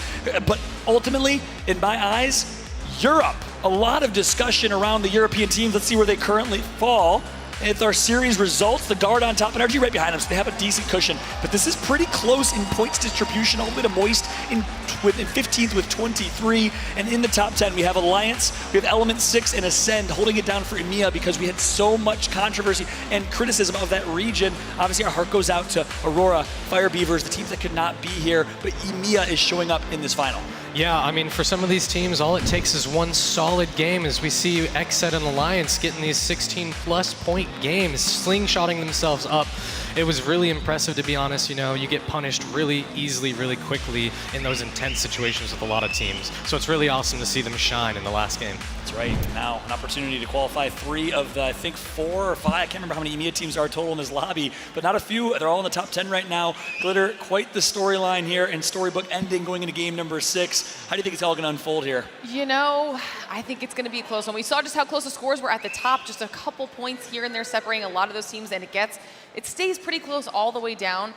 One big performance from anyone in 11th through 14th completely change up those standings yet again, and you know every single team wants to be making their way to finals, so it's going to be a slugfest. Yeah, I think the only team that's pretty much definitely going into play later this evening is Northeption. I'm pretty sure that's the only squad. Everyone else, even I was like, wait, to the final? What are you talking about? Only one more game. I don't think they have enough, Yep. even if they do a big game. But Jay Ling's 12 points, a 25 bomb, that puts them 37. They would basically only be in 4th place by now. So it is possible, and all of these teams we know have the firepower. So I would not look away from the screens for Game 6. Yeah, and last question, Monsoon. What's the mentality like for a team that's right on the fringe, or the team at the bottom of the leaderboards, even more importantly, like a Jay Ling's with 14? Yeah, I mean, you have 2 options. You can give up or you can give it your all. You got to lock it in. Every game is different. Every game is new, right? I know this personally the best too. So these teams can clutch up. You know, these teams can come out with a 30-point win, and any of these teams can do it too. They're all good enough. So this Game 6 is going to be heated because it's do or die. My man's dropping inspiration. I know. He's dropping bars. Coach He rhymed. A little Dr. Seuss going on. Monsoon on the desk, everybody. Hope you guys are enjoying this one at home, and of course here live from Copper Box Arena. Game number 6 is loading in, and I believe we're just about ready. Let's go ahead and toss it for the last time. Our winners bracket finals. Who will clutch up with an opportunity to make it to the Match Point Championship finals? Who will fall to the lower bracket? And to call the action, we got Onset and Gaskin. Take it away. It's time to find out, everybody here in London. It is time to discover who are going to be our first 10 teams into that grand final. And I couldn't have said it better myself. I think Mons just summed it up. You can either give up or you can give it your all. And let's kind of like put that into perspective here, Dan, because it is still a case with the cutoff where it is at the moment that a win for anyone, you can make it to that final. I'll be honest, everyone is going to give it their all. Even though there is an elimination bracket waiting for the bottom 10, the chance to get into that grand final, have that advantage, that extra rest before tomorrow, you need to get it done now. And it could be anyone. Even Northeption, right? They are in 20th spot. They are on 5 points. They could have the biggest and best game of their lives and find themselves in the grand final. I mean, you could judge whether you think that's possible or not, but right now, from what I've seen, every one of these teams could show up in match number 6. Let's talk you through how we stand at the moment, the top 10 as it stands. The Guard, NRG, Esports Arena, E6 up into 4th place after that previous game. Alliance, Exet, TSM, Dark Zero, Space Station, and Luminosity. As it stands, they will be the teams, Dan, that will go through to that grand final. But Space Station, Luminosity, they're both on 27, as well as Ascend, who are in 11th. Fun are only 1 point behind, as are Exo Clan. It is as tight as you could ask for on that bubble around 10th place. We're going southwest with this zone this time, and that means the likes of Fun, the likes of ESA, they're going to be in a good spot. The likes of Ascend in a fantastic position to rotate early. Ascend, like you mentioned, be gutting to miss out if they do, in the way that they kind of find themselves in a tiebreaker at the moment. We'll have to, of course, ask League Ops to do the maths, because I never want to put myself out on a limb to say what the rules are, but Ascend, if they have a decent game here, the zone is going to give them an opportunity to. They can solidify their position, but this man on your screen, boy, did he enjoy that last game. I mean, I thought he ended up on his chair, but he was on his desk. That man was able to jump from floor to desk, and already he knows that he's on the camera. Job's not done yet, Mandy. Job's not done yet. Well, Focus up. 38 points, you'd imagine it should be enough, but I'm Don't sure encourage him. there were times, right, where in the elimination bracket earlier, teams thought after a victory it would have been enough, but it was not. So you do just have to make sure you go over the finish line, make sure match number 6 is good enough. Mandy's playing Pathfinder. I did just look at that, yeah. Mandy's playing Pathfinder, everyone. Can we get some love here in London for Pathfinder? Pathfinder, right? Am I right? Thank you. I knew I was right. That would suggest that maybe they're not taking it so seriously. True. But I am excited to see just what can happen over on that Alliance side. But after the victory, it seems like confidence oozing through their veins. But you can see that E6, the team that popped off in that final circle, you heard it in their comms, you saw it from their gameplay as well, how influential that Kraber can be in the right hands in the right moment. But they've got beacon information, so they are just plotting at the moment, and it seems like they're pretty happy in this building. Well, Barometer is where a few teams are making their way down to at the moment. It wouldn't surprise me to see a finish maybe just on the little island outside, just to the northeast. And actually, take that away. We've seen a little bit of beacon information that would completely dispel my... Oh, actually, wait a minute. Maybe it will actually still end there. Maybe I'm getting ahead of myself, Dan. Yeah, it is going to be down towards the antenna area, but we know it doesn't finish on antenna. So we could be slightly north of Shipfall. We could be slightly east of Barometer, as you were mentioning. There are a few areas now where you're going to have to try and play, and these are the difficult circles for a lot of these teams. Because there is so much area where it's not going to finish, you then need to think about fights. Speaking of fights, there could be one between NRG and Dark Zero here. Tough zone to predict. I certainly didn't bring my pickaxe to find out. And NRG, well, they're going to look to get aggressive here. The Searol's going to be destroyed. That's massive. The exhibit is now down, which means those wall hacks will not be available to give the information on the team inside. And Nathan, I mean, he said he crossed 1,000. He's on his way to maybe crossing another landmark with the way that he's been playing this tournament. No, imagine, and remember, Dark Zero are only 1 point above 10th place at the moment. If they were to go down here, it could be them going into the elimination bracket. Oh my goodness! NRG full send. Oh my goodness! Dark Zero, like you say, Dan, eliminated by NRG. They are in 8th place at the moment. 10th place is just 27 points in comparison to Dark Zero's 28th. I'm going to be honest, that's probably Dark Zero in the elimination bracket. It would only be 2 teams needing a couple of points, and it's going to be very easy for them to do so. All you need to do is be getting into top 15 and onward. It's sad times for Dark Zero, but there is still an elimination bracket on the horizon, so I don't think it's all doom and gloom just yet. Nathan's having a good time. As he should be. He's a man who holds a record now.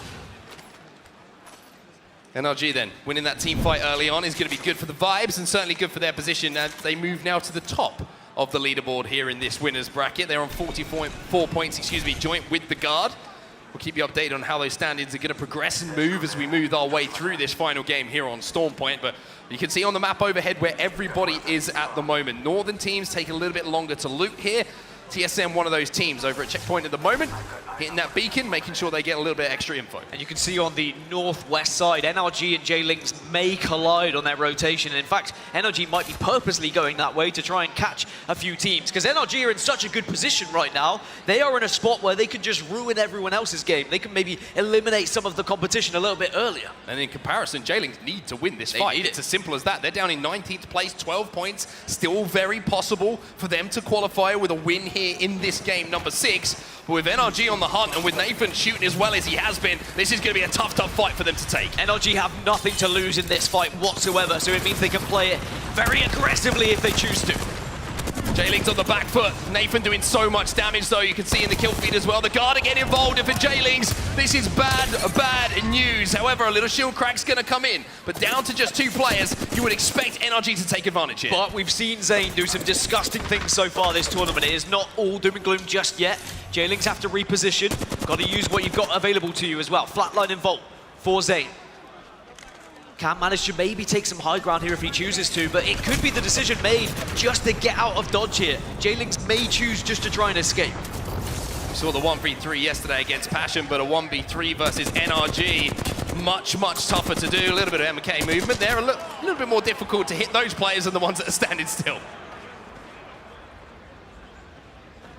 Well, the reason why J-Links were not full sent on by NRG, you can see it on the right-hand side, XX started to get involved. It's another team who are somewhat comfortable, but maybe not comfortable in this fight. And it's J-Links. It is Zayn. You said never count out Zayn, and that's exactly why. And now, who else is coming in to have a little bit of a look? It's going to be TSM who joined this fight. 4 teams in the vicinity now, just outside of the middle, and all of them scrapping. And all of them, except J-Links, are in the top 7. They are all teams who should be going through to that grand final unless they were to, miraculously throw things away and other teams get above them. Well, that's going to be another member there from J-Links eliminated. But this fight is breaking out. Like you mentioned, teams who have got such good positions in the leaderboards, if they drop, that's great for everyone else, right? But it looks like NRG are going to wipe J-Links eventually. Sweet takes over as kill leader. He has 3 to his name. And with these teams like XZ and TSM still close, they have to be careful, but they should have time to reset. So it's the elimination bracket for J-Links. The Cinderella story will have to continue later on today, and it will not be a grand final for them just yet, but still time to do so. And as you mentioned, all those teams on that west side, there is a big old rotation they have to make. And I think when you circle, you really need to look at where you're going to pick up the points. And a lot of these squads said, look, we hear noise, we hear fights happening, let's try and maybe get some KP. Well, TSM decide they want to get out of here, and it's not too surprising to see them do that. It's a little bit of a too high a risk situation, even though they're trying to play the edge of zone at the moment. With this tough move they have to make right down to the southwest of the map. But always a good fight and a smart fight. There's a difference between that and a bad fight. And TSM, one of the best teams in the world, are recognizing exactly that. So Hal tells the troops, today is not our day to fight. We're going to live to fight another day. I said fight about 30 times in that sentence, Dan. You'd think I'd be better at this, though. Why are you looking at me that way when you say the word fight is what's actually terrifying? But remember, there is a lot to still play for these teams that are in the kind of top 5 at the moment. There are points you can accumulate going into that grand final. I'll come back to that point later, because Nocturno is trying to escape NRG here. NRG are chasing him down as well. Valcolt's going to be used instead. I wonder if they're going to go after him, or if they're going to maybe look to go towards zone. It looks like they might be on their way after him as we move over to a little bit of action that's happening here in Barometer. Fights taking place. Looks like North Epsom want to yeet out of there, and yeet they will, as Moist Esports take the high ground. SSG deep in zone at the moment, trying to make a little bit of a move themselves, and it looks like everybody wants to try and touch the clouds. So as I mentioned, if you win this winner's bracket, it means you go into the grand final with 10 points in match point format. If you come 10th, you get 1 point, and you can fill the rest in between. So still a lot to play for. A 10-point advantage could be massive when we look at tomorrow's grand final. So the likes of NRG, Guard, Esports Arena, all still fighting for first place. Perfectly timed medkit there, by the way, from Frex. I wasn't worried for him. You were concerned? I was definitely concerned. But he managed to time it absolutely perfectly. And hey, it's always a nice thing to find when you're on top of a structure, as a trident waiting to be boosted off. Now, I know it's game number 6. I know it's a chance to go into the final. But if that's me, then I'm hitting that thing and I'm taking it off the ramp. Sometimes you just have to fight your urges. And I will say now, Space Station, they are in a position where they are comfortable for now, but it's about thinking late game here. How are you going to win this game? And they're not going to win it from the current position. They need to be thinking about how they're actually going to get into the next circle. And there isn't loads of room to play, or at least there's lots of room to play. There's no buildings to hold once you get into the circle. It is going to be about trying to fly over all of these teams that are currently in front of them. I'm just saying, I think they could clear it. Okay? I'm just saying, if you hit the boost, I think they could clear it. Anyway, SSG with brains. Unlike the commentator who's calling the action right now, SSG now trying to just see what their next move is going to be. They are going to be safe for the next minute or so. You can see the zone closing behind them. A lot of information being picked up here by Dropped as well. He knows these buildings are occupied. He knows it's very, very busy.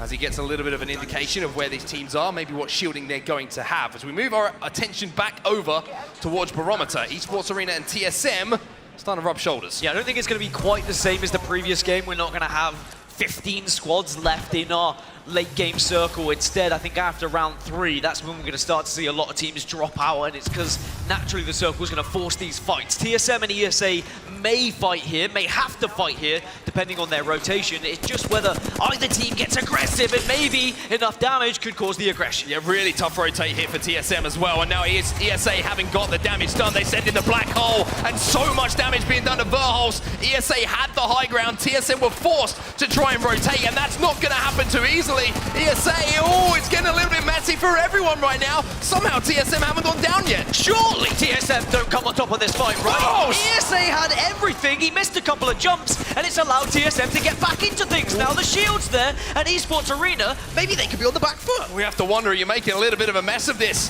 The shields have now been swapped. They've been able to heal up here. It's a 2v2 on the edge of Barometer. Verholz got that all-important knock in such a horrid situation, and now it looks somehow like TSM are going to be able to hit the res as well. It's a risky res, but it works! And now the suppressing fire comes through. ESA are down to 1. TSM still have 2. How are they doing this? Devotion certainly having an impact here.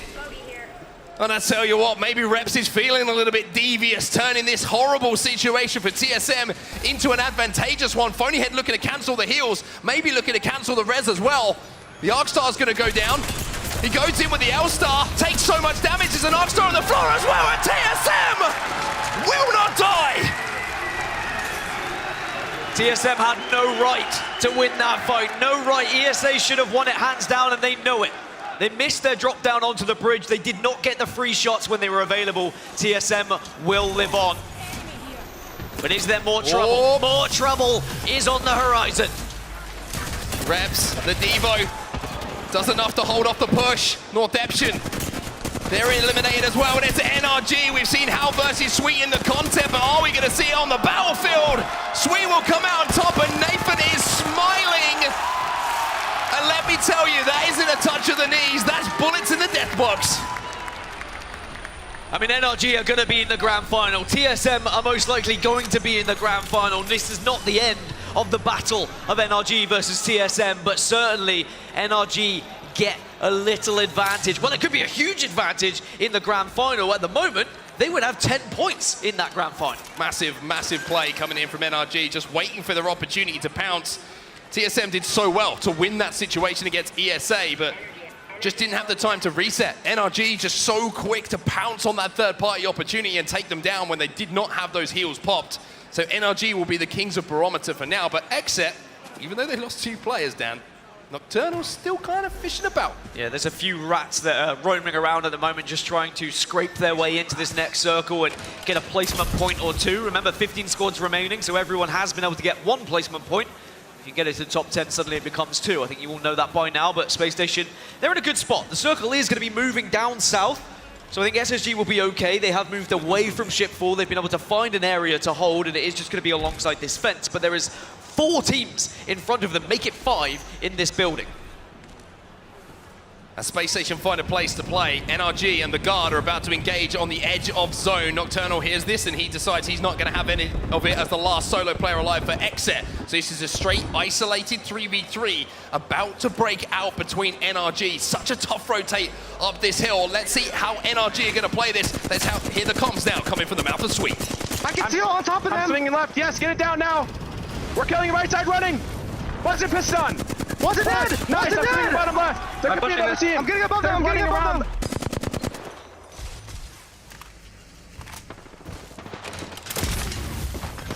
Knock, you guys kill the other kid. All right, I'm coming. Another guy on me, maybe ratting. It is the rat deck set. Kill him. I'm holding up top. Dead. We gotta kill.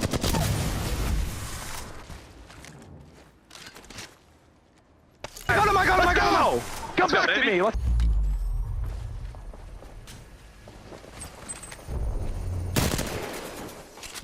Antenna, we need to look down the antenna. No, negative on that. No. We need to solidify our macro to go down to this fence line. I'm looking Someone down. tries. He's getting charge rifled on there, and this is a route to Loba team. There's a guy up top here. That's going to be Alliance right there, I'm pretty sure. Back up. We do not want to fight for that. Our entry point is the other side of the zone. We do not care. But we don't want to get wrapped on, right? No, but we'll just play distance. Well, I mean, Sweet's getting hyped, NRG are getting hyped, but somebody get a bar of soap to wash that man's mouth out. Yeah, but he's completely right. They've destroyed all the teams around them. They really want those 10 points going into that grand final. Moist Esports, though, still fighting for their lives. 2 of them still up. They're going up against Fun123 in one of the primary positions. Look at where that circle's going. They've got beacon information. Karampo, though, trying to stay alive. Just about manages to escape. The nerves certainly having an impact. The doors are popping left and right and center. The down player trying to make this such a problem. Looking at the kill feed as well. Polvrex losing a few players. Fnatic holding strong. And Fnatic, they need this almost more than anyone, Dan. Fnatic need points. They're in 16th right now. They're on 21. They need at least 7 more if they're to climb into the top 10. And that's meaning that no other team would to get points. So Fnatic looking to get aggressive. Will lose one. They've inted. They need to convert here and manage to secure the kill so then they can get the res. Oh, Matsutashi's got to be very careful here. He knows that that last player is alive. It looks like Polvrex have been eliminated. He knows that there's going to be a flank coming in. They managed to get UCAP back onto his feet. That's really, really important for them to do. But no! The cancel comes in! It's huge. It's a huge denial because now it means that Fnatic are going to have to walk on their very own feet as NRG are continuing on their warpath. You heard that they are just destroying everything that's in front of them. SSG is the next target. Oh my word, Gilderson's up on the height, spraying and praying to take down more players. And do you know what Nathan says? I'm gonna send it, boys! Sends it in the smoke.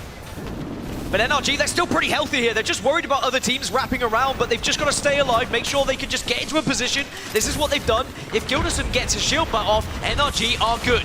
Sweet making the call. The kills aren't the play right now for us. Positioning more important. Let's get onto the height. We've done the damage for that team to only think about healing. They can't fire backers, and they just overtake SSG. And of course, we did see Polvrex eliminated. That means they'll be in the elimination bracket next. They will not be able to make grand finals. NRG, they're on the high ground, and Sweet can do damage. He can just ruin everyone else's day. They've already been able to do it. Alliance in the kill feed, as are Ascend, as Fnatic and E6 lose players. Oh, NRG are going back for a second help in here. They go into the smoke. A little bit of distraction coming in from Guild as well, and now nothing distracted about this. NRG are on fire at the moment. It's E36 getting destroyed, and NRG are looking to put a full stop on their game, on their solidification of this grand final, but there's still a job to do. 10 squads remaining. I mean, Gilderson's is walking and destroying at the moment. He's just walking at people and saying, how dare you fire your gun at me? I am going to eliminate you in a fraction of a second if you dare to do such a silly thing. NRG able to reset on the edge of zone now. But what's the next play for them? Medkit's going to be popped. I mean, look at the kills across the board here from NRG. They are destroying the lobby. You've also got to remember elsewhere, there's still people fighting for top 10. At the moment, it's Ascend and Luminosity going through. Exo Clan, Dark Zero, they were the ones that were on that bubble that, of course, will not make it. And that means the likes of Alliance, maybe they can be the party poopers as well. It's Mandy on the Pathfinder, and he swings away! Smiles on the faces of everyone, but Exo Clan, unfortunately, the smiles wiped off their faces. They will be eliminated as well. NRG currently have 16 kills in this lobby, by the way. 16 kills, and Hackis, couple of sticks, little bit of a spray. SSG go down as Alliance to do it back-to-back here, Dan. Well, I think the only team that would stop them in the moment would be NRG on their warpath. I thought it was going to be maybe one of the teams in the lower half that would have the pop-off game, but it's all the boys on top saying that, never mind. NRG wiped out Alliance, the team in the ascendancy. Oh, Yuki The wingman is hitting hard. NRG's fun is over, and maybe it is up to Alliance to go back-to-back here. Mandy going for the stick through the smoke. The wingman, a little bit of a whiff, but it doesn't matter because his teammates are there to help out. Well, both Fun and Moist are still alive. They're the teams that are trying to get into the top 10. Alliance are being pushed. Luminosity eliminated. Can Hackers fight it off? Can he stay alive? Hackers, how are you still living? Finally goes down. And it is Ascend who get the kills. And it's Ascend who are just inside of those qualification places, who are picking up kills. They're into the top 4, and you would imagine with just that playdown, might be in the grand finals as well. Ascend should have done enough, but outside of that, Fun 1, 2, 3 hold 10th place, but behind them is Moist by only 3 points. Moist are still alive. It's going to be Fun, or it's going to be Moist in 10th place. Luminosity will lose their position in 10th. This is so tight, and Moist only have 2 players. Moist have been a duo for so long as well, and so is Fun 1, 2, 3. And I tell you what, for these 2 teams, they're probably hoping that everyone else in the lobby fights. If they do, then maybe they can both squeeze into the top 10. I'm not quite sure on the math, but it's going to be so close. E6 will be through. Ascend will be through. Space Station will be through. It is going to be down to Fun. It's going to be down to Moist. However, if they were to come first and second, things get interesting then. Anyway, let's see what action happens. Moist are struggling. Moist are getting pushed. Pricey gets the armor swap, though. They did have some armor swaps down, and now he's going to re-engage. Has to back up, though. After breaking that shield, E6 are out. Moist hold strong. Oh, this is bad for Space Station. This is very, very bad for Space Station. I thought they'd be safe, but now Moist are into the top 3. Moist have tied with SSG on points, and all they need is one more kill to send SSG down into the elimination bracket. Absolutely ridiculous end to the winners bracket. Group of games today. Ascend, I mean, you would imagine are in a great position to maybe win this game. They've got all 3 up, but you have to wonder, are Fun going to have an influence on this? Ascend now make their move. They know the Moist are a duo, but it's almost more than a duo with the amount of work that they've done. Moist need 1 kill. That's all they need, but here comes the push. They get 1! It's actually, excuse me, Ascend who managed to pick up the kill. Moist now move out. This is good. Ascend have sent it onto Fun 1, 2, 3, and now maybe the door is open here. Pricey's going to try and escape. Maybe he's going to play for the end game whilst he goes up on the high ground, and there's a chance here for Moist. Play placement if you want Moist as well. 1 place placement, 1 goes for kills. It's a great strategy. No, it's not the kill for them. They don't get the guarantee. They still need 1. Ascend down to 1, post kill. Kishera, excuse me, and send back up to a full 3. Pricey's going to have to move. And it all falls onto the shoulders now of Waltzy. Have you got the nerve, son? Have you got the steel? Is the ice there to send your team through? Oh, here it is! Waltzy does it for ANT. Ascend will pick up the win, but that 1 kill is enough to send his team to the grand finals. Congratulations to Ascend, a Game 6 win. Kishera, post-kill on Lufka, close things out here in the winners bracket, but my word, what a set of 6 games we've just watched. With his family watching on, the heart-wrenching piece that we saw earlier from Kashira, they get the victory, they guarantee themselves into that grand final in 3rd place, may I add. But when we look elsewhere, I thought SSG might be safe, but both Fun 1, 2, 3 and Moist will force them into the elimination bracket. The final battles of the final game of the winners bracket sees Moist Esports and Fun 1, 2, 3 push Space Station down to the elimination bracket. An absolutely insane, crazy end, and an emotional one as well, as you can see on the stage right now. But Ascend, congratulations. A massive win to close things out. Lufka, you should be happy, my friend, that you closed that one out. We love you, buddy. We'll send it down to the desk to break down what was an insane series. My what? Ascend, ladies and gentlemen. Your EMEA monsters have won championships in the past, and Kashera is playing for more than himself. He's playing for his family, including his parents in the venue, his father who's gone through so much, and his brothers alongside him. Lufka in his debut, the Polish sensation controller player, joins this team, replaces VJ, who was instrumental to their initial success, and finds success Yeah, that endgame was absolutely crazy. We saw 2 of the teams on the bubble. Fun secured their top 10 spot, but Moist, it was critical for them to take that second place and get those points to be able to leapfrog out. If they died in 3rd place there, they would have stayed 11th place. They would not have made it through. You're spot on. Had to top off and give support to Ascend based on what we were seeing, the pop-off, the emotions, the tears from Lufka. But the biggest storyline here is undoubtedly Australia and Moist. Moist Esports, welcome to Apex Legends and the Global Series. We're glad to have you. Team Burger previously, the best fans that we had in the venue. Now maybe Vex, Alliance, Ascend, they're competing for sure, but Moist just representing a new org and then doing them so proud.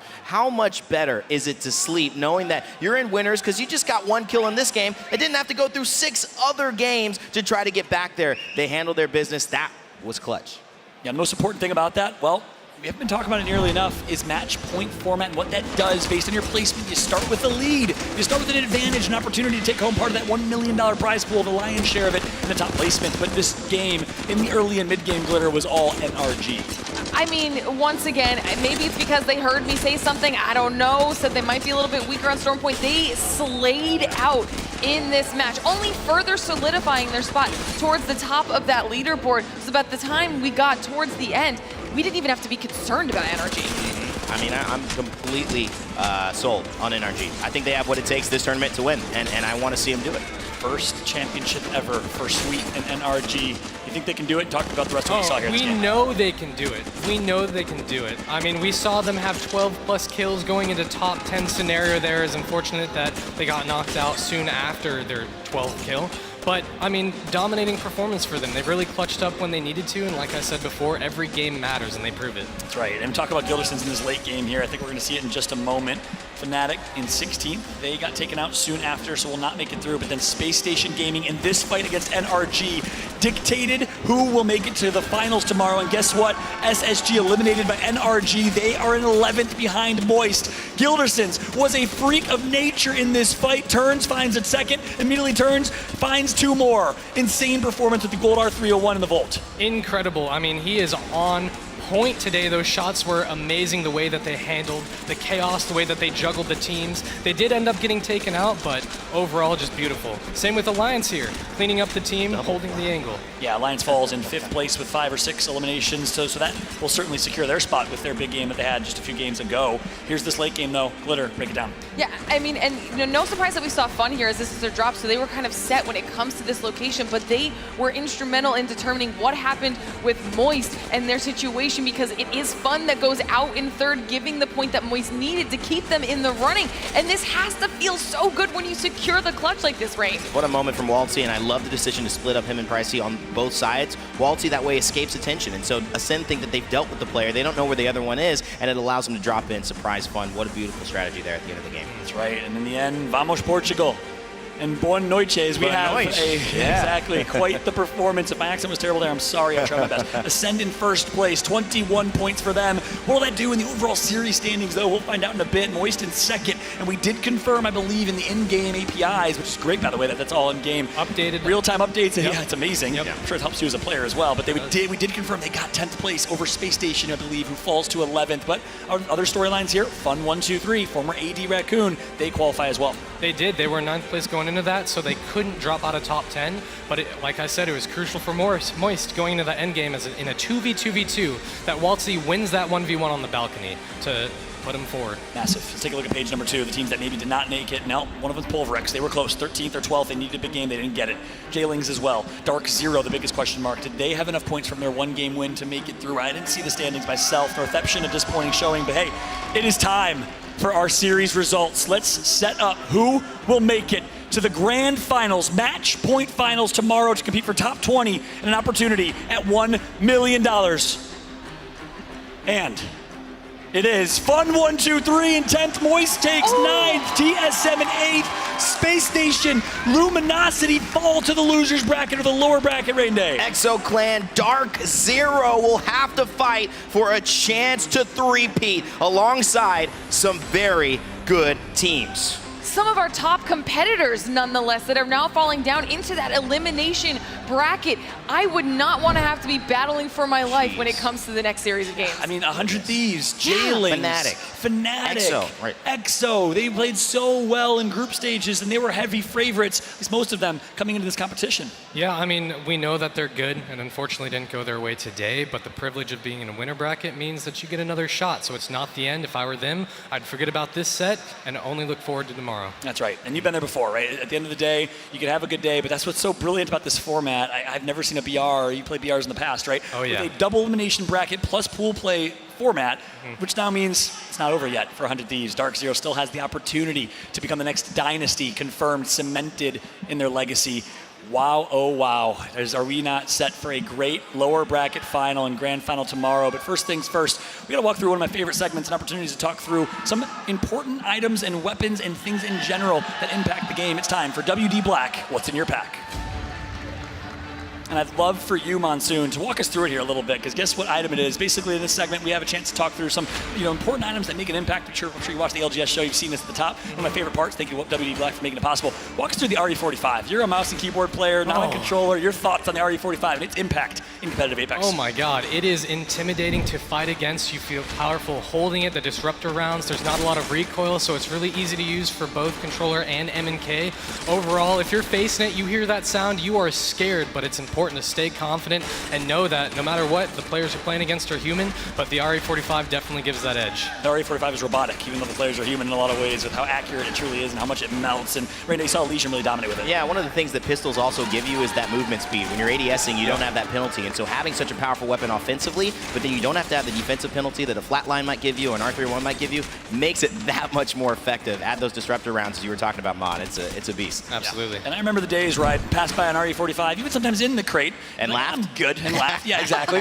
And I'm like, you know what? Especially after the last couple months, no way in heck. And it's interesting is when it goes back outside of crate, maybe onto floor loot, is it going to become a more popular everyday weapon, for players? Well, I mean, they're definitely getting the practice on it now. So it definitely could be, but I think the disruptors and it being in the pack with the fire rate and the damage that it has definitely makes it as good as it is. I'm excited for that moment. I think I will continue to pick up myself, especially on controller, an RE45, even on floor loot. But hey, at the end of the day, this has been your segment of WD Black, What's in Your Pack? Great discussion across the board here. Obviously, teams, storylines going into our lower bracket. We'd love some final thoughts, though, because, hey, we still have one more series. We're not even close to done yet. Copperbox is buzzing, as you guys have heard, I'm sure, at the home broadcast. I hope you're enjoying the action at home. Fallout here alongside Monsoon, Glitter Explosion, Rain Day. Final thoughts from each of you, though, as we wrap up and get ready for the lower bracket. Oh, man, I'm just excited to watch the games tomorrow. All these teams deserve to be here, and whether or not it's in their cards, I guess we'll see. Glitter? I think that it's going to be pure chaos. Like we were just talking about when we got to see those standings, we have some of the top of the entire competition now in that elimination bracket, potentially facing not even making it to the finals, and every single team's going to come out swinging. Dark Zero, that's for me. The land monster has gone underground. The winner's bracket feels safe for now. They may not have to face the back-to-back land champions who keep finding a way to do it. However, in these next 6 games, we'll find out if they burst onto the scene again and make Sunday very interesting. Love it. So many exciting things at play here. So much to talk about. You have to wait a little bit. We're going to take a little bit of a break, take a relax, go for a stretch. It's been an intense last 6 games. Because guess what? We got Space Station, Dark Zero, the back-to-back champs, 100 Thieves, Pulverex, Fnatic, and more ready to go live against Kansas City Pioneers and so many other squads that are making it from the lower bracket. It's win or go home. It's Saturday heading into Championship Sunday tomorrow. 10 more teams will qualify for our match point finals. Who will they be? We'll find out after this short break. We're here to put on a performance, baby. It is time for game number 1. Fernandez, back up on mine. And Pulverex! With the gun, they take this opportunity to move it out. They don't need the cover of the RB. They are your winners for game 2. He's on main. Storm point. It's going to be the war zone. Oh, but look at these shots coming in through the smoke. Nocturno! ESA, it is because of plays like this that they will be crowned your champion here on Storm Point. Look at this. That's KP. Now the door is open for Alliance, the European powerhouse, to come in and clean up. And they get it, Alliance! From top of the wheel, get it done! Oh,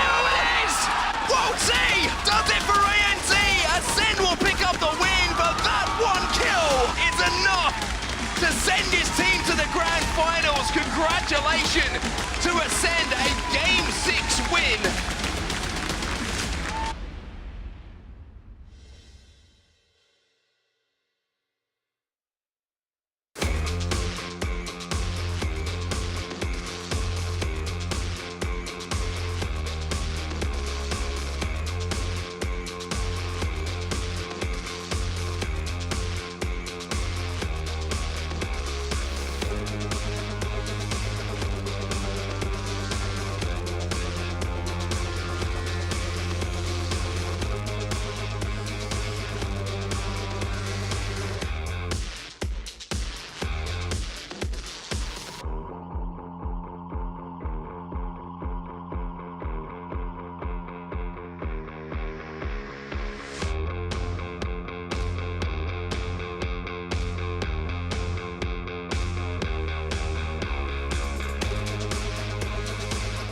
Just ask that like that. What are you thinking? I don't think Slayers or anyone is ever going to defy our boy. I'll be honest. I don't think you could really just argue with K-Swinney. All right, we have to watch Fun here. I think they might be contesting. Again, I could be wrong, but there has to be a contest somewhere. I think it's either we countdown or commentator chat. We're going to be game number 4 here, man. We got 3 more games on World's Edge for round 3. Sorry for the wait. I know it was a long time, but no one fills in the gaps better than us, man. I appreciate y'all for being here, dude. I hope you guys have a great time watching for the rest of the day. E6 is not, chat, XSET's not a duo. It's just a bug on the 20th team. They will always be a 3-man. The 20th team just only shows 2 on the tab page, so they should be good, big dogs. Yeah, they were right about where Moist goes. Yeah. But I don't see any contests. No, it's going to be E6 and kind of XSET contesting for like the trial / Skyhook side. That's really going to be the only test right now. E6 is taking just straight up trials. Yeah, I don't know if that's really the play. They are rocking the classic Jimmy play with the Caustic and the Valk. I think this is a solid comp still. I don't know how I like them running it, but I definitely think this is the comp that Optic should have ran for a very long time, and other certain EU teams as well. Let me ask you this. Yeah. So E6, we see them taking trials, right? Just trials. Yeah. There's 2 teams already in Skyhook. Yeah. Tree is free. Would you not rather have Tree than just trials? I don't know, because with trials, you're guaranteed gold loot, no? I mean, it's not like that much. It's a pretty good amount, depending on how lucky you get. Sometimes, dude, XSET walks out of here with double gold. Yeah, but here's the thing is that E6 is not going to get any scraps because XSET stays there so long anyway. Yeah, I also have a really big problem with trials right now. I don't know why Prowlers don't drop loot. That would be too OP. You really think so? I don't think so. That would make it its own POI. I think that would be fair.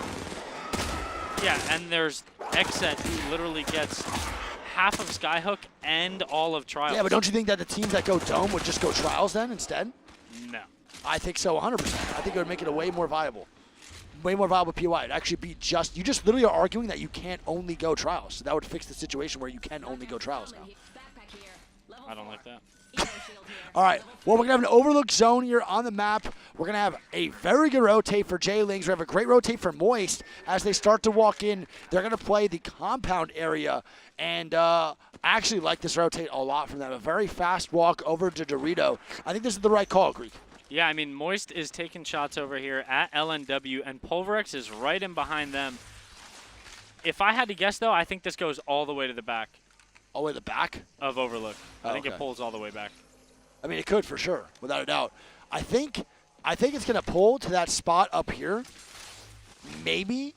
I don't know why it's not working, but I think it's going to pull like right here on this little area right outside. We've seen that a lot lately within Apex. Moist, though, we're going to check back in with Pristy Van. He got the charge rifle, 78 ammo. We'll check back in after this. Oh, boy. Good shots. That is he great MK? shots. I actually do not know if Pristy's MK or not. I know Waltzy's controller for sure. I just am not sure about the other 2. I think MT is controller as well. I think so. I think he might be MK. I like this spot from IG. Yeah, this is a great spot for IG, man. I love this area. I think you could hold this, and I think you could play this for a very long time, depending on how aggressive the other tunnel teams get. And we're going to have CR shooting down at Game Ward, and Game Ward's going to make a tough push. I don't think they're going to be able to make it. The Mad Maggie ball coming out. The Beyblade let him rip, and they're going to start to push forward. It actually just hits 2. That was a great Mad Maggie ball. They have to get aggressive off this if they want to push it. They're letting them get too much damage. And MT is going to go down in the top right, and Moist might get aggressed on right now as they're starting to move down below. Wow. And Waltzy's going to be dead too, and Moist is going down. Wow, so they rotate out of Dorito to go underneath in tunnel. I don't know if I'm a huge fan of that rotate, Greek. Yeah, I mean, they do have the banner, and looking at the map, there is nobody at the top side of Overlook. They could actually potentially go to the other side of the tunnel and wrap to the height and get the reset. I think they are going to get the reset, but look at the situation over in Geyser. We have Crazy Raccoon in the middle. We have LG over here on the right, and then we have Game Ward on the left. So all sides right now being filled within Geyser, and somehow Crazy Raccoon does not take that fight onto GW, and it actually took way too long to make anything happen. Yeah, CR is one of those teams that they need a lot of points going into these last 3 games, I believe, if they want to progress into the winner's bracket. So I definitely see them trying to be a lot more aggressive these last 3 games here on World's Edge. Yeah, don't forget, man, you're fighting for your overall placement points. You're not just fighting for, like, first place. Every point matters for your overall standings. I think if Crazy Raccoon did go into the losers bracket, I think they can make it out on top. But a 5-point game, 5 points out of 6 games in the last round could be their demise here moving forward, which is really sad to see because that would never really happen for CR. It's probably like a once in a 20 times opportunity to really happen. And of course, it's that land that one time it does happen. Yeah. All right, we have E36 now rotating right next to the boys at Vexed, and they're going to back up.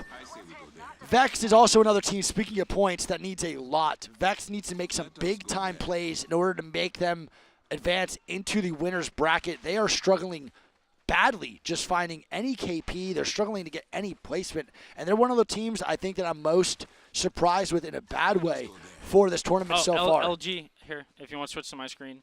Oh, yeah. LG's going to take a fight right now onto IG. Good call on that, Greek. Forgot about it again. They're going to try to push forward, and they're going to get some shots going. Yanga is going to be wide swinging pretty aggressively. The Caustic does get cracked. JMW trying to heal. And there's going to be a good fucking hold by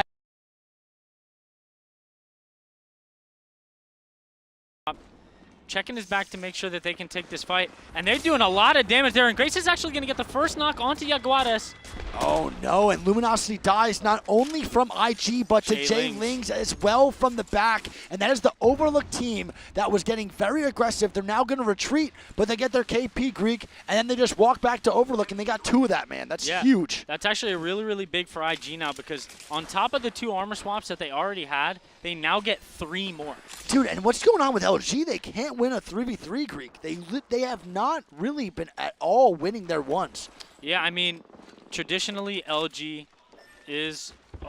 Oh my God, Graceful going down. It's going to be Graceful dead to Yolu, and he's going to be going down and knocked. I wonder if he's going to get full killed. But Game Ward with a very aggressive push, and IG with a great push on LG actually is going to end up with them getting ran out of their spot.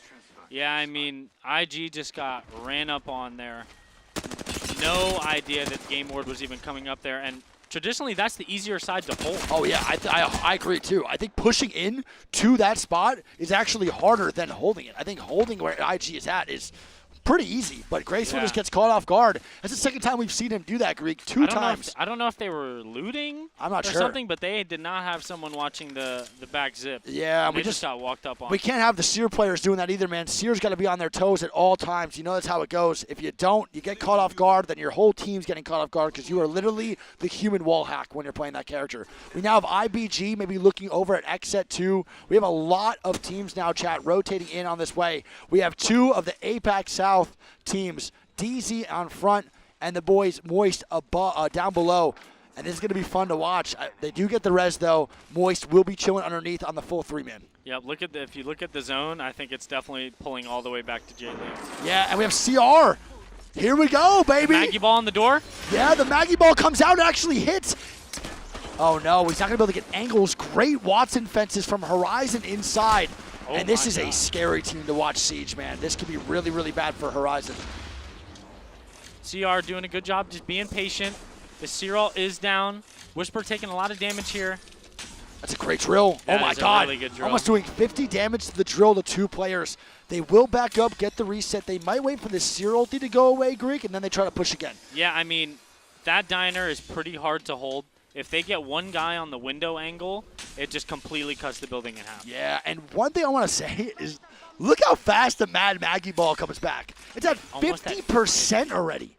The Mad Maggie ult is so quick. You'd think he had gold helmet and an ult excel the way it just came out. That's what I'm saying. It's so good for the micro rotates, and then you get aggression twice, maybe in like 3 minutes. You can have that ulti back. It's such a good way to actually get damage, get back out, wait again, then try to go again if you mess up your first attempt. Yeah. It's so clean. I'm pretty sure it's like a 90-second cooldown. And they're still trying to get angles. I don't think CR is going to give this up either, man. I think they're going to try to really push this. This is the most determined we've seen them in a fight. 84 from the balcony. My PK hits for 7 up close. What did I just see? Wait, how much did that hit 84 with the crack. Mine never does that. That's a Roz buff if I've ever seen it. That was insane. 84? Oh, what? Yeah, that was wild. They're going to have Roz and them just chilling, so they are going to take it a little bit more slow. They're not going to aggress as hard as I thought they were going to. And Vex and them are going to rotate in. We have fun in the back. They're hard chilling. I like where they're at a lot in their building. Singularity in the tunnel, GFR up top. But no one really fighting your chat. Just a lot of teams rotating in, trying to make it. And you're right, Greek. It's going to pull to the backside overlook, which is a great call. I think one thing that's crazy to think about is it is a back overlook zone, right? And K-Swinny and company from Trials, look at the building that they got in overlook. Yeah, I know. They're right in the backside. Literally in one of the best spots in the game now, They should not be beating teams to this. But on a late rotate from Trials. I know, but that's just how it goes. Teams just don't care about the zone right now, man. They're looking for kills, and this is what we're talking about. Playing zone is the best opportunity right now to get placement and get those points. Teams are just overlooking that, man. They're really not finding out like the importance of it all and how clutch it really could be for your team. And speaking of late rotates, Vex is all the way in epicenter behind Exet now, and that is a very late and very ugly rotate. Yeah, Sykes is trailing behind here. I hope he doesn't get hit the 3-2-1. Yeah, Sykes is taking a long time. He should be okay, though. I don't think they're going to get looked at. Vex is just going to craft. I don't think they want to fight. They're just really looking to get more loot. That's what they do every time. They hit crafted like 15 times, man. It's pretty wild. It's crazy, bro. 2 of them already have 4 bats, and they went out of Storm back into Zone 2 to craft again. Yeah, well, when you craft, when you fight that much, you were right, bro. Oh my goodness, this is the first zone that I got correct. IG though, man, probably punching the air right now. They can't get the res on the Graceful. They had the God spot. They were correct on the call, and now they're just screwed, man. They're really a duo inside. GW is going to be in a really, really good spot here. If they can clear out that tunnel side and just walk it in late, they'll be hard chilling. Yep, Game Ward in a great spot. I really like where Jay Lings is at, too. It's a very easy rotate into that little choke side. 100 Thieves not in a so great spot, but not so great spot, but they're playing the trailer side. And here we go. I think Roz and them want to commit to this fight again in Diner Greek. They have been waiting for the kills. They've been thirsting for it, and now they're going to start to siege the building with an Arc Star. That was a very clutch gen. Roz would have got the stick, but the gen comes up huge for the team inside, which is Horizon. And he finds the gen, and he hits it with the Riot Drill. So big brain. And it should kill it. That's a great play by Roz. Let's see. Parka is on the window angle right now, and they are getting everything. Yeah, they are getting everything, and they're getting great angles, dude. I just cannot believe that Horizon is holding this down so well. I don't know if it's the way they're playing it or it's the Watson, but it looks like it might be the Watson fences that is really stopping CR from heavily committing to this fight. One Watson fence goes down, he's putting up another immediately, and that's what makes that character so good.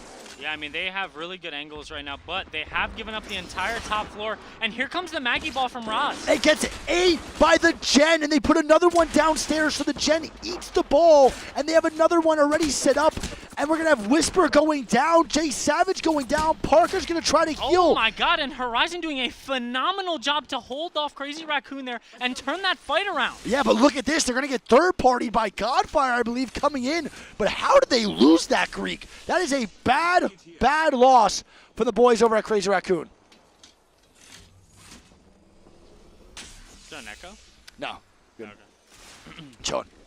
That's a bad loss, man. 100 Thieves now fighting ESA 2 over on that backside. I believe 100 Thieves. Scurry is going to get knocked. It's going to be all the way inside. They made a hell of a rotate with the Valk. A lot of grenades being spammed. Are they going to get the reset? I'm not too sure. They're going to try right now on the door. That angle is absurdity as ESA is going down. It's a great job, man. Good rotate by 100 Thieves. They're really, really clutch right now with these Valk ultis. But look at the shit show it's going to pursue over here inside of Tunnel. We have Pulverex, I think Game Ward, about to fight inside Tunnel. Yeah, I mean, we saw Game Ward had a lot of positioning there, and somehow they find themselves getting gate kept now by Pulverex. And Xset eliminates Horizon. So Horizon goes down after that fantastic hold. They die anyway, and they're dead to Xset. And Pulverex just gave it up. Yeah, I don't know what Pulverex is doing. They don't want to hold it. It looks like they're scared of IG in this backside, Greek. We still have Moist underneath. They have to make a play here soon, too, on this next circle. I don't believe they're in down below, and they're going to have to make a big-time play. And look at that damn circle. IG in the God spot. They had it set from the beginning, and they lost it. And they're only a duo now, but 100 Thieves all in. Fun has to rotate in. Everyone from this top side has to make some big-time plays, as Xset is going to be pinched. They're going to get an Xset sandwich, and it's going to be IBG and Vexed looking to sandwich Xset. Yeah, IBG on the ultimate height here. They're looking down to try to get some angles here onto Xset, and Xset's going to have, they're going to be in a really bad spot. They're going to have to make a decision. They all just got stunned on that bang. That's a big stun and a big bang ulti. They're catching tons of damage and tons of movement nerfs. Oh, God damn, the Prowler hitting big time for the boy Player K. They're looking to finish off Xset here. They have to watch out, though. Vex is not far behind, and Unlucky already gets the knock. It's going to be by himself, and I think that's going to be maybe IBG eliminated. No, he barely escapes. My guy barely makes it out. Xset cannot be happy about that one. Yeah, they put themselves in a pretty bad spot. You can't really be mad about it, though. It's kind of your fault. They put themselves in a really awkward position. I feel like Moist should maybe walk out here and third party that or look to make a play because they have to get going soon, Greek. I think they're going to hit the Valk ult through the hole. If they hit that, I will play. I will need a pants change immediately. Can they play inside the tunnel for a little bit? I can't tell. They're not going to be in, but they can Valk ult through the hole. You can make that 100% guaranteed. Yes. It's just, is the team above them going to look down at it? I don't think so. I don't think they would. You can do it. You could do it. I want to see them do it. They're not going to do it. They're actually going to start to walk out towards the southwest side, and they have to start going. That is not a Moist play, but we are wet, if you know what I'm saying. E36. Whoa, dude. Get your head out of the gutter. Eliminated. 100 Thieves is going to take them down. We have Waltzy starting to move up. They're going to back up through Tunnel, man. And they're going to maybe do the play that you were talking about. They might go back, bro. Chid and fart. Same here, baby. Let's see if they can hit the Tunnel Valk ulti. They have to now. Waltzy surveying the surrounding area here. He wants to do it. I think he wants, they can't do it now. They can't do it now. Wait, are they just dead next zone? No, I think they can wrap around. I don't know what's going on or what they're going to do, but a lot of teams dying now on this backside. Tons of teams dying and going down. Vaxon and 100 Thieves still alive. Singularity, Pulverex, and Dark Zero is eliminated. 100 Thieves trying to get the res. Leave No Witness is going to be dead. And 100 Thieves 4 KP, looking for some res opportunities and some more KP on this backside with Vaxon.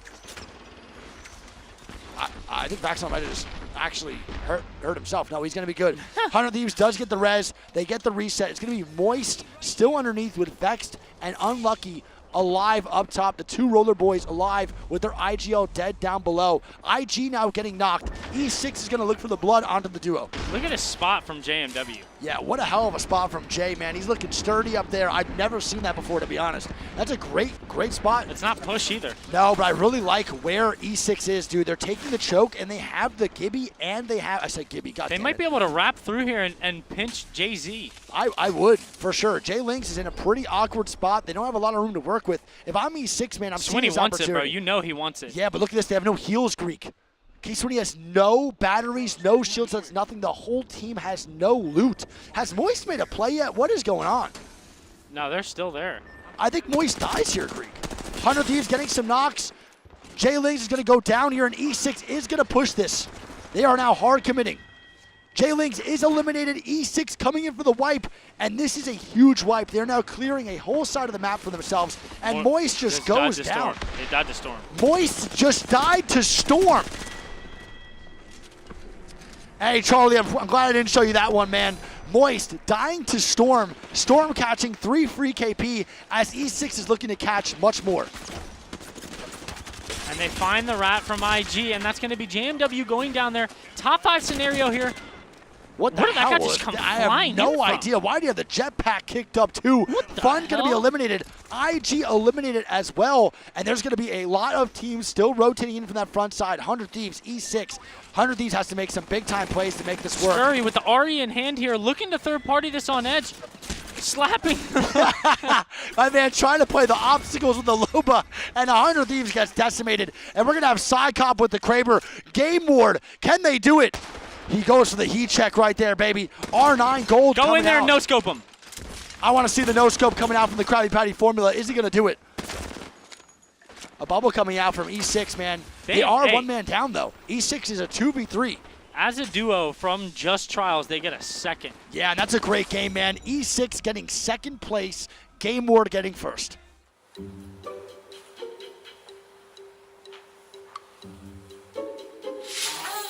Yo, Bo, dude, I'm sorry I'm late. Dude. I'm really sorry. I'm really sorry I'm late. I'll forgive you this time, bro. I was bidding on a really nice jumper on an online auction. Guess who won? Username? Guess what it was? What? Nice Wigs Anime Collection. Can you believe that? What? Crazy, right? So we are doing an interview today, I would imagine, with the cameras. Is that what they're here for?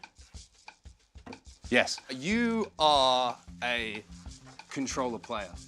Yes, sir. Yes, sir. Good with your hands? Yeah, that's what they tell me. Good with your fingers? Very good with your fingers. Let's do some finger painting. Okay. Okay, could we just... Okay, the idea is we paint each other, but like as a legend in Apex Legends. Okay. Okay, so I'm gonna create you as I see you as a legend. Do you have a lot of experience in finger painting? Not too much. Not too much. Hey, but I'm ready to give it a go. Okay. Well, I hope it looks pretty good. I'm also going to give you this because I know that I don't want to get that jersey all messed up. So just pop that on, and we can get going. I don't know how to put this on. An ex-girlfriend took me to a finger painting class one time. Oh. Yeah, yeah. Okay. So, yeah. You're my second time. Wow. How do you feel? You're my first. Wow. Okay. So you can do anything you want. This is your world. Okay. I'm ready. You know who said that? Who? Bob Ross. Bob Ross. So how did you start getting into competitive Apex? Where did it all begin for Bo? I was in college at Florida State. Basically just picked up Apex. I was getting up to Predator ranks on console. And actually the first ALG, it was online tournament number 5, I believe. Mm-hmm. It was the first tournament I played, and we actually we made finals. Ooh, not bad. Not bad. So yeah, first online tournament we played and we made finals. Once you kind of make one finals, you know, like that first one kind of gives you that, like, hey, you know, I got what it takes. Yeah. Just so you know, you can mix the colors. I've just worked that out in the middle. Oh, yeah. That's what this bit's I'm kind of doing like a little blend, and then I'm gonna. You're using a lot more techniques than I realized were available during this. Yeah. Hey, they tell me I'm good with my fingers. Exactly. Let's talk about LGS Championships, right? Because that was where we really got to know Bo a little bit, right? Yeah, Personality. yeah. Oh, yeah. Yeah, people were loving you. You were the superhero. You came in, sub, saved the day. Everyone was loving you. You fragged out as well. Yeah, You had some memorable moments. Oh, yeah. What did that event mean to you, not only the event itself, but for your career afterwards? I'll never forget, I was Thursday morning, the first day of champs, and I had just gone out partying pretty hard with Daltouche, Rogue, and some others. Got a little. Yeah, I got a little. Yeah, you got a little. That's okay. That's No, okay. it's fine. As I say, it's you're an artist. Keep going. Don't let And me stop you. hey, it gets messy sometimes. You Yeah, know? exactly. Life does, doesn't Life, it? life gets a little messy sometimes. So yeah, I was out partying the night before, but I got the call that Matey at the time, so I was a sub for GMT. Mm-hmm. That Matey had gotten COVID and he was not able to play, so it was my time to shine. And shine you did. And made the most of my opportunity. By the way, what colors are you using? I'm just using yellow. I'm gonna do a yellow background. Yeah. Background. Yellow for happiness. Yellow You're a for happy guy, happiness. right? It's like a sun, like a big sun, you know. Yeah, I like that. You're shining. I've used shining. browns. Okay. And some red. What have you guys been working on in the build-up to this event itself? Because you guys had a crazy pro league, right? I think you probably surpassed your own expectations, I would say, with like how strong you were, and especially you. I mean, You fragged out this Pro League. What, you number 2 overall kills? Yeah, no, so tied with Hal. Tied with Hal, sorry, tied with my Hal. mistake. Yeah, 76 kills. Me and Hal both had 76. So. Very impressive. Yeah. So definitely exceeded my expectations. You know, you have like some self-doubts about yourself. Yeah. Until you actually do it. Like my painting. Yeah, kind of like my painting too. Yeah, sure. But, you know, once you do it, then you kind of like get it under your belt and you're like, okay, I can do this. Yeah. So it was a good feeling. I was, being the MVP is a good feeling, I can't 100%. You got any words for anyone else in the lobby? Is there anyone that you want to kind of like, let's just say run into in a 3v3, you're pinching someone and you're like, hey, this is our chance to take these boys out? You know, we are playing in an international LAN. Yeah. So, you know, we don't get to play against other regions very much so often. Mm-hmm. So I'm always looking to, you know, I've had my fair share at NA this split. So I'm definitely looking. You gonna say EU? Yeah, I'm definitely looking for some EU teams. Just remember where you are as well, London. Yeah, I'm behind enemy lines. Yeah, just be careful. Just saying, these streets, don't forget. How's your painting coming along, by the way? You know, I'm putting in the eyes right now, using a little red. Where do you think you're at percentage-wise? I'm pretty good, by the way. I think I'm quite happy with mine. I've surprised myself. Yeah. I'm getting there. And if you are struggling, just remember as well, it's hard to see things when you're too close. Yeah. So take a step back and look. Guess who said that? Bob Ross. Bob Ross again. Right, I've got paint everywhere. Do you know what? I'm gonna sign it. I'm signing it. This is a workout. How do I spell onset? Oh my God. It's kind of looking like a child was let loose in a lab. I'm almost You're almost done. Okay. I'm gonna say the tension is now killing me. Do you want to reveal yours first, or do you want me to go first? Okay, so I was supposed to kind of do you, right, as a legend? Yeah. Okay, so I gave you a full set of hair.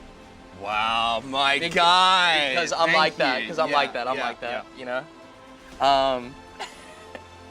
And then I kind of just went with what I was feeling.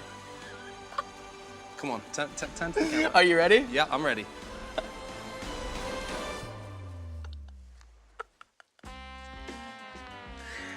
I mean, tell me, come on, Bob Ross doing that? I don't think so. Talk me through it. Yeah, so I originally went with the yellow, right? And I was I don't like the yellow. So I kind of made it into the background. Yeah.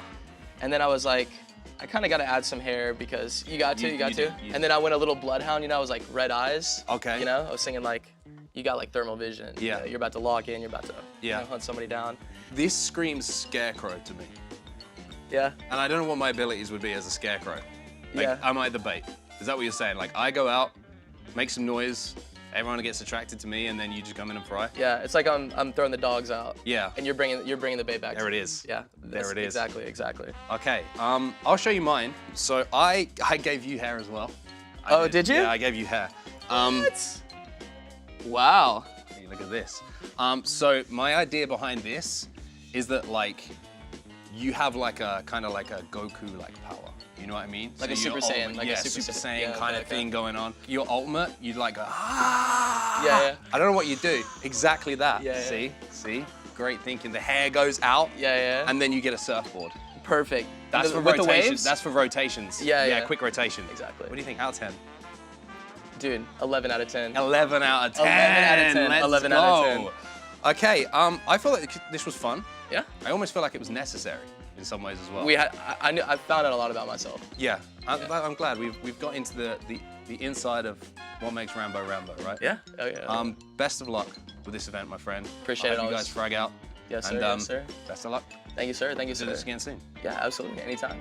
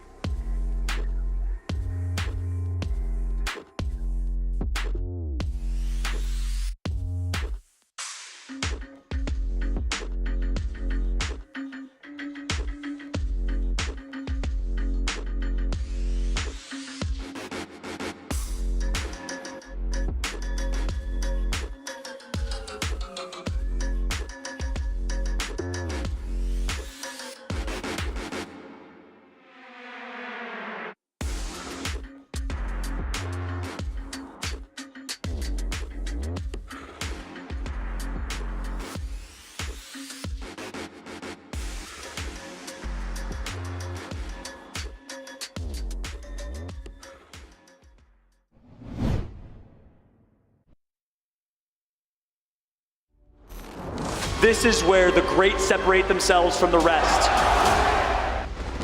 This has been building up. This has been the moment they've all been looking forward to. And so it begins.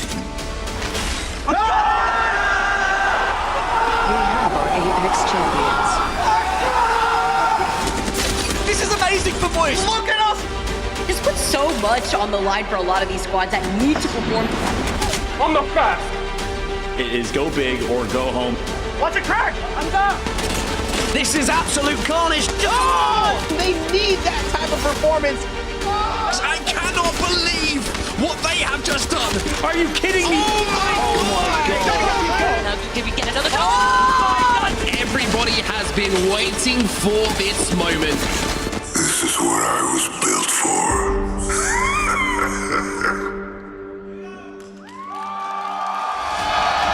It is do or die, win or go home, keep going or get left behind. From London, we are here with our ALGS Split 1 playoffs and our final elimination bracket of 2 to determine who will be playing Sunday for $1 million in prizing and a chance at Apex Legends history. If you're in the crowd, make some noise, get hype. It is time to begin our last 6 games of the day.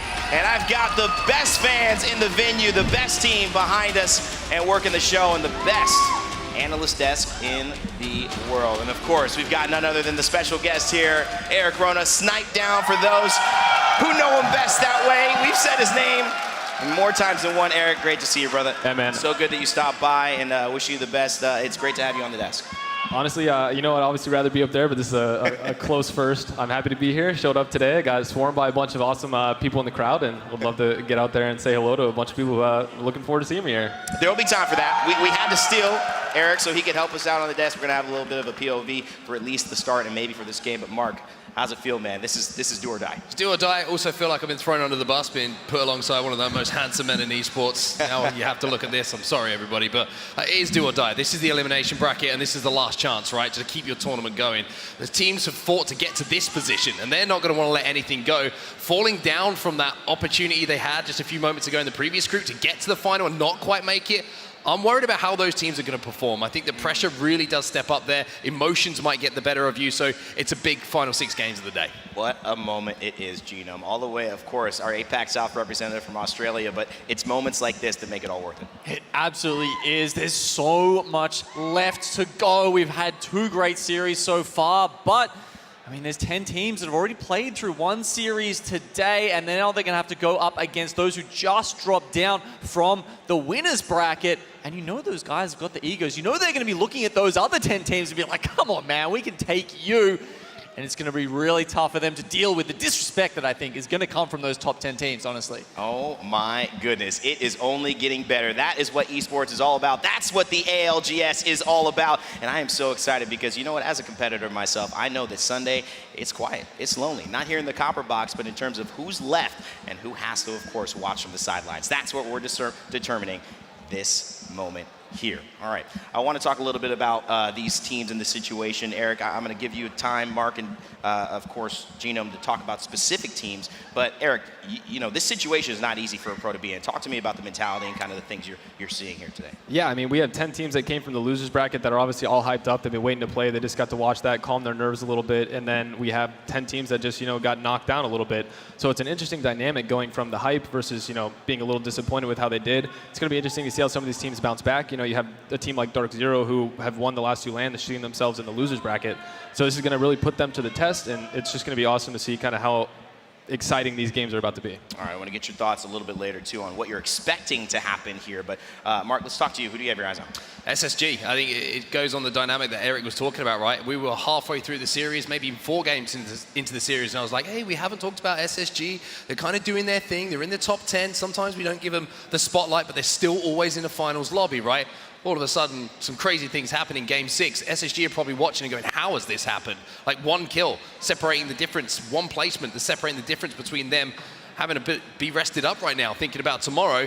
Now they're back on the main stage. So I think SSG have got some questions to answer. We already know that maybe there's a little bit of tension there in itself, and maybe that's just going to exacerbate it even more. Well, asking the tough questions is how you actually get the right answers, and they asked it of themselves, came up a little short. They have another chance at redemption, though. Gino, who do you have your eyes on heading into this? Because, of course, there are a lot of teams we could focus on, a lot of different stories.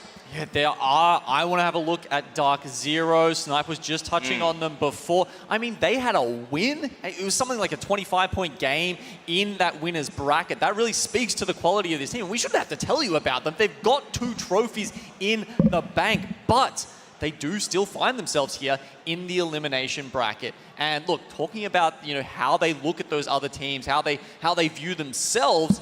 That's where I think this has got to come out, and if they really want to prove that they still are among the best, they need to show up now. Had a quick chat to them in the changeover between the series. They were talking about taking some pretty premium POIs on the maps, looking at Cascade Falls, which with the switch over to their more zone-heavy comp, I think is going to really suit them in this lobby. Great points, fellas. Let's take a look, although at home, on who is participating. We see them behind us, but this is a list of everyone who is in this elimination round 2. This is it before we decide who's going to Sunday. And you see names that maybe shouldn't be here. Snipe, who's the biggest surprise in here, outside of SSG, outside of Dark Zero, for you to be fighting in this elimination bracket? I mean, honestly, Luminosity. I'm a huge fan of the LG guys. I think they've been one of the most dominant and consistent teams. They kind of remind me of a Furia from back at the last LAN, where they just kind of show up, they take fights, they win fights, and they assert dominance on the entire lobby. They might not necessarily be the team that's going to win the games, but they're going to put up the 12 to 20-point games just on solo kills alone. Great point. I think this is a lot of high expectations for a pretty young squad, a pretty young gunner in Yanya, as I mentioned, but they have experience. They've been to previous lands. But let's take a look at how they're going to start this game, because, of course, Mark, when you see the way this is, you've casted Stormpoint and World's Edge. It's a different tempo depending on each map for these teams. It certainly is, but for some of these teams, I think just getting loose on Stormpoint in game number 1 might be the way to go, right? Just shake off some of the cobwebs. We've had some really intense games in that winner's bracket, but now there might be a little bit more space on the map to play with. So if you can find some isolated fights, you've been playing Edge and you haven't had success in that winner's bracket lobby, maybe this is the time to put the points on the board. All right, thank you so much, everybody in London. Before we send it up to the casters, make some noise. It is win or go home here at the Copper Box, and we've got 2 of the best in the business. Let's go to our casters. Thank you so much, Rain. It is time to determine the final 10 spots, the final 10 teams that will be making their way through to finals. And Tiff, this is going to be an insane series of games. Look, it was really tough. I mean, I was on the desk for the elimination round 1, and so many heartbreaking moments. I think Onset said it best. 1 elimination separating who's going to stay and who's going to go home, and everything is on the line. But think of those teams that just came off playing that 6-set series, right? They are fresh, they are ready to go, but a lot of teams that we didn't actually expect to see here in elimination round 2. And I think that's what's so surprising, is that it's not just that we didn't necessarily expect him. We're talking about the top of the top. Our former back-to-back champions. Yes. North MJ, who went from literally almost first place for the overall yesterday into dead last. I mean, the amount of upsets that we've seen, it's shocking. To be fair, it was one of the craziest lobbies I have ever seen, completely stacked. I saw Nocturnal tweet himself, that was one of the hardest sets of games that I have ever played, and congratulations to them for advancing on to the grand finals tomorrow. But the job's not over. You keep hearing that from a lot of these teams. The job's not over until you have secured that spot in finals tomorrow, and you are potentially even just hoisting that trophy at the end of the day. That is when the job is finished, and even then, you gotta go next, because there's always split 2. And I think that's where a lot of experience comes in. That's where a lot of mental fortitude is needed, because this has been a long day. This has been a day where they needed to either wake up very, very early, or they needed to wait until later and then do back-to-back series. Yeah, that's where it's going to be really tough. We got a good look at Space Station. They lost out and came in here 1 point separating them from advancing. But if you're just familiar or not familiar at all and you're joining us, the points and scoring for how this is going to go down. The placement points are as follows. 12 placement points for that first place, scaled all the way down. But if you get in 16th to 20th, 0 points. And we know how mission critical these can be.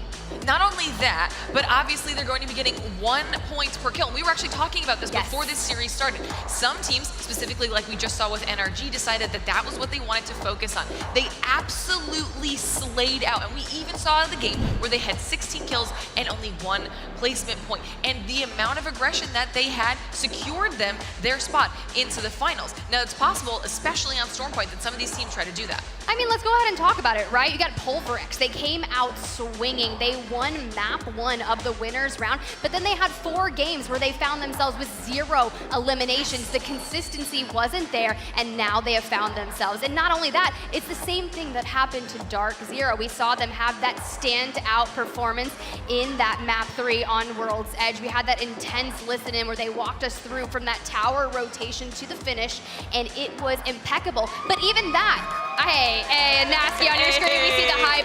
I wonder how that roast is doing. Oh, that, you know what? I wish we could ask him because that was a very fun interview. Nasky's vibes are always at an all-time high, but even he said his mental was a little bit off. They were struggling in that first series. Insane clutch in the final game, 2 reses to get a full team reset in order to bring it back to the point where they could make it through to here. I mean, he even kind of went into the details surrounding how silent they got because they thought it was over at that point, and it is make or break. You have to lock it in. I saw it dropped. He tweeted, didn't make it by 1 point. Too many mistakes from us in Game 6 split. Plenty of opportunity for us to have qualified, and we threw. Locked in for losers finals, it's time to overcome the adversity. See, and I love that that's what he's putting out onto social media because I actually walked past him as we were getting ready to set up for this next series, gave him a fist bump, said lock it in, and he was like, we're good. Confidence just oozing out of Drop. Like they are ready to make sure they secure their spot. I know, we saw a lot of hype in the kind of the team chat there. They were all saying the last dance. So kind of really sad when you think about it. If they don't advance on to tomorrow, this could be the last time we see that Space Station roster as it is. Which could be even more of a motivating factor, right? You don't want to go out. Now, you don't want this to be the last memory of that trio. They're going to be pushing extra hard to make sure they make it. I mean, that's a really good point. You want to go out there, give it your all, send it out swinging. But look at Gombre Otusen right there. They want to find themselves in the match point finals tomorrow. And so many teams, so many qualified. I mean, this is going to be a heartbreaking series. I'm excited, but I'm also a little bit scared. Yeah. Because these results are going to be upsetting and also incredibly amazing. Yeah, definitely. Let's go ahead and talk about the fact that we're going to be kicking it off on Stormpoint, right? I was able to jump onto the winners bracket for the World's Edge, and it was very different pacing than what we saw on the final 3 maps of Stormpoint. A lot more action. You heard Onset talk about it on the desk. Maybe they just need to get in, just get intense, and maybe put up a massive game in Game 1.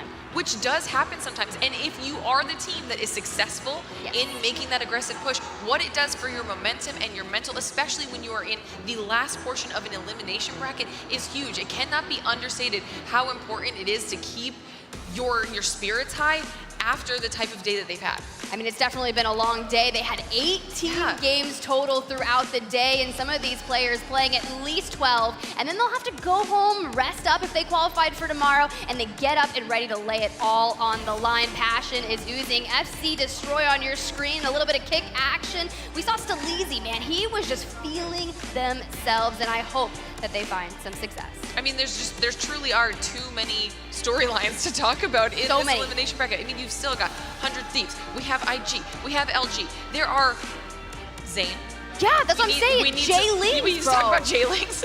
How strong of a start they had throughout the group stages, and it's kind of been like they were at the top of a roller coaster, and it's been a downward spiral ever since. So a very, very tough moment for them, but they need to come out swinging. We know they have the talent to do so, but because this is kind of Stormpoint and it is an elimination round 2, We can talk about some of the drops, right? It seems like a lot of people are not willing to contest. NTH taking that high point back for their own, and that was where they really excelled on Storm Point and found a lot of eliminations, rotating down through the wall, challenging NorCal very often, and hey, they're setting it up to do exactly that. But then on the flip side of that, with the performance that we've seen out of Northampton, will that end up being their downfall? Will it be NorCal who comes out on top? And we are about to find out, because the dropship is ready to go. It is time to get into our first Storm Point match of the last elimination bracket. And this is what I'm really excited about, right? KCP, Nasky himself said it was going to be a slow roast, but let's talk about it. They found a home. They are going to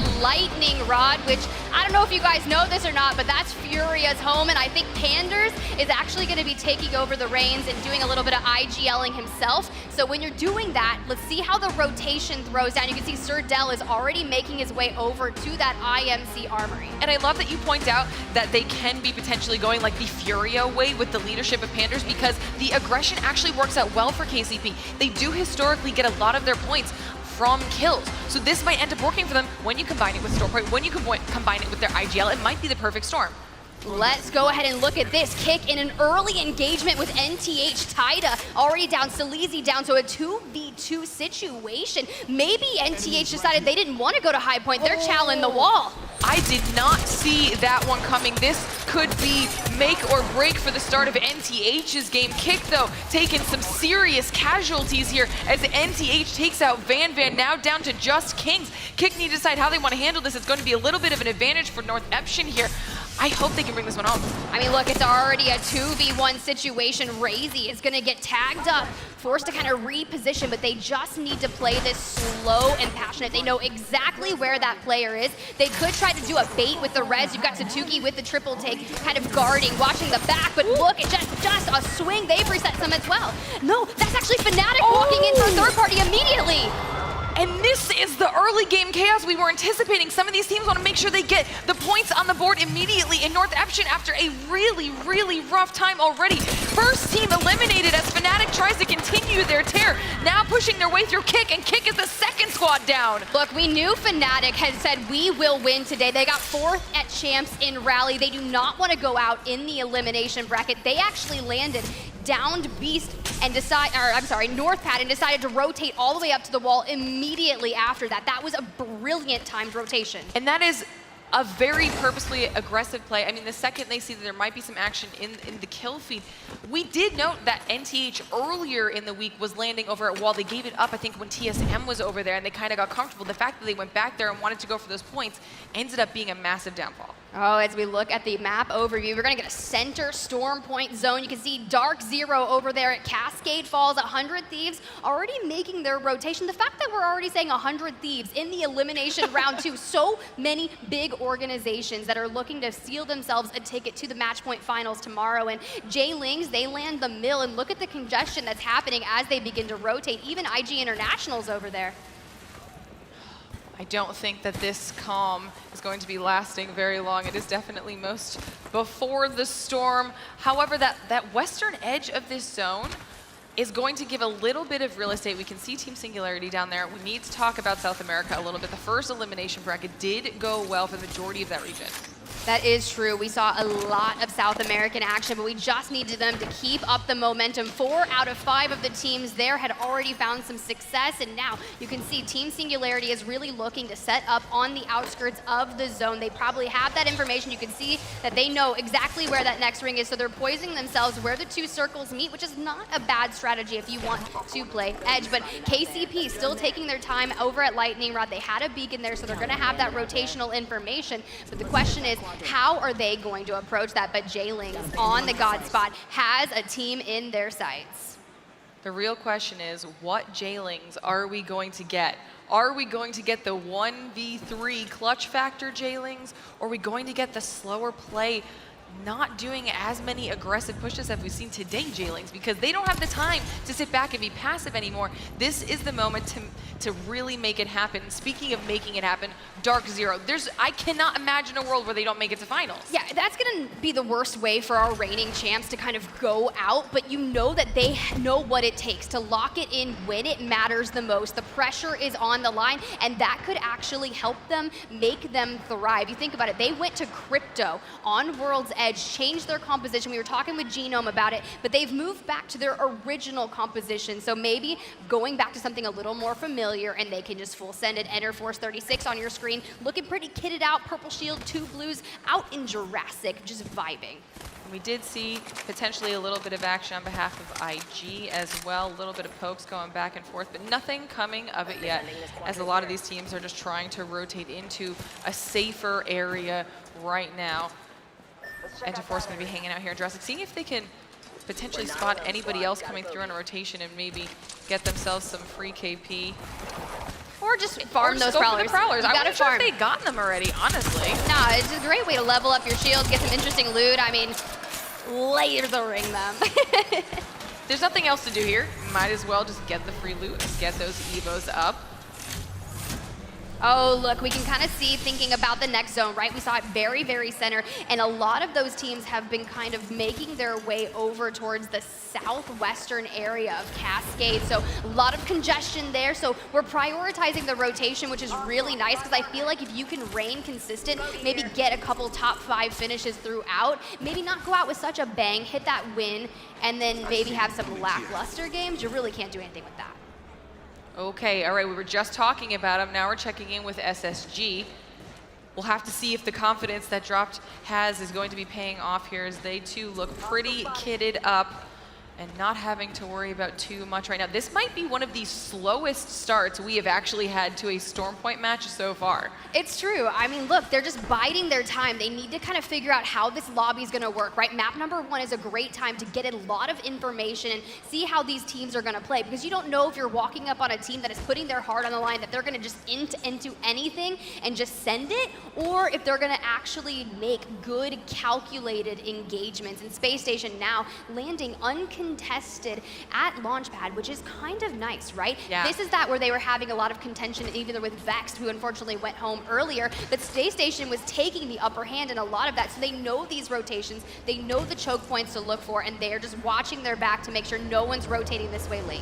I was going to say they've got a pretty safe area right now. They know that they can be potentially expecting a team to be pushing their way right now as the zone is closing in on them. They're going to play this edge and see if they can maybe pick up some KP on the way and then have a completely wide open rotation in front of them. They may have timed it perfectly here. We see them keeping their eyes on the choke that you were talking about. It might result in some serious additional points. Let's check out Barometer. We got Dreamfire at the very top, and I've been having so much fun watching Roy and Bolin. They have just been absolutely a joy, and they seem to be in positive spirits as well, despite the situation, and they were coming in kind of as one of those substitutes. So they're going to hit that beacon, want to find the next zone information and prioritize, but being all the way out here, it'd be really cool to see. Maybe you can catch some of those teams coming from the very south side of the map. I think Dreamfire landed in Shipfall, and Luminosity goes Fish Farms, but this is what Space Station was looking for, right? So the question is, how are they going to approach this? EXO is on that end where they can kind of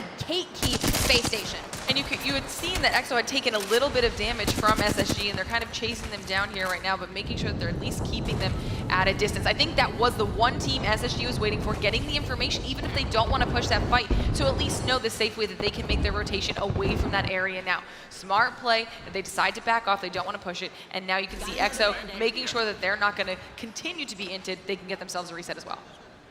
Space Station deciding not to take that engagement and going to rotate through the southern chokehold just on the underneath of EXO, and I think that's smart, right? You don't want to take a fight that could necessarily get you caught out of zone and maybe attract the attention of a lot of teams that are looking for that third-party opportunity. So play your own game, play it smart, it's calculated time. There is no reason to take a fight that is unwarranted.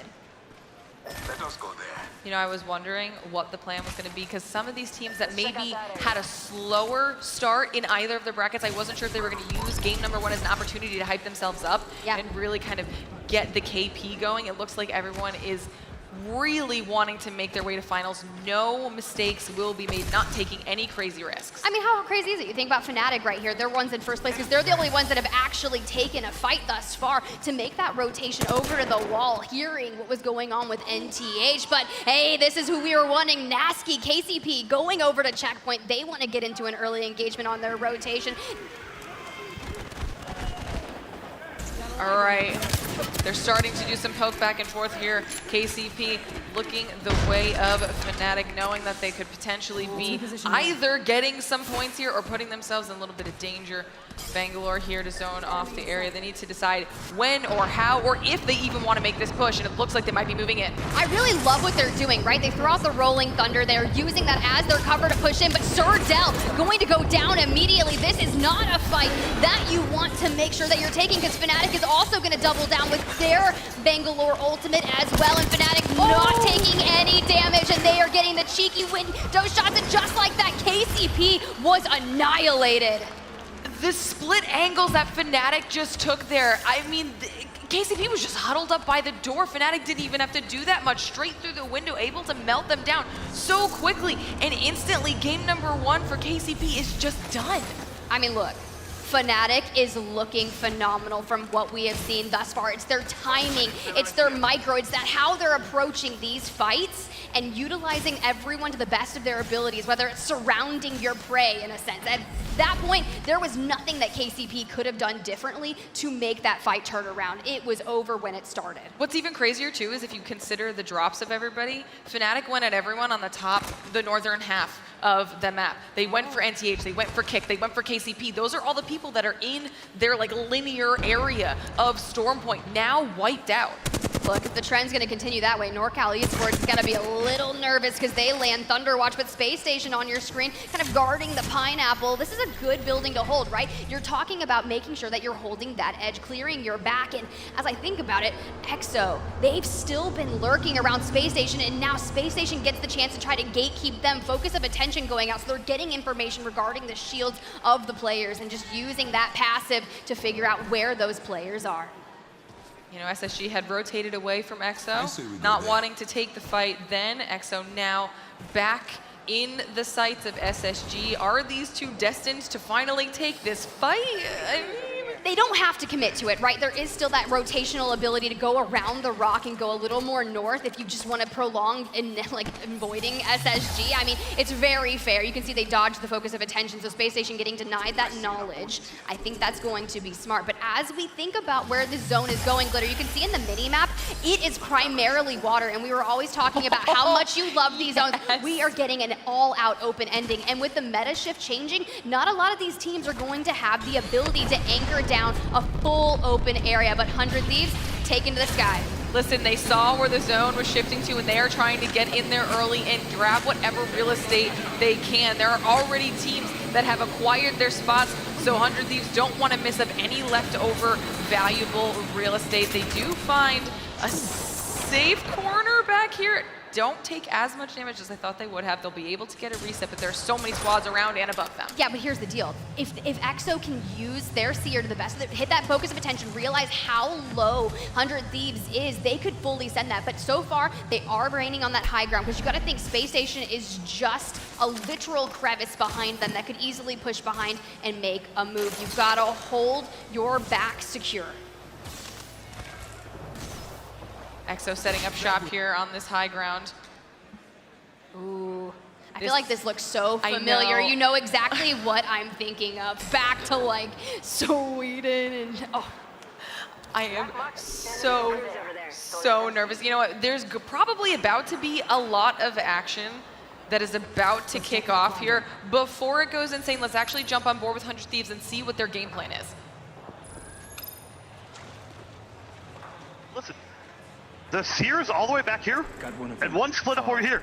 We might be able to run up now. They might be getting shot here. And try to force onto Nut, onto the solo and Nut. No, they're coming back right now. They're very aware of this. Okay, our biggest thing is going to be the team up top. Get ready to EMP. The team smoked in here. They're going to be fighting. They're going to be fighting. Okay, so I'm recalling. Yes. I'm gonna have my drone out right here so I can remote it. I'm gonna try playing somewhere else. Careful, the enemy has an energized. Dude just got. careful on it. I don't think we can. I'm gonna check. Careful from your high backs. I know.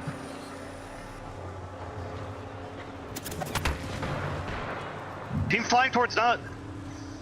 No, they're going over here. That's bullying a team here. I've got eyes on one of them over there. They killed that team that flew. They're getting an angle on the right. You can play on me if you need to. This team's from height is wrapping zone. They're wrapping zone from height. Are they above us? Yes. Are they all gone? One is so far. I got a bat again. In this corner. Yes, I'll try to poke for you. You need to scout it again. I'm gonna. We'll be fine. Dude, zone is just right. Okay, while they're trying to debate what move they want to make from underneath EXO, so many other things are happening in the kill feed right now. The Kraber coming in huge for Dark Zero, and so many teams going down. I mean, I was talking to Genome in the green room. He was saying how powerful Zero is the moment he gets a Kraber in his hand, and Luminosity on your screen just trying to make it through. They need to go through that door and get out of there, but E36, they want to make sure that Luminosity can get in, and Luminosity, to be fair, did not look like themselves inside that winner's bracket. They need to redeem. Right now, LG needs to decide the right time to go through the door. They're just going to fight back and forth here right now until they can find the right moment. The second the damage comes out, they will make the push and try to take advantage of the smallest shield deficit that they can.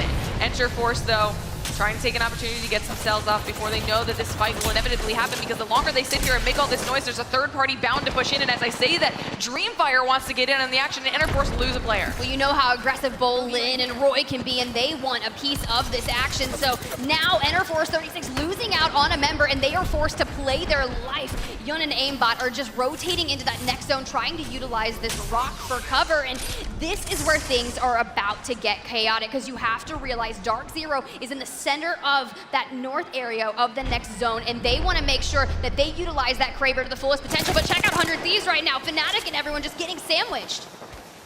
Fnatic having to feel good after the initial early game performance. The shredding out of Yuka. Okay, he's going to be going for the frags. He's going to be making this push. Fnatic is doing a fantastic job zoning everyone off of them while this is happening. Godfire goes out, EXO goes out, SSG popping off in the kill feed right now. 100 Thieves down to 1.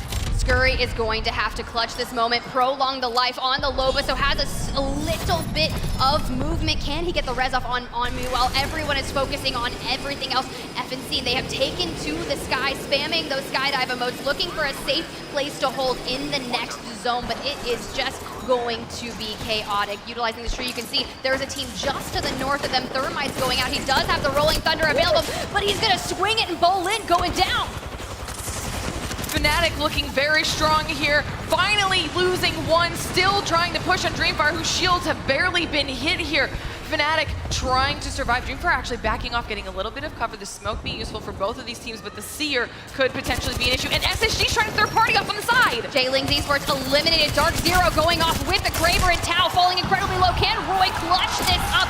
Utilizing those smokes to make sure you can guard your team. We're down to 6 squads, and they are frying. Space Station dropped on your screen on that triple red. They have been such a standout performance here, utilizing that Prowler to the best of your abilities. The moment you can finish off these players, you have extra shield tops available, and just like that, down to the final 5 teams. That was a massive push, but of course, so much action going on there means more teams want to get in on it. GO now making the push on SSG potentially at the perfect time.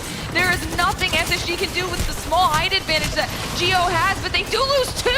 Somehow, it's coming down to the back and forth. GO goes down somehow. SSG's going to survive this. SSG relegated to just a duo. Xenos trying to hit a bat. Unfortunately, they are going to be taken out by Enterforce 36. Chaoticness. We have 3 squads remaining. It is Luminosity, Dark Zero, and E36. Yanya, that El Presidente, they needed a good moment here, but so does Dark Zero. All of these teams need to frag out, and yet Juarez taking out Enterforce 36. So Dark Zero versus Luminosity in a full 3v3. And the entire time that this has been going down, DZ was holding the center of this zone for so long, allowed all of this chaos to go down. Now they're able to push up on LG and see what they can do. You can see the off angle from Jen. They're trying to sneak in on LG. It's very successful as Niesel goes down. It's now a 3v2 in favor of Dark Zero, and all they have to do is push to close this out. Look, you've got an opening opportunity. Sharky on the double R301s wants a laser and finding so much success. Yeah, you can get a shield swap, but it's not going to be enough. Yet Juarez goes down. This should be all they wrote. And Dark Zero, your winners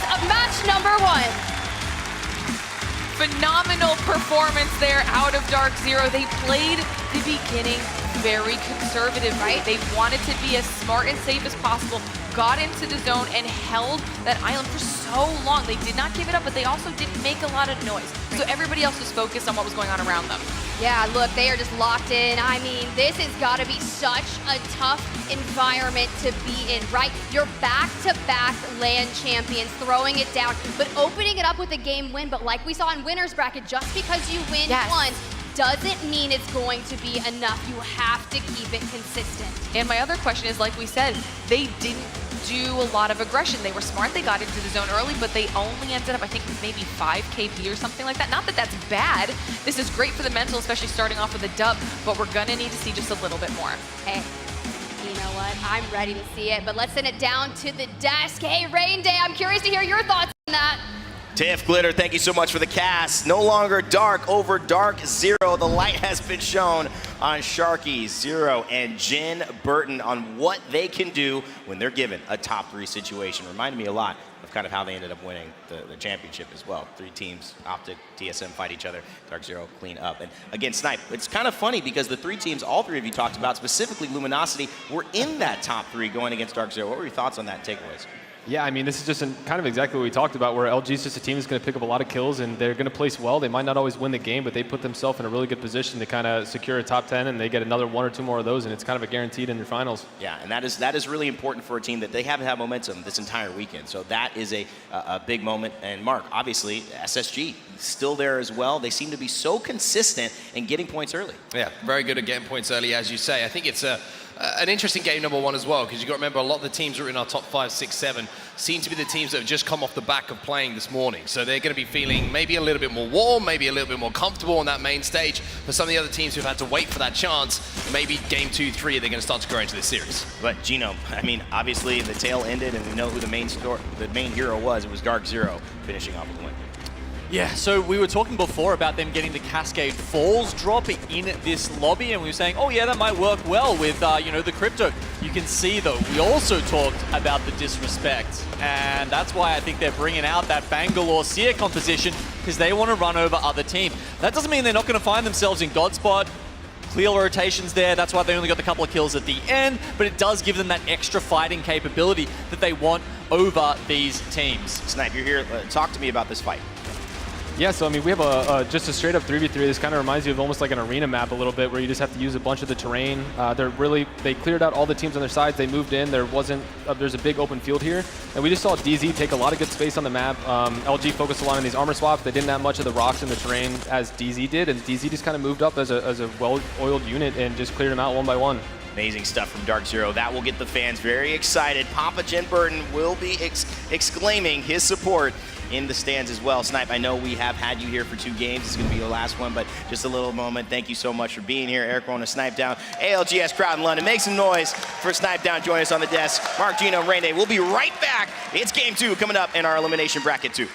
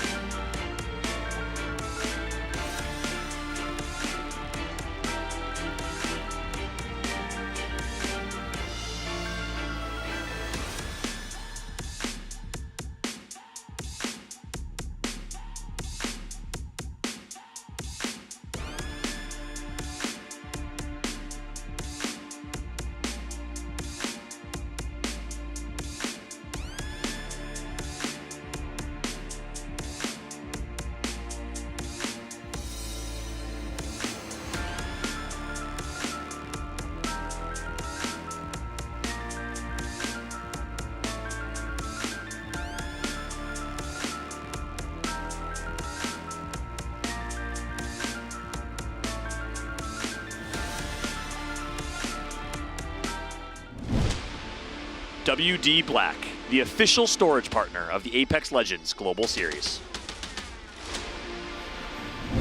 Welcome back, ladies and gentlemen, to London in the Copper Box Arena. Rain Day here with Mark and Genome. Snipedown just joined us here for the first game, and being able to kind of go through what happened, Mark. It was a finish that I don't know if I didn't expect. In fact, you both predicted this would kind of be our top three, and it certainly ended up that way. It did indeed, and the final circle is always an interesting thing to watch. Not a lot of terrain to be played, no buildings really to call home, and it was very interesting to see how Dark Zero actually approached that final fight, because it reminded me of something very similar they did a little bit earlier on World's Edge against the Guard in that straight 3v3. And when it comes down to that straight 3v3, it seems like Dark Zero have a very clear game plan on how they want to try and approach that. One of the players is going to swing wide, cause a little bit of a distraction, do a little bit of damage, and that allows the attention to be drawn towards them, and the other two players swing together to try and clean up that damage. It's the second time we see it be done. It's very, very smart for them, and it's proved very, very effective. But I also wonder if we go down to that situation again, our team's going to start getting a little bit wise to that, maybe focusing on that player that's swinging. Well, the reason they can pull that off and have all that space is because they weren't the ones involved in the fight before. So while LG's backs are turned, while they're thinking and worrying about the armor swap,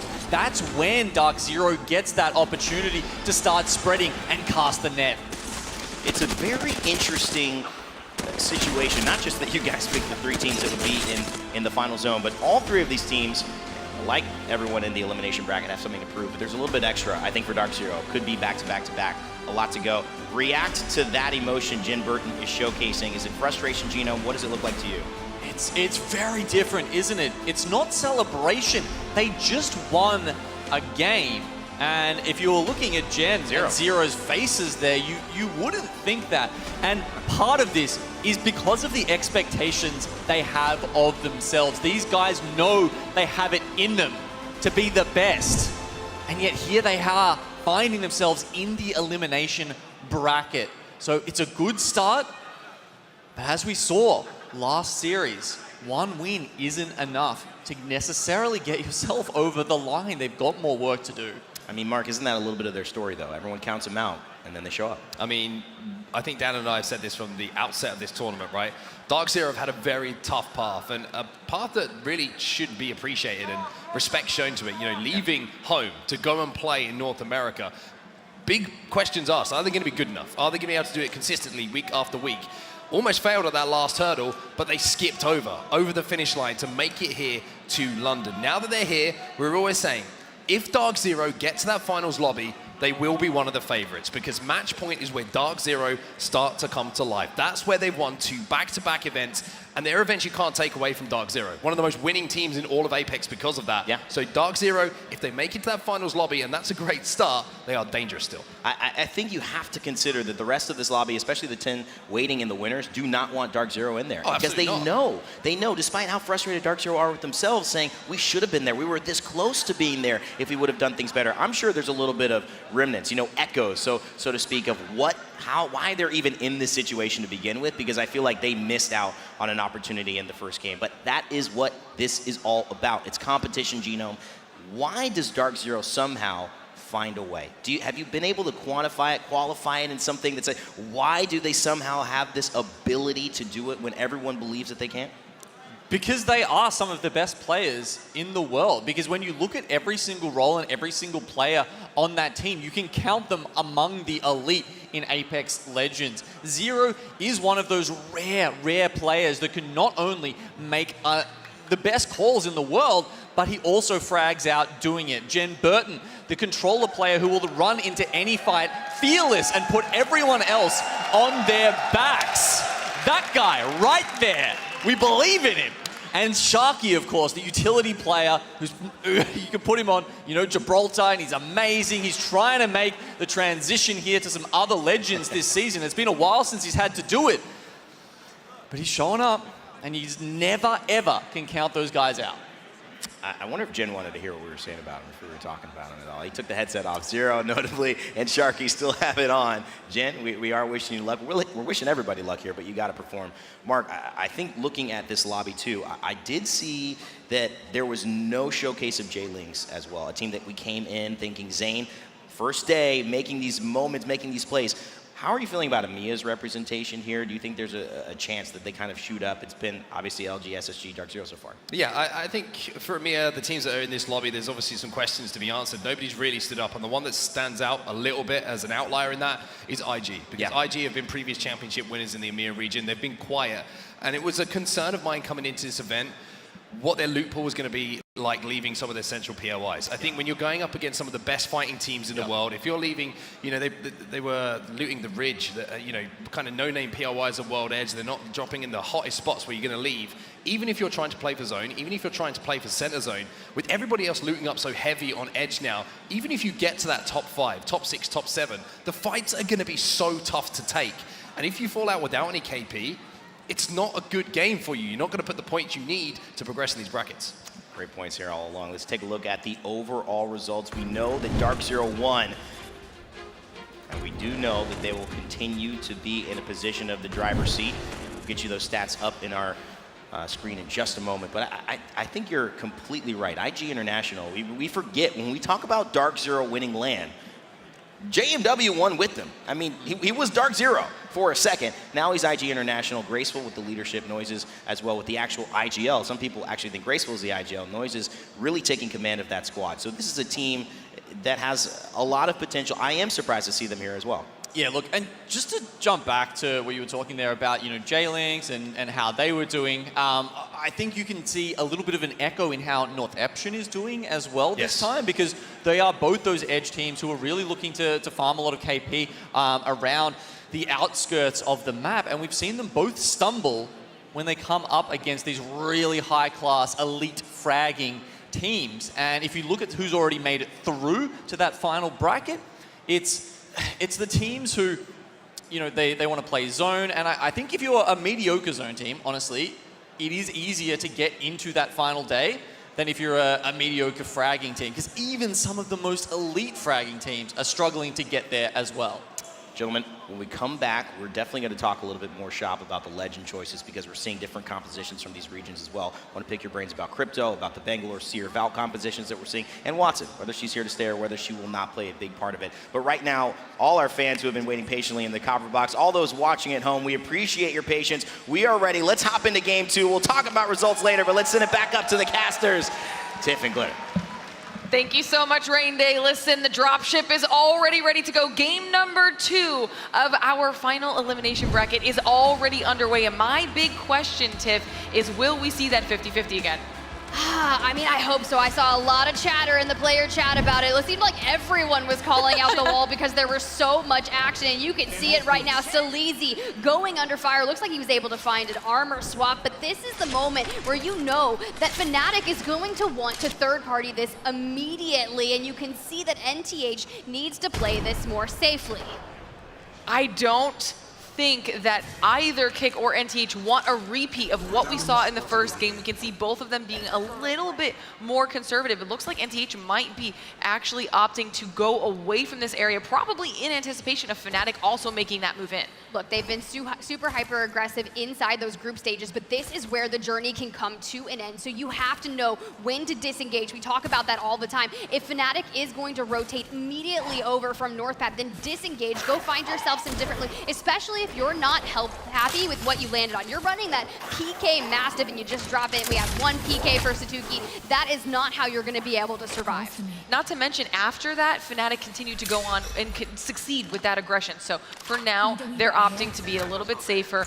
No one ending up getting lost in this 50-50. Everyone playing it a lot more conservatively. I think in the long run, this is going to be the most beneficial for NTH. We talked about them having the high point, as their drop spot, having moved away from the wall, and on that rotation, they ended up running into NorCal a lot. So now that's going to be a new squad that they might have to look for if they end up going that way. Yeah, so we get a good look at the zone. It is going to be center right of Stormpoint, and DZ also getting a nice spot in that next zone. They do have the beacon available to them to the right, so a lot of teams are going to start making priority to get that next rotation information. 100 Thieves throwing down that black market inside of Command Center, and that's it's been their drop spot, right? They love utilizing the skyward dive on the high ground of Command Center to get an extra kind of boost and go a little bit further with that rotation.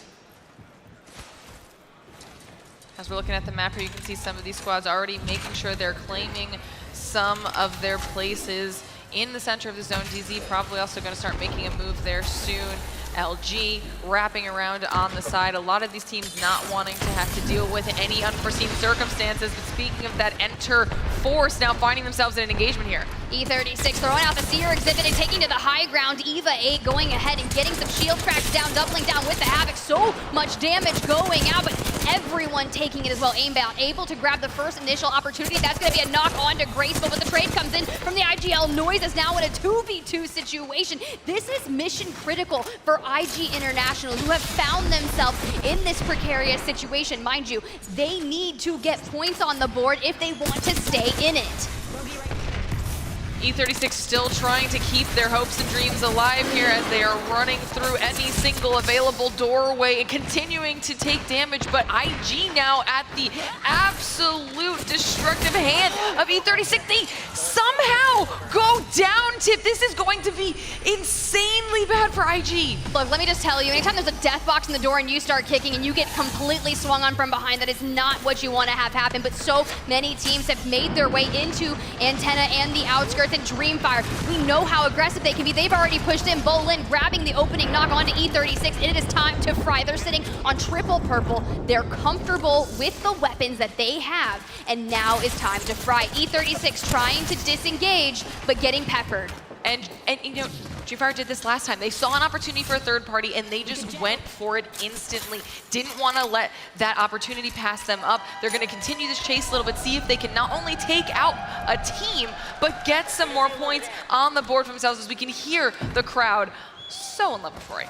I mean, they had a really nice late series push in that elimination round 1 where they found themselves coming down to the wire. It was match 6, and they just full sent it, getting themselves in, but Aimbot, oh my gosh, you could literally breathe on him and he would go down. Thank you for prioritizing that med kit, but they need to get a nice reset. They weren't able to grab the banner, but someone coming in a nearby area, they do have that knowledge, but just need to bunker down. And as I say bunker down, you're bunkering down with a Falcon of Bangalore, not able to really be defensive holding legends in a building. But at least had created enough space to give themselves some time to get a reset going. SSG, LG now finding themselves in a fight here, as well as GFR, so there's going to be a lot of chaos happening here. Yeah, Godfire out of South America, they were going ahead to take that skywalk, that high ground here at Launchpad. Space Station drops here, so they've actually got some really good loot. You've got Frexes has already picked up 1 elimination. They're getting that information out, but LG sitting on triple blue, still very comfortable, kind of deathballing, holding tight together. That way, if someone does decide to push in on them, they can hold that area. You know, we even heard the devs talking about it, LG comfortable with their aggression, especially on Stormpoint, a map that they're better at in comparison to World's Edge. LG, though, have momentum. I think they need to utilize it. They've had a rough start here in the playoffs so far with a strong game in this series for the first one. So this is a really good opportunity for them to kind of continue utilizing that and get some points on the board. Because we all know the longer they stay here, the more time they give the other teams, those 3rd, 4th, 5th parties are going to be coming in. Yeah, but this is like in the next zone. They have a beacon here and that will be available to them. So I feel like a lot of the teams are going to start rotating into this specific area. But one thing that I know the desk was talking about was legend compositions, and you've got a Seer Bangalore Valk. Running a Seer with the Bangalore is a little different than having that Bloodhound available. I feel like a Bloodhound bang is much more aggressive, right? Because a Seer, when you have those scans and keep them local with the exhibit, you're kind of regaining in that space. And so Luminosity really wanting to hold tight. You can see Pulverex also moving in to Launchpad.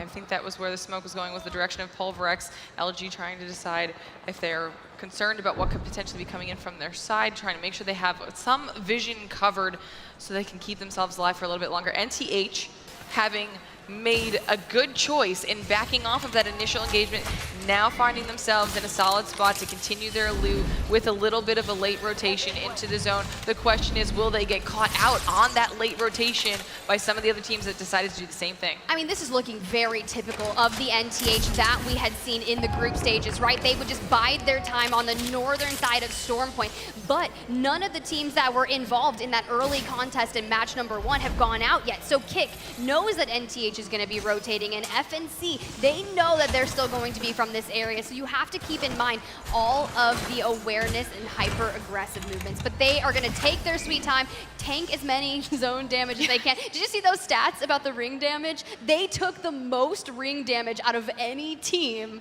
in the group stages. If it works, don't change it, okay? If that was their vibe for a little while and it was where they got with what they needed to do, then that's fine. But for now, it's the one thing keeping them safe. They're alive for now. For now.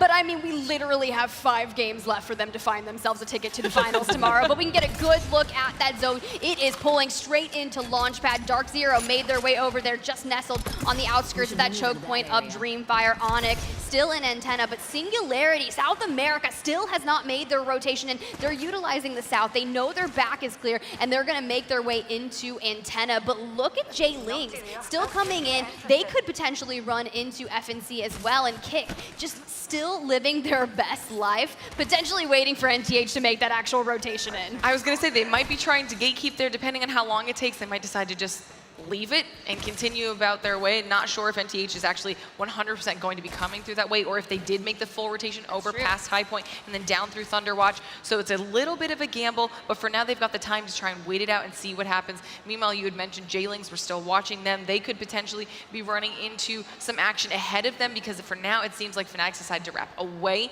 So J-Lings finding themselves at least in the zone and safe for now, but having so many teams in front of them that they'll have to push through a choke to get to where they want to go. We got a little bit of action right here. FC destroying 100 Thieves, but Scurry getting absolutely lit up. That is not how you want to have an opening engagement, because Dark Zero also griefing them from the back with the G7 Scout. So Scurry down and out. Now FC Destroy, a full team of 3, should have the upper hand so long as they can keep out of sight from Dark Zero. That's what they're hopefully going to be utilizing those smokes for as they try to get a little bit of a reset. You can see 100 Thieves off in the distance, while FC Destroyer holding the top of this rock, trying to get their heels off as they are biding their time. I mean, this is a solid spot for them right now. They do have some information and some vision once they finish getting those cells off. Now their shields are good to go. They continue making this rotation, but they do get caught out a little bit, taking some more damage, which is just going to hold them up here. They're wasting their resources. A lot of their utility is going to be gone in a simple, short amount of movement. I actually really like what 100 Thieves did, right? They were on that gravity cannon area, and when they realized they'd already lost out on Scurry, they decided to yeet themselves into Fish Farms, and now into the line of sight of Hammer Drill, who's 30-30 is connecting. Maybe only 2 more bullets needed, but that should be enough. It's going to force them to kind of reassess, try to instantly heal, and now Vaxlon doubling back, trying to join up with Onmu. They need to make a safe rotation into that next zone, but FC firing at a drone. Making sure any and all potential targets are cleared out of the area as they hold these 2 rocks, have vision on everyone in front of them, and have settled in for at least the immediate future. You can see Yuka taking a little bit of poke there from the charge rifle across the way, getting a little bit of cover from the smoke while he decides to use the cell. FC Destroy, though, I feel like they're just waiting for the first move to be made. They don't want to have to be the ones to make that decision. They'd rather react to whatever happens in front of them. Yeah, you need to make sure that your back is secured. You know that 100 Thieves went Fish Farm. You don't know exactly where they went after that, so you need to keep that Supreme, utilizing that Trident for potential extra cover as well. Kick made their way over to Cascade Falls, just on the outskirts of that next zone. They're utilizing the Crafter, wanting to make sure that when they go into that next zone, the shields are properly leveled. They've got everything that they need. Gomberry Altusen trying to make their way into that next zone. This is going to be rather tough, especially with Singularity nestled right on the inside. You just saw it in that overview. If they just push in and maybe aren't completely fully healed, they can get routed on by Singularity. Yeah, I mean, right now, all of these teams that are playing the edge, whether it's the southern side of the zone or the ones that we're looking at over in the north, there's going to be a lot of congestion in order for them to even get just on the inside edge of the zone, as you called it, Tiff. Geo, Singularity now battling it out right on the side. Well, you gotta think, Geo, they don't have a seer. They're running Newcastle, Dogma going under immense fire, and they're in the zone. So they're being pressured by that, getting all the heals, and Artini right now forced to heal, and Best going under immense damage. Can Geo clutch this up? Because you gotta think everyone's gonna hear this fight and they're gonna want a piece of it. Spitfire going out and connecting. Elysium going down as well. Best, just the last man standing for the squad. Gombre might be able to turn this one around, but they're gonna go down as well. the clutch coming in from Gio as well as the save there with Larissa Health. Wait, did you see him drop him? No, he dropped the gold knockdown. That was such a clutch moment. He had a sliver of health, was able to give Dogma the gold knockdown, and now they're getting the cleanest resets that I have ever seen. Fantastic play on behalf of Gio, not only keeping themselves alive in the fight, but then after the fact with the zone, as we check back in with J-Links, who finds himself up against Fnatic, and it's actually Fnatic that goes down at the hands of J-Links. Zane, he is the new kill leader. They're going to get the res off onto their IGL VJ. Now this is starting to look a little more consistent with what we saw in that, but meanwhile, 100 Thieves going down, Godfire going down, 15 squads remaining, and we are just getting heated up because this zone, the way that it is pulling to Launchpad particularly, you've got to get that ultimate high ground and make sure that you have the utility available to hold that for the longevity because of all the choke points that there are around that POI. You are going to get gatekept and have a very rough time. And you know a lot of the teams are already going to have made their way over there and try to be grabbing that real estate that you're talking about. So on the plus side for the teams that we just saw playing Edge, they now have less congestion and people to go through. On the downside, it means there's going to be all this chaos trying to get in there early. KCP now going up against LG, giving us that aggression that we were talking about earlier, hoping to see if they can repeat that first match. And LG keeping themselves alive in just this hallway, losing Neasel so far, but having done a lot of damage to KCP, they might be able to outlive it. Yeah, but here's the deal. Exo Clan, they are in the distance as well, and they are wanting to get in on this fight. Neasel with just a sliver of health going to fall. Yanya and Jaguares are going to have to keep this alive. Now, they may be able to get this reset, or they could fake a res and maybe bait them out, but no one should push into this. They are just on the outskirts of the Seer exhibit. They should be able to get the reset. Yanya holding fire, wanting to make sure that he provides the suppressive cover that is needed to get the regain. Meanwhile, Jen Burton going big against Onyx. The smoke really providing a lot there for LG, allowing to keep their life in this game alive. J-Links now looking much better for themselves. A lot is popping off with them, so let's jump into the listen and see what they've got going on. Reset. We good. He's above. Go on my right ping now. Wait. Get here. We're good, boys. Okay. I'm gonna kill only, right? Yeah, one guy. Dane, I'm flying up. I'm going Zane. 100. Kill me, guys. Where is good. He? Cracked one. Dead. Okay. We have 6 kills, top 13. That's like 7 points. I'm gonna fuck. Let's check this quadrant. I'll be back. Wait, is any energy? Right, I need energy. I'm looking. We need to look for opportunities now. Yeah, we do. Dog shit lobby, bro. Everyone's gonna die, bro. It's so free for us. Zane, not gonna energy? lie. Or I switch my gun. I have 44, bro. I don't have a lot. Can you switch your gun? Zane, Eva's good for. I'm just gonna keep it, okay? Yeah, I'm keeping Vault.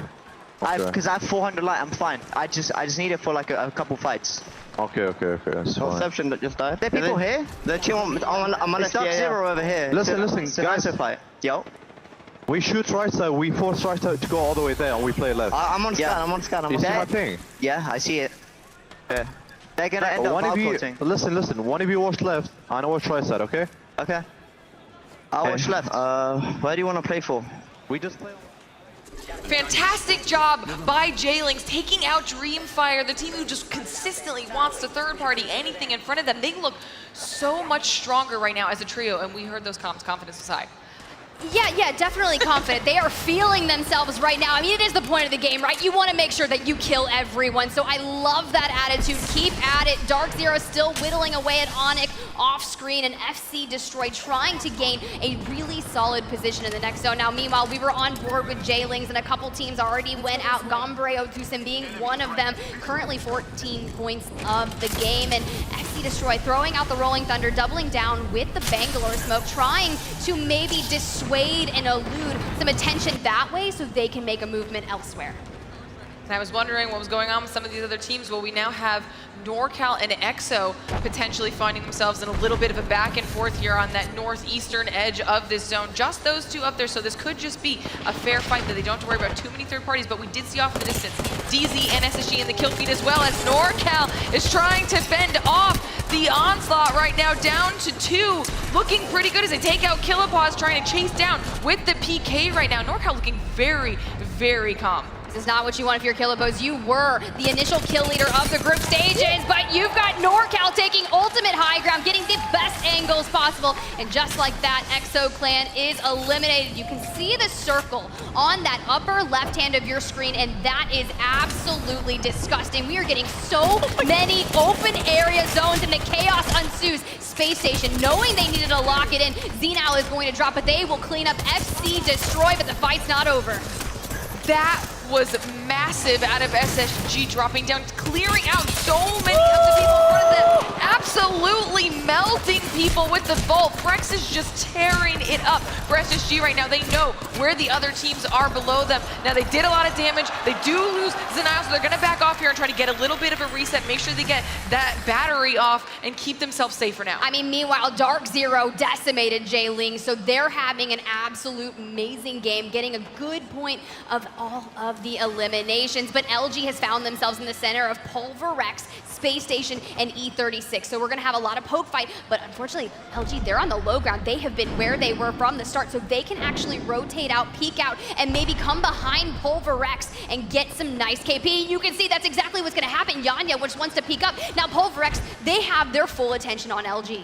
Which forced Pulverex off of SSG. It actually saved SSG while also giving LG a little bit of a better position. I mean, they held it for long enough and kept everybody away from them to warrant this safety. I'm surprised they didn't actually push Pulverex just a little bit more aggressively, because they did have a 3-2 advantage for a short while there, but they're playing it safe here as they continue to hold the side. Now, PVX does start going down. Yanya taking out Saku. Luminosity is trying to hold this wall and see what they can do with the limited space available, but unfortunately, in front of them, it's DZ coming through, wanting to take the heat. Look, they won match number 1. Your reigning back-to-back champion said, we want more. We are not done. Grabbing a member of Pulverex, fully thirsting him, and they turn their attention forward. Missile Swarm going out to do some additional damage, but look, they are so healthy. Plenty of ammo, plenty of resources and heals, and now Sharky looking to swing right and come behind the team. They're in the open. They have all the angles in the world. Pulverex down, Luminosity down.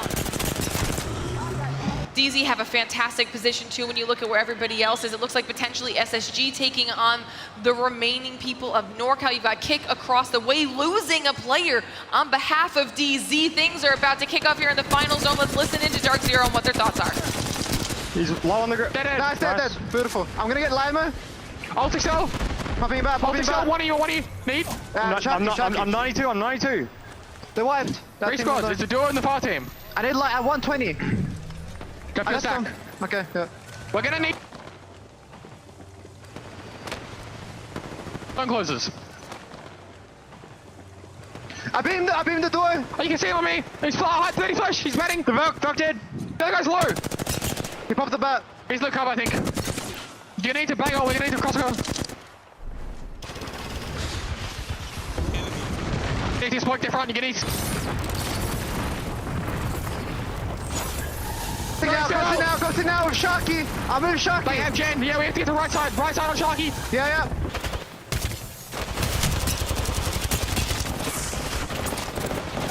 I'm betting. 130. Bang, CDT. Bang, 50. I'm dead. No, that was cool. Oh, they called it themselves. They said we're gonna play for second, and they turned their attention to Space Station regardless. And what looked like they might have the potential upper hand dropped. Go lock it in, double down, and find themselves at the match 2 victory. Now, granted, they did miss out on advancing on to match finals from the winners bracket by 1 point. So this was well needed. The last dance is still going.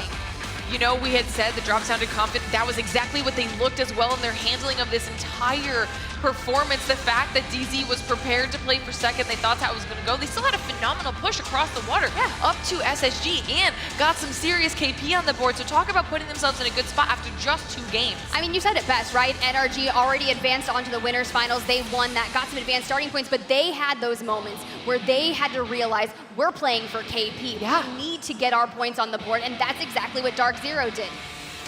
Phenomenal performance for yet another game on Storeport. Let's send it back on down to the desk to hear their thoughts. Thank you so much, Glitter and Tiff. Congratulations on a great cast as well. Even though it felt like you might have casted the same game, it was Dark Zero and SSG in the same position. And here are the results from match one we didn't get to show you on screen. They're coming up right now. Dark Zero in the original game got 17 points. Space Station in fourth. You didn't think that they were second. They weren't placements, but in terms of overall points, they were. We will show you how that turned out in match number 2, but first let's talk with Mark and Genome here on the desk as well. Two teams clearly splitting a lot of the action. SSG, Dark Zero looking like the #1 performers. Yeah, even though we've only got 2 games done and dusted, we've still got 4 to go, and of course we've got to go over to World's Edge, so a complete change of map. Keep that all in mind, but there's 3 teams that seem to be stepping up above the rest at the moment. Now that's great for them, obviously, right? That's wonderful if you're an LG fan, if you're a Space Station fan, or if you're a Dark Zero fan, because you're thinking, okay, my team's on the way to finals. But it also means good news for the rest of the lobby, right? Because they're sponging all the points away. It means there's an opportunity for one big game for any of these teams who are still in that chasing pack, and all of a sudden, you can catapult yourself into a finals lobby. So a lot to play for here, and even though we've seen the dominance at the top there from those 3 teams, trust me, a lot of squads are probably quite happy with that after game 2. Yeah, look, if I ever decide to burn my own money like, you know, Ludwig or Moist Critical and start up an esports org, I reckon I'd call it One Big Game, you know, because that's like the perfect name for an Apex esports org. I love that as well. And also, the One Big Game is really what these teams at the bottom are looking for. I reference IG, teams that I haven't talked about a lot, though, and I really do need to mention. 4 South American out of the 5 teams here. None of them made it to the winners. 1, Leave No Witness, was left behind from the first elimination bracket, but 4 teams. Team Singularity, Kick was in that top 3. That is a good sign, and remember the emotion that flew into the entire arena once they had to have that moment with Staleezy and Godfire hugging each other. They play as a region, so that's hopeful. Oh, 100%, and you've just got to be consistent across the games. We've kind of said all of the common things we do say, but it's still very much true for these teams that are in the chasing pack at the moment. We'll take a look at some of the highlights of match number 2 as well. And like I say, the pattern was so similar. And the end circle also, where we ended up, very similar in terrain, right? I mean, you heard from the listening from Dark Zero. They thought they had a really good position, but then they realized very quickly with the zone closing that SSG had cover for the longest. Therefore, they made the decision, we've got to play for second here. We've got to play for kills. They almost managed to clutch up and turn it into a first place, but SSG with that superior positioning and the cover for longer managed to close things out. Yeah, look, frankly, I was hoping that production could just play back our first analyst desk and maybe just bleep out the names of the teams, and we could replace them in the opposite order. And oh my God, it's LG Kick in that final circle with SSG and Dark Zero. Well, you know, I mean, this is the moment of elimination bracket 2. You have more time on screen. You have more time to make a name for yourself from a fan perspective, but you also have more time to set up the story that you and your teammates are going to go into. The 10 that make it into the winners and the finals tomorrow. Yeah, one team I am slightly concerned about and haven't seen too much of so far, even in the kill feed, is Fnatic, right? Fnatic, Sure. #1 seed coming into this tournament from APAC North. Very, very quiet, and I thought this might be the kind of lobby that they start to take over a little bit. Maybe it's one of those teams, it's just one team fight away. A clean wipe, momentum starts to pick up, but we know how talented they are, they need to start to show up. Yeah, look, they are in 10th at the moment. Obviously, when you, as you said, point sponges, right? So a couple of the teams have been soaking up most of those, which means, you know, you don't have to have shone that brightly so far to still be on the cusp and be making it through. But even then, this is elimination round 2. If you're not shining here, like Dark Zero and Space Station are right now, how are you going to do in that final day, man? That is the question that they all have to answer. We honestly don't know, because this is still a lot to be proven here. Nothing is done and dusted, although those 2 teams are clearly out in front of the race. There's still a lot of teams that could make a move. J-Links starting to get some points. We saw Zane, Nags, VX talking a little bit to each other, getting into that rhythm. If they have a big game, just one big game, like your new org, they might be able to find themselves in the finals as well. But teams like Fnatic, you mentioned on 10, there's another team that I want to point out as well, KCP. Team we have talked about a lot, team that barely made it in, team that has a lot of fans, a lot of love for Nasky. He's been cooking, Mark. We talked. Does he need to get out of the kitchen? Right now, nothing is being made whatsoever. Yeah, nothing being made whatsoever, and it's the difficulty of the forced adjustments they've had to make, right? Yeah. Panda's incredible player. We've talked about this before, and we know he can perform. We've already seen him clutch up multiple times for Pioneers, and even though Nasky's in good spirits, he's going to want to keep this going. He's going to want to be on that main stage tomorrow as well to get the crowd hyped and keep that story going. It's been a lot of adjustments, though. We said, like you said, they've been learning how to play Edge. Not the best place to do it, and a week's worth of practice, 2 weeks worth of practice in the build-up to the biggest LAN of the year. But they are having to adjust. They are having to change things up. I wonder if maybe it's time to go back to something that's worked in the past. Maybe we go something a little bit more comfortable, and we say to Pandas, even though you're more comfortable in a fighting composition and fighting on the edge of zone, we need you to play how I feel comfortable to IGL. Well, it's interesting because they basically reacted to not making it into winners and having to go to elimination, so they changed their strategy for teams that they weren't going to play anymore. Now, in this lobby, they actually might be more successful with Pandas fitting in to what Dell and Nasky typically do versus the edge fighting that they were, essentially, they weren't as good of a zone team as some of these other teams like the Guard and that they were playing and going against. So maybe now is, like you mentioned, Mark, the perfect time for that. But Gino, I want you to walk back through that final circle. We're going to show it up on screen, and I want you to tell me why Dark Zero felt they were going to lose. Was there anything they could have done to turn this around? Yeah, well, it was looking really good for them. It's what I call the fat side of the land, when they've got one big edge of the circle and all of the other teams are shoved into a little corner there. From that,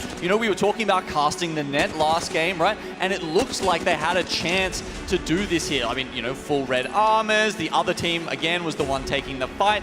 Then they start pushing up. We see the Rolling Thunder go in. You know, the positioning of that actually fantastic in terms of zoning this other team off. They completely smoke screen them off. And we see Sharky even start this off. Look at this.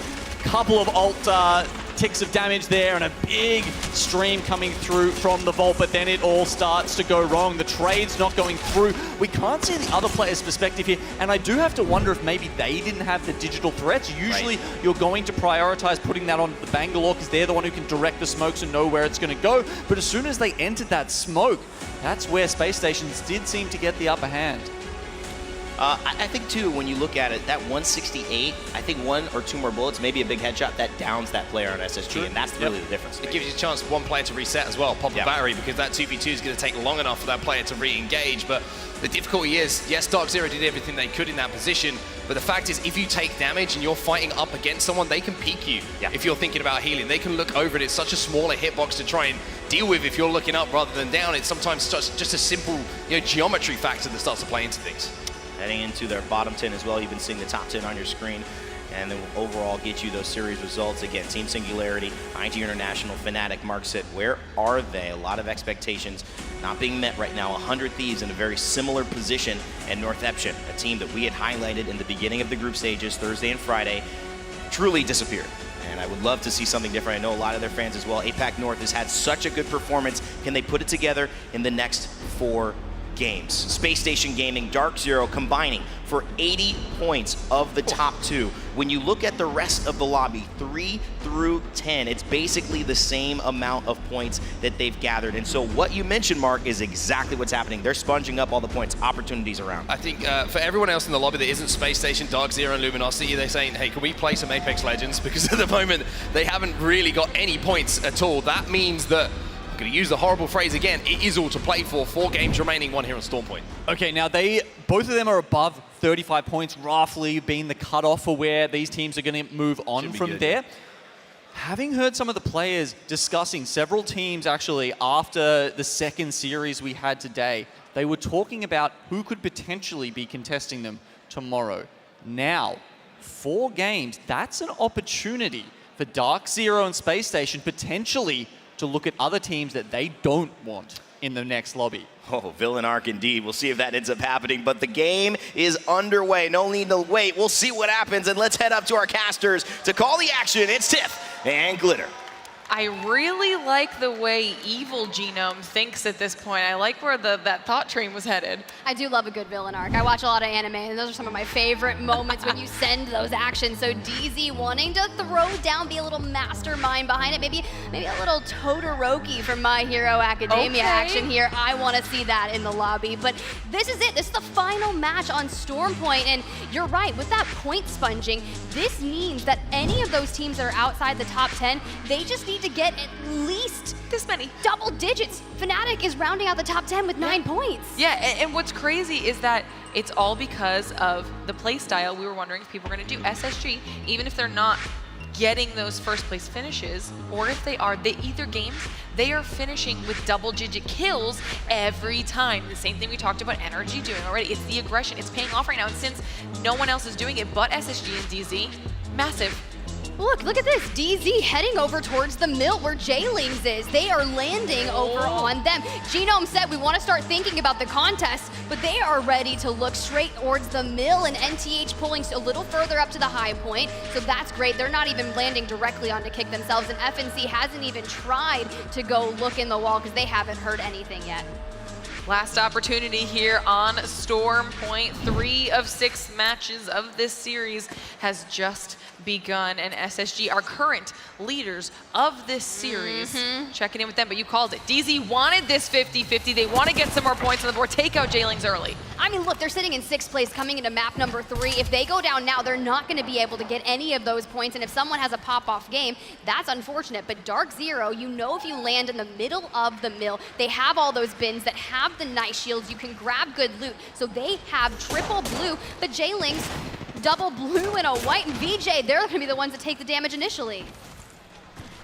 You know, not too bad as far as loot goes for both of these teams, but J-Lings needs to handle this situation correctly. On the plus side, if they do take out DZ, that's taking out a massive point sponge from this lobby, giving them the opportunity to then take those points back. Oh, this is going to be mission critical, but see it himself, Zero already going down. Jen Burton and Sharky are going to need to keep this contest alive, but that Prowler is dealing so much damage that I don't know if Nox is going to be able to click this off, trying to make sure, but look, the passive coming in and just repositioning yourself. This is why Valkyrie is so clutch in these situations.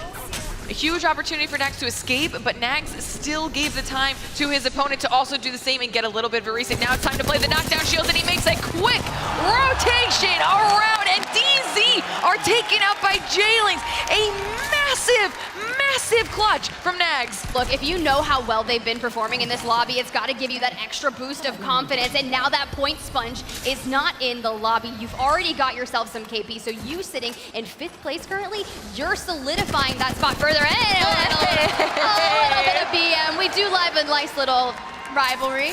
I mean, we saw how hyped Nags was there at the end. He's got to feel good about that. We were talking about Zane and Zane's clutch factor. Nags has it too. Coming in at a very important moment here for J-Lings, because like you were saying, they can't afford to have a game that doesn't get them some points. I mean, we saw that happen in the elimination round 1. One win is not going to solidify it for you, but here, actually, it might, considering the majority of the points are in the top 2 teams. We know that Space Station's still alive and well, and so far, the mill is safe. That contest did not go in DZ's favor. So Genome is probably sitting there like, oh man, like what happened? They wanted to go practice those contests, maybe start that villain arc, but we see the heroes here. It's J-Lings. It was the right thought, but J-Lings was not about to let it go down, at least not against them. That's going to be a massive boost for morale as well as they continue to move through their last opportunity here on Storm Point. The thing I'm worried about is, did anybody hear that, and are they now desperate for those points coming through Trident third party? I was gonna say, I just heard a Trident, like they were running through the mill at least, so someone driving by and rotating, so that means we have to talk about it. Hey, it's Pulverex, they're rotating straight towards downed Beast, and I'm sure with the ring pulling that way, they want to make sure that they get prioritization, but the last time I saw a Trident rotation go this way, it went heavily south, and I mean, it was TSM in the Trident, and they went out pretty quick. Hopefully, that's not the fate of Pulverex, because they are also one of those teams that needs to get some points on the board. NorCal pushing in now, looking for a little bit of aggression onto IG, it seems, and so many teams have already made their way to this area, like you're saying, which is good for Fnatic. We heard the desk call Fnatic out as well, but IG down to just noises after chaos that we didn't see, and now they're in a tough spot. I mean, look, NorCal's just gonna be putting the thirst onto Graceful. JMW now thirsted as well. Noise is the IGL still left alive, but when you come in 17th place, you've only found yourself like 2 points. This is not the situation, but hey, if someone's gonna be down and it's a Crypto, this is how you make the regains. We've seen it out of Ascend, who's already found themselves a spot in the winner's bracket. Kashera that plays that role, able to do exactly what we're witnessing from Noise, is going straight for the respawn. massive for Noises that he was able to not only escape, get himself fully reset, but then also bring the teammates back. But unfortunately, that means that the remaining players are going to be on the hunt for Noises, trying to take him out before those reses come in, able to do a little bit of zoning there with that thermite as Graceful and JMW rejoin the party. Now they just have to join up with each other. They gotta find weapons, they need to get the heals off because every team is gonna see that and they're gonna be like, you know what, that's a little bit of action that I wanna get on. But Enterforce 36 sitting in 4th place with 17 points, sitting on triple purple. They've had a good run here, and I feel like if you can just get yourself up into that top 5, now on the 3rd match, you should be kind of okay. They're gonna hit that skyward dive, start prioritizing that rotation towards the next zone, but getting shot from the back, they should be able to make it out just fine though.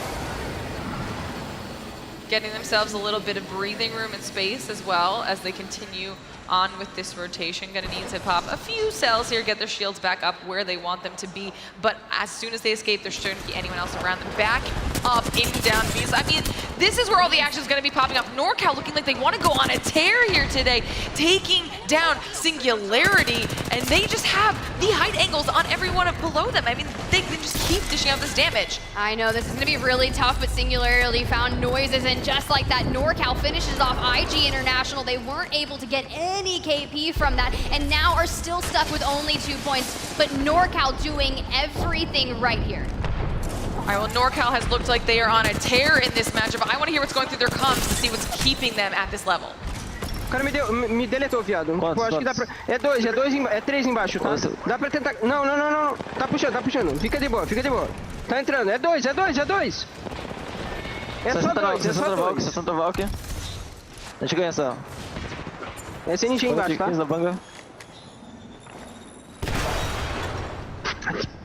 Não tem res aqui, mano. Ai, que saco, velho. Tu pulou nos caras, não tem ver nada. Não pulei, viado. O cara me deletou, viado. Por que viado. você fightou, mano? Era time full aqui, mano. Não fightei, viado. Eu só piquei, mano. Tipo... Os caras vão puxar nós, o Flag. É um duo ou é trio?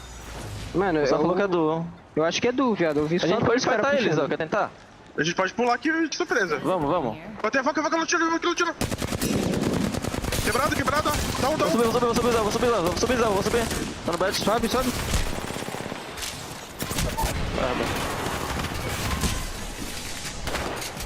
É trio. Mano. Os caras vieram muito de graça ali, viado. Eu tomei muito.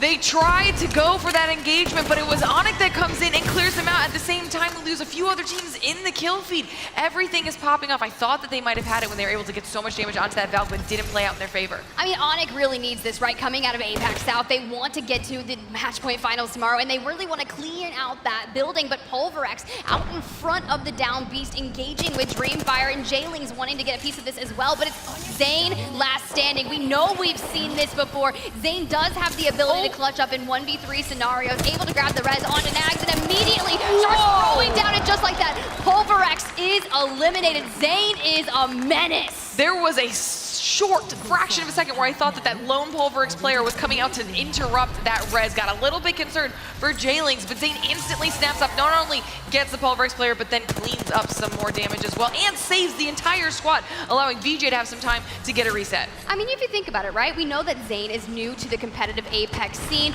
This is major for them. They just announced that org assignment, and we were talking about their consistency. Well, that's a lot to expect of a team with minimal experience, like first time competing and throwing down in the playoffs on LAN, and VJ only been IGLing for 3 months, going immensely low, and Zane is gonna find themselves in another situation where they have to clutch and look at those shots going out. Just need to land one more.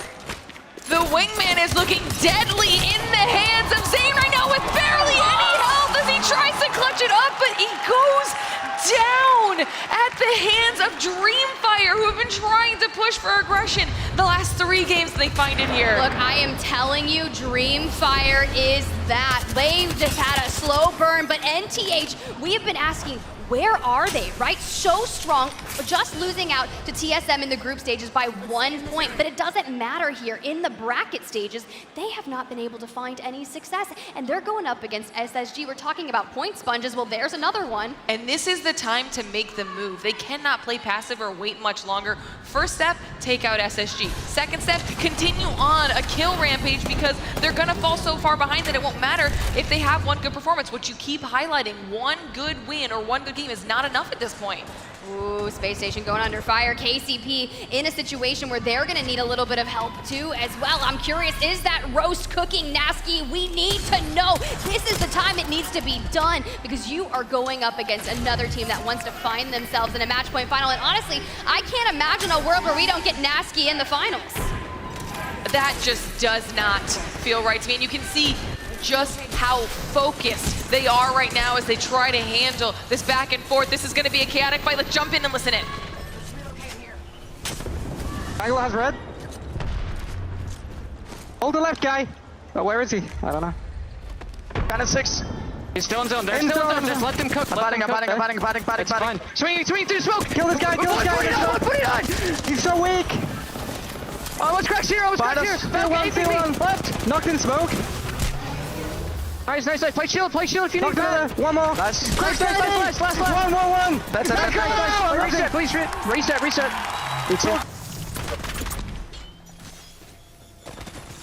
Rat in zone if you can. Yeah, run zone. No, I can't jump over that. It's fine. Oh, Valcotting up in front of me.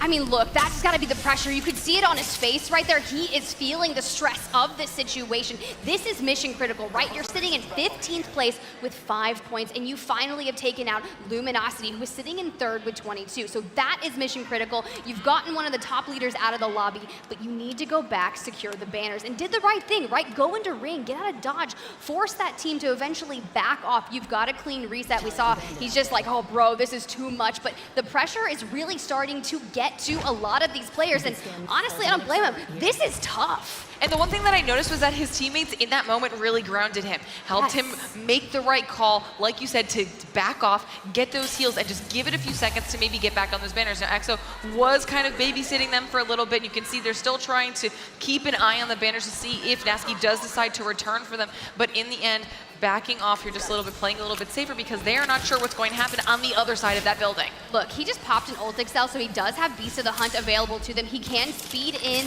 pop it, so he'll have a little bit of a speed boost, grab the banners, and then immediately just yeet forward. And I mean, the time is ticking. I think he's totally got it. He just needs to make sure that it is clear. So scans going out, says it is fine, and now we have recovered the banners. Now remember, when they had that massive game, how many resets did they have to have?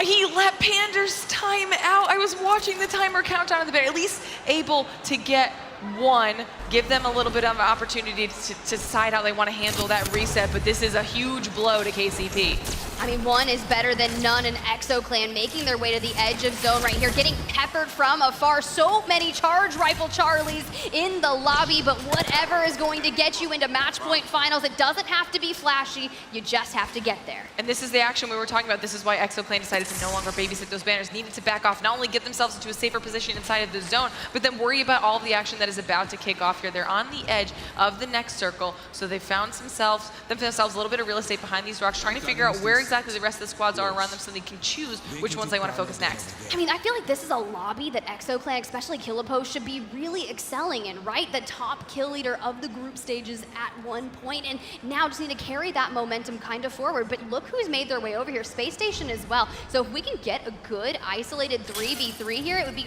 really interesting. Throwing out the focus of attention, not going to connect, but the Seer passive is going to give them all the information they need. SSG here looking to see if they can find themselves some more. No, okay, as soon as Nasky, I was watching that on the minimap too, Nasky's trying to make the rotation, see if he can get over to that respawn beacon, gets caught out on the move and is taking so much damage now. able to shield, but SSG wants to clean up this opportunity as well, and KCP does go down. SSG getting the point, but also putting themselves now in the line of fire and having to switch their focus this fight. I mean, we talk about these trenches being immensely difficult to fight, and at least you do have the Bangalore smoke to really be able to cut off a lot of line of sights. That thermite just ticking away at the shields. Let's go ahead and jump into it, listen in with Space Station Gaming, and hear how they approach this. He missed scan. We need a watch. I broke it. Yeah, we need to kill this. There's two of them are stunned. Climb up.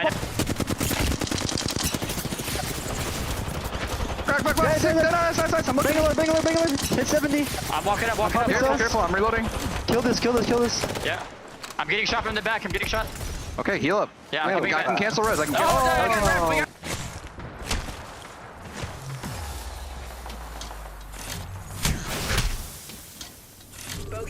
They're rezzing now.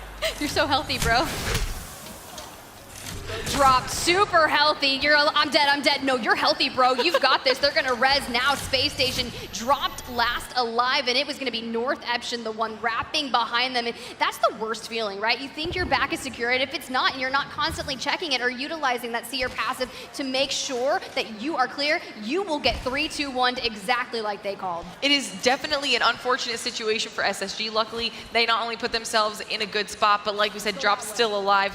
Gonna see what he can do with his life, but it's the North Eption. We talked about how North Eption needed to make a push. They happen to be near SSG, so if they can take out that squad, it'd be huge for them, and these points are what they need if they want to be able to stay relevant in this competition. I mean, look, Dropped out there dancing like it really is the last dance, trying to avoid all of those bullets. Every team looking at him, but it's not going to be enough. Fnatic is going to be the one that finds that, and Space Station eliminated from the lobby. This could be what North Eption needs to put a massive game on the board. You've got Onyx, E36, Dreamfire, and NTH making their way into this building. We are deep into North Pad with only 9 squads left.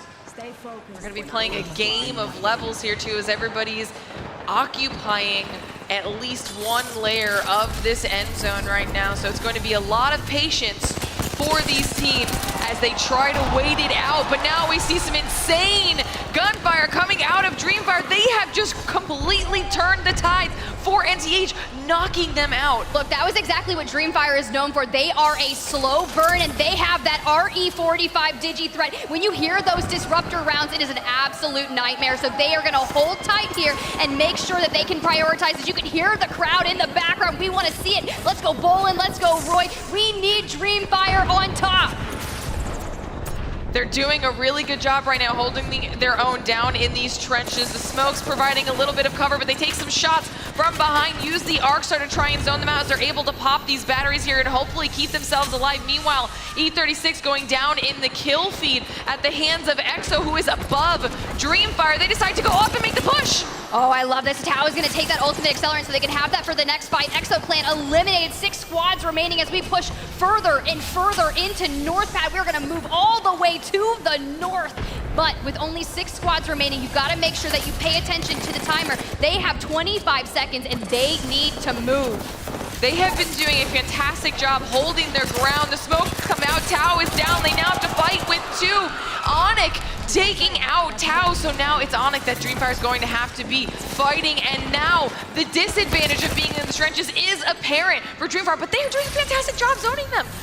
I mean, the thing is, the time is going to run out. They're not going to be able to get the res out onto Tao, so Bolin and Roy need to prioritize their life and their rotation. Onyx is still a 3-man stack, so they will have the numbers advantage, and neither of them are moving. This ring is going to hurt. You cannot tank this. You see on your screen right now, just immediately going, rotating around to the right, and Dreamfire climbs up straight into Onyx.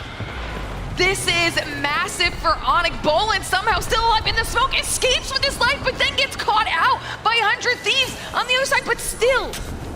Fantastic play from Dreamfire. 100 Thieves now controlling his middle. Onyx making a fantastic rotation timing-wise too.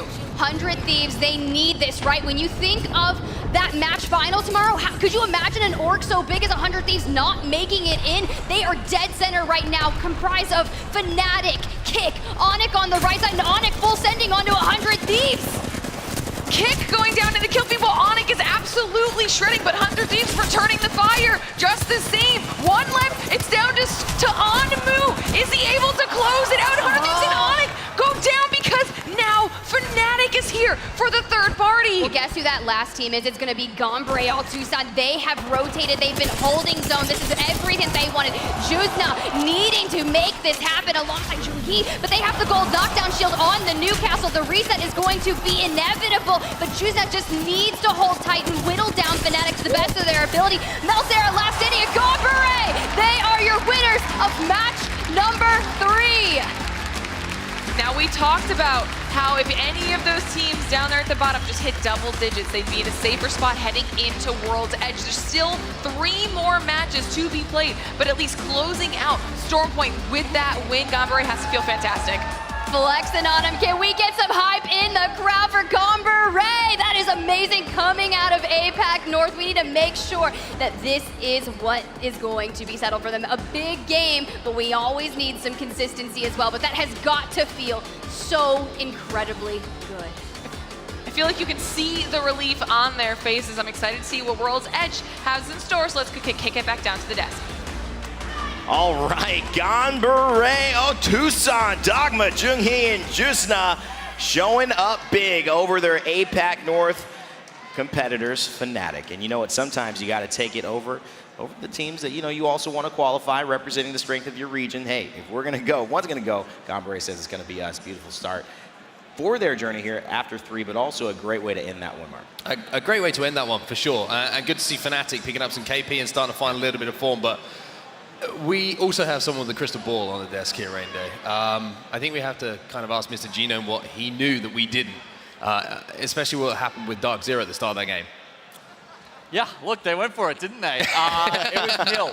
It was Mill that they were hoping to take into that final day. Jailing's obviously landing there at the moment.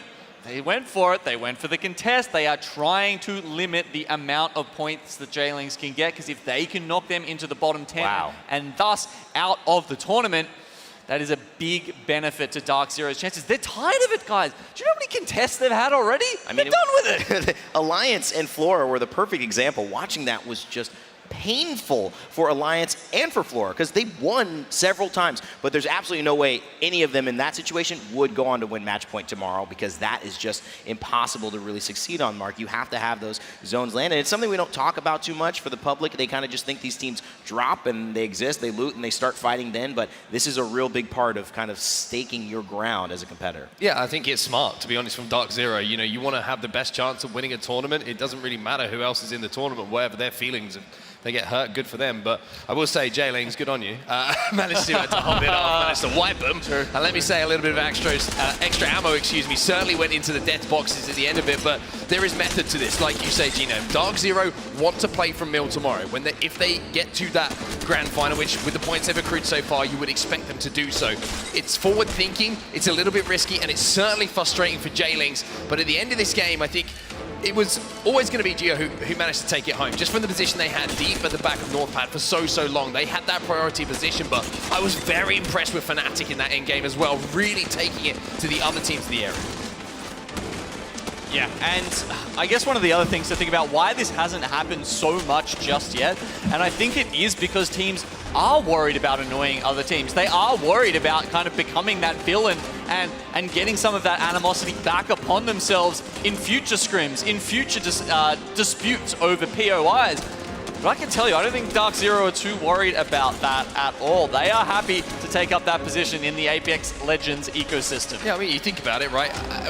You're a competitor, you're playing to win, right? You're playing to win. It doesn't really matter what the other people think of you. It's all about if you're lifting that trophy at the end of the day. And Dark Zero want to be able to say, we have not just won one, but 2, and now a 3rd when it comes to the end of play tomorrow. All right, well, when you look at KCP, there was a moment here that caused a lot of controversy in chat. The respawn timed out from Nasky. I don't have that strong of opinion on it. Do either of you? I know people were going back and forth. You didn't really have a chance to res anyway. It's tough, right? It's a heat-of-the-moment decision to be made, and sometimes you think you made the right one, sometimes you mistime it, whatever it might be. But I think for Pioneers, with the way that this lobby has actually kind of fallen so far, with we've talked about the point sponges in the first 2 games, they actually ended up not doing too badly. They won a couple of team fights, they got a couple of KP, and Nasky managed to rat his way into placement points. So there was at least a little bit of light at the end of the tunnel. But again, it was a scrappy game for them, and I think every game so far has been a little bit scrappy. There hasn't been the consistency in maybe POIs like we were talking about. The teams are used to setting their rotations on, and when we've got to that end zone, it's been a lot less like the 15 teams or so we've seen going into Ring 5. Previously, in the previous lobby in that winners bracket, it's been 4-5, and they've all just had to fight it out to the death. I tell you what, if Gambare Otusan managed to get that res off with the Newcastle passive there, the retrieve the wounded, and that gold knockdown shield at the end, I would have been like, okay, it's a tier 1 hero, guys. Like, in a straight up 3v3, if you can pull that out, well, anything. You can do anything. I love what you were just saying, Gino. In fact, I'd love to see that one more time. The final circle from the perspective of Gambare Tucson. We could see how close they came to that res with the Newcastle right here. Break it down for us why that moment would have been so important, but how they got through it anyway. Okay, you can see here the super defensive composition built up from Gambare Otusan. They've got the Valk to get them into the circle, and then once they're there, it's Watson and Newcastle's job to keep them safe. Watson keeping everyone out with the fences, and the Newcastle keeping them safe behind the castle wall and building cover, especially in a circle like this. It's a large open body of water. There's not really that much to hide behind. They can really use that extra cover. So that keeps them safe for the start. You can see bleeding onto everyone else. One thing that I really loved about them as well, we always talk about final circle, right? You have a god spot, but it's about commanding space. And that wide swing, just to make sure that team wasn't a problem in the water, was absolutely massive. But you were watching this, it was like, there's no way this res happens. Surely there's... Wait, look how close it was. Yeah, exactly. It was like a slither away. And let me tell you what was so important about that. As the Newcastle was resing, the player was fighting behind it. I'm not sure if it was the Watson or the Seer. They were using the Newcastle res shield as another shield to fight behind. It's a beautiful showcase of what Newcastle can bring. I'm still a big fan of Newcastle. I think he deserves to be in this lobby in the winners bracket as well. We'll find out if Gambare Otusan make it tomorrow. It certainly looks like they are on their way, taking first place in game number 3. Fnatic right behind with 15, Onyx Esports with 14. Yeah, Onyx, that's a nice showing for them. They went well up the standings in our third match here to close out Stormpoint for this series. But in the bottom half of these standings, you can see there are so many teams that are struggling to pick up points. Apart from Jailing's Esports there with a nice couple of KP. Yeah, Dark 0-0. just saying, okay, the contest didn't go well for them. But I think one I wanted to point out here is like the point sponges from games 1 and 2. Just at the top of that, in 10th place was SSG, but you've got Luminosity, and of course you have, where are we now? Dark Zero, of course. Sorry to bring it up again, Gino, who didn't put huge points on the board. Which, no, it's good, don't worry. It just works so well. The Dark Zero was 0. But the good thing is, for the rest of the lobby, now that you've put points on the board, we talked about how close it was outside of those 3, you're going to put yourself in a really strong spot. You don't have to put huge pressure on yourself heading to World's Edge now. You got a little bit of the work done. As we head into the series results after 3, it's Space Station on top with 44 points. That's right, SSG fans making some noise here in the copper box. Dark Zero right behind them, 39. Even though they got 0 last time, which tells you how well they're doing. Followed by Gambare, Fnatic, and Luminosity rounding out 5. 6 teams, however, are sitting down the bottom on 5 points. And you can see a bit of a gap there above that. And these teams are the ones that are really going to have to hope they can have a hell of a World's Edge. IG International, we have to keep bringing them up.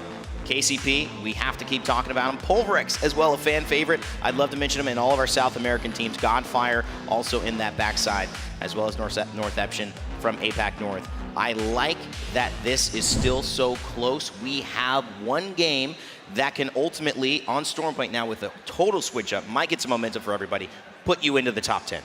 Yeah, and 100 Thieves is going to be hoping they can. 100 Thieves, we're in a really good spot in that end game as well, and they put some decent points on the board. But my question with 100 Thieves, with that change of composition coming into this tournament, and a couple of weeks moving away from Newcastle, which they've been reliant on to give them good end game support, it seems like end game still is a problem for them. They're not able to convert into wins at the moment, and we've got to remember, 100 Thieves, 2/3 of this lineup came together with that huge surprise win right in the first ALGS Championships, the online one, where they came out of nowhere. And the match point format was where they had to, show that they were one of the best teams at that time, ended up on 100 Thieves, and then obviously went from strength to strength. Questions to be answered still for me that I had coming into this tournament. 100 Thieves have got it all to prove.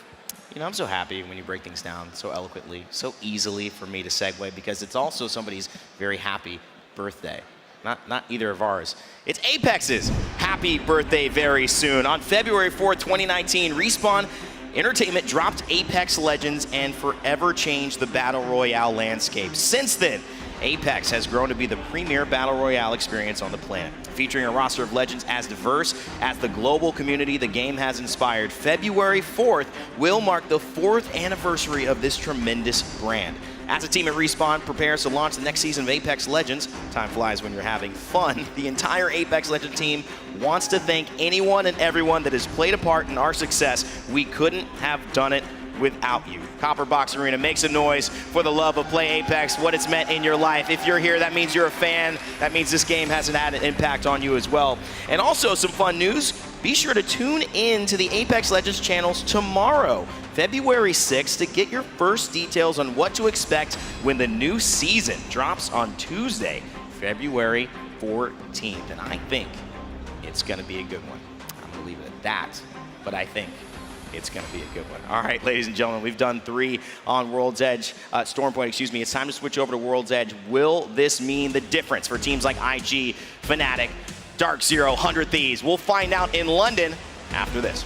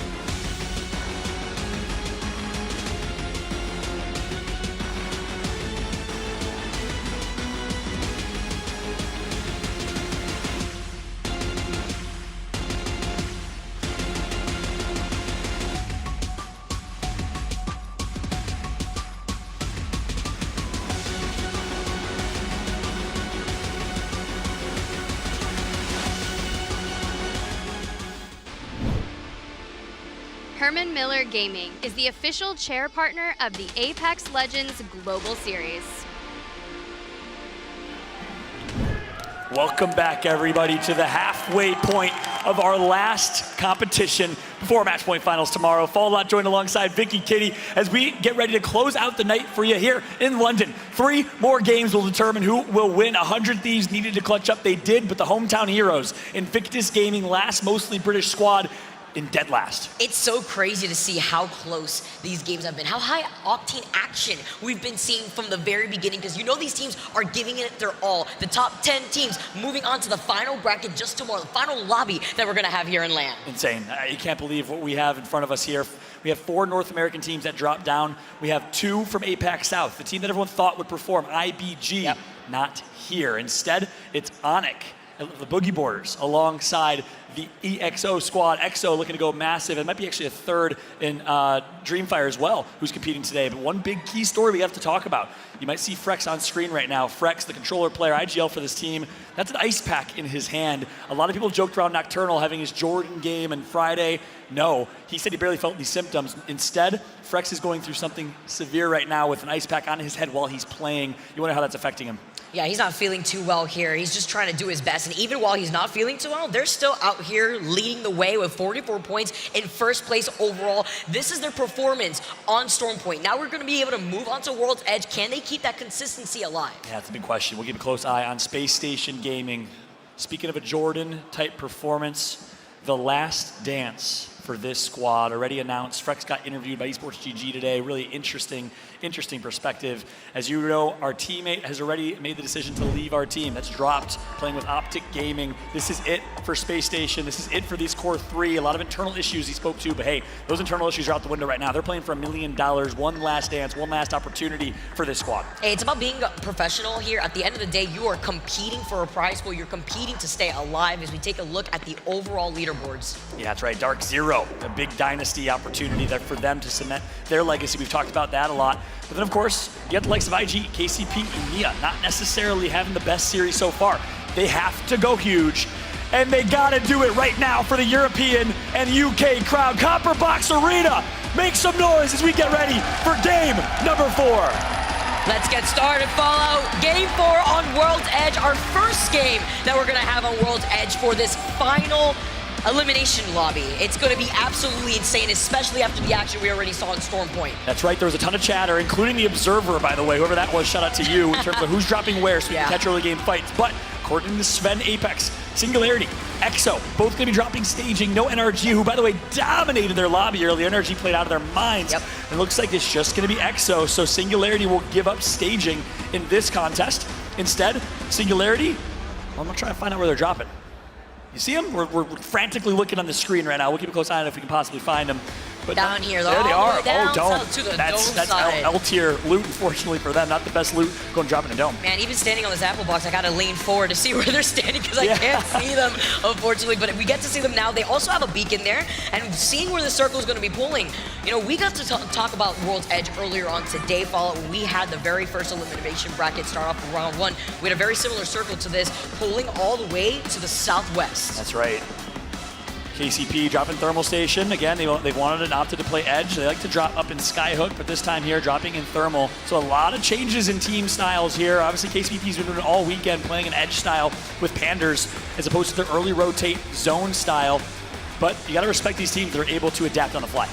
Talking about adaptive teams and teams that are now trying to find that consistency out here, talk about teams like Pulverix, who had a pretty good time in the very last run here, and they're trying to replicate that here as we tune into the winners from the very last game, GO, 5KP. We talked about them and to them a little bit before we got started here. They were really, really excited. They were really feeling themselves, and now they got to replicate that again here on World's Edge. That's right, GO. They actually came and sat right next to us just to watch our caster monitor so they could see the replay, which is hilarious, by the way. Shout out to them, former Reject Squad and 4-7. So these are players that all have experience, right? You may not recognize the Ganbare Atusan team name. They're a free agent squad looking to get picked up by a Korean org, one of 2 or 3 Korean teams left in this competition. And at the end of the day, they've been here before. They have experience, they know what it takes, and that's why they're in 3rd place. So talking about the different regions that we have here in this final elimination bracket, we got 4 North American teams here, 3 EMEA teams, 4 South American teams who all made it out of their respective elimination bracket too. 3 APAC South teams and 6 APAC North teams, which is absolutely insane. And APAC really showed up in that game 3 as Geo are already going to go quick with the rotation.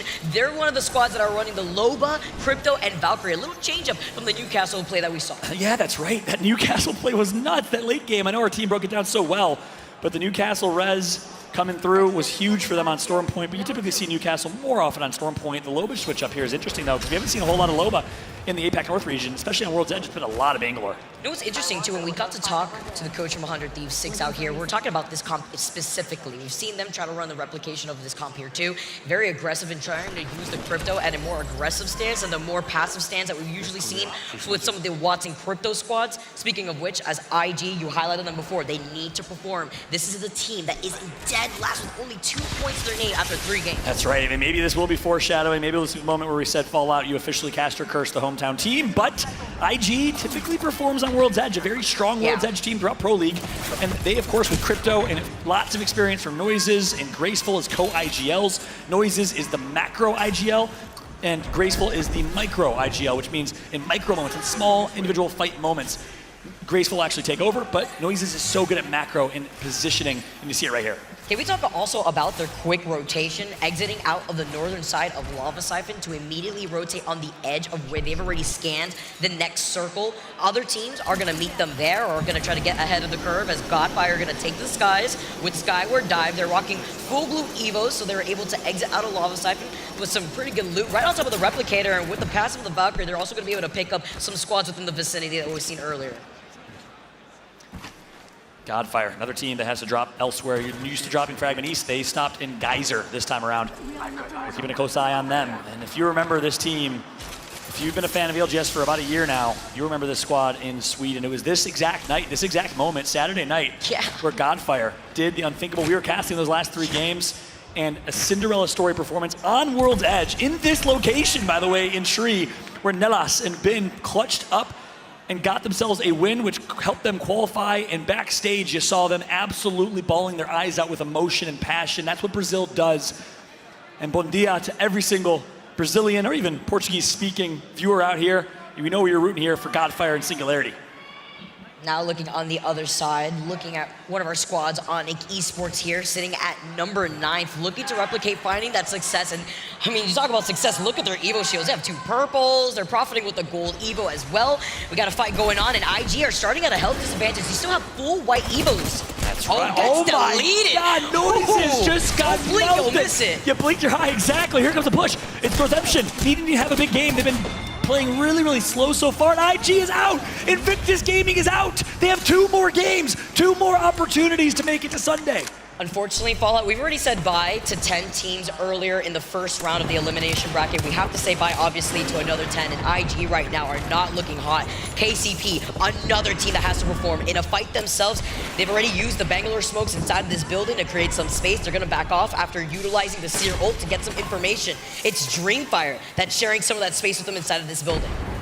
Just Nasky still have some of that magic, that KCP magic.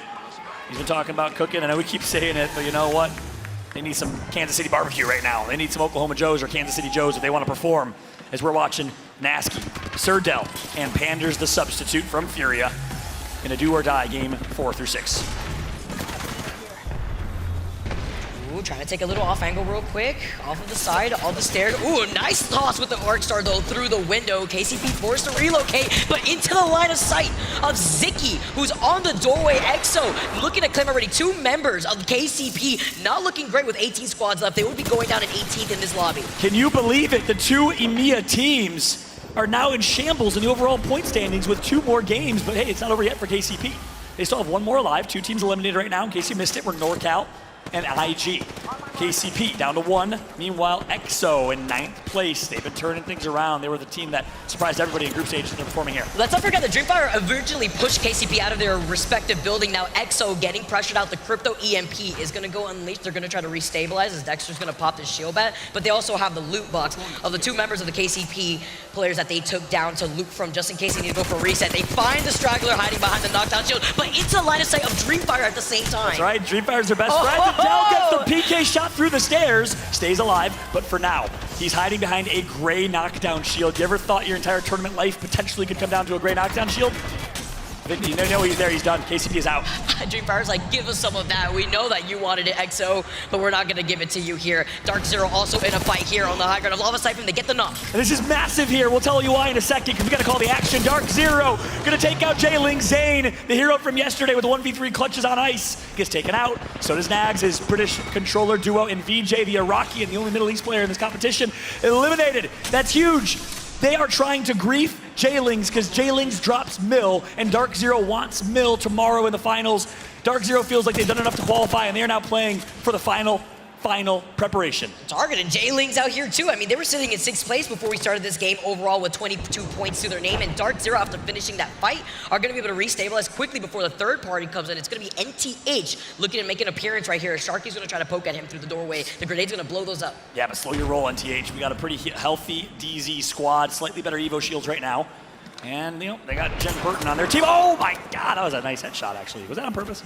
Obviously, it was on purpose. Yeah. Obviously, it was on purpose. He was shooting at him through the window sill there, too. But, like, that reaction time was insane. I would never, ever in my life would have done that. Got to hit them with the quickness sometimes here. And the off angles, too, that Satuki's using. That way he can go quickly from the other side of the doorway while enabling the rest of his teammates to take other different off angles. But you see, with the Bloodhound scan here from Dark Zero, they're going to know exactly what location, what positioning they're trying to opt for. That's right. So a beautiful flick of the wrist headshot right there. I don't even know what I meant to say was he aiming for head. That other way, that was a nice shot. That could have been enough to break ice. No, 53 damage. They're able to heal back up, so they're gonna have to slow this down once again. Razy on our screen right now, former member of Reject alongside the GO squad in APAC North. Bangalore ult goes down. Reception being one of the squads also on the cusp right now, sitting in 14th, looking to try to take care of Dark Zero, who are sitting pretty comfy right now on top of the overall leaderboards. They get the crack though, Taida falling low, gets his shields off with the white Evo. Taida healing back up. And both teams will reset, heal back to full, but no, Jen Burton goes down to Singularity's Vesk, the third party from SNG who needs a big game. Singularity shooting at them through the cracks of the window. We talked about it before. Dark Zero dropping down with 0. Now looking at the loot boxes real quick, trying to get the reset on the Evil Shield. Let's jump into a listening with Dark Zero to see what their next move is after losing out on Jen. I'm healing here.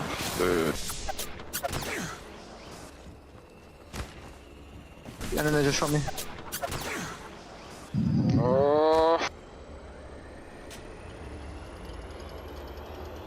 70 flash, bro.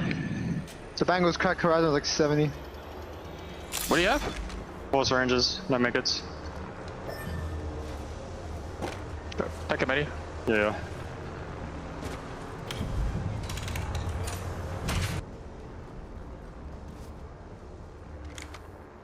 I'm walking towards 1 HP. I was gonna jump down to the window and kill him. If I got my balance.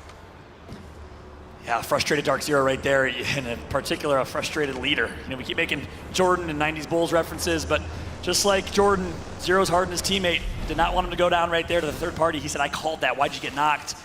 Big mistake, but DZ's in a good spot right now. I mean, they're likely going to qual with their 42. Typically, the threshold for top 10 is 34 on average or so they feel good. But I want you to talk to me about what you saw on the minimap, because Singularity got that knock, and then Dipset. Why? Yeah, they got the knock, and instead of trying to confirm it, they rotated to prioritize their location and the rotation into the circle to see if they could try to circle keep instead. Because eventually, Northeption and Dark Zero are going to have to rotate in that direction into the line of sight of where Singularity is, where a lot of other teams are taking the congestion spot in that open area. You see the alley-oop real quick, right into the line of sight of Razy G and Northeption are going to be able to now hold on to the high ground real quick. We see the shots with the Volt. He's got the gold light mag as well onto the R301. That's right. So left and right, picture in picture. Right side will show you where the zone's going, which teams are there, but the left side is more important right now. Let's jump back to full screen here as Razy, Taida, and Satuki, last 3 alive against 2 members of Dark Zero and E36, Enter Force 36 with the APAC North aimbot are gatekeeping. Can we talk about his weapon loadout? He has the gold mag on one of his R301s, and then he's got the gold R301 as a secondary. And okay, as I said, that he makes the swap real quick with the Prowler. He's like, you know what, I was cooking with the light ammo, but you know, let's split this up a little bit with the Prowler with the heavy ammo. Now another fight happening at Singularity. We talked about it before. They went for the quick rotation because they knew this area was going to be congested, and they're sharing the space with 100 Thieves on the outside. Gets the crack right off the rip on the top of the Valk. That's right, but guess who's there as well? It's Godfire lurking. This is the Godfire home from Sweden, where we had one of the most remarkable plays from from Nelas and Bin. I combined their names there. Artin right now, Singularity, other team, other Brazilian squad. Inside, 100 Thieves gonna back out and reset. Godfire wants to ape. We made them more powerful combining them together. Godfire now making the rotation in, but with the Rolling Thunder coming in, right? They just gotta combine their powers together. While they do that though, they're also gonna have to avoid that Rolling Thunder, just trying to reset inside of the building. They know that there's another team right behind them too, trying to also get involved with a 4th party. I like the call from 100 Thieves to also disengage, rotate north, because of that fight that we also heard in Lava Siphon. You could expect the squad to be on the high ground on top of the train tracks. Yeah, we're just watching Bin, one of the best stories coming out of South America, one of the best players in South America. Started playing Apex in Season 6, was a Dota player, never played an FPS competitively before, and here he is now as a top IGL and player, which is insane. But yeah, it did get canceled, that's huge. Oh, Nails gets taken down too right before he's able to get through the doors, but it's fine. They're still going to be able to get the reset. There's still another team in the area. If that squad on the outside tries to push in on them, at the same time, they're going to also get pinched too, so they're just going to back away. And that ain't just no squad. That's Singularity. They're rivals in South America. All of Brazil watching as most South American teams in the bottom 10 will be eliminated right now. NorCal, who I think was the closest, actually Kick, I take that back, has had a really good day out of this game. Enter Force now with their own Valk ult. Gets beamed by the charge rifle. They immediately go back after getting the scan in the skies to see that the spot that they wanted has already been taken. Wow. Aimball falls incredibly low, and they lose out on the seer here too, unfortunately, as they land on top of another squad. That's not the trade good. for trade. Enter Force 36 gonna be eliminated. It was LG meeting them on the other side. Another fight. So much action followed from the very beginning on Storm Point, now trickling down into World's Edge. Onyx Esports fighting on the edge of this circle. Rocky gonna go down. All up to Shady, and it's first time to Shady! What a 1v1 from Shady!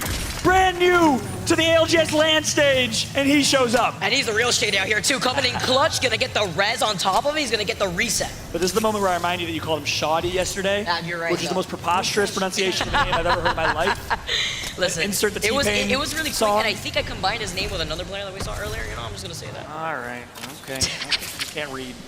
You know? Listen, Spanish is your first language. Is that true? Yeah, it is actually. Okay. No, you're right. Hey, all right. I'll just play it. Love you, girl. Shout out to my Miami duo. Vicky King. The Miami Vice. The Cuban sensation. Gotta go through it. As Team Singularity have been going through it here too. South America looking amazing after coming on top inside of their own elimination bracket. Now looking to gatekeep on the circle. That's right, 13 squads left. About 5 minutes left in this game.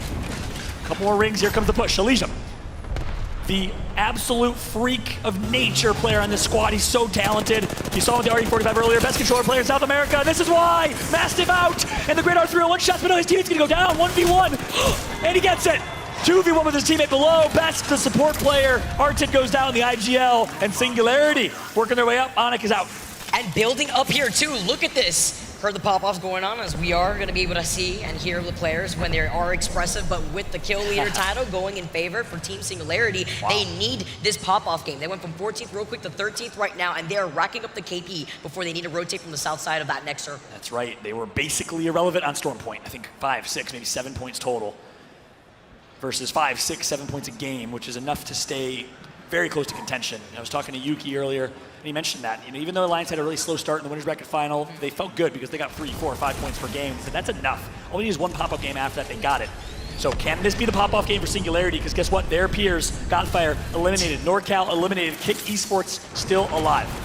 And it was by Space Station, who have still not been stopped. Nice thermite ticks coming in here from Yuka. He tosses out the Arc Star. I love the way that he forced them to funnel into not only the Rolling Thunder, but the Arc Star on top of that too.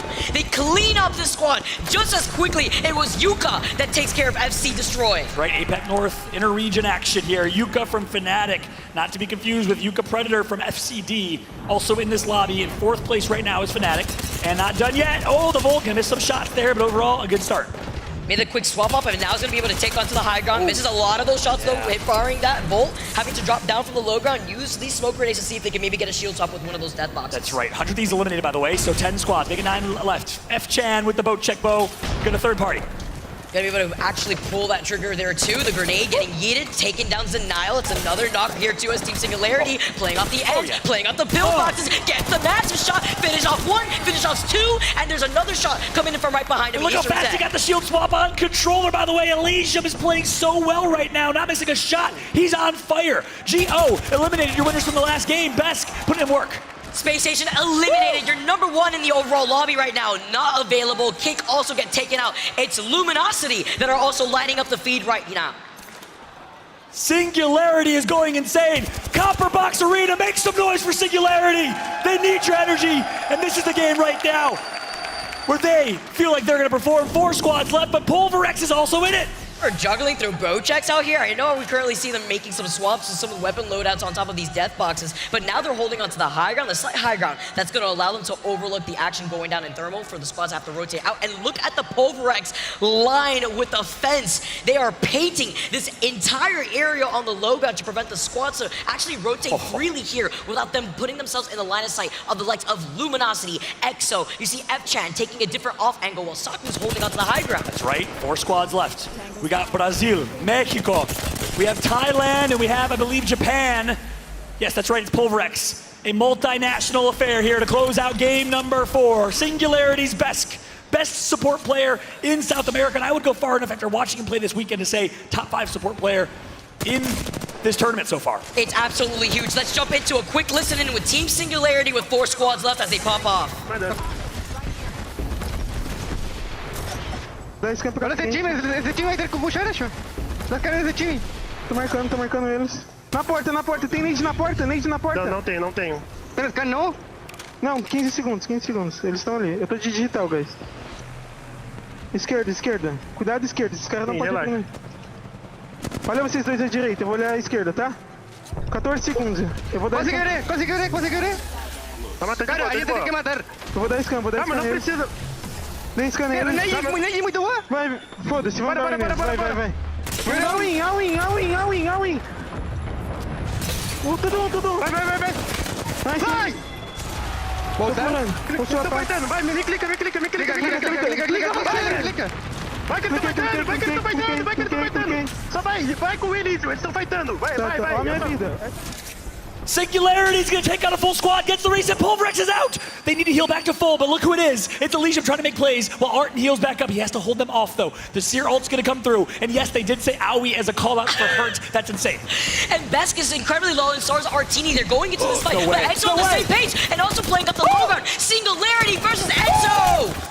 Singularity is no HP, only shield. But guess what? It all comes down to Artin. He gets one. No Hit way. with the second. Artin in 1v2. Plays the knockdown. Accidentally heals. Artin, the IGL for this team. One of the longest lasting players he's played since Poland. What's the decision here? He needs to stop him trying to pull out the shield back real quick here too, but he has the natural cover of the knockdown shield. This is like a game of, speaking of Dota, this is like a game of Dota. They're playing their resources so well. Artin's gonna heal back up. And there you go. Back to full health. The macro right now for these two players. The intelligence is there. So we see where it's going, but he didn't see him through the smoke. A huge PK shot. 1 and a 2, and you're done in the Exo Clan. Win game 4 on World's Edge. Exo Clan on top. Thailand showing up. What a performance from them. The 1v1. It all came down to Artin and Dexter, who's gonna hit their shots. And with all the confidence in the world, he hit him with a brick. 108 damage PK to the chest. Can we talk about Singularity? Not only did they get second, but they got, what, 15 KP or so? Actually, insane game for this squad. And coming in first, Exo with 10 KP to their name. Singularity definitely needed that. Exo, they're now currently, I believe, sitting in third overall with 37 points, but a huge game for both these teams. That's Killapose, I believe, on screen right now, I think.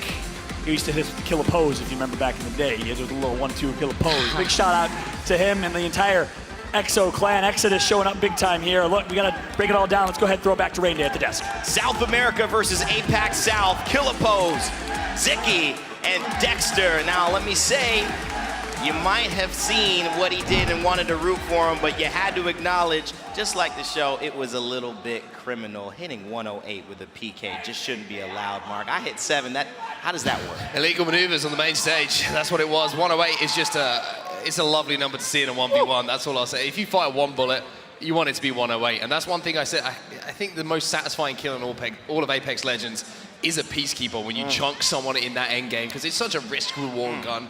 If you hit the big shot, boy, does it feel good. Yeah, I don't know where he pulled the PK from the care package out from, but it was doing a little bit too much damage in that final fight.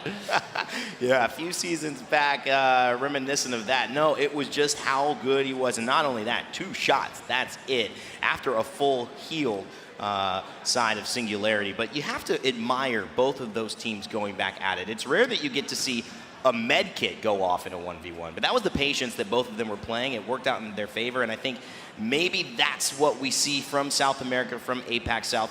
That could be, and sometimes a bit of a criticism, not as aggressive, not as taking charge of this lobby. Works out well there, though.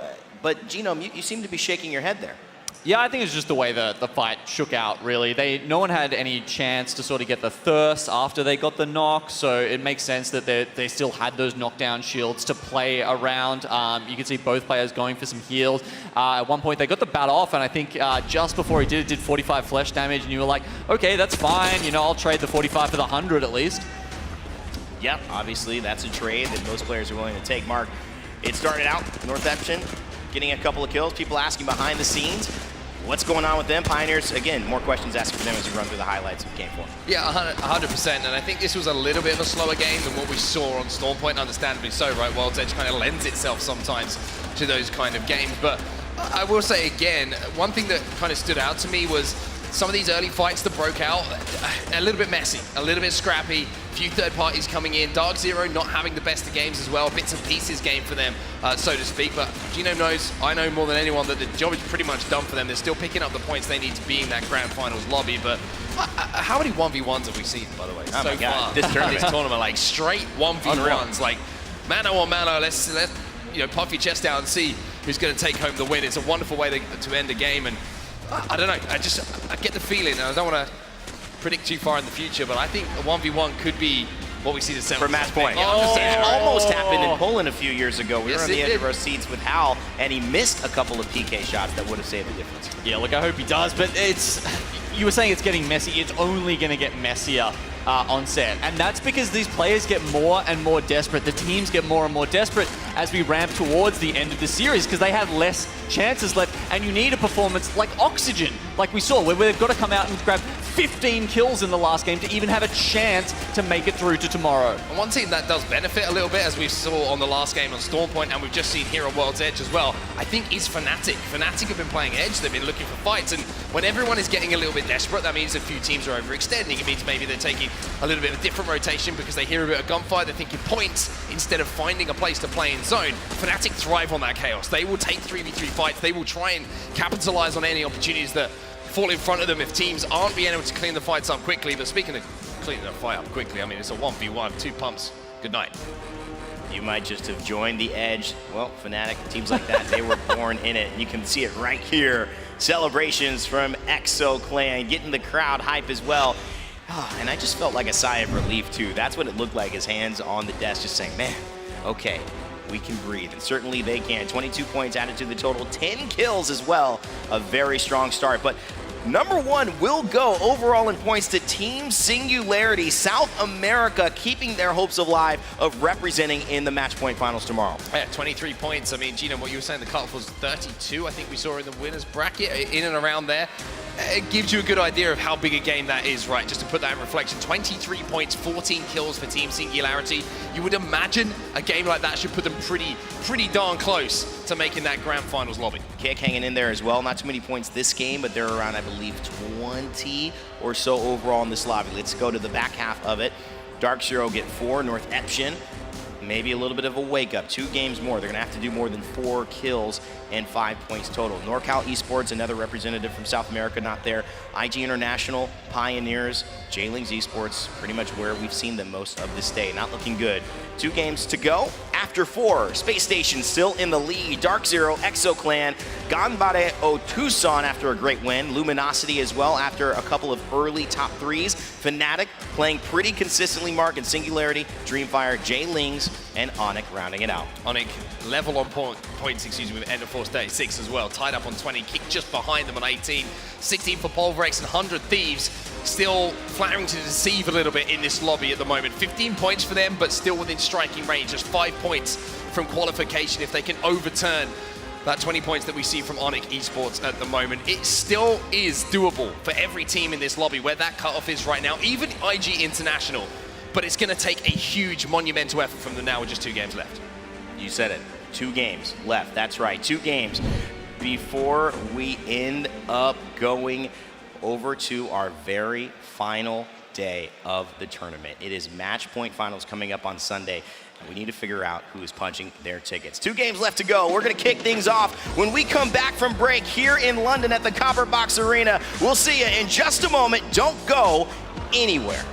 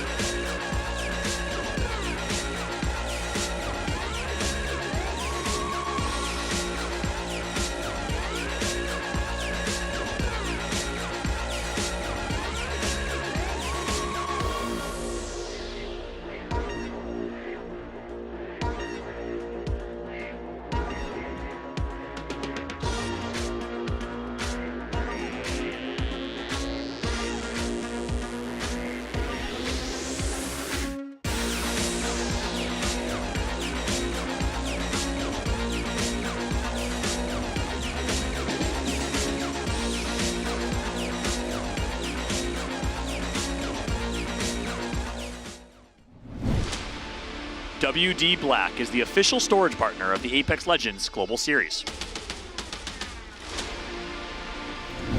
2 games left and 2 more opportunities for a chance to punch your ticket to the match point finals. Copperbox Arena, how are we feeling as we get ready for game number 5? Vicky, how you doing? I'm doing great. There's a lot going on before we jump into this game. I know you got to talk to Nasky a little bit. He was feeling hyped despite having a lackluster few games that have put them in the lower end of the leaderboards. And we have some switch-ups. I want to let you take that away with something going on with Space Station at the moment. 2 big pieces of storylines here. One, conversation with Nasky. I didn't even talk. He literally tracked me down and said, Fallout, you got to listen to this. So I'll tell you that in a second. More importantly, though, Space Station Gaming confirmed will be playing with 2 players as Frex's illness is truly affecting him. We talked about it in its severity going into the last game. He tried muscling through, but he said, you know what, guys, we got ourselves here. You have 50 points. They basically have already qualified. You got it from here. He's going to take a seat out these last 2 games, which is crazy. You just got to hope he's better for tomorrow. You think that, at this point, with Space Station being number 1 with 50 points overall, he says, the job is done. I did what I could do right now. The point right now is to feel better. Hopefully he can reset. Now, as we reset to go into this next game right now, game number 5, always my personal favorites. Well, we dive into this. 2 more games left within this final elimination bracket. I call it the devil's match. That is for sure. But once again, I want to confirm Space Station Gaming will be playing with 2. The Reddit post is flying up right now on the comp Reddit. He's also done for the rest of the day, confirmed. He'll be watching from the sidelines. We hope he feels better for tomorrow. But more importantly, it's game number 5 here on World's Edge. KCP with 7 points right now. The European favorites, them and Invictus Gaming with 2 in last place. They need at least 18 to 20 these next 2 games. It's so difficult here. FC Destroy also 19th with only 6 points. 20. Godfire here too with 7, and then KCP, like we talked to Nasky, they feel like they had an opening. They had an awakening after that last game. They're looking to just fully send it in this game and that last game that they have as an opportunity. Yeah, that's essentially it. Again, Nasky pulled me aside and said, I figured it out, Paul. I figured out the mental block. I said, okay, what mental block? He said, we went from, guys, we have to do this, let's do this, to who cares? Who gives a you-know-what? Let's just play. And he said that's completely opened up and unlocked Panders. He said this game is the game that the KCP boys are going to go big for the squad, for all the fans. We'll see if they can do it. I know his Watson, Zara Tricky, teammates of Panders are watching from home and cheering on their boy. They were so close to qualifying to be here. It's obviously been a void not having him. I missed their aggression. But nonetheless, all eyes on Panders and all eyes on KCP.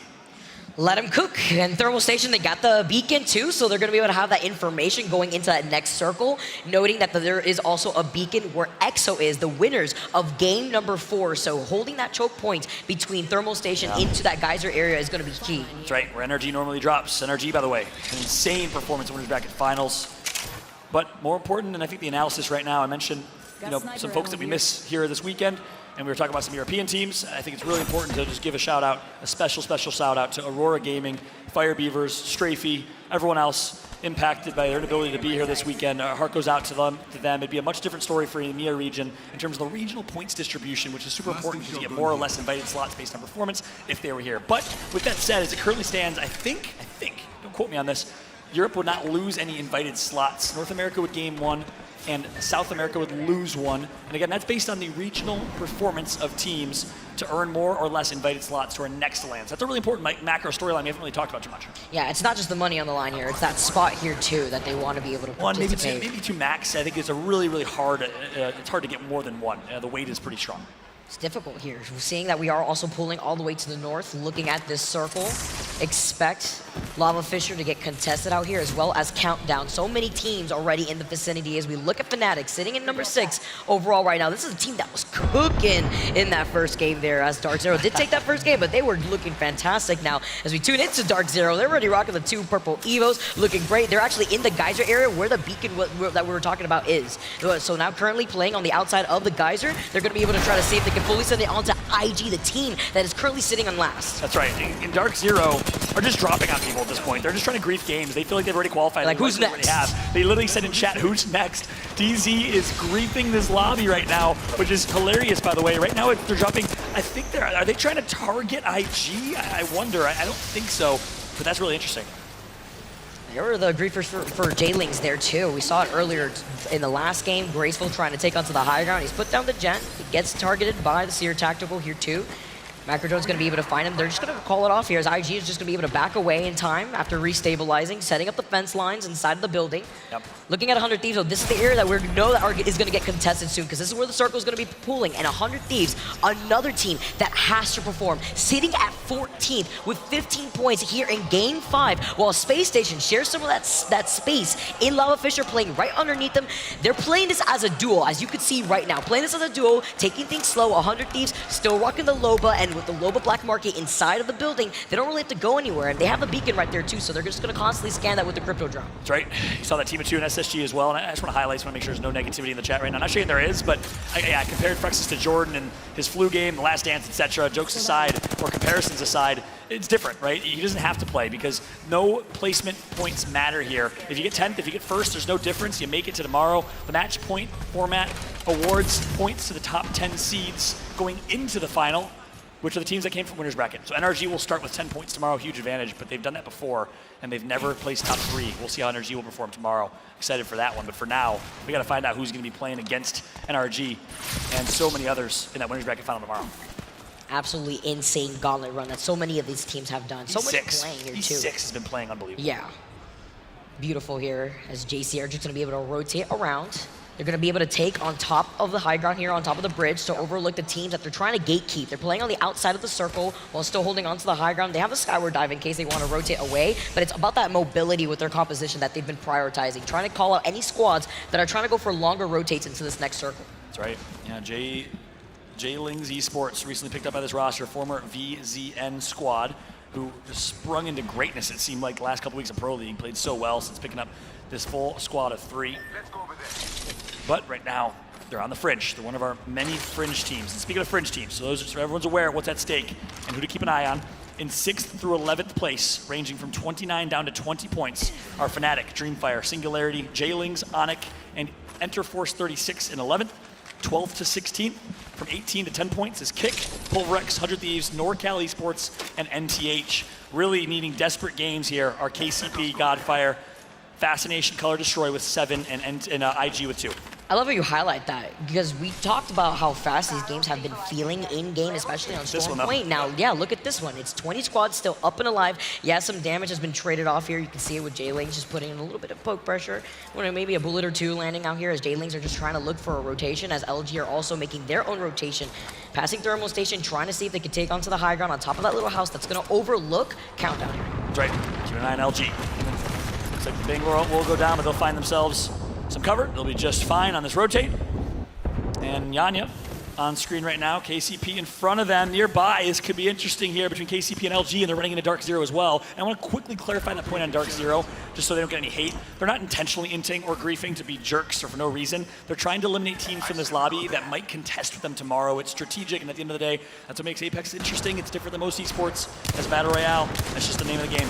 They're planning steps ahead. Pioneers yeah, exactly. now currently passing. Qualified, right? Yeah, and it's huge there to note that because it's just preemptively making sure that they're eliminating the competition that could contest them with their, not only their rotation, but their landing spots there too. I wonder if that's PvP's call or Zero's call. Either way, that's interesting. But passing through staging is Pioneers on top of these train tracks right now. They're looking at the teams that are going to be rotating away from landside. See that team that's holding that choke point right to the north of KCP? Wouldn't be surprised if that's Pulverex after the action that we saw in the last game happening by Thermal Station with the fence lines happening right by the zip lines. But they're going to be able to overlook that team at the moment, wondering if that is them. Just trying to wait to confirm, as Dark Zero are also going to be the ones rotating away from staging. There is a beacon there. You can see it on the mini-map right here. But KCP are just looking at the teams that may be rotating either behind them or if they can find some poke pressure to build up those evil shields. Yeah, well, let's take a look.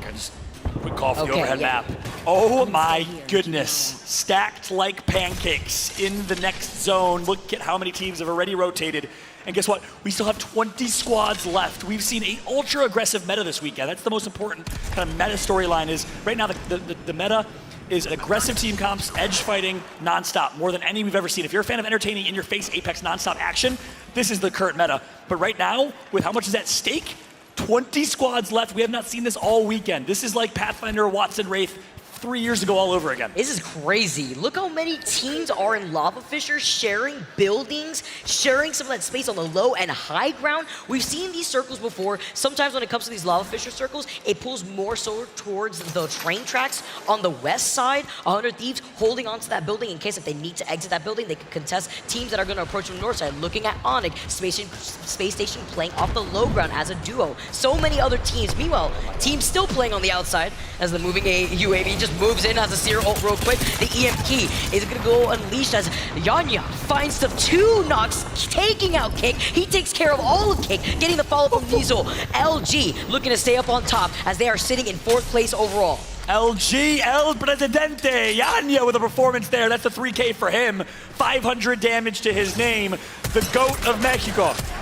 Showing up right now, 30-30 Peter in his hands. Volt in the inventory, misses. Oh my God, he hit shots. Taking that gravity lift before being able to loot. Death boxes at his feet after taking care of Kick, being the first squad to go down, finally the first squad to go down out here, with so many teams taking their time, either waiting by the edge like KCP or waiting already inside that final circle positioning that is Lava Fissure. There is more than 9 squads in that Lava Fissure area, as Skyhook is also going to be contested by 2 other squads. It's going to be FC, IG, actually 3 squads, making FNC also making an appearance. First squad is eliminated, and it's a tough one. If you're a fan of South American Apex, Kick started really good on Storm Point. Meanwhile, Vic, you're seeing something here in Skyhook. Talk to me. It's going to be IG inside of this building. They were getting involved with another team. It's FC and Fnatic too. Matsutosh unfortunately getting taken down by that charge rifle from FC. With IG also looking at the action, they're going to be taking their time, but they can't wait here too soon. 35 seconds before that circle closes in right on top of them, so they have to start rotating as Grace will take a lot of damage. Now LG, seeing that KCP has been here for a really long time, Luminosity are moving in to try to fight this. They have the smoke grenades that we've seen already utilized before to create that cover, but the Seer ult is going to prevent them from trying to move in. Yeah, I guess what Pander's is going to drop his Bangalore ult to try and keep him at bay for some defense. And KCP now is going to get sandwiched by a few teams. This could be it. Del goes down. Panders, what you got? A couple headshots is not enough. The wingman, Panders, needs to hit. No, he goes knocked. Last alive is Nasky. And he's going to go down. No, Nasky's making plays. Nasky's making plays. Oh, can he stay up? He has to reload. No, goes for the wall, but the misses, and KCP is out. The spaghetti all over the floor. Luminosity still have 2 members up and alive. What a mess. They get Wagadas right back in here too, and they're going to be able to overlook the action happening if any other squad moves in from landslide. But KCP, they were trying to feel themselves this game. They go out in 19th. Yikes. They need a 25-plus game next game if they want to qualify. KCP is out. The European fan favorites here. You can hear the silence of the crowd seeing one of their favorites in Nasky. However, it was almost like a nightmare for Panders. Pro League week in and week out. He's used to LG dominating lobbies. He's been the unfortunate benefactor of it, or recipient of it, sorry. And it's going to happen again here, this time in London. LG ending the dreams of 2 teams, potentially Kick Esports and KCP. They may be ending another team soon because the circle is closing in. NTH, or rather closing in a minute here. NTH are moving in right behind LG. A minute, less than 10 seconds left as IG are trying to take this fight from the windows and get the crack real quick here as they try to climb up on the high ground. And remember, there's 3 squads in this area here in Skyhook with so many teams. They get the first knock here. Noises falls incredibly low. JMW thought his teammate was a bad guy for a second there. It looked like JMW down to just a little bit of shield. Last up, Pylon gonna get eliminated as well. Does Invictus fall as well? Likely will. It's JZ, J-Lings, and FC destroying it. Take out IG. Invictus Gaming eliminated. The 2 European teams playing on their home turf are out and need a miracle. This action here happening at Skyhook is actually insane right now. FC still on the outside as J-Lings now playing on the low ground. Nax gets caught as he turned around. Couldn't make it to the door in time. Is he gonna knock? Yes, he does. That's a big knock for VJ. That's gonna calm things down for a second. It's a 2v2, but they're going for the quick res. I think he may hear the audio cue. I gotta whisper just to make sure he does. Not that it matters. I don't know why I'm whispering. But Zayn right now gonna get knocked again. That's big. Machado Levetti gonna go down. I think that was because of the Black Hole ultimate that came through. Huge here now. VJ trying to restabilize, trying to give the support, the suppress fire. Zayn gets the knock here. Let Zayn cook as he's going to be able to back away in time to help restabilize. He's got the red Evo shield. And wise decision from Zayn. There's 2 teams there. It's Fnatic and FC Destroy. The battle of the Yukas. Meanwhile, Zane wants to get back in this fight. He needs to, because he needs to potentially get his teammates banners if he can make it there. Here's the 1v1. Has the Digi threat, misses a couple shots, but Zane does it again! He needs to somehow do it again. No, he gets taken out in 9th place with 27 points. The pressure from the circle while Godfire understood the situation. They were involved in the fight originally, but the call to disengage and wait on the other side while the circle was closing in was the right call. They clean up the KP as LG continue on their domination, restabilizing off the low ground, getting nice damage off of that nade here too. They're gonna be able to wrap around. This is the team sitting in 3rd place. 6 kills for them. They were in 7th or 8th or so. They needed to go big, and they certainly have. Super impressive from the Luminosity Gaming squad. Did not have a guaranteed spot in the finals, now they do, given the 34-point typical threshold, and it's because of this game. Yanya right now with the nice arc star, gonna take on another team! Yanya is the kill leader with 4! LG has a absolute hit list right now, they're on a running rampage. They're looking so good right now with the gravity lift. They take the slight high ground, looking at the team that's holding the high ground up on the cliff on their rotation here. So many options for them to try to retaliate, actually. Gets the crack with the 30-30. This is huge here too, with 1 minute and 5 seconds now ticking down. Yanya takes some shots with the 30-30. So many other teams in this area. Let's queue up here for listening with Luminosity. Boneco. Horizon. Você vai negar por embaixo só. Sim. Toma cuidado pra esse cara não, amigo. Quer ir não.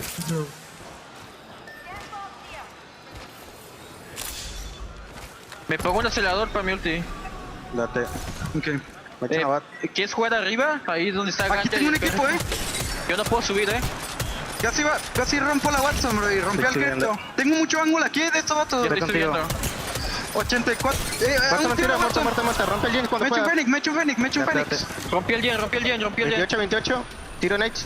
Ok. La tengo ulti, Gente volando al carrito. Ok. Los podemos joder. Le pegué 71, Ok. Trata de picarles.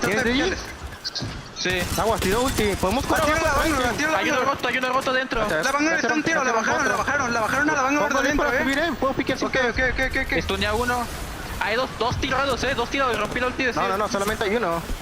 Me tengo que curar. Muerta la Valkyria. Bueno, queda una nada más. Cuídala, tranqui.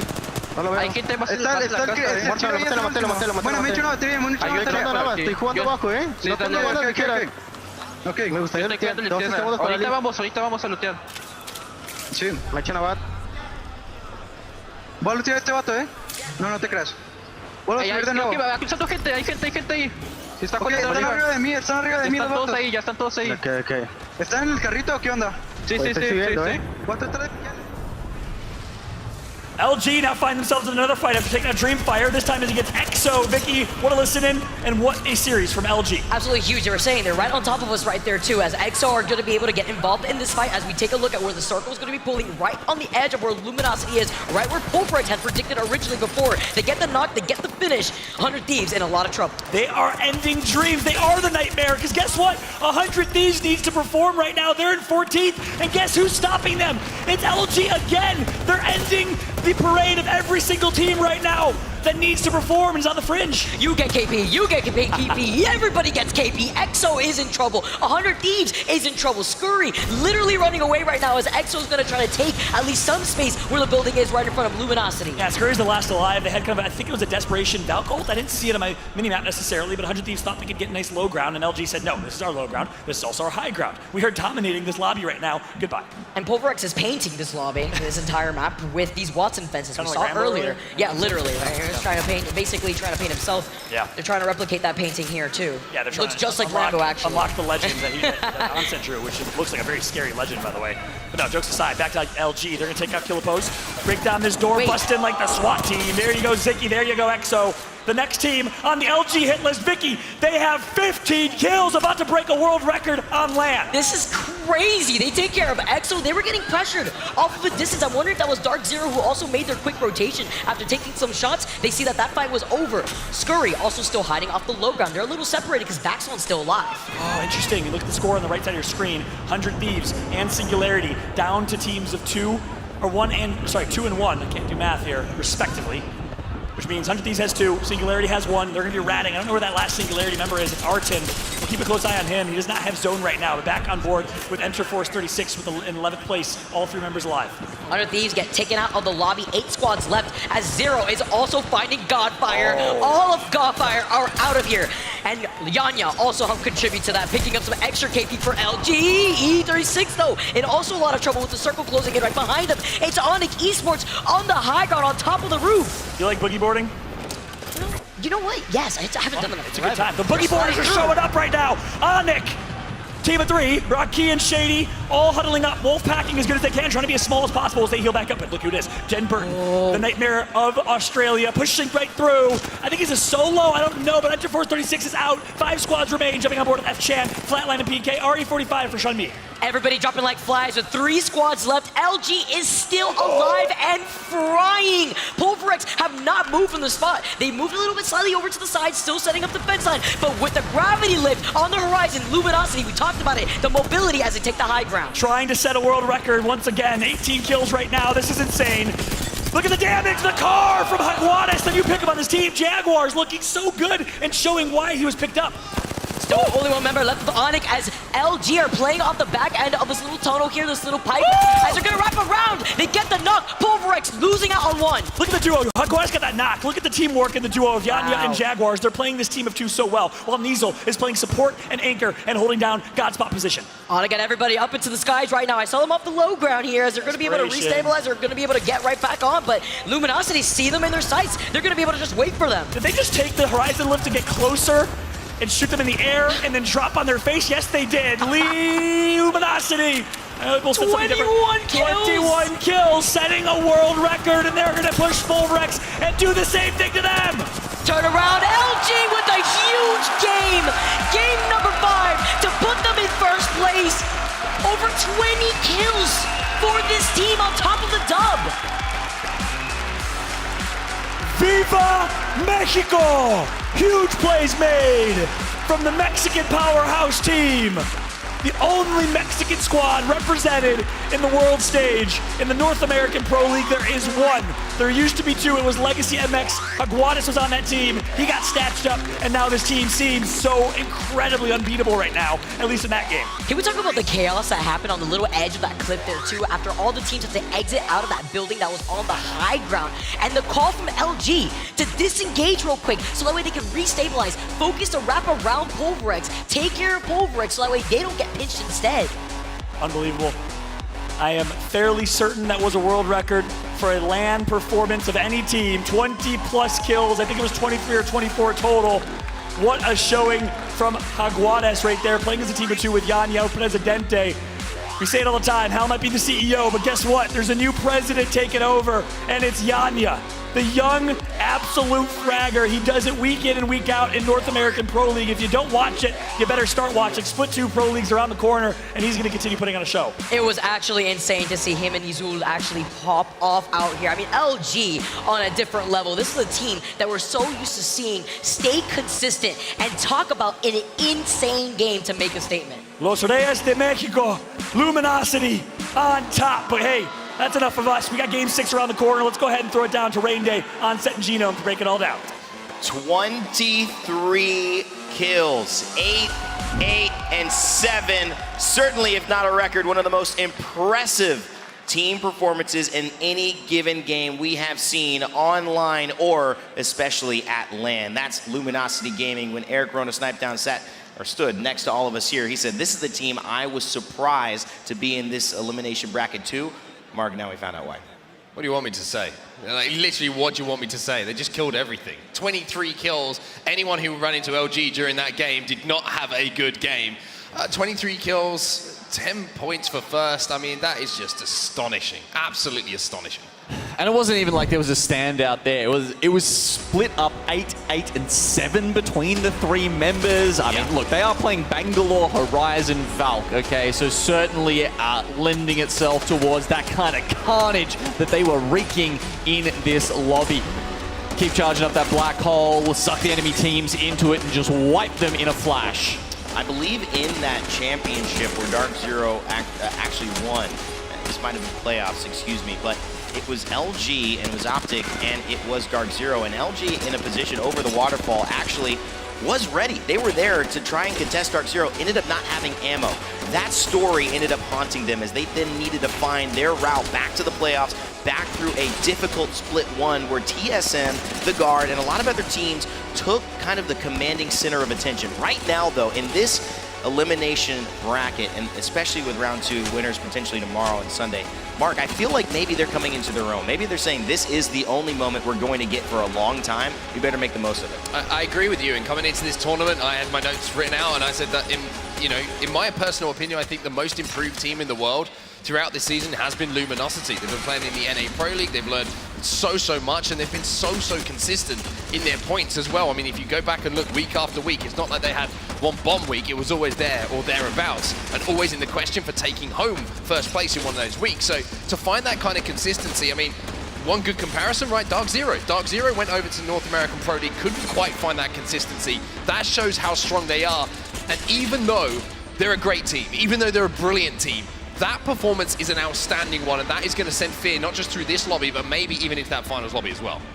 Yeah, look, the NA Pro League, we all know it's been incredibly strong this year. So as you say, for them to perform in that is a real commendation for them, but you can also understand that, you want the sharpest blade, you need the best preparation, you need the whetstone for that, and it seems like the NA Pro League was that for Luminosity.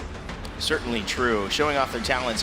We know they can frag. We know they're controller players. We know they're young and talented. Yanya specifically, but Steel working around, helping with the coaching and the process of building this team, taking different roles in order to build the most lethal roster possible. Nizel and Jaguares and Yanya celebrating, getting it done, and flying the flag of Mexico behind, saying this is who we represent.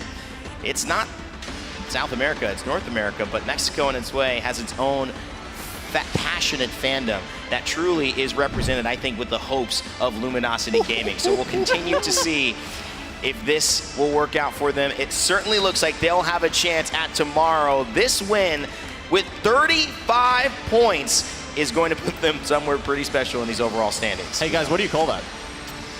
I mean, Sweeter call it a nuke. That's what he call that. That's a nuke of a game. I like it. I'd call it a nuke as well. What about you? One big game. One big game. Your org is already getting so much brand support. A plug already. I mean, this guy has really got a great business sense. Heading out into the back 10. Questions, really not a lot of answers for our bottom 3. Kick have actually found themselves in the middle of the pack. They've fallen backwards, 18 points for the last 2 games, and obviously they have to have a big one here in Game 6 to have a chance. Great news for the rest of the lobby, though, that LG just destroyed everything, because that means there's still, LG were one of those teams that were at the top of the leaderboards. It means going into Game 6, there's still a chance, and we keep saying that, there's still a chance, but that is still the case as we head into our final game. And the crazy thing to think about, right, is it is a case of, like, you're looking at IG International, barely seeing them, Pioneers, barely seeing them, but as I say, you can say it, what's the phrase? One big game. One big game. One big game. And all of a sudden, you could be sitting there tonight thinking, I'm going to play again tomorrow. Listen, if LG have proved it, right? I mean, if we're saying 35 is roughly the cutoff, right, they have literally just proved you can do that in a single game. But it's different for LG because I feel like they're equipped. That's a team with talent who knows how to pop off. Would you say the same about Pulverex? I can't imagine them getting a 35 kill game. But fortunately for them, they don't have to. They are sitting in 10th place right now. If it ended here, Pulverex would be going to our top 20 and playing in the match point finals on Sunday. Jay Ling's Esports, the young star Zane, would be out after all they've done. Kick as well, 100 Thieves onset. You had mentioned a lot of teams out with it. Yeah, that was one I was looking at, right? It's going to be a surprise not to see 100 Thieves in that lobby. That is a testament to the strength, I think, of the competition that we've seen over the last couple of days, right? Yeah. It's not easy to get in that finals lobby. That's why it was so impressive that we saw NRG's performance in that winners bracket final as well, to get through in the way that they did. But you're looking at it, Gino, there's a chance for some of those teams. You would say 18th to 20th, maybe it's a little bit of a reach, but Pulverex, Dreamfire, Fnatic, Singularity, they are going to be extremely nervous going into this final game. Yeah, luckily the teams on the bubble in that top 10 currently are actually, maybe they might feel a little bit safer because there's not that many teams below them that are close in points. And then if you go further, even down the scoreboard there, KCP, we've talked about them a lot on 7 points at the moment. And look, guys, if it's a slow roast you're cooking, You better pull it out of the oven. I think dinner's already been served, but they may not be at the right restaurant for this one. I have to say that our hopes are certainly dwindling for Kansas City Pioneers. They are some of our most beloved players and orgs in the scene, but it may just not have. But now's the time to go. This is the thing, like, we're writing them off. Let's not write them off. Let's really get them, like, London, there's one more game today, by the way. If you've got a team on this stage that you're hyped and ready to get behind, this is the time to do it, because otherwise they ain't gonna be back here tomorrow. Listen, so send them your energy. Mark, selling the dream. I love it, because this is what dreams are made of. Esports is here to be made. History could be made in front of you now. Do they have enough? We'll find out, London, as we head into our Game 6. Make some noise and finish off the day strong. We've got Fallout and Vicky Kitty to take us one last round. Thank you so much, Ray Day. That's right, Copperbox. This is it. It all comes down to this. One last game. One last moment for the Kansas City Pioneers, Invictus Gaming on their home turf to go huge with a 30-plus point game, which may be needed. In the end, well, it's unlikely. It's unfortunate, but it's unlikely. Instead, it's J-Links, Pulverex, Streamfire, Fnatic, Singularity, Enter Force 36, 100 Thieves in 13th, and Kick in 14th with the realistic chances to make it to the grand finals. Look, if KCP showed up to the wrong restaurant, maybe they're just there to order some dessert, okay? It's the last thing that we have to see here. Game number 6, so many other teams that need to show up. Well, look, at the end of the day, look, dessert might be a after-event beverage for Nasky and the boys tonight. That might be a dessert. That's all that they'll get, as this could be the end of their tournament run. Oh, I mean... Nasky likes to have a good time. they got a hot zone. If there's any blessing, that's a blessing. And they get the zone pulling towards them as well as the beacon. Look at this. EXO also going to have a good time here. Going to make that rotate away from countdown. They're going to be able to actually, rather from staging, they're going to be able to rotate through that train tracks, passing landslide where GO is. Looking at IG, also going to be able to just rotate from the south side of where Thermal Station is through that choke point where the geyser is. Bro, here's the thing though. We'll talk about that and more. I just realized what happened there. For those that are at home, maybe don't see these kind of small things. KCP took Lava Fissure, SSG's drop spot. I don't know if a deal was made or what, but their teams are always in chat saying where they're going to drop. SSG is a team of 2 already qualified. They gave KCP perhaps the Lava Fissure spot, which means they got hot zone in a much better position, closer to Skyhook and Trials where they normally land. Wow, and IG instead took Thermal Station. This is like a game of Monopoly where everyone's trading board pieces. We are actually just shifting all over the place. Yeah, you currently see right now that Space Station just taking the No Man's Land over on the side of Frag East as we tune into our insane squad that had just an insane game. Over 20 KP, 23 KP game. Game number 5, LG. Now tuning into KCP, making their rotations over to the south side, closer to the geyser area, playing up the low ground, playing in 19th. What is going to be their move as they patiently are going to wait here? They're calling the circle, pulling in this direction. Nasky says, Panders, respectfully, love the way Furia plays, love the way you play. They're boys. It's time to play my style. It's Edge. It's early rotate. KCP with their new team comp of Watson, Seer, and Valkyrie. Early rotate. With Watson fences to what they are hoping is the final spot or the god position in endgame. We'll check back in on them because it's going to be a slow game. Actually, as I say that, GO is actually going above them and around, so it looks like they're both going to take their own respective buildings, and KCP will just pitch up a tent. Well, it's just other teams now have that same exact plan right now. GO, another team out here, looking to stay on top. This is a team that's sitting in 5th overall in the overall standings. Also going to be able to rotate on top of the high ground. It's the choke point that I mentioned before. That's to the north side of Thermal. They're going to be able to overlook a lot of the action. That's right. So as things slow down here, I want to re-emphasize for maybe any new viewers or people that are confused, SSG is playing with a team of 2. Why? Well, Frex is incredibly ill right now. Was playing with an ice pack on his head the first 4 games actually. They got 50+ points that we are basically already in. You got this from here, boys. He's resting up for tomorrow. They're planning for tomorrow. SSG, a lot of turmoil. This is the last dance for this squad that was revealed today in an interview from Frex's. I tweeted about it. Make sure to check it out on esports.gg.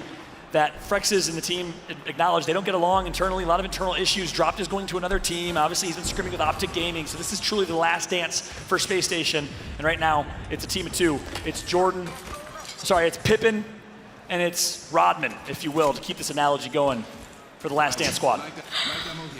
I love it, Fallout. Love calling out a lot of that action here, especially when we have a team playing as a duo. Now tuning into Kick. Team sitting in 14th, also going to be able to try to take onto the high ground. We've talked about it before, as GO also wasted no time to get on top here. They're going to be able to see some of the action. Another team that's already on that choke point by Thermal Station is going to be Pulverex. So many teams wasting no time to go in for some of these quick rotations. That's right. Ziggy, kill oppose. Dexter, 4th place right now with 40 points. That'll put them at qualification. But right now it's KCP getting contested for a great position. They get a first knock. Nasky over 100 Thieves. Vaxlon, who plays a similar play style, and they're gonna lose one. I don't know what 100 Thieves was doing. I don't know if they thought the building was empty, but they tried taking the spot from KCP, got punished, and NorCal is gonna now take the other building. KCP survives for now. 100 Thieves looking bleak. The back off though, as NC are also poking from the outside of the window. Wow. Look at what is going on inside of this building. It's a mess. A fortress. Most fortified building entrance I've seen since the guard dropped that wall all the way in Downed Beast, if you saw that Pro League match. Right now, Azazel and Frogs, the duo team of 2, we're looking for an IGL. They picked up the SAR. The SAR was considered to be kind of a mid-tier, low-tier IGL in Pro League terms by South America and redeemed himself on this team. He's been playing so well and helped this team really excel to a top 3 team in South America. Well, we're seeing a lot of the action happening inside of those buildings on the low ground by the Geyser. There's another fight happening on the high ground. Only Kings left alive. We know that Pulverex was involved in this fight, as well as EXO. It's about cleaning up what you started here. Yeah. Pulverex now, as well as F-Chan being the only one up alive. That's right. And F-Chan is gonna have to rat. It's basically Champs all over again, down to his team of 1. We saw them do it at Champs and somehow qualify, but right now it might be a different story to the storybook ending and Cinderella story we saw at Champs that finally struck midnight in this exact match. It was the Saturday night finals. And if this similar moment where F-Chan's story ended, will it happen again here, or will he somehow survive a terrible situation? This is so tough. You're the only one left alive. Your teammates' banners are inside of that building here. He doesn't really have a lot of meds to work with, those 3 syringes. I mean, he's got the bins here, but he's playing up the low ground. They know exactly where he is, too. Yeah, the difference here is Seer. That's it. You can't rat with a Seer in the lobby. Seer meta wasn't prevalent back then at Champs. It was one team that really ran it. It was Furia.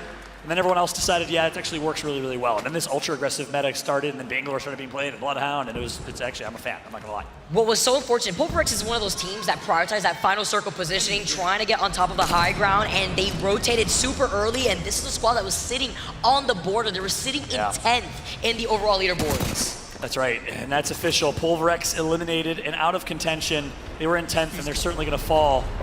So your heart goes out to that squad, but I think the issue with Pulverex was they just did not get enough kills. They played too rotation heavy, too passive. They needed more kills. And they work in the APAC North region to qualify in Pro League. It's not going to work on a global stage. Make it to these final circles, but it's about the KP that we see. We saw it already from LG, and that's why it's so important. It's KCP now in another fight as another team tries to take their building. This time it's NC, NorCal. What are you doing? Dell has 1 HP in a dream. Nasky needs to heal back up, and here's the push. The peek and a massive sorry. He gets knocked. He missed the bookwork shot. And now it's a 2v1. The duo does it. KCP alive. They come out. They get the KP. The crowd cheers on for KCP with their last chance opportunity. They have the information from the Zero to try to see where the third party's going to come.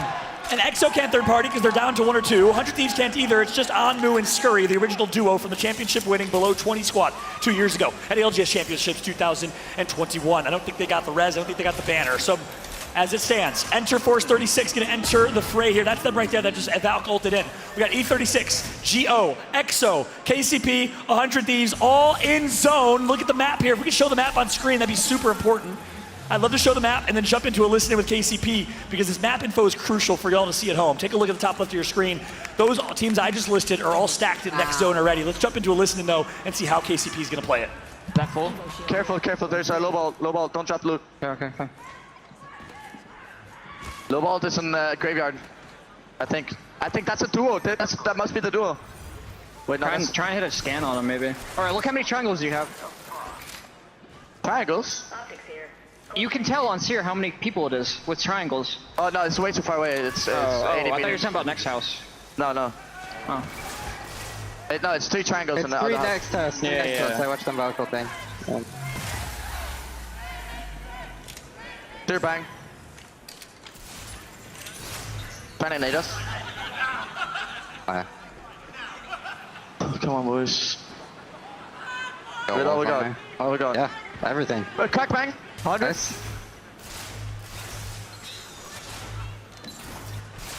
110 actually. Oh. I think. No, it was 100. I was 43, not 53. He got cooked.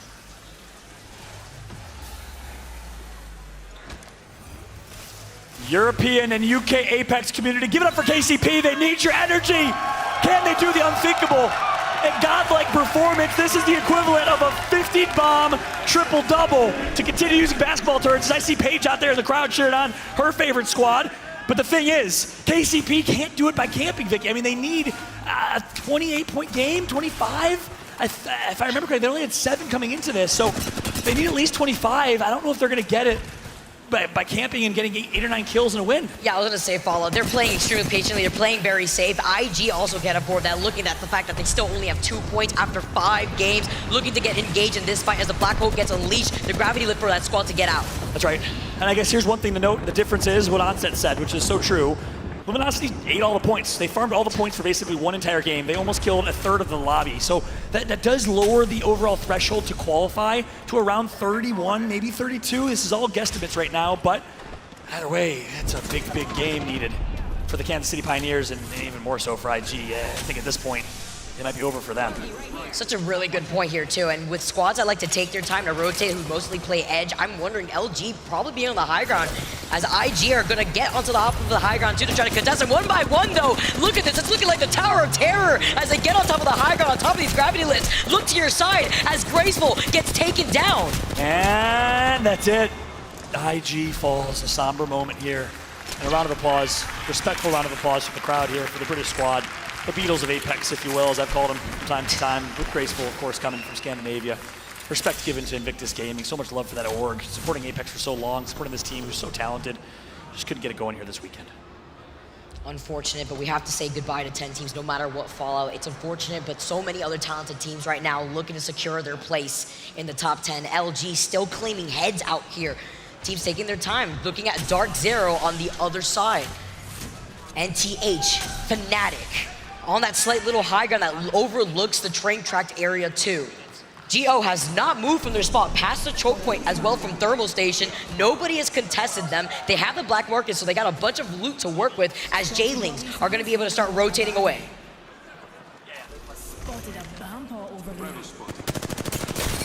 J-Lings. Oh, gets the crack right there. Yeah, that's a good start. Zane on the low ground. They call it out. They're going to be able to back off in time because they see that there is a team on the high ground as he gets beamed. It's VJ from Elysium on the high ground that's going to be able to get that knock. That's right. So now, VJ's getting res. He's getting res quick. VJ, former member of Ascend Club. Again, only Middle East player. Competing in the competition today from Iraq. Long way to travel here, playing with the British boys. This is a fun team to watch. All controller squad. You don't have many of those in EMEA. Very keyboard and mouse dominant region. They start rotating here off to the side. They're trying to see if there's another team trying to rotate off the back end here too. Well, they're the squad in staging. You know that there's other teams right ahead of them. You can see the pings as the gravity lift is right in front. Currently in the feed, FNC are going to be able to find a knock onto Drops. One of the duos that we've been seeing. The one of the other players here now as they're going to be able to rotate off the low ground.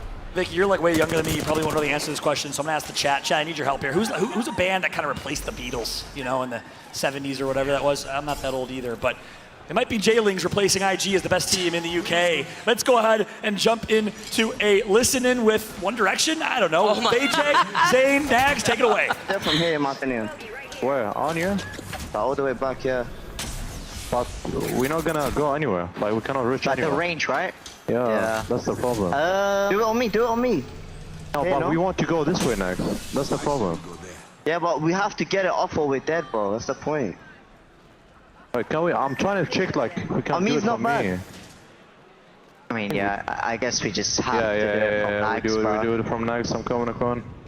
We do it from here. There's literally nothing we can do. We're just gonna get griefed if we go from the other side. No, it's fine, we have time. We're fine. No, that guy can see us, that's why. Oh. Split, go split. I'm gonna start you. Zane, come with me. Zane, come with me. Yeah, I'm following you. There's a team graveyard. Come with me and play here on me. I'm on you. Oh my god, I'm dead. I'm there. There's a team in the... Play here. Give me a knock. I'm dead. Game over.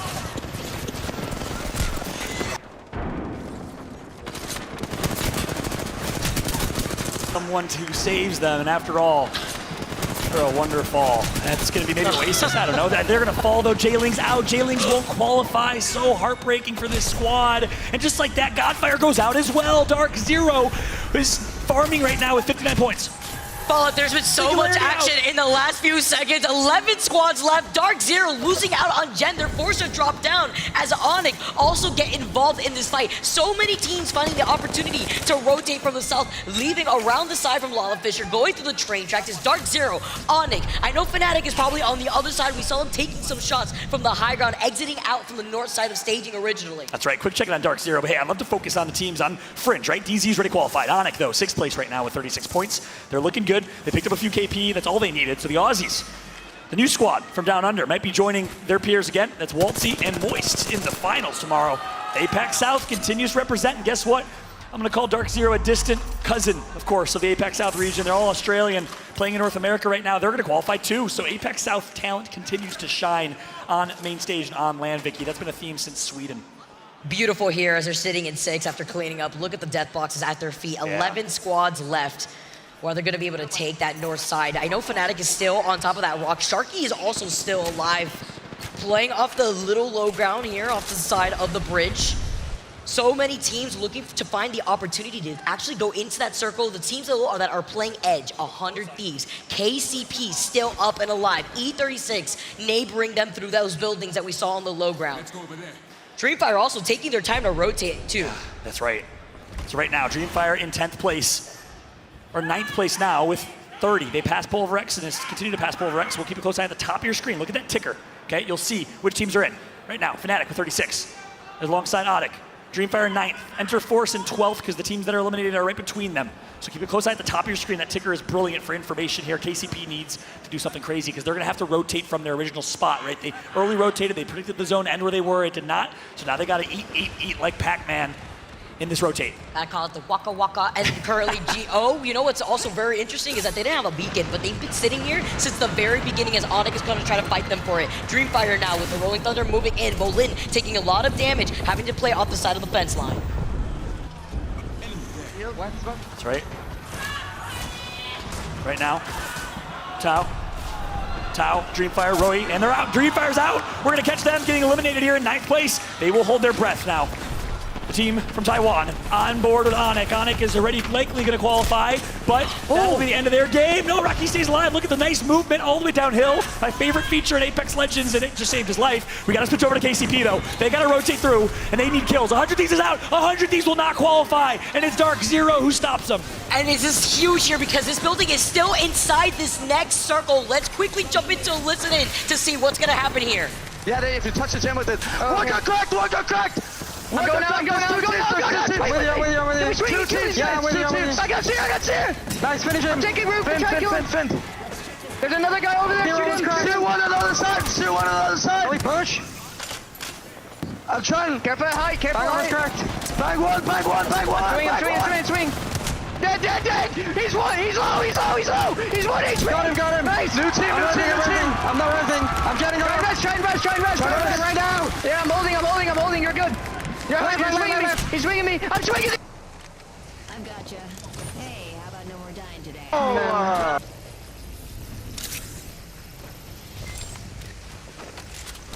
have never been at more of a loss for words and more of a heart drop than ever in my Apex career than that moment. KCP was frying. Their comms were on fleek. Panders made such an insane play, all to be pushed by Enter Force, who needed it as well.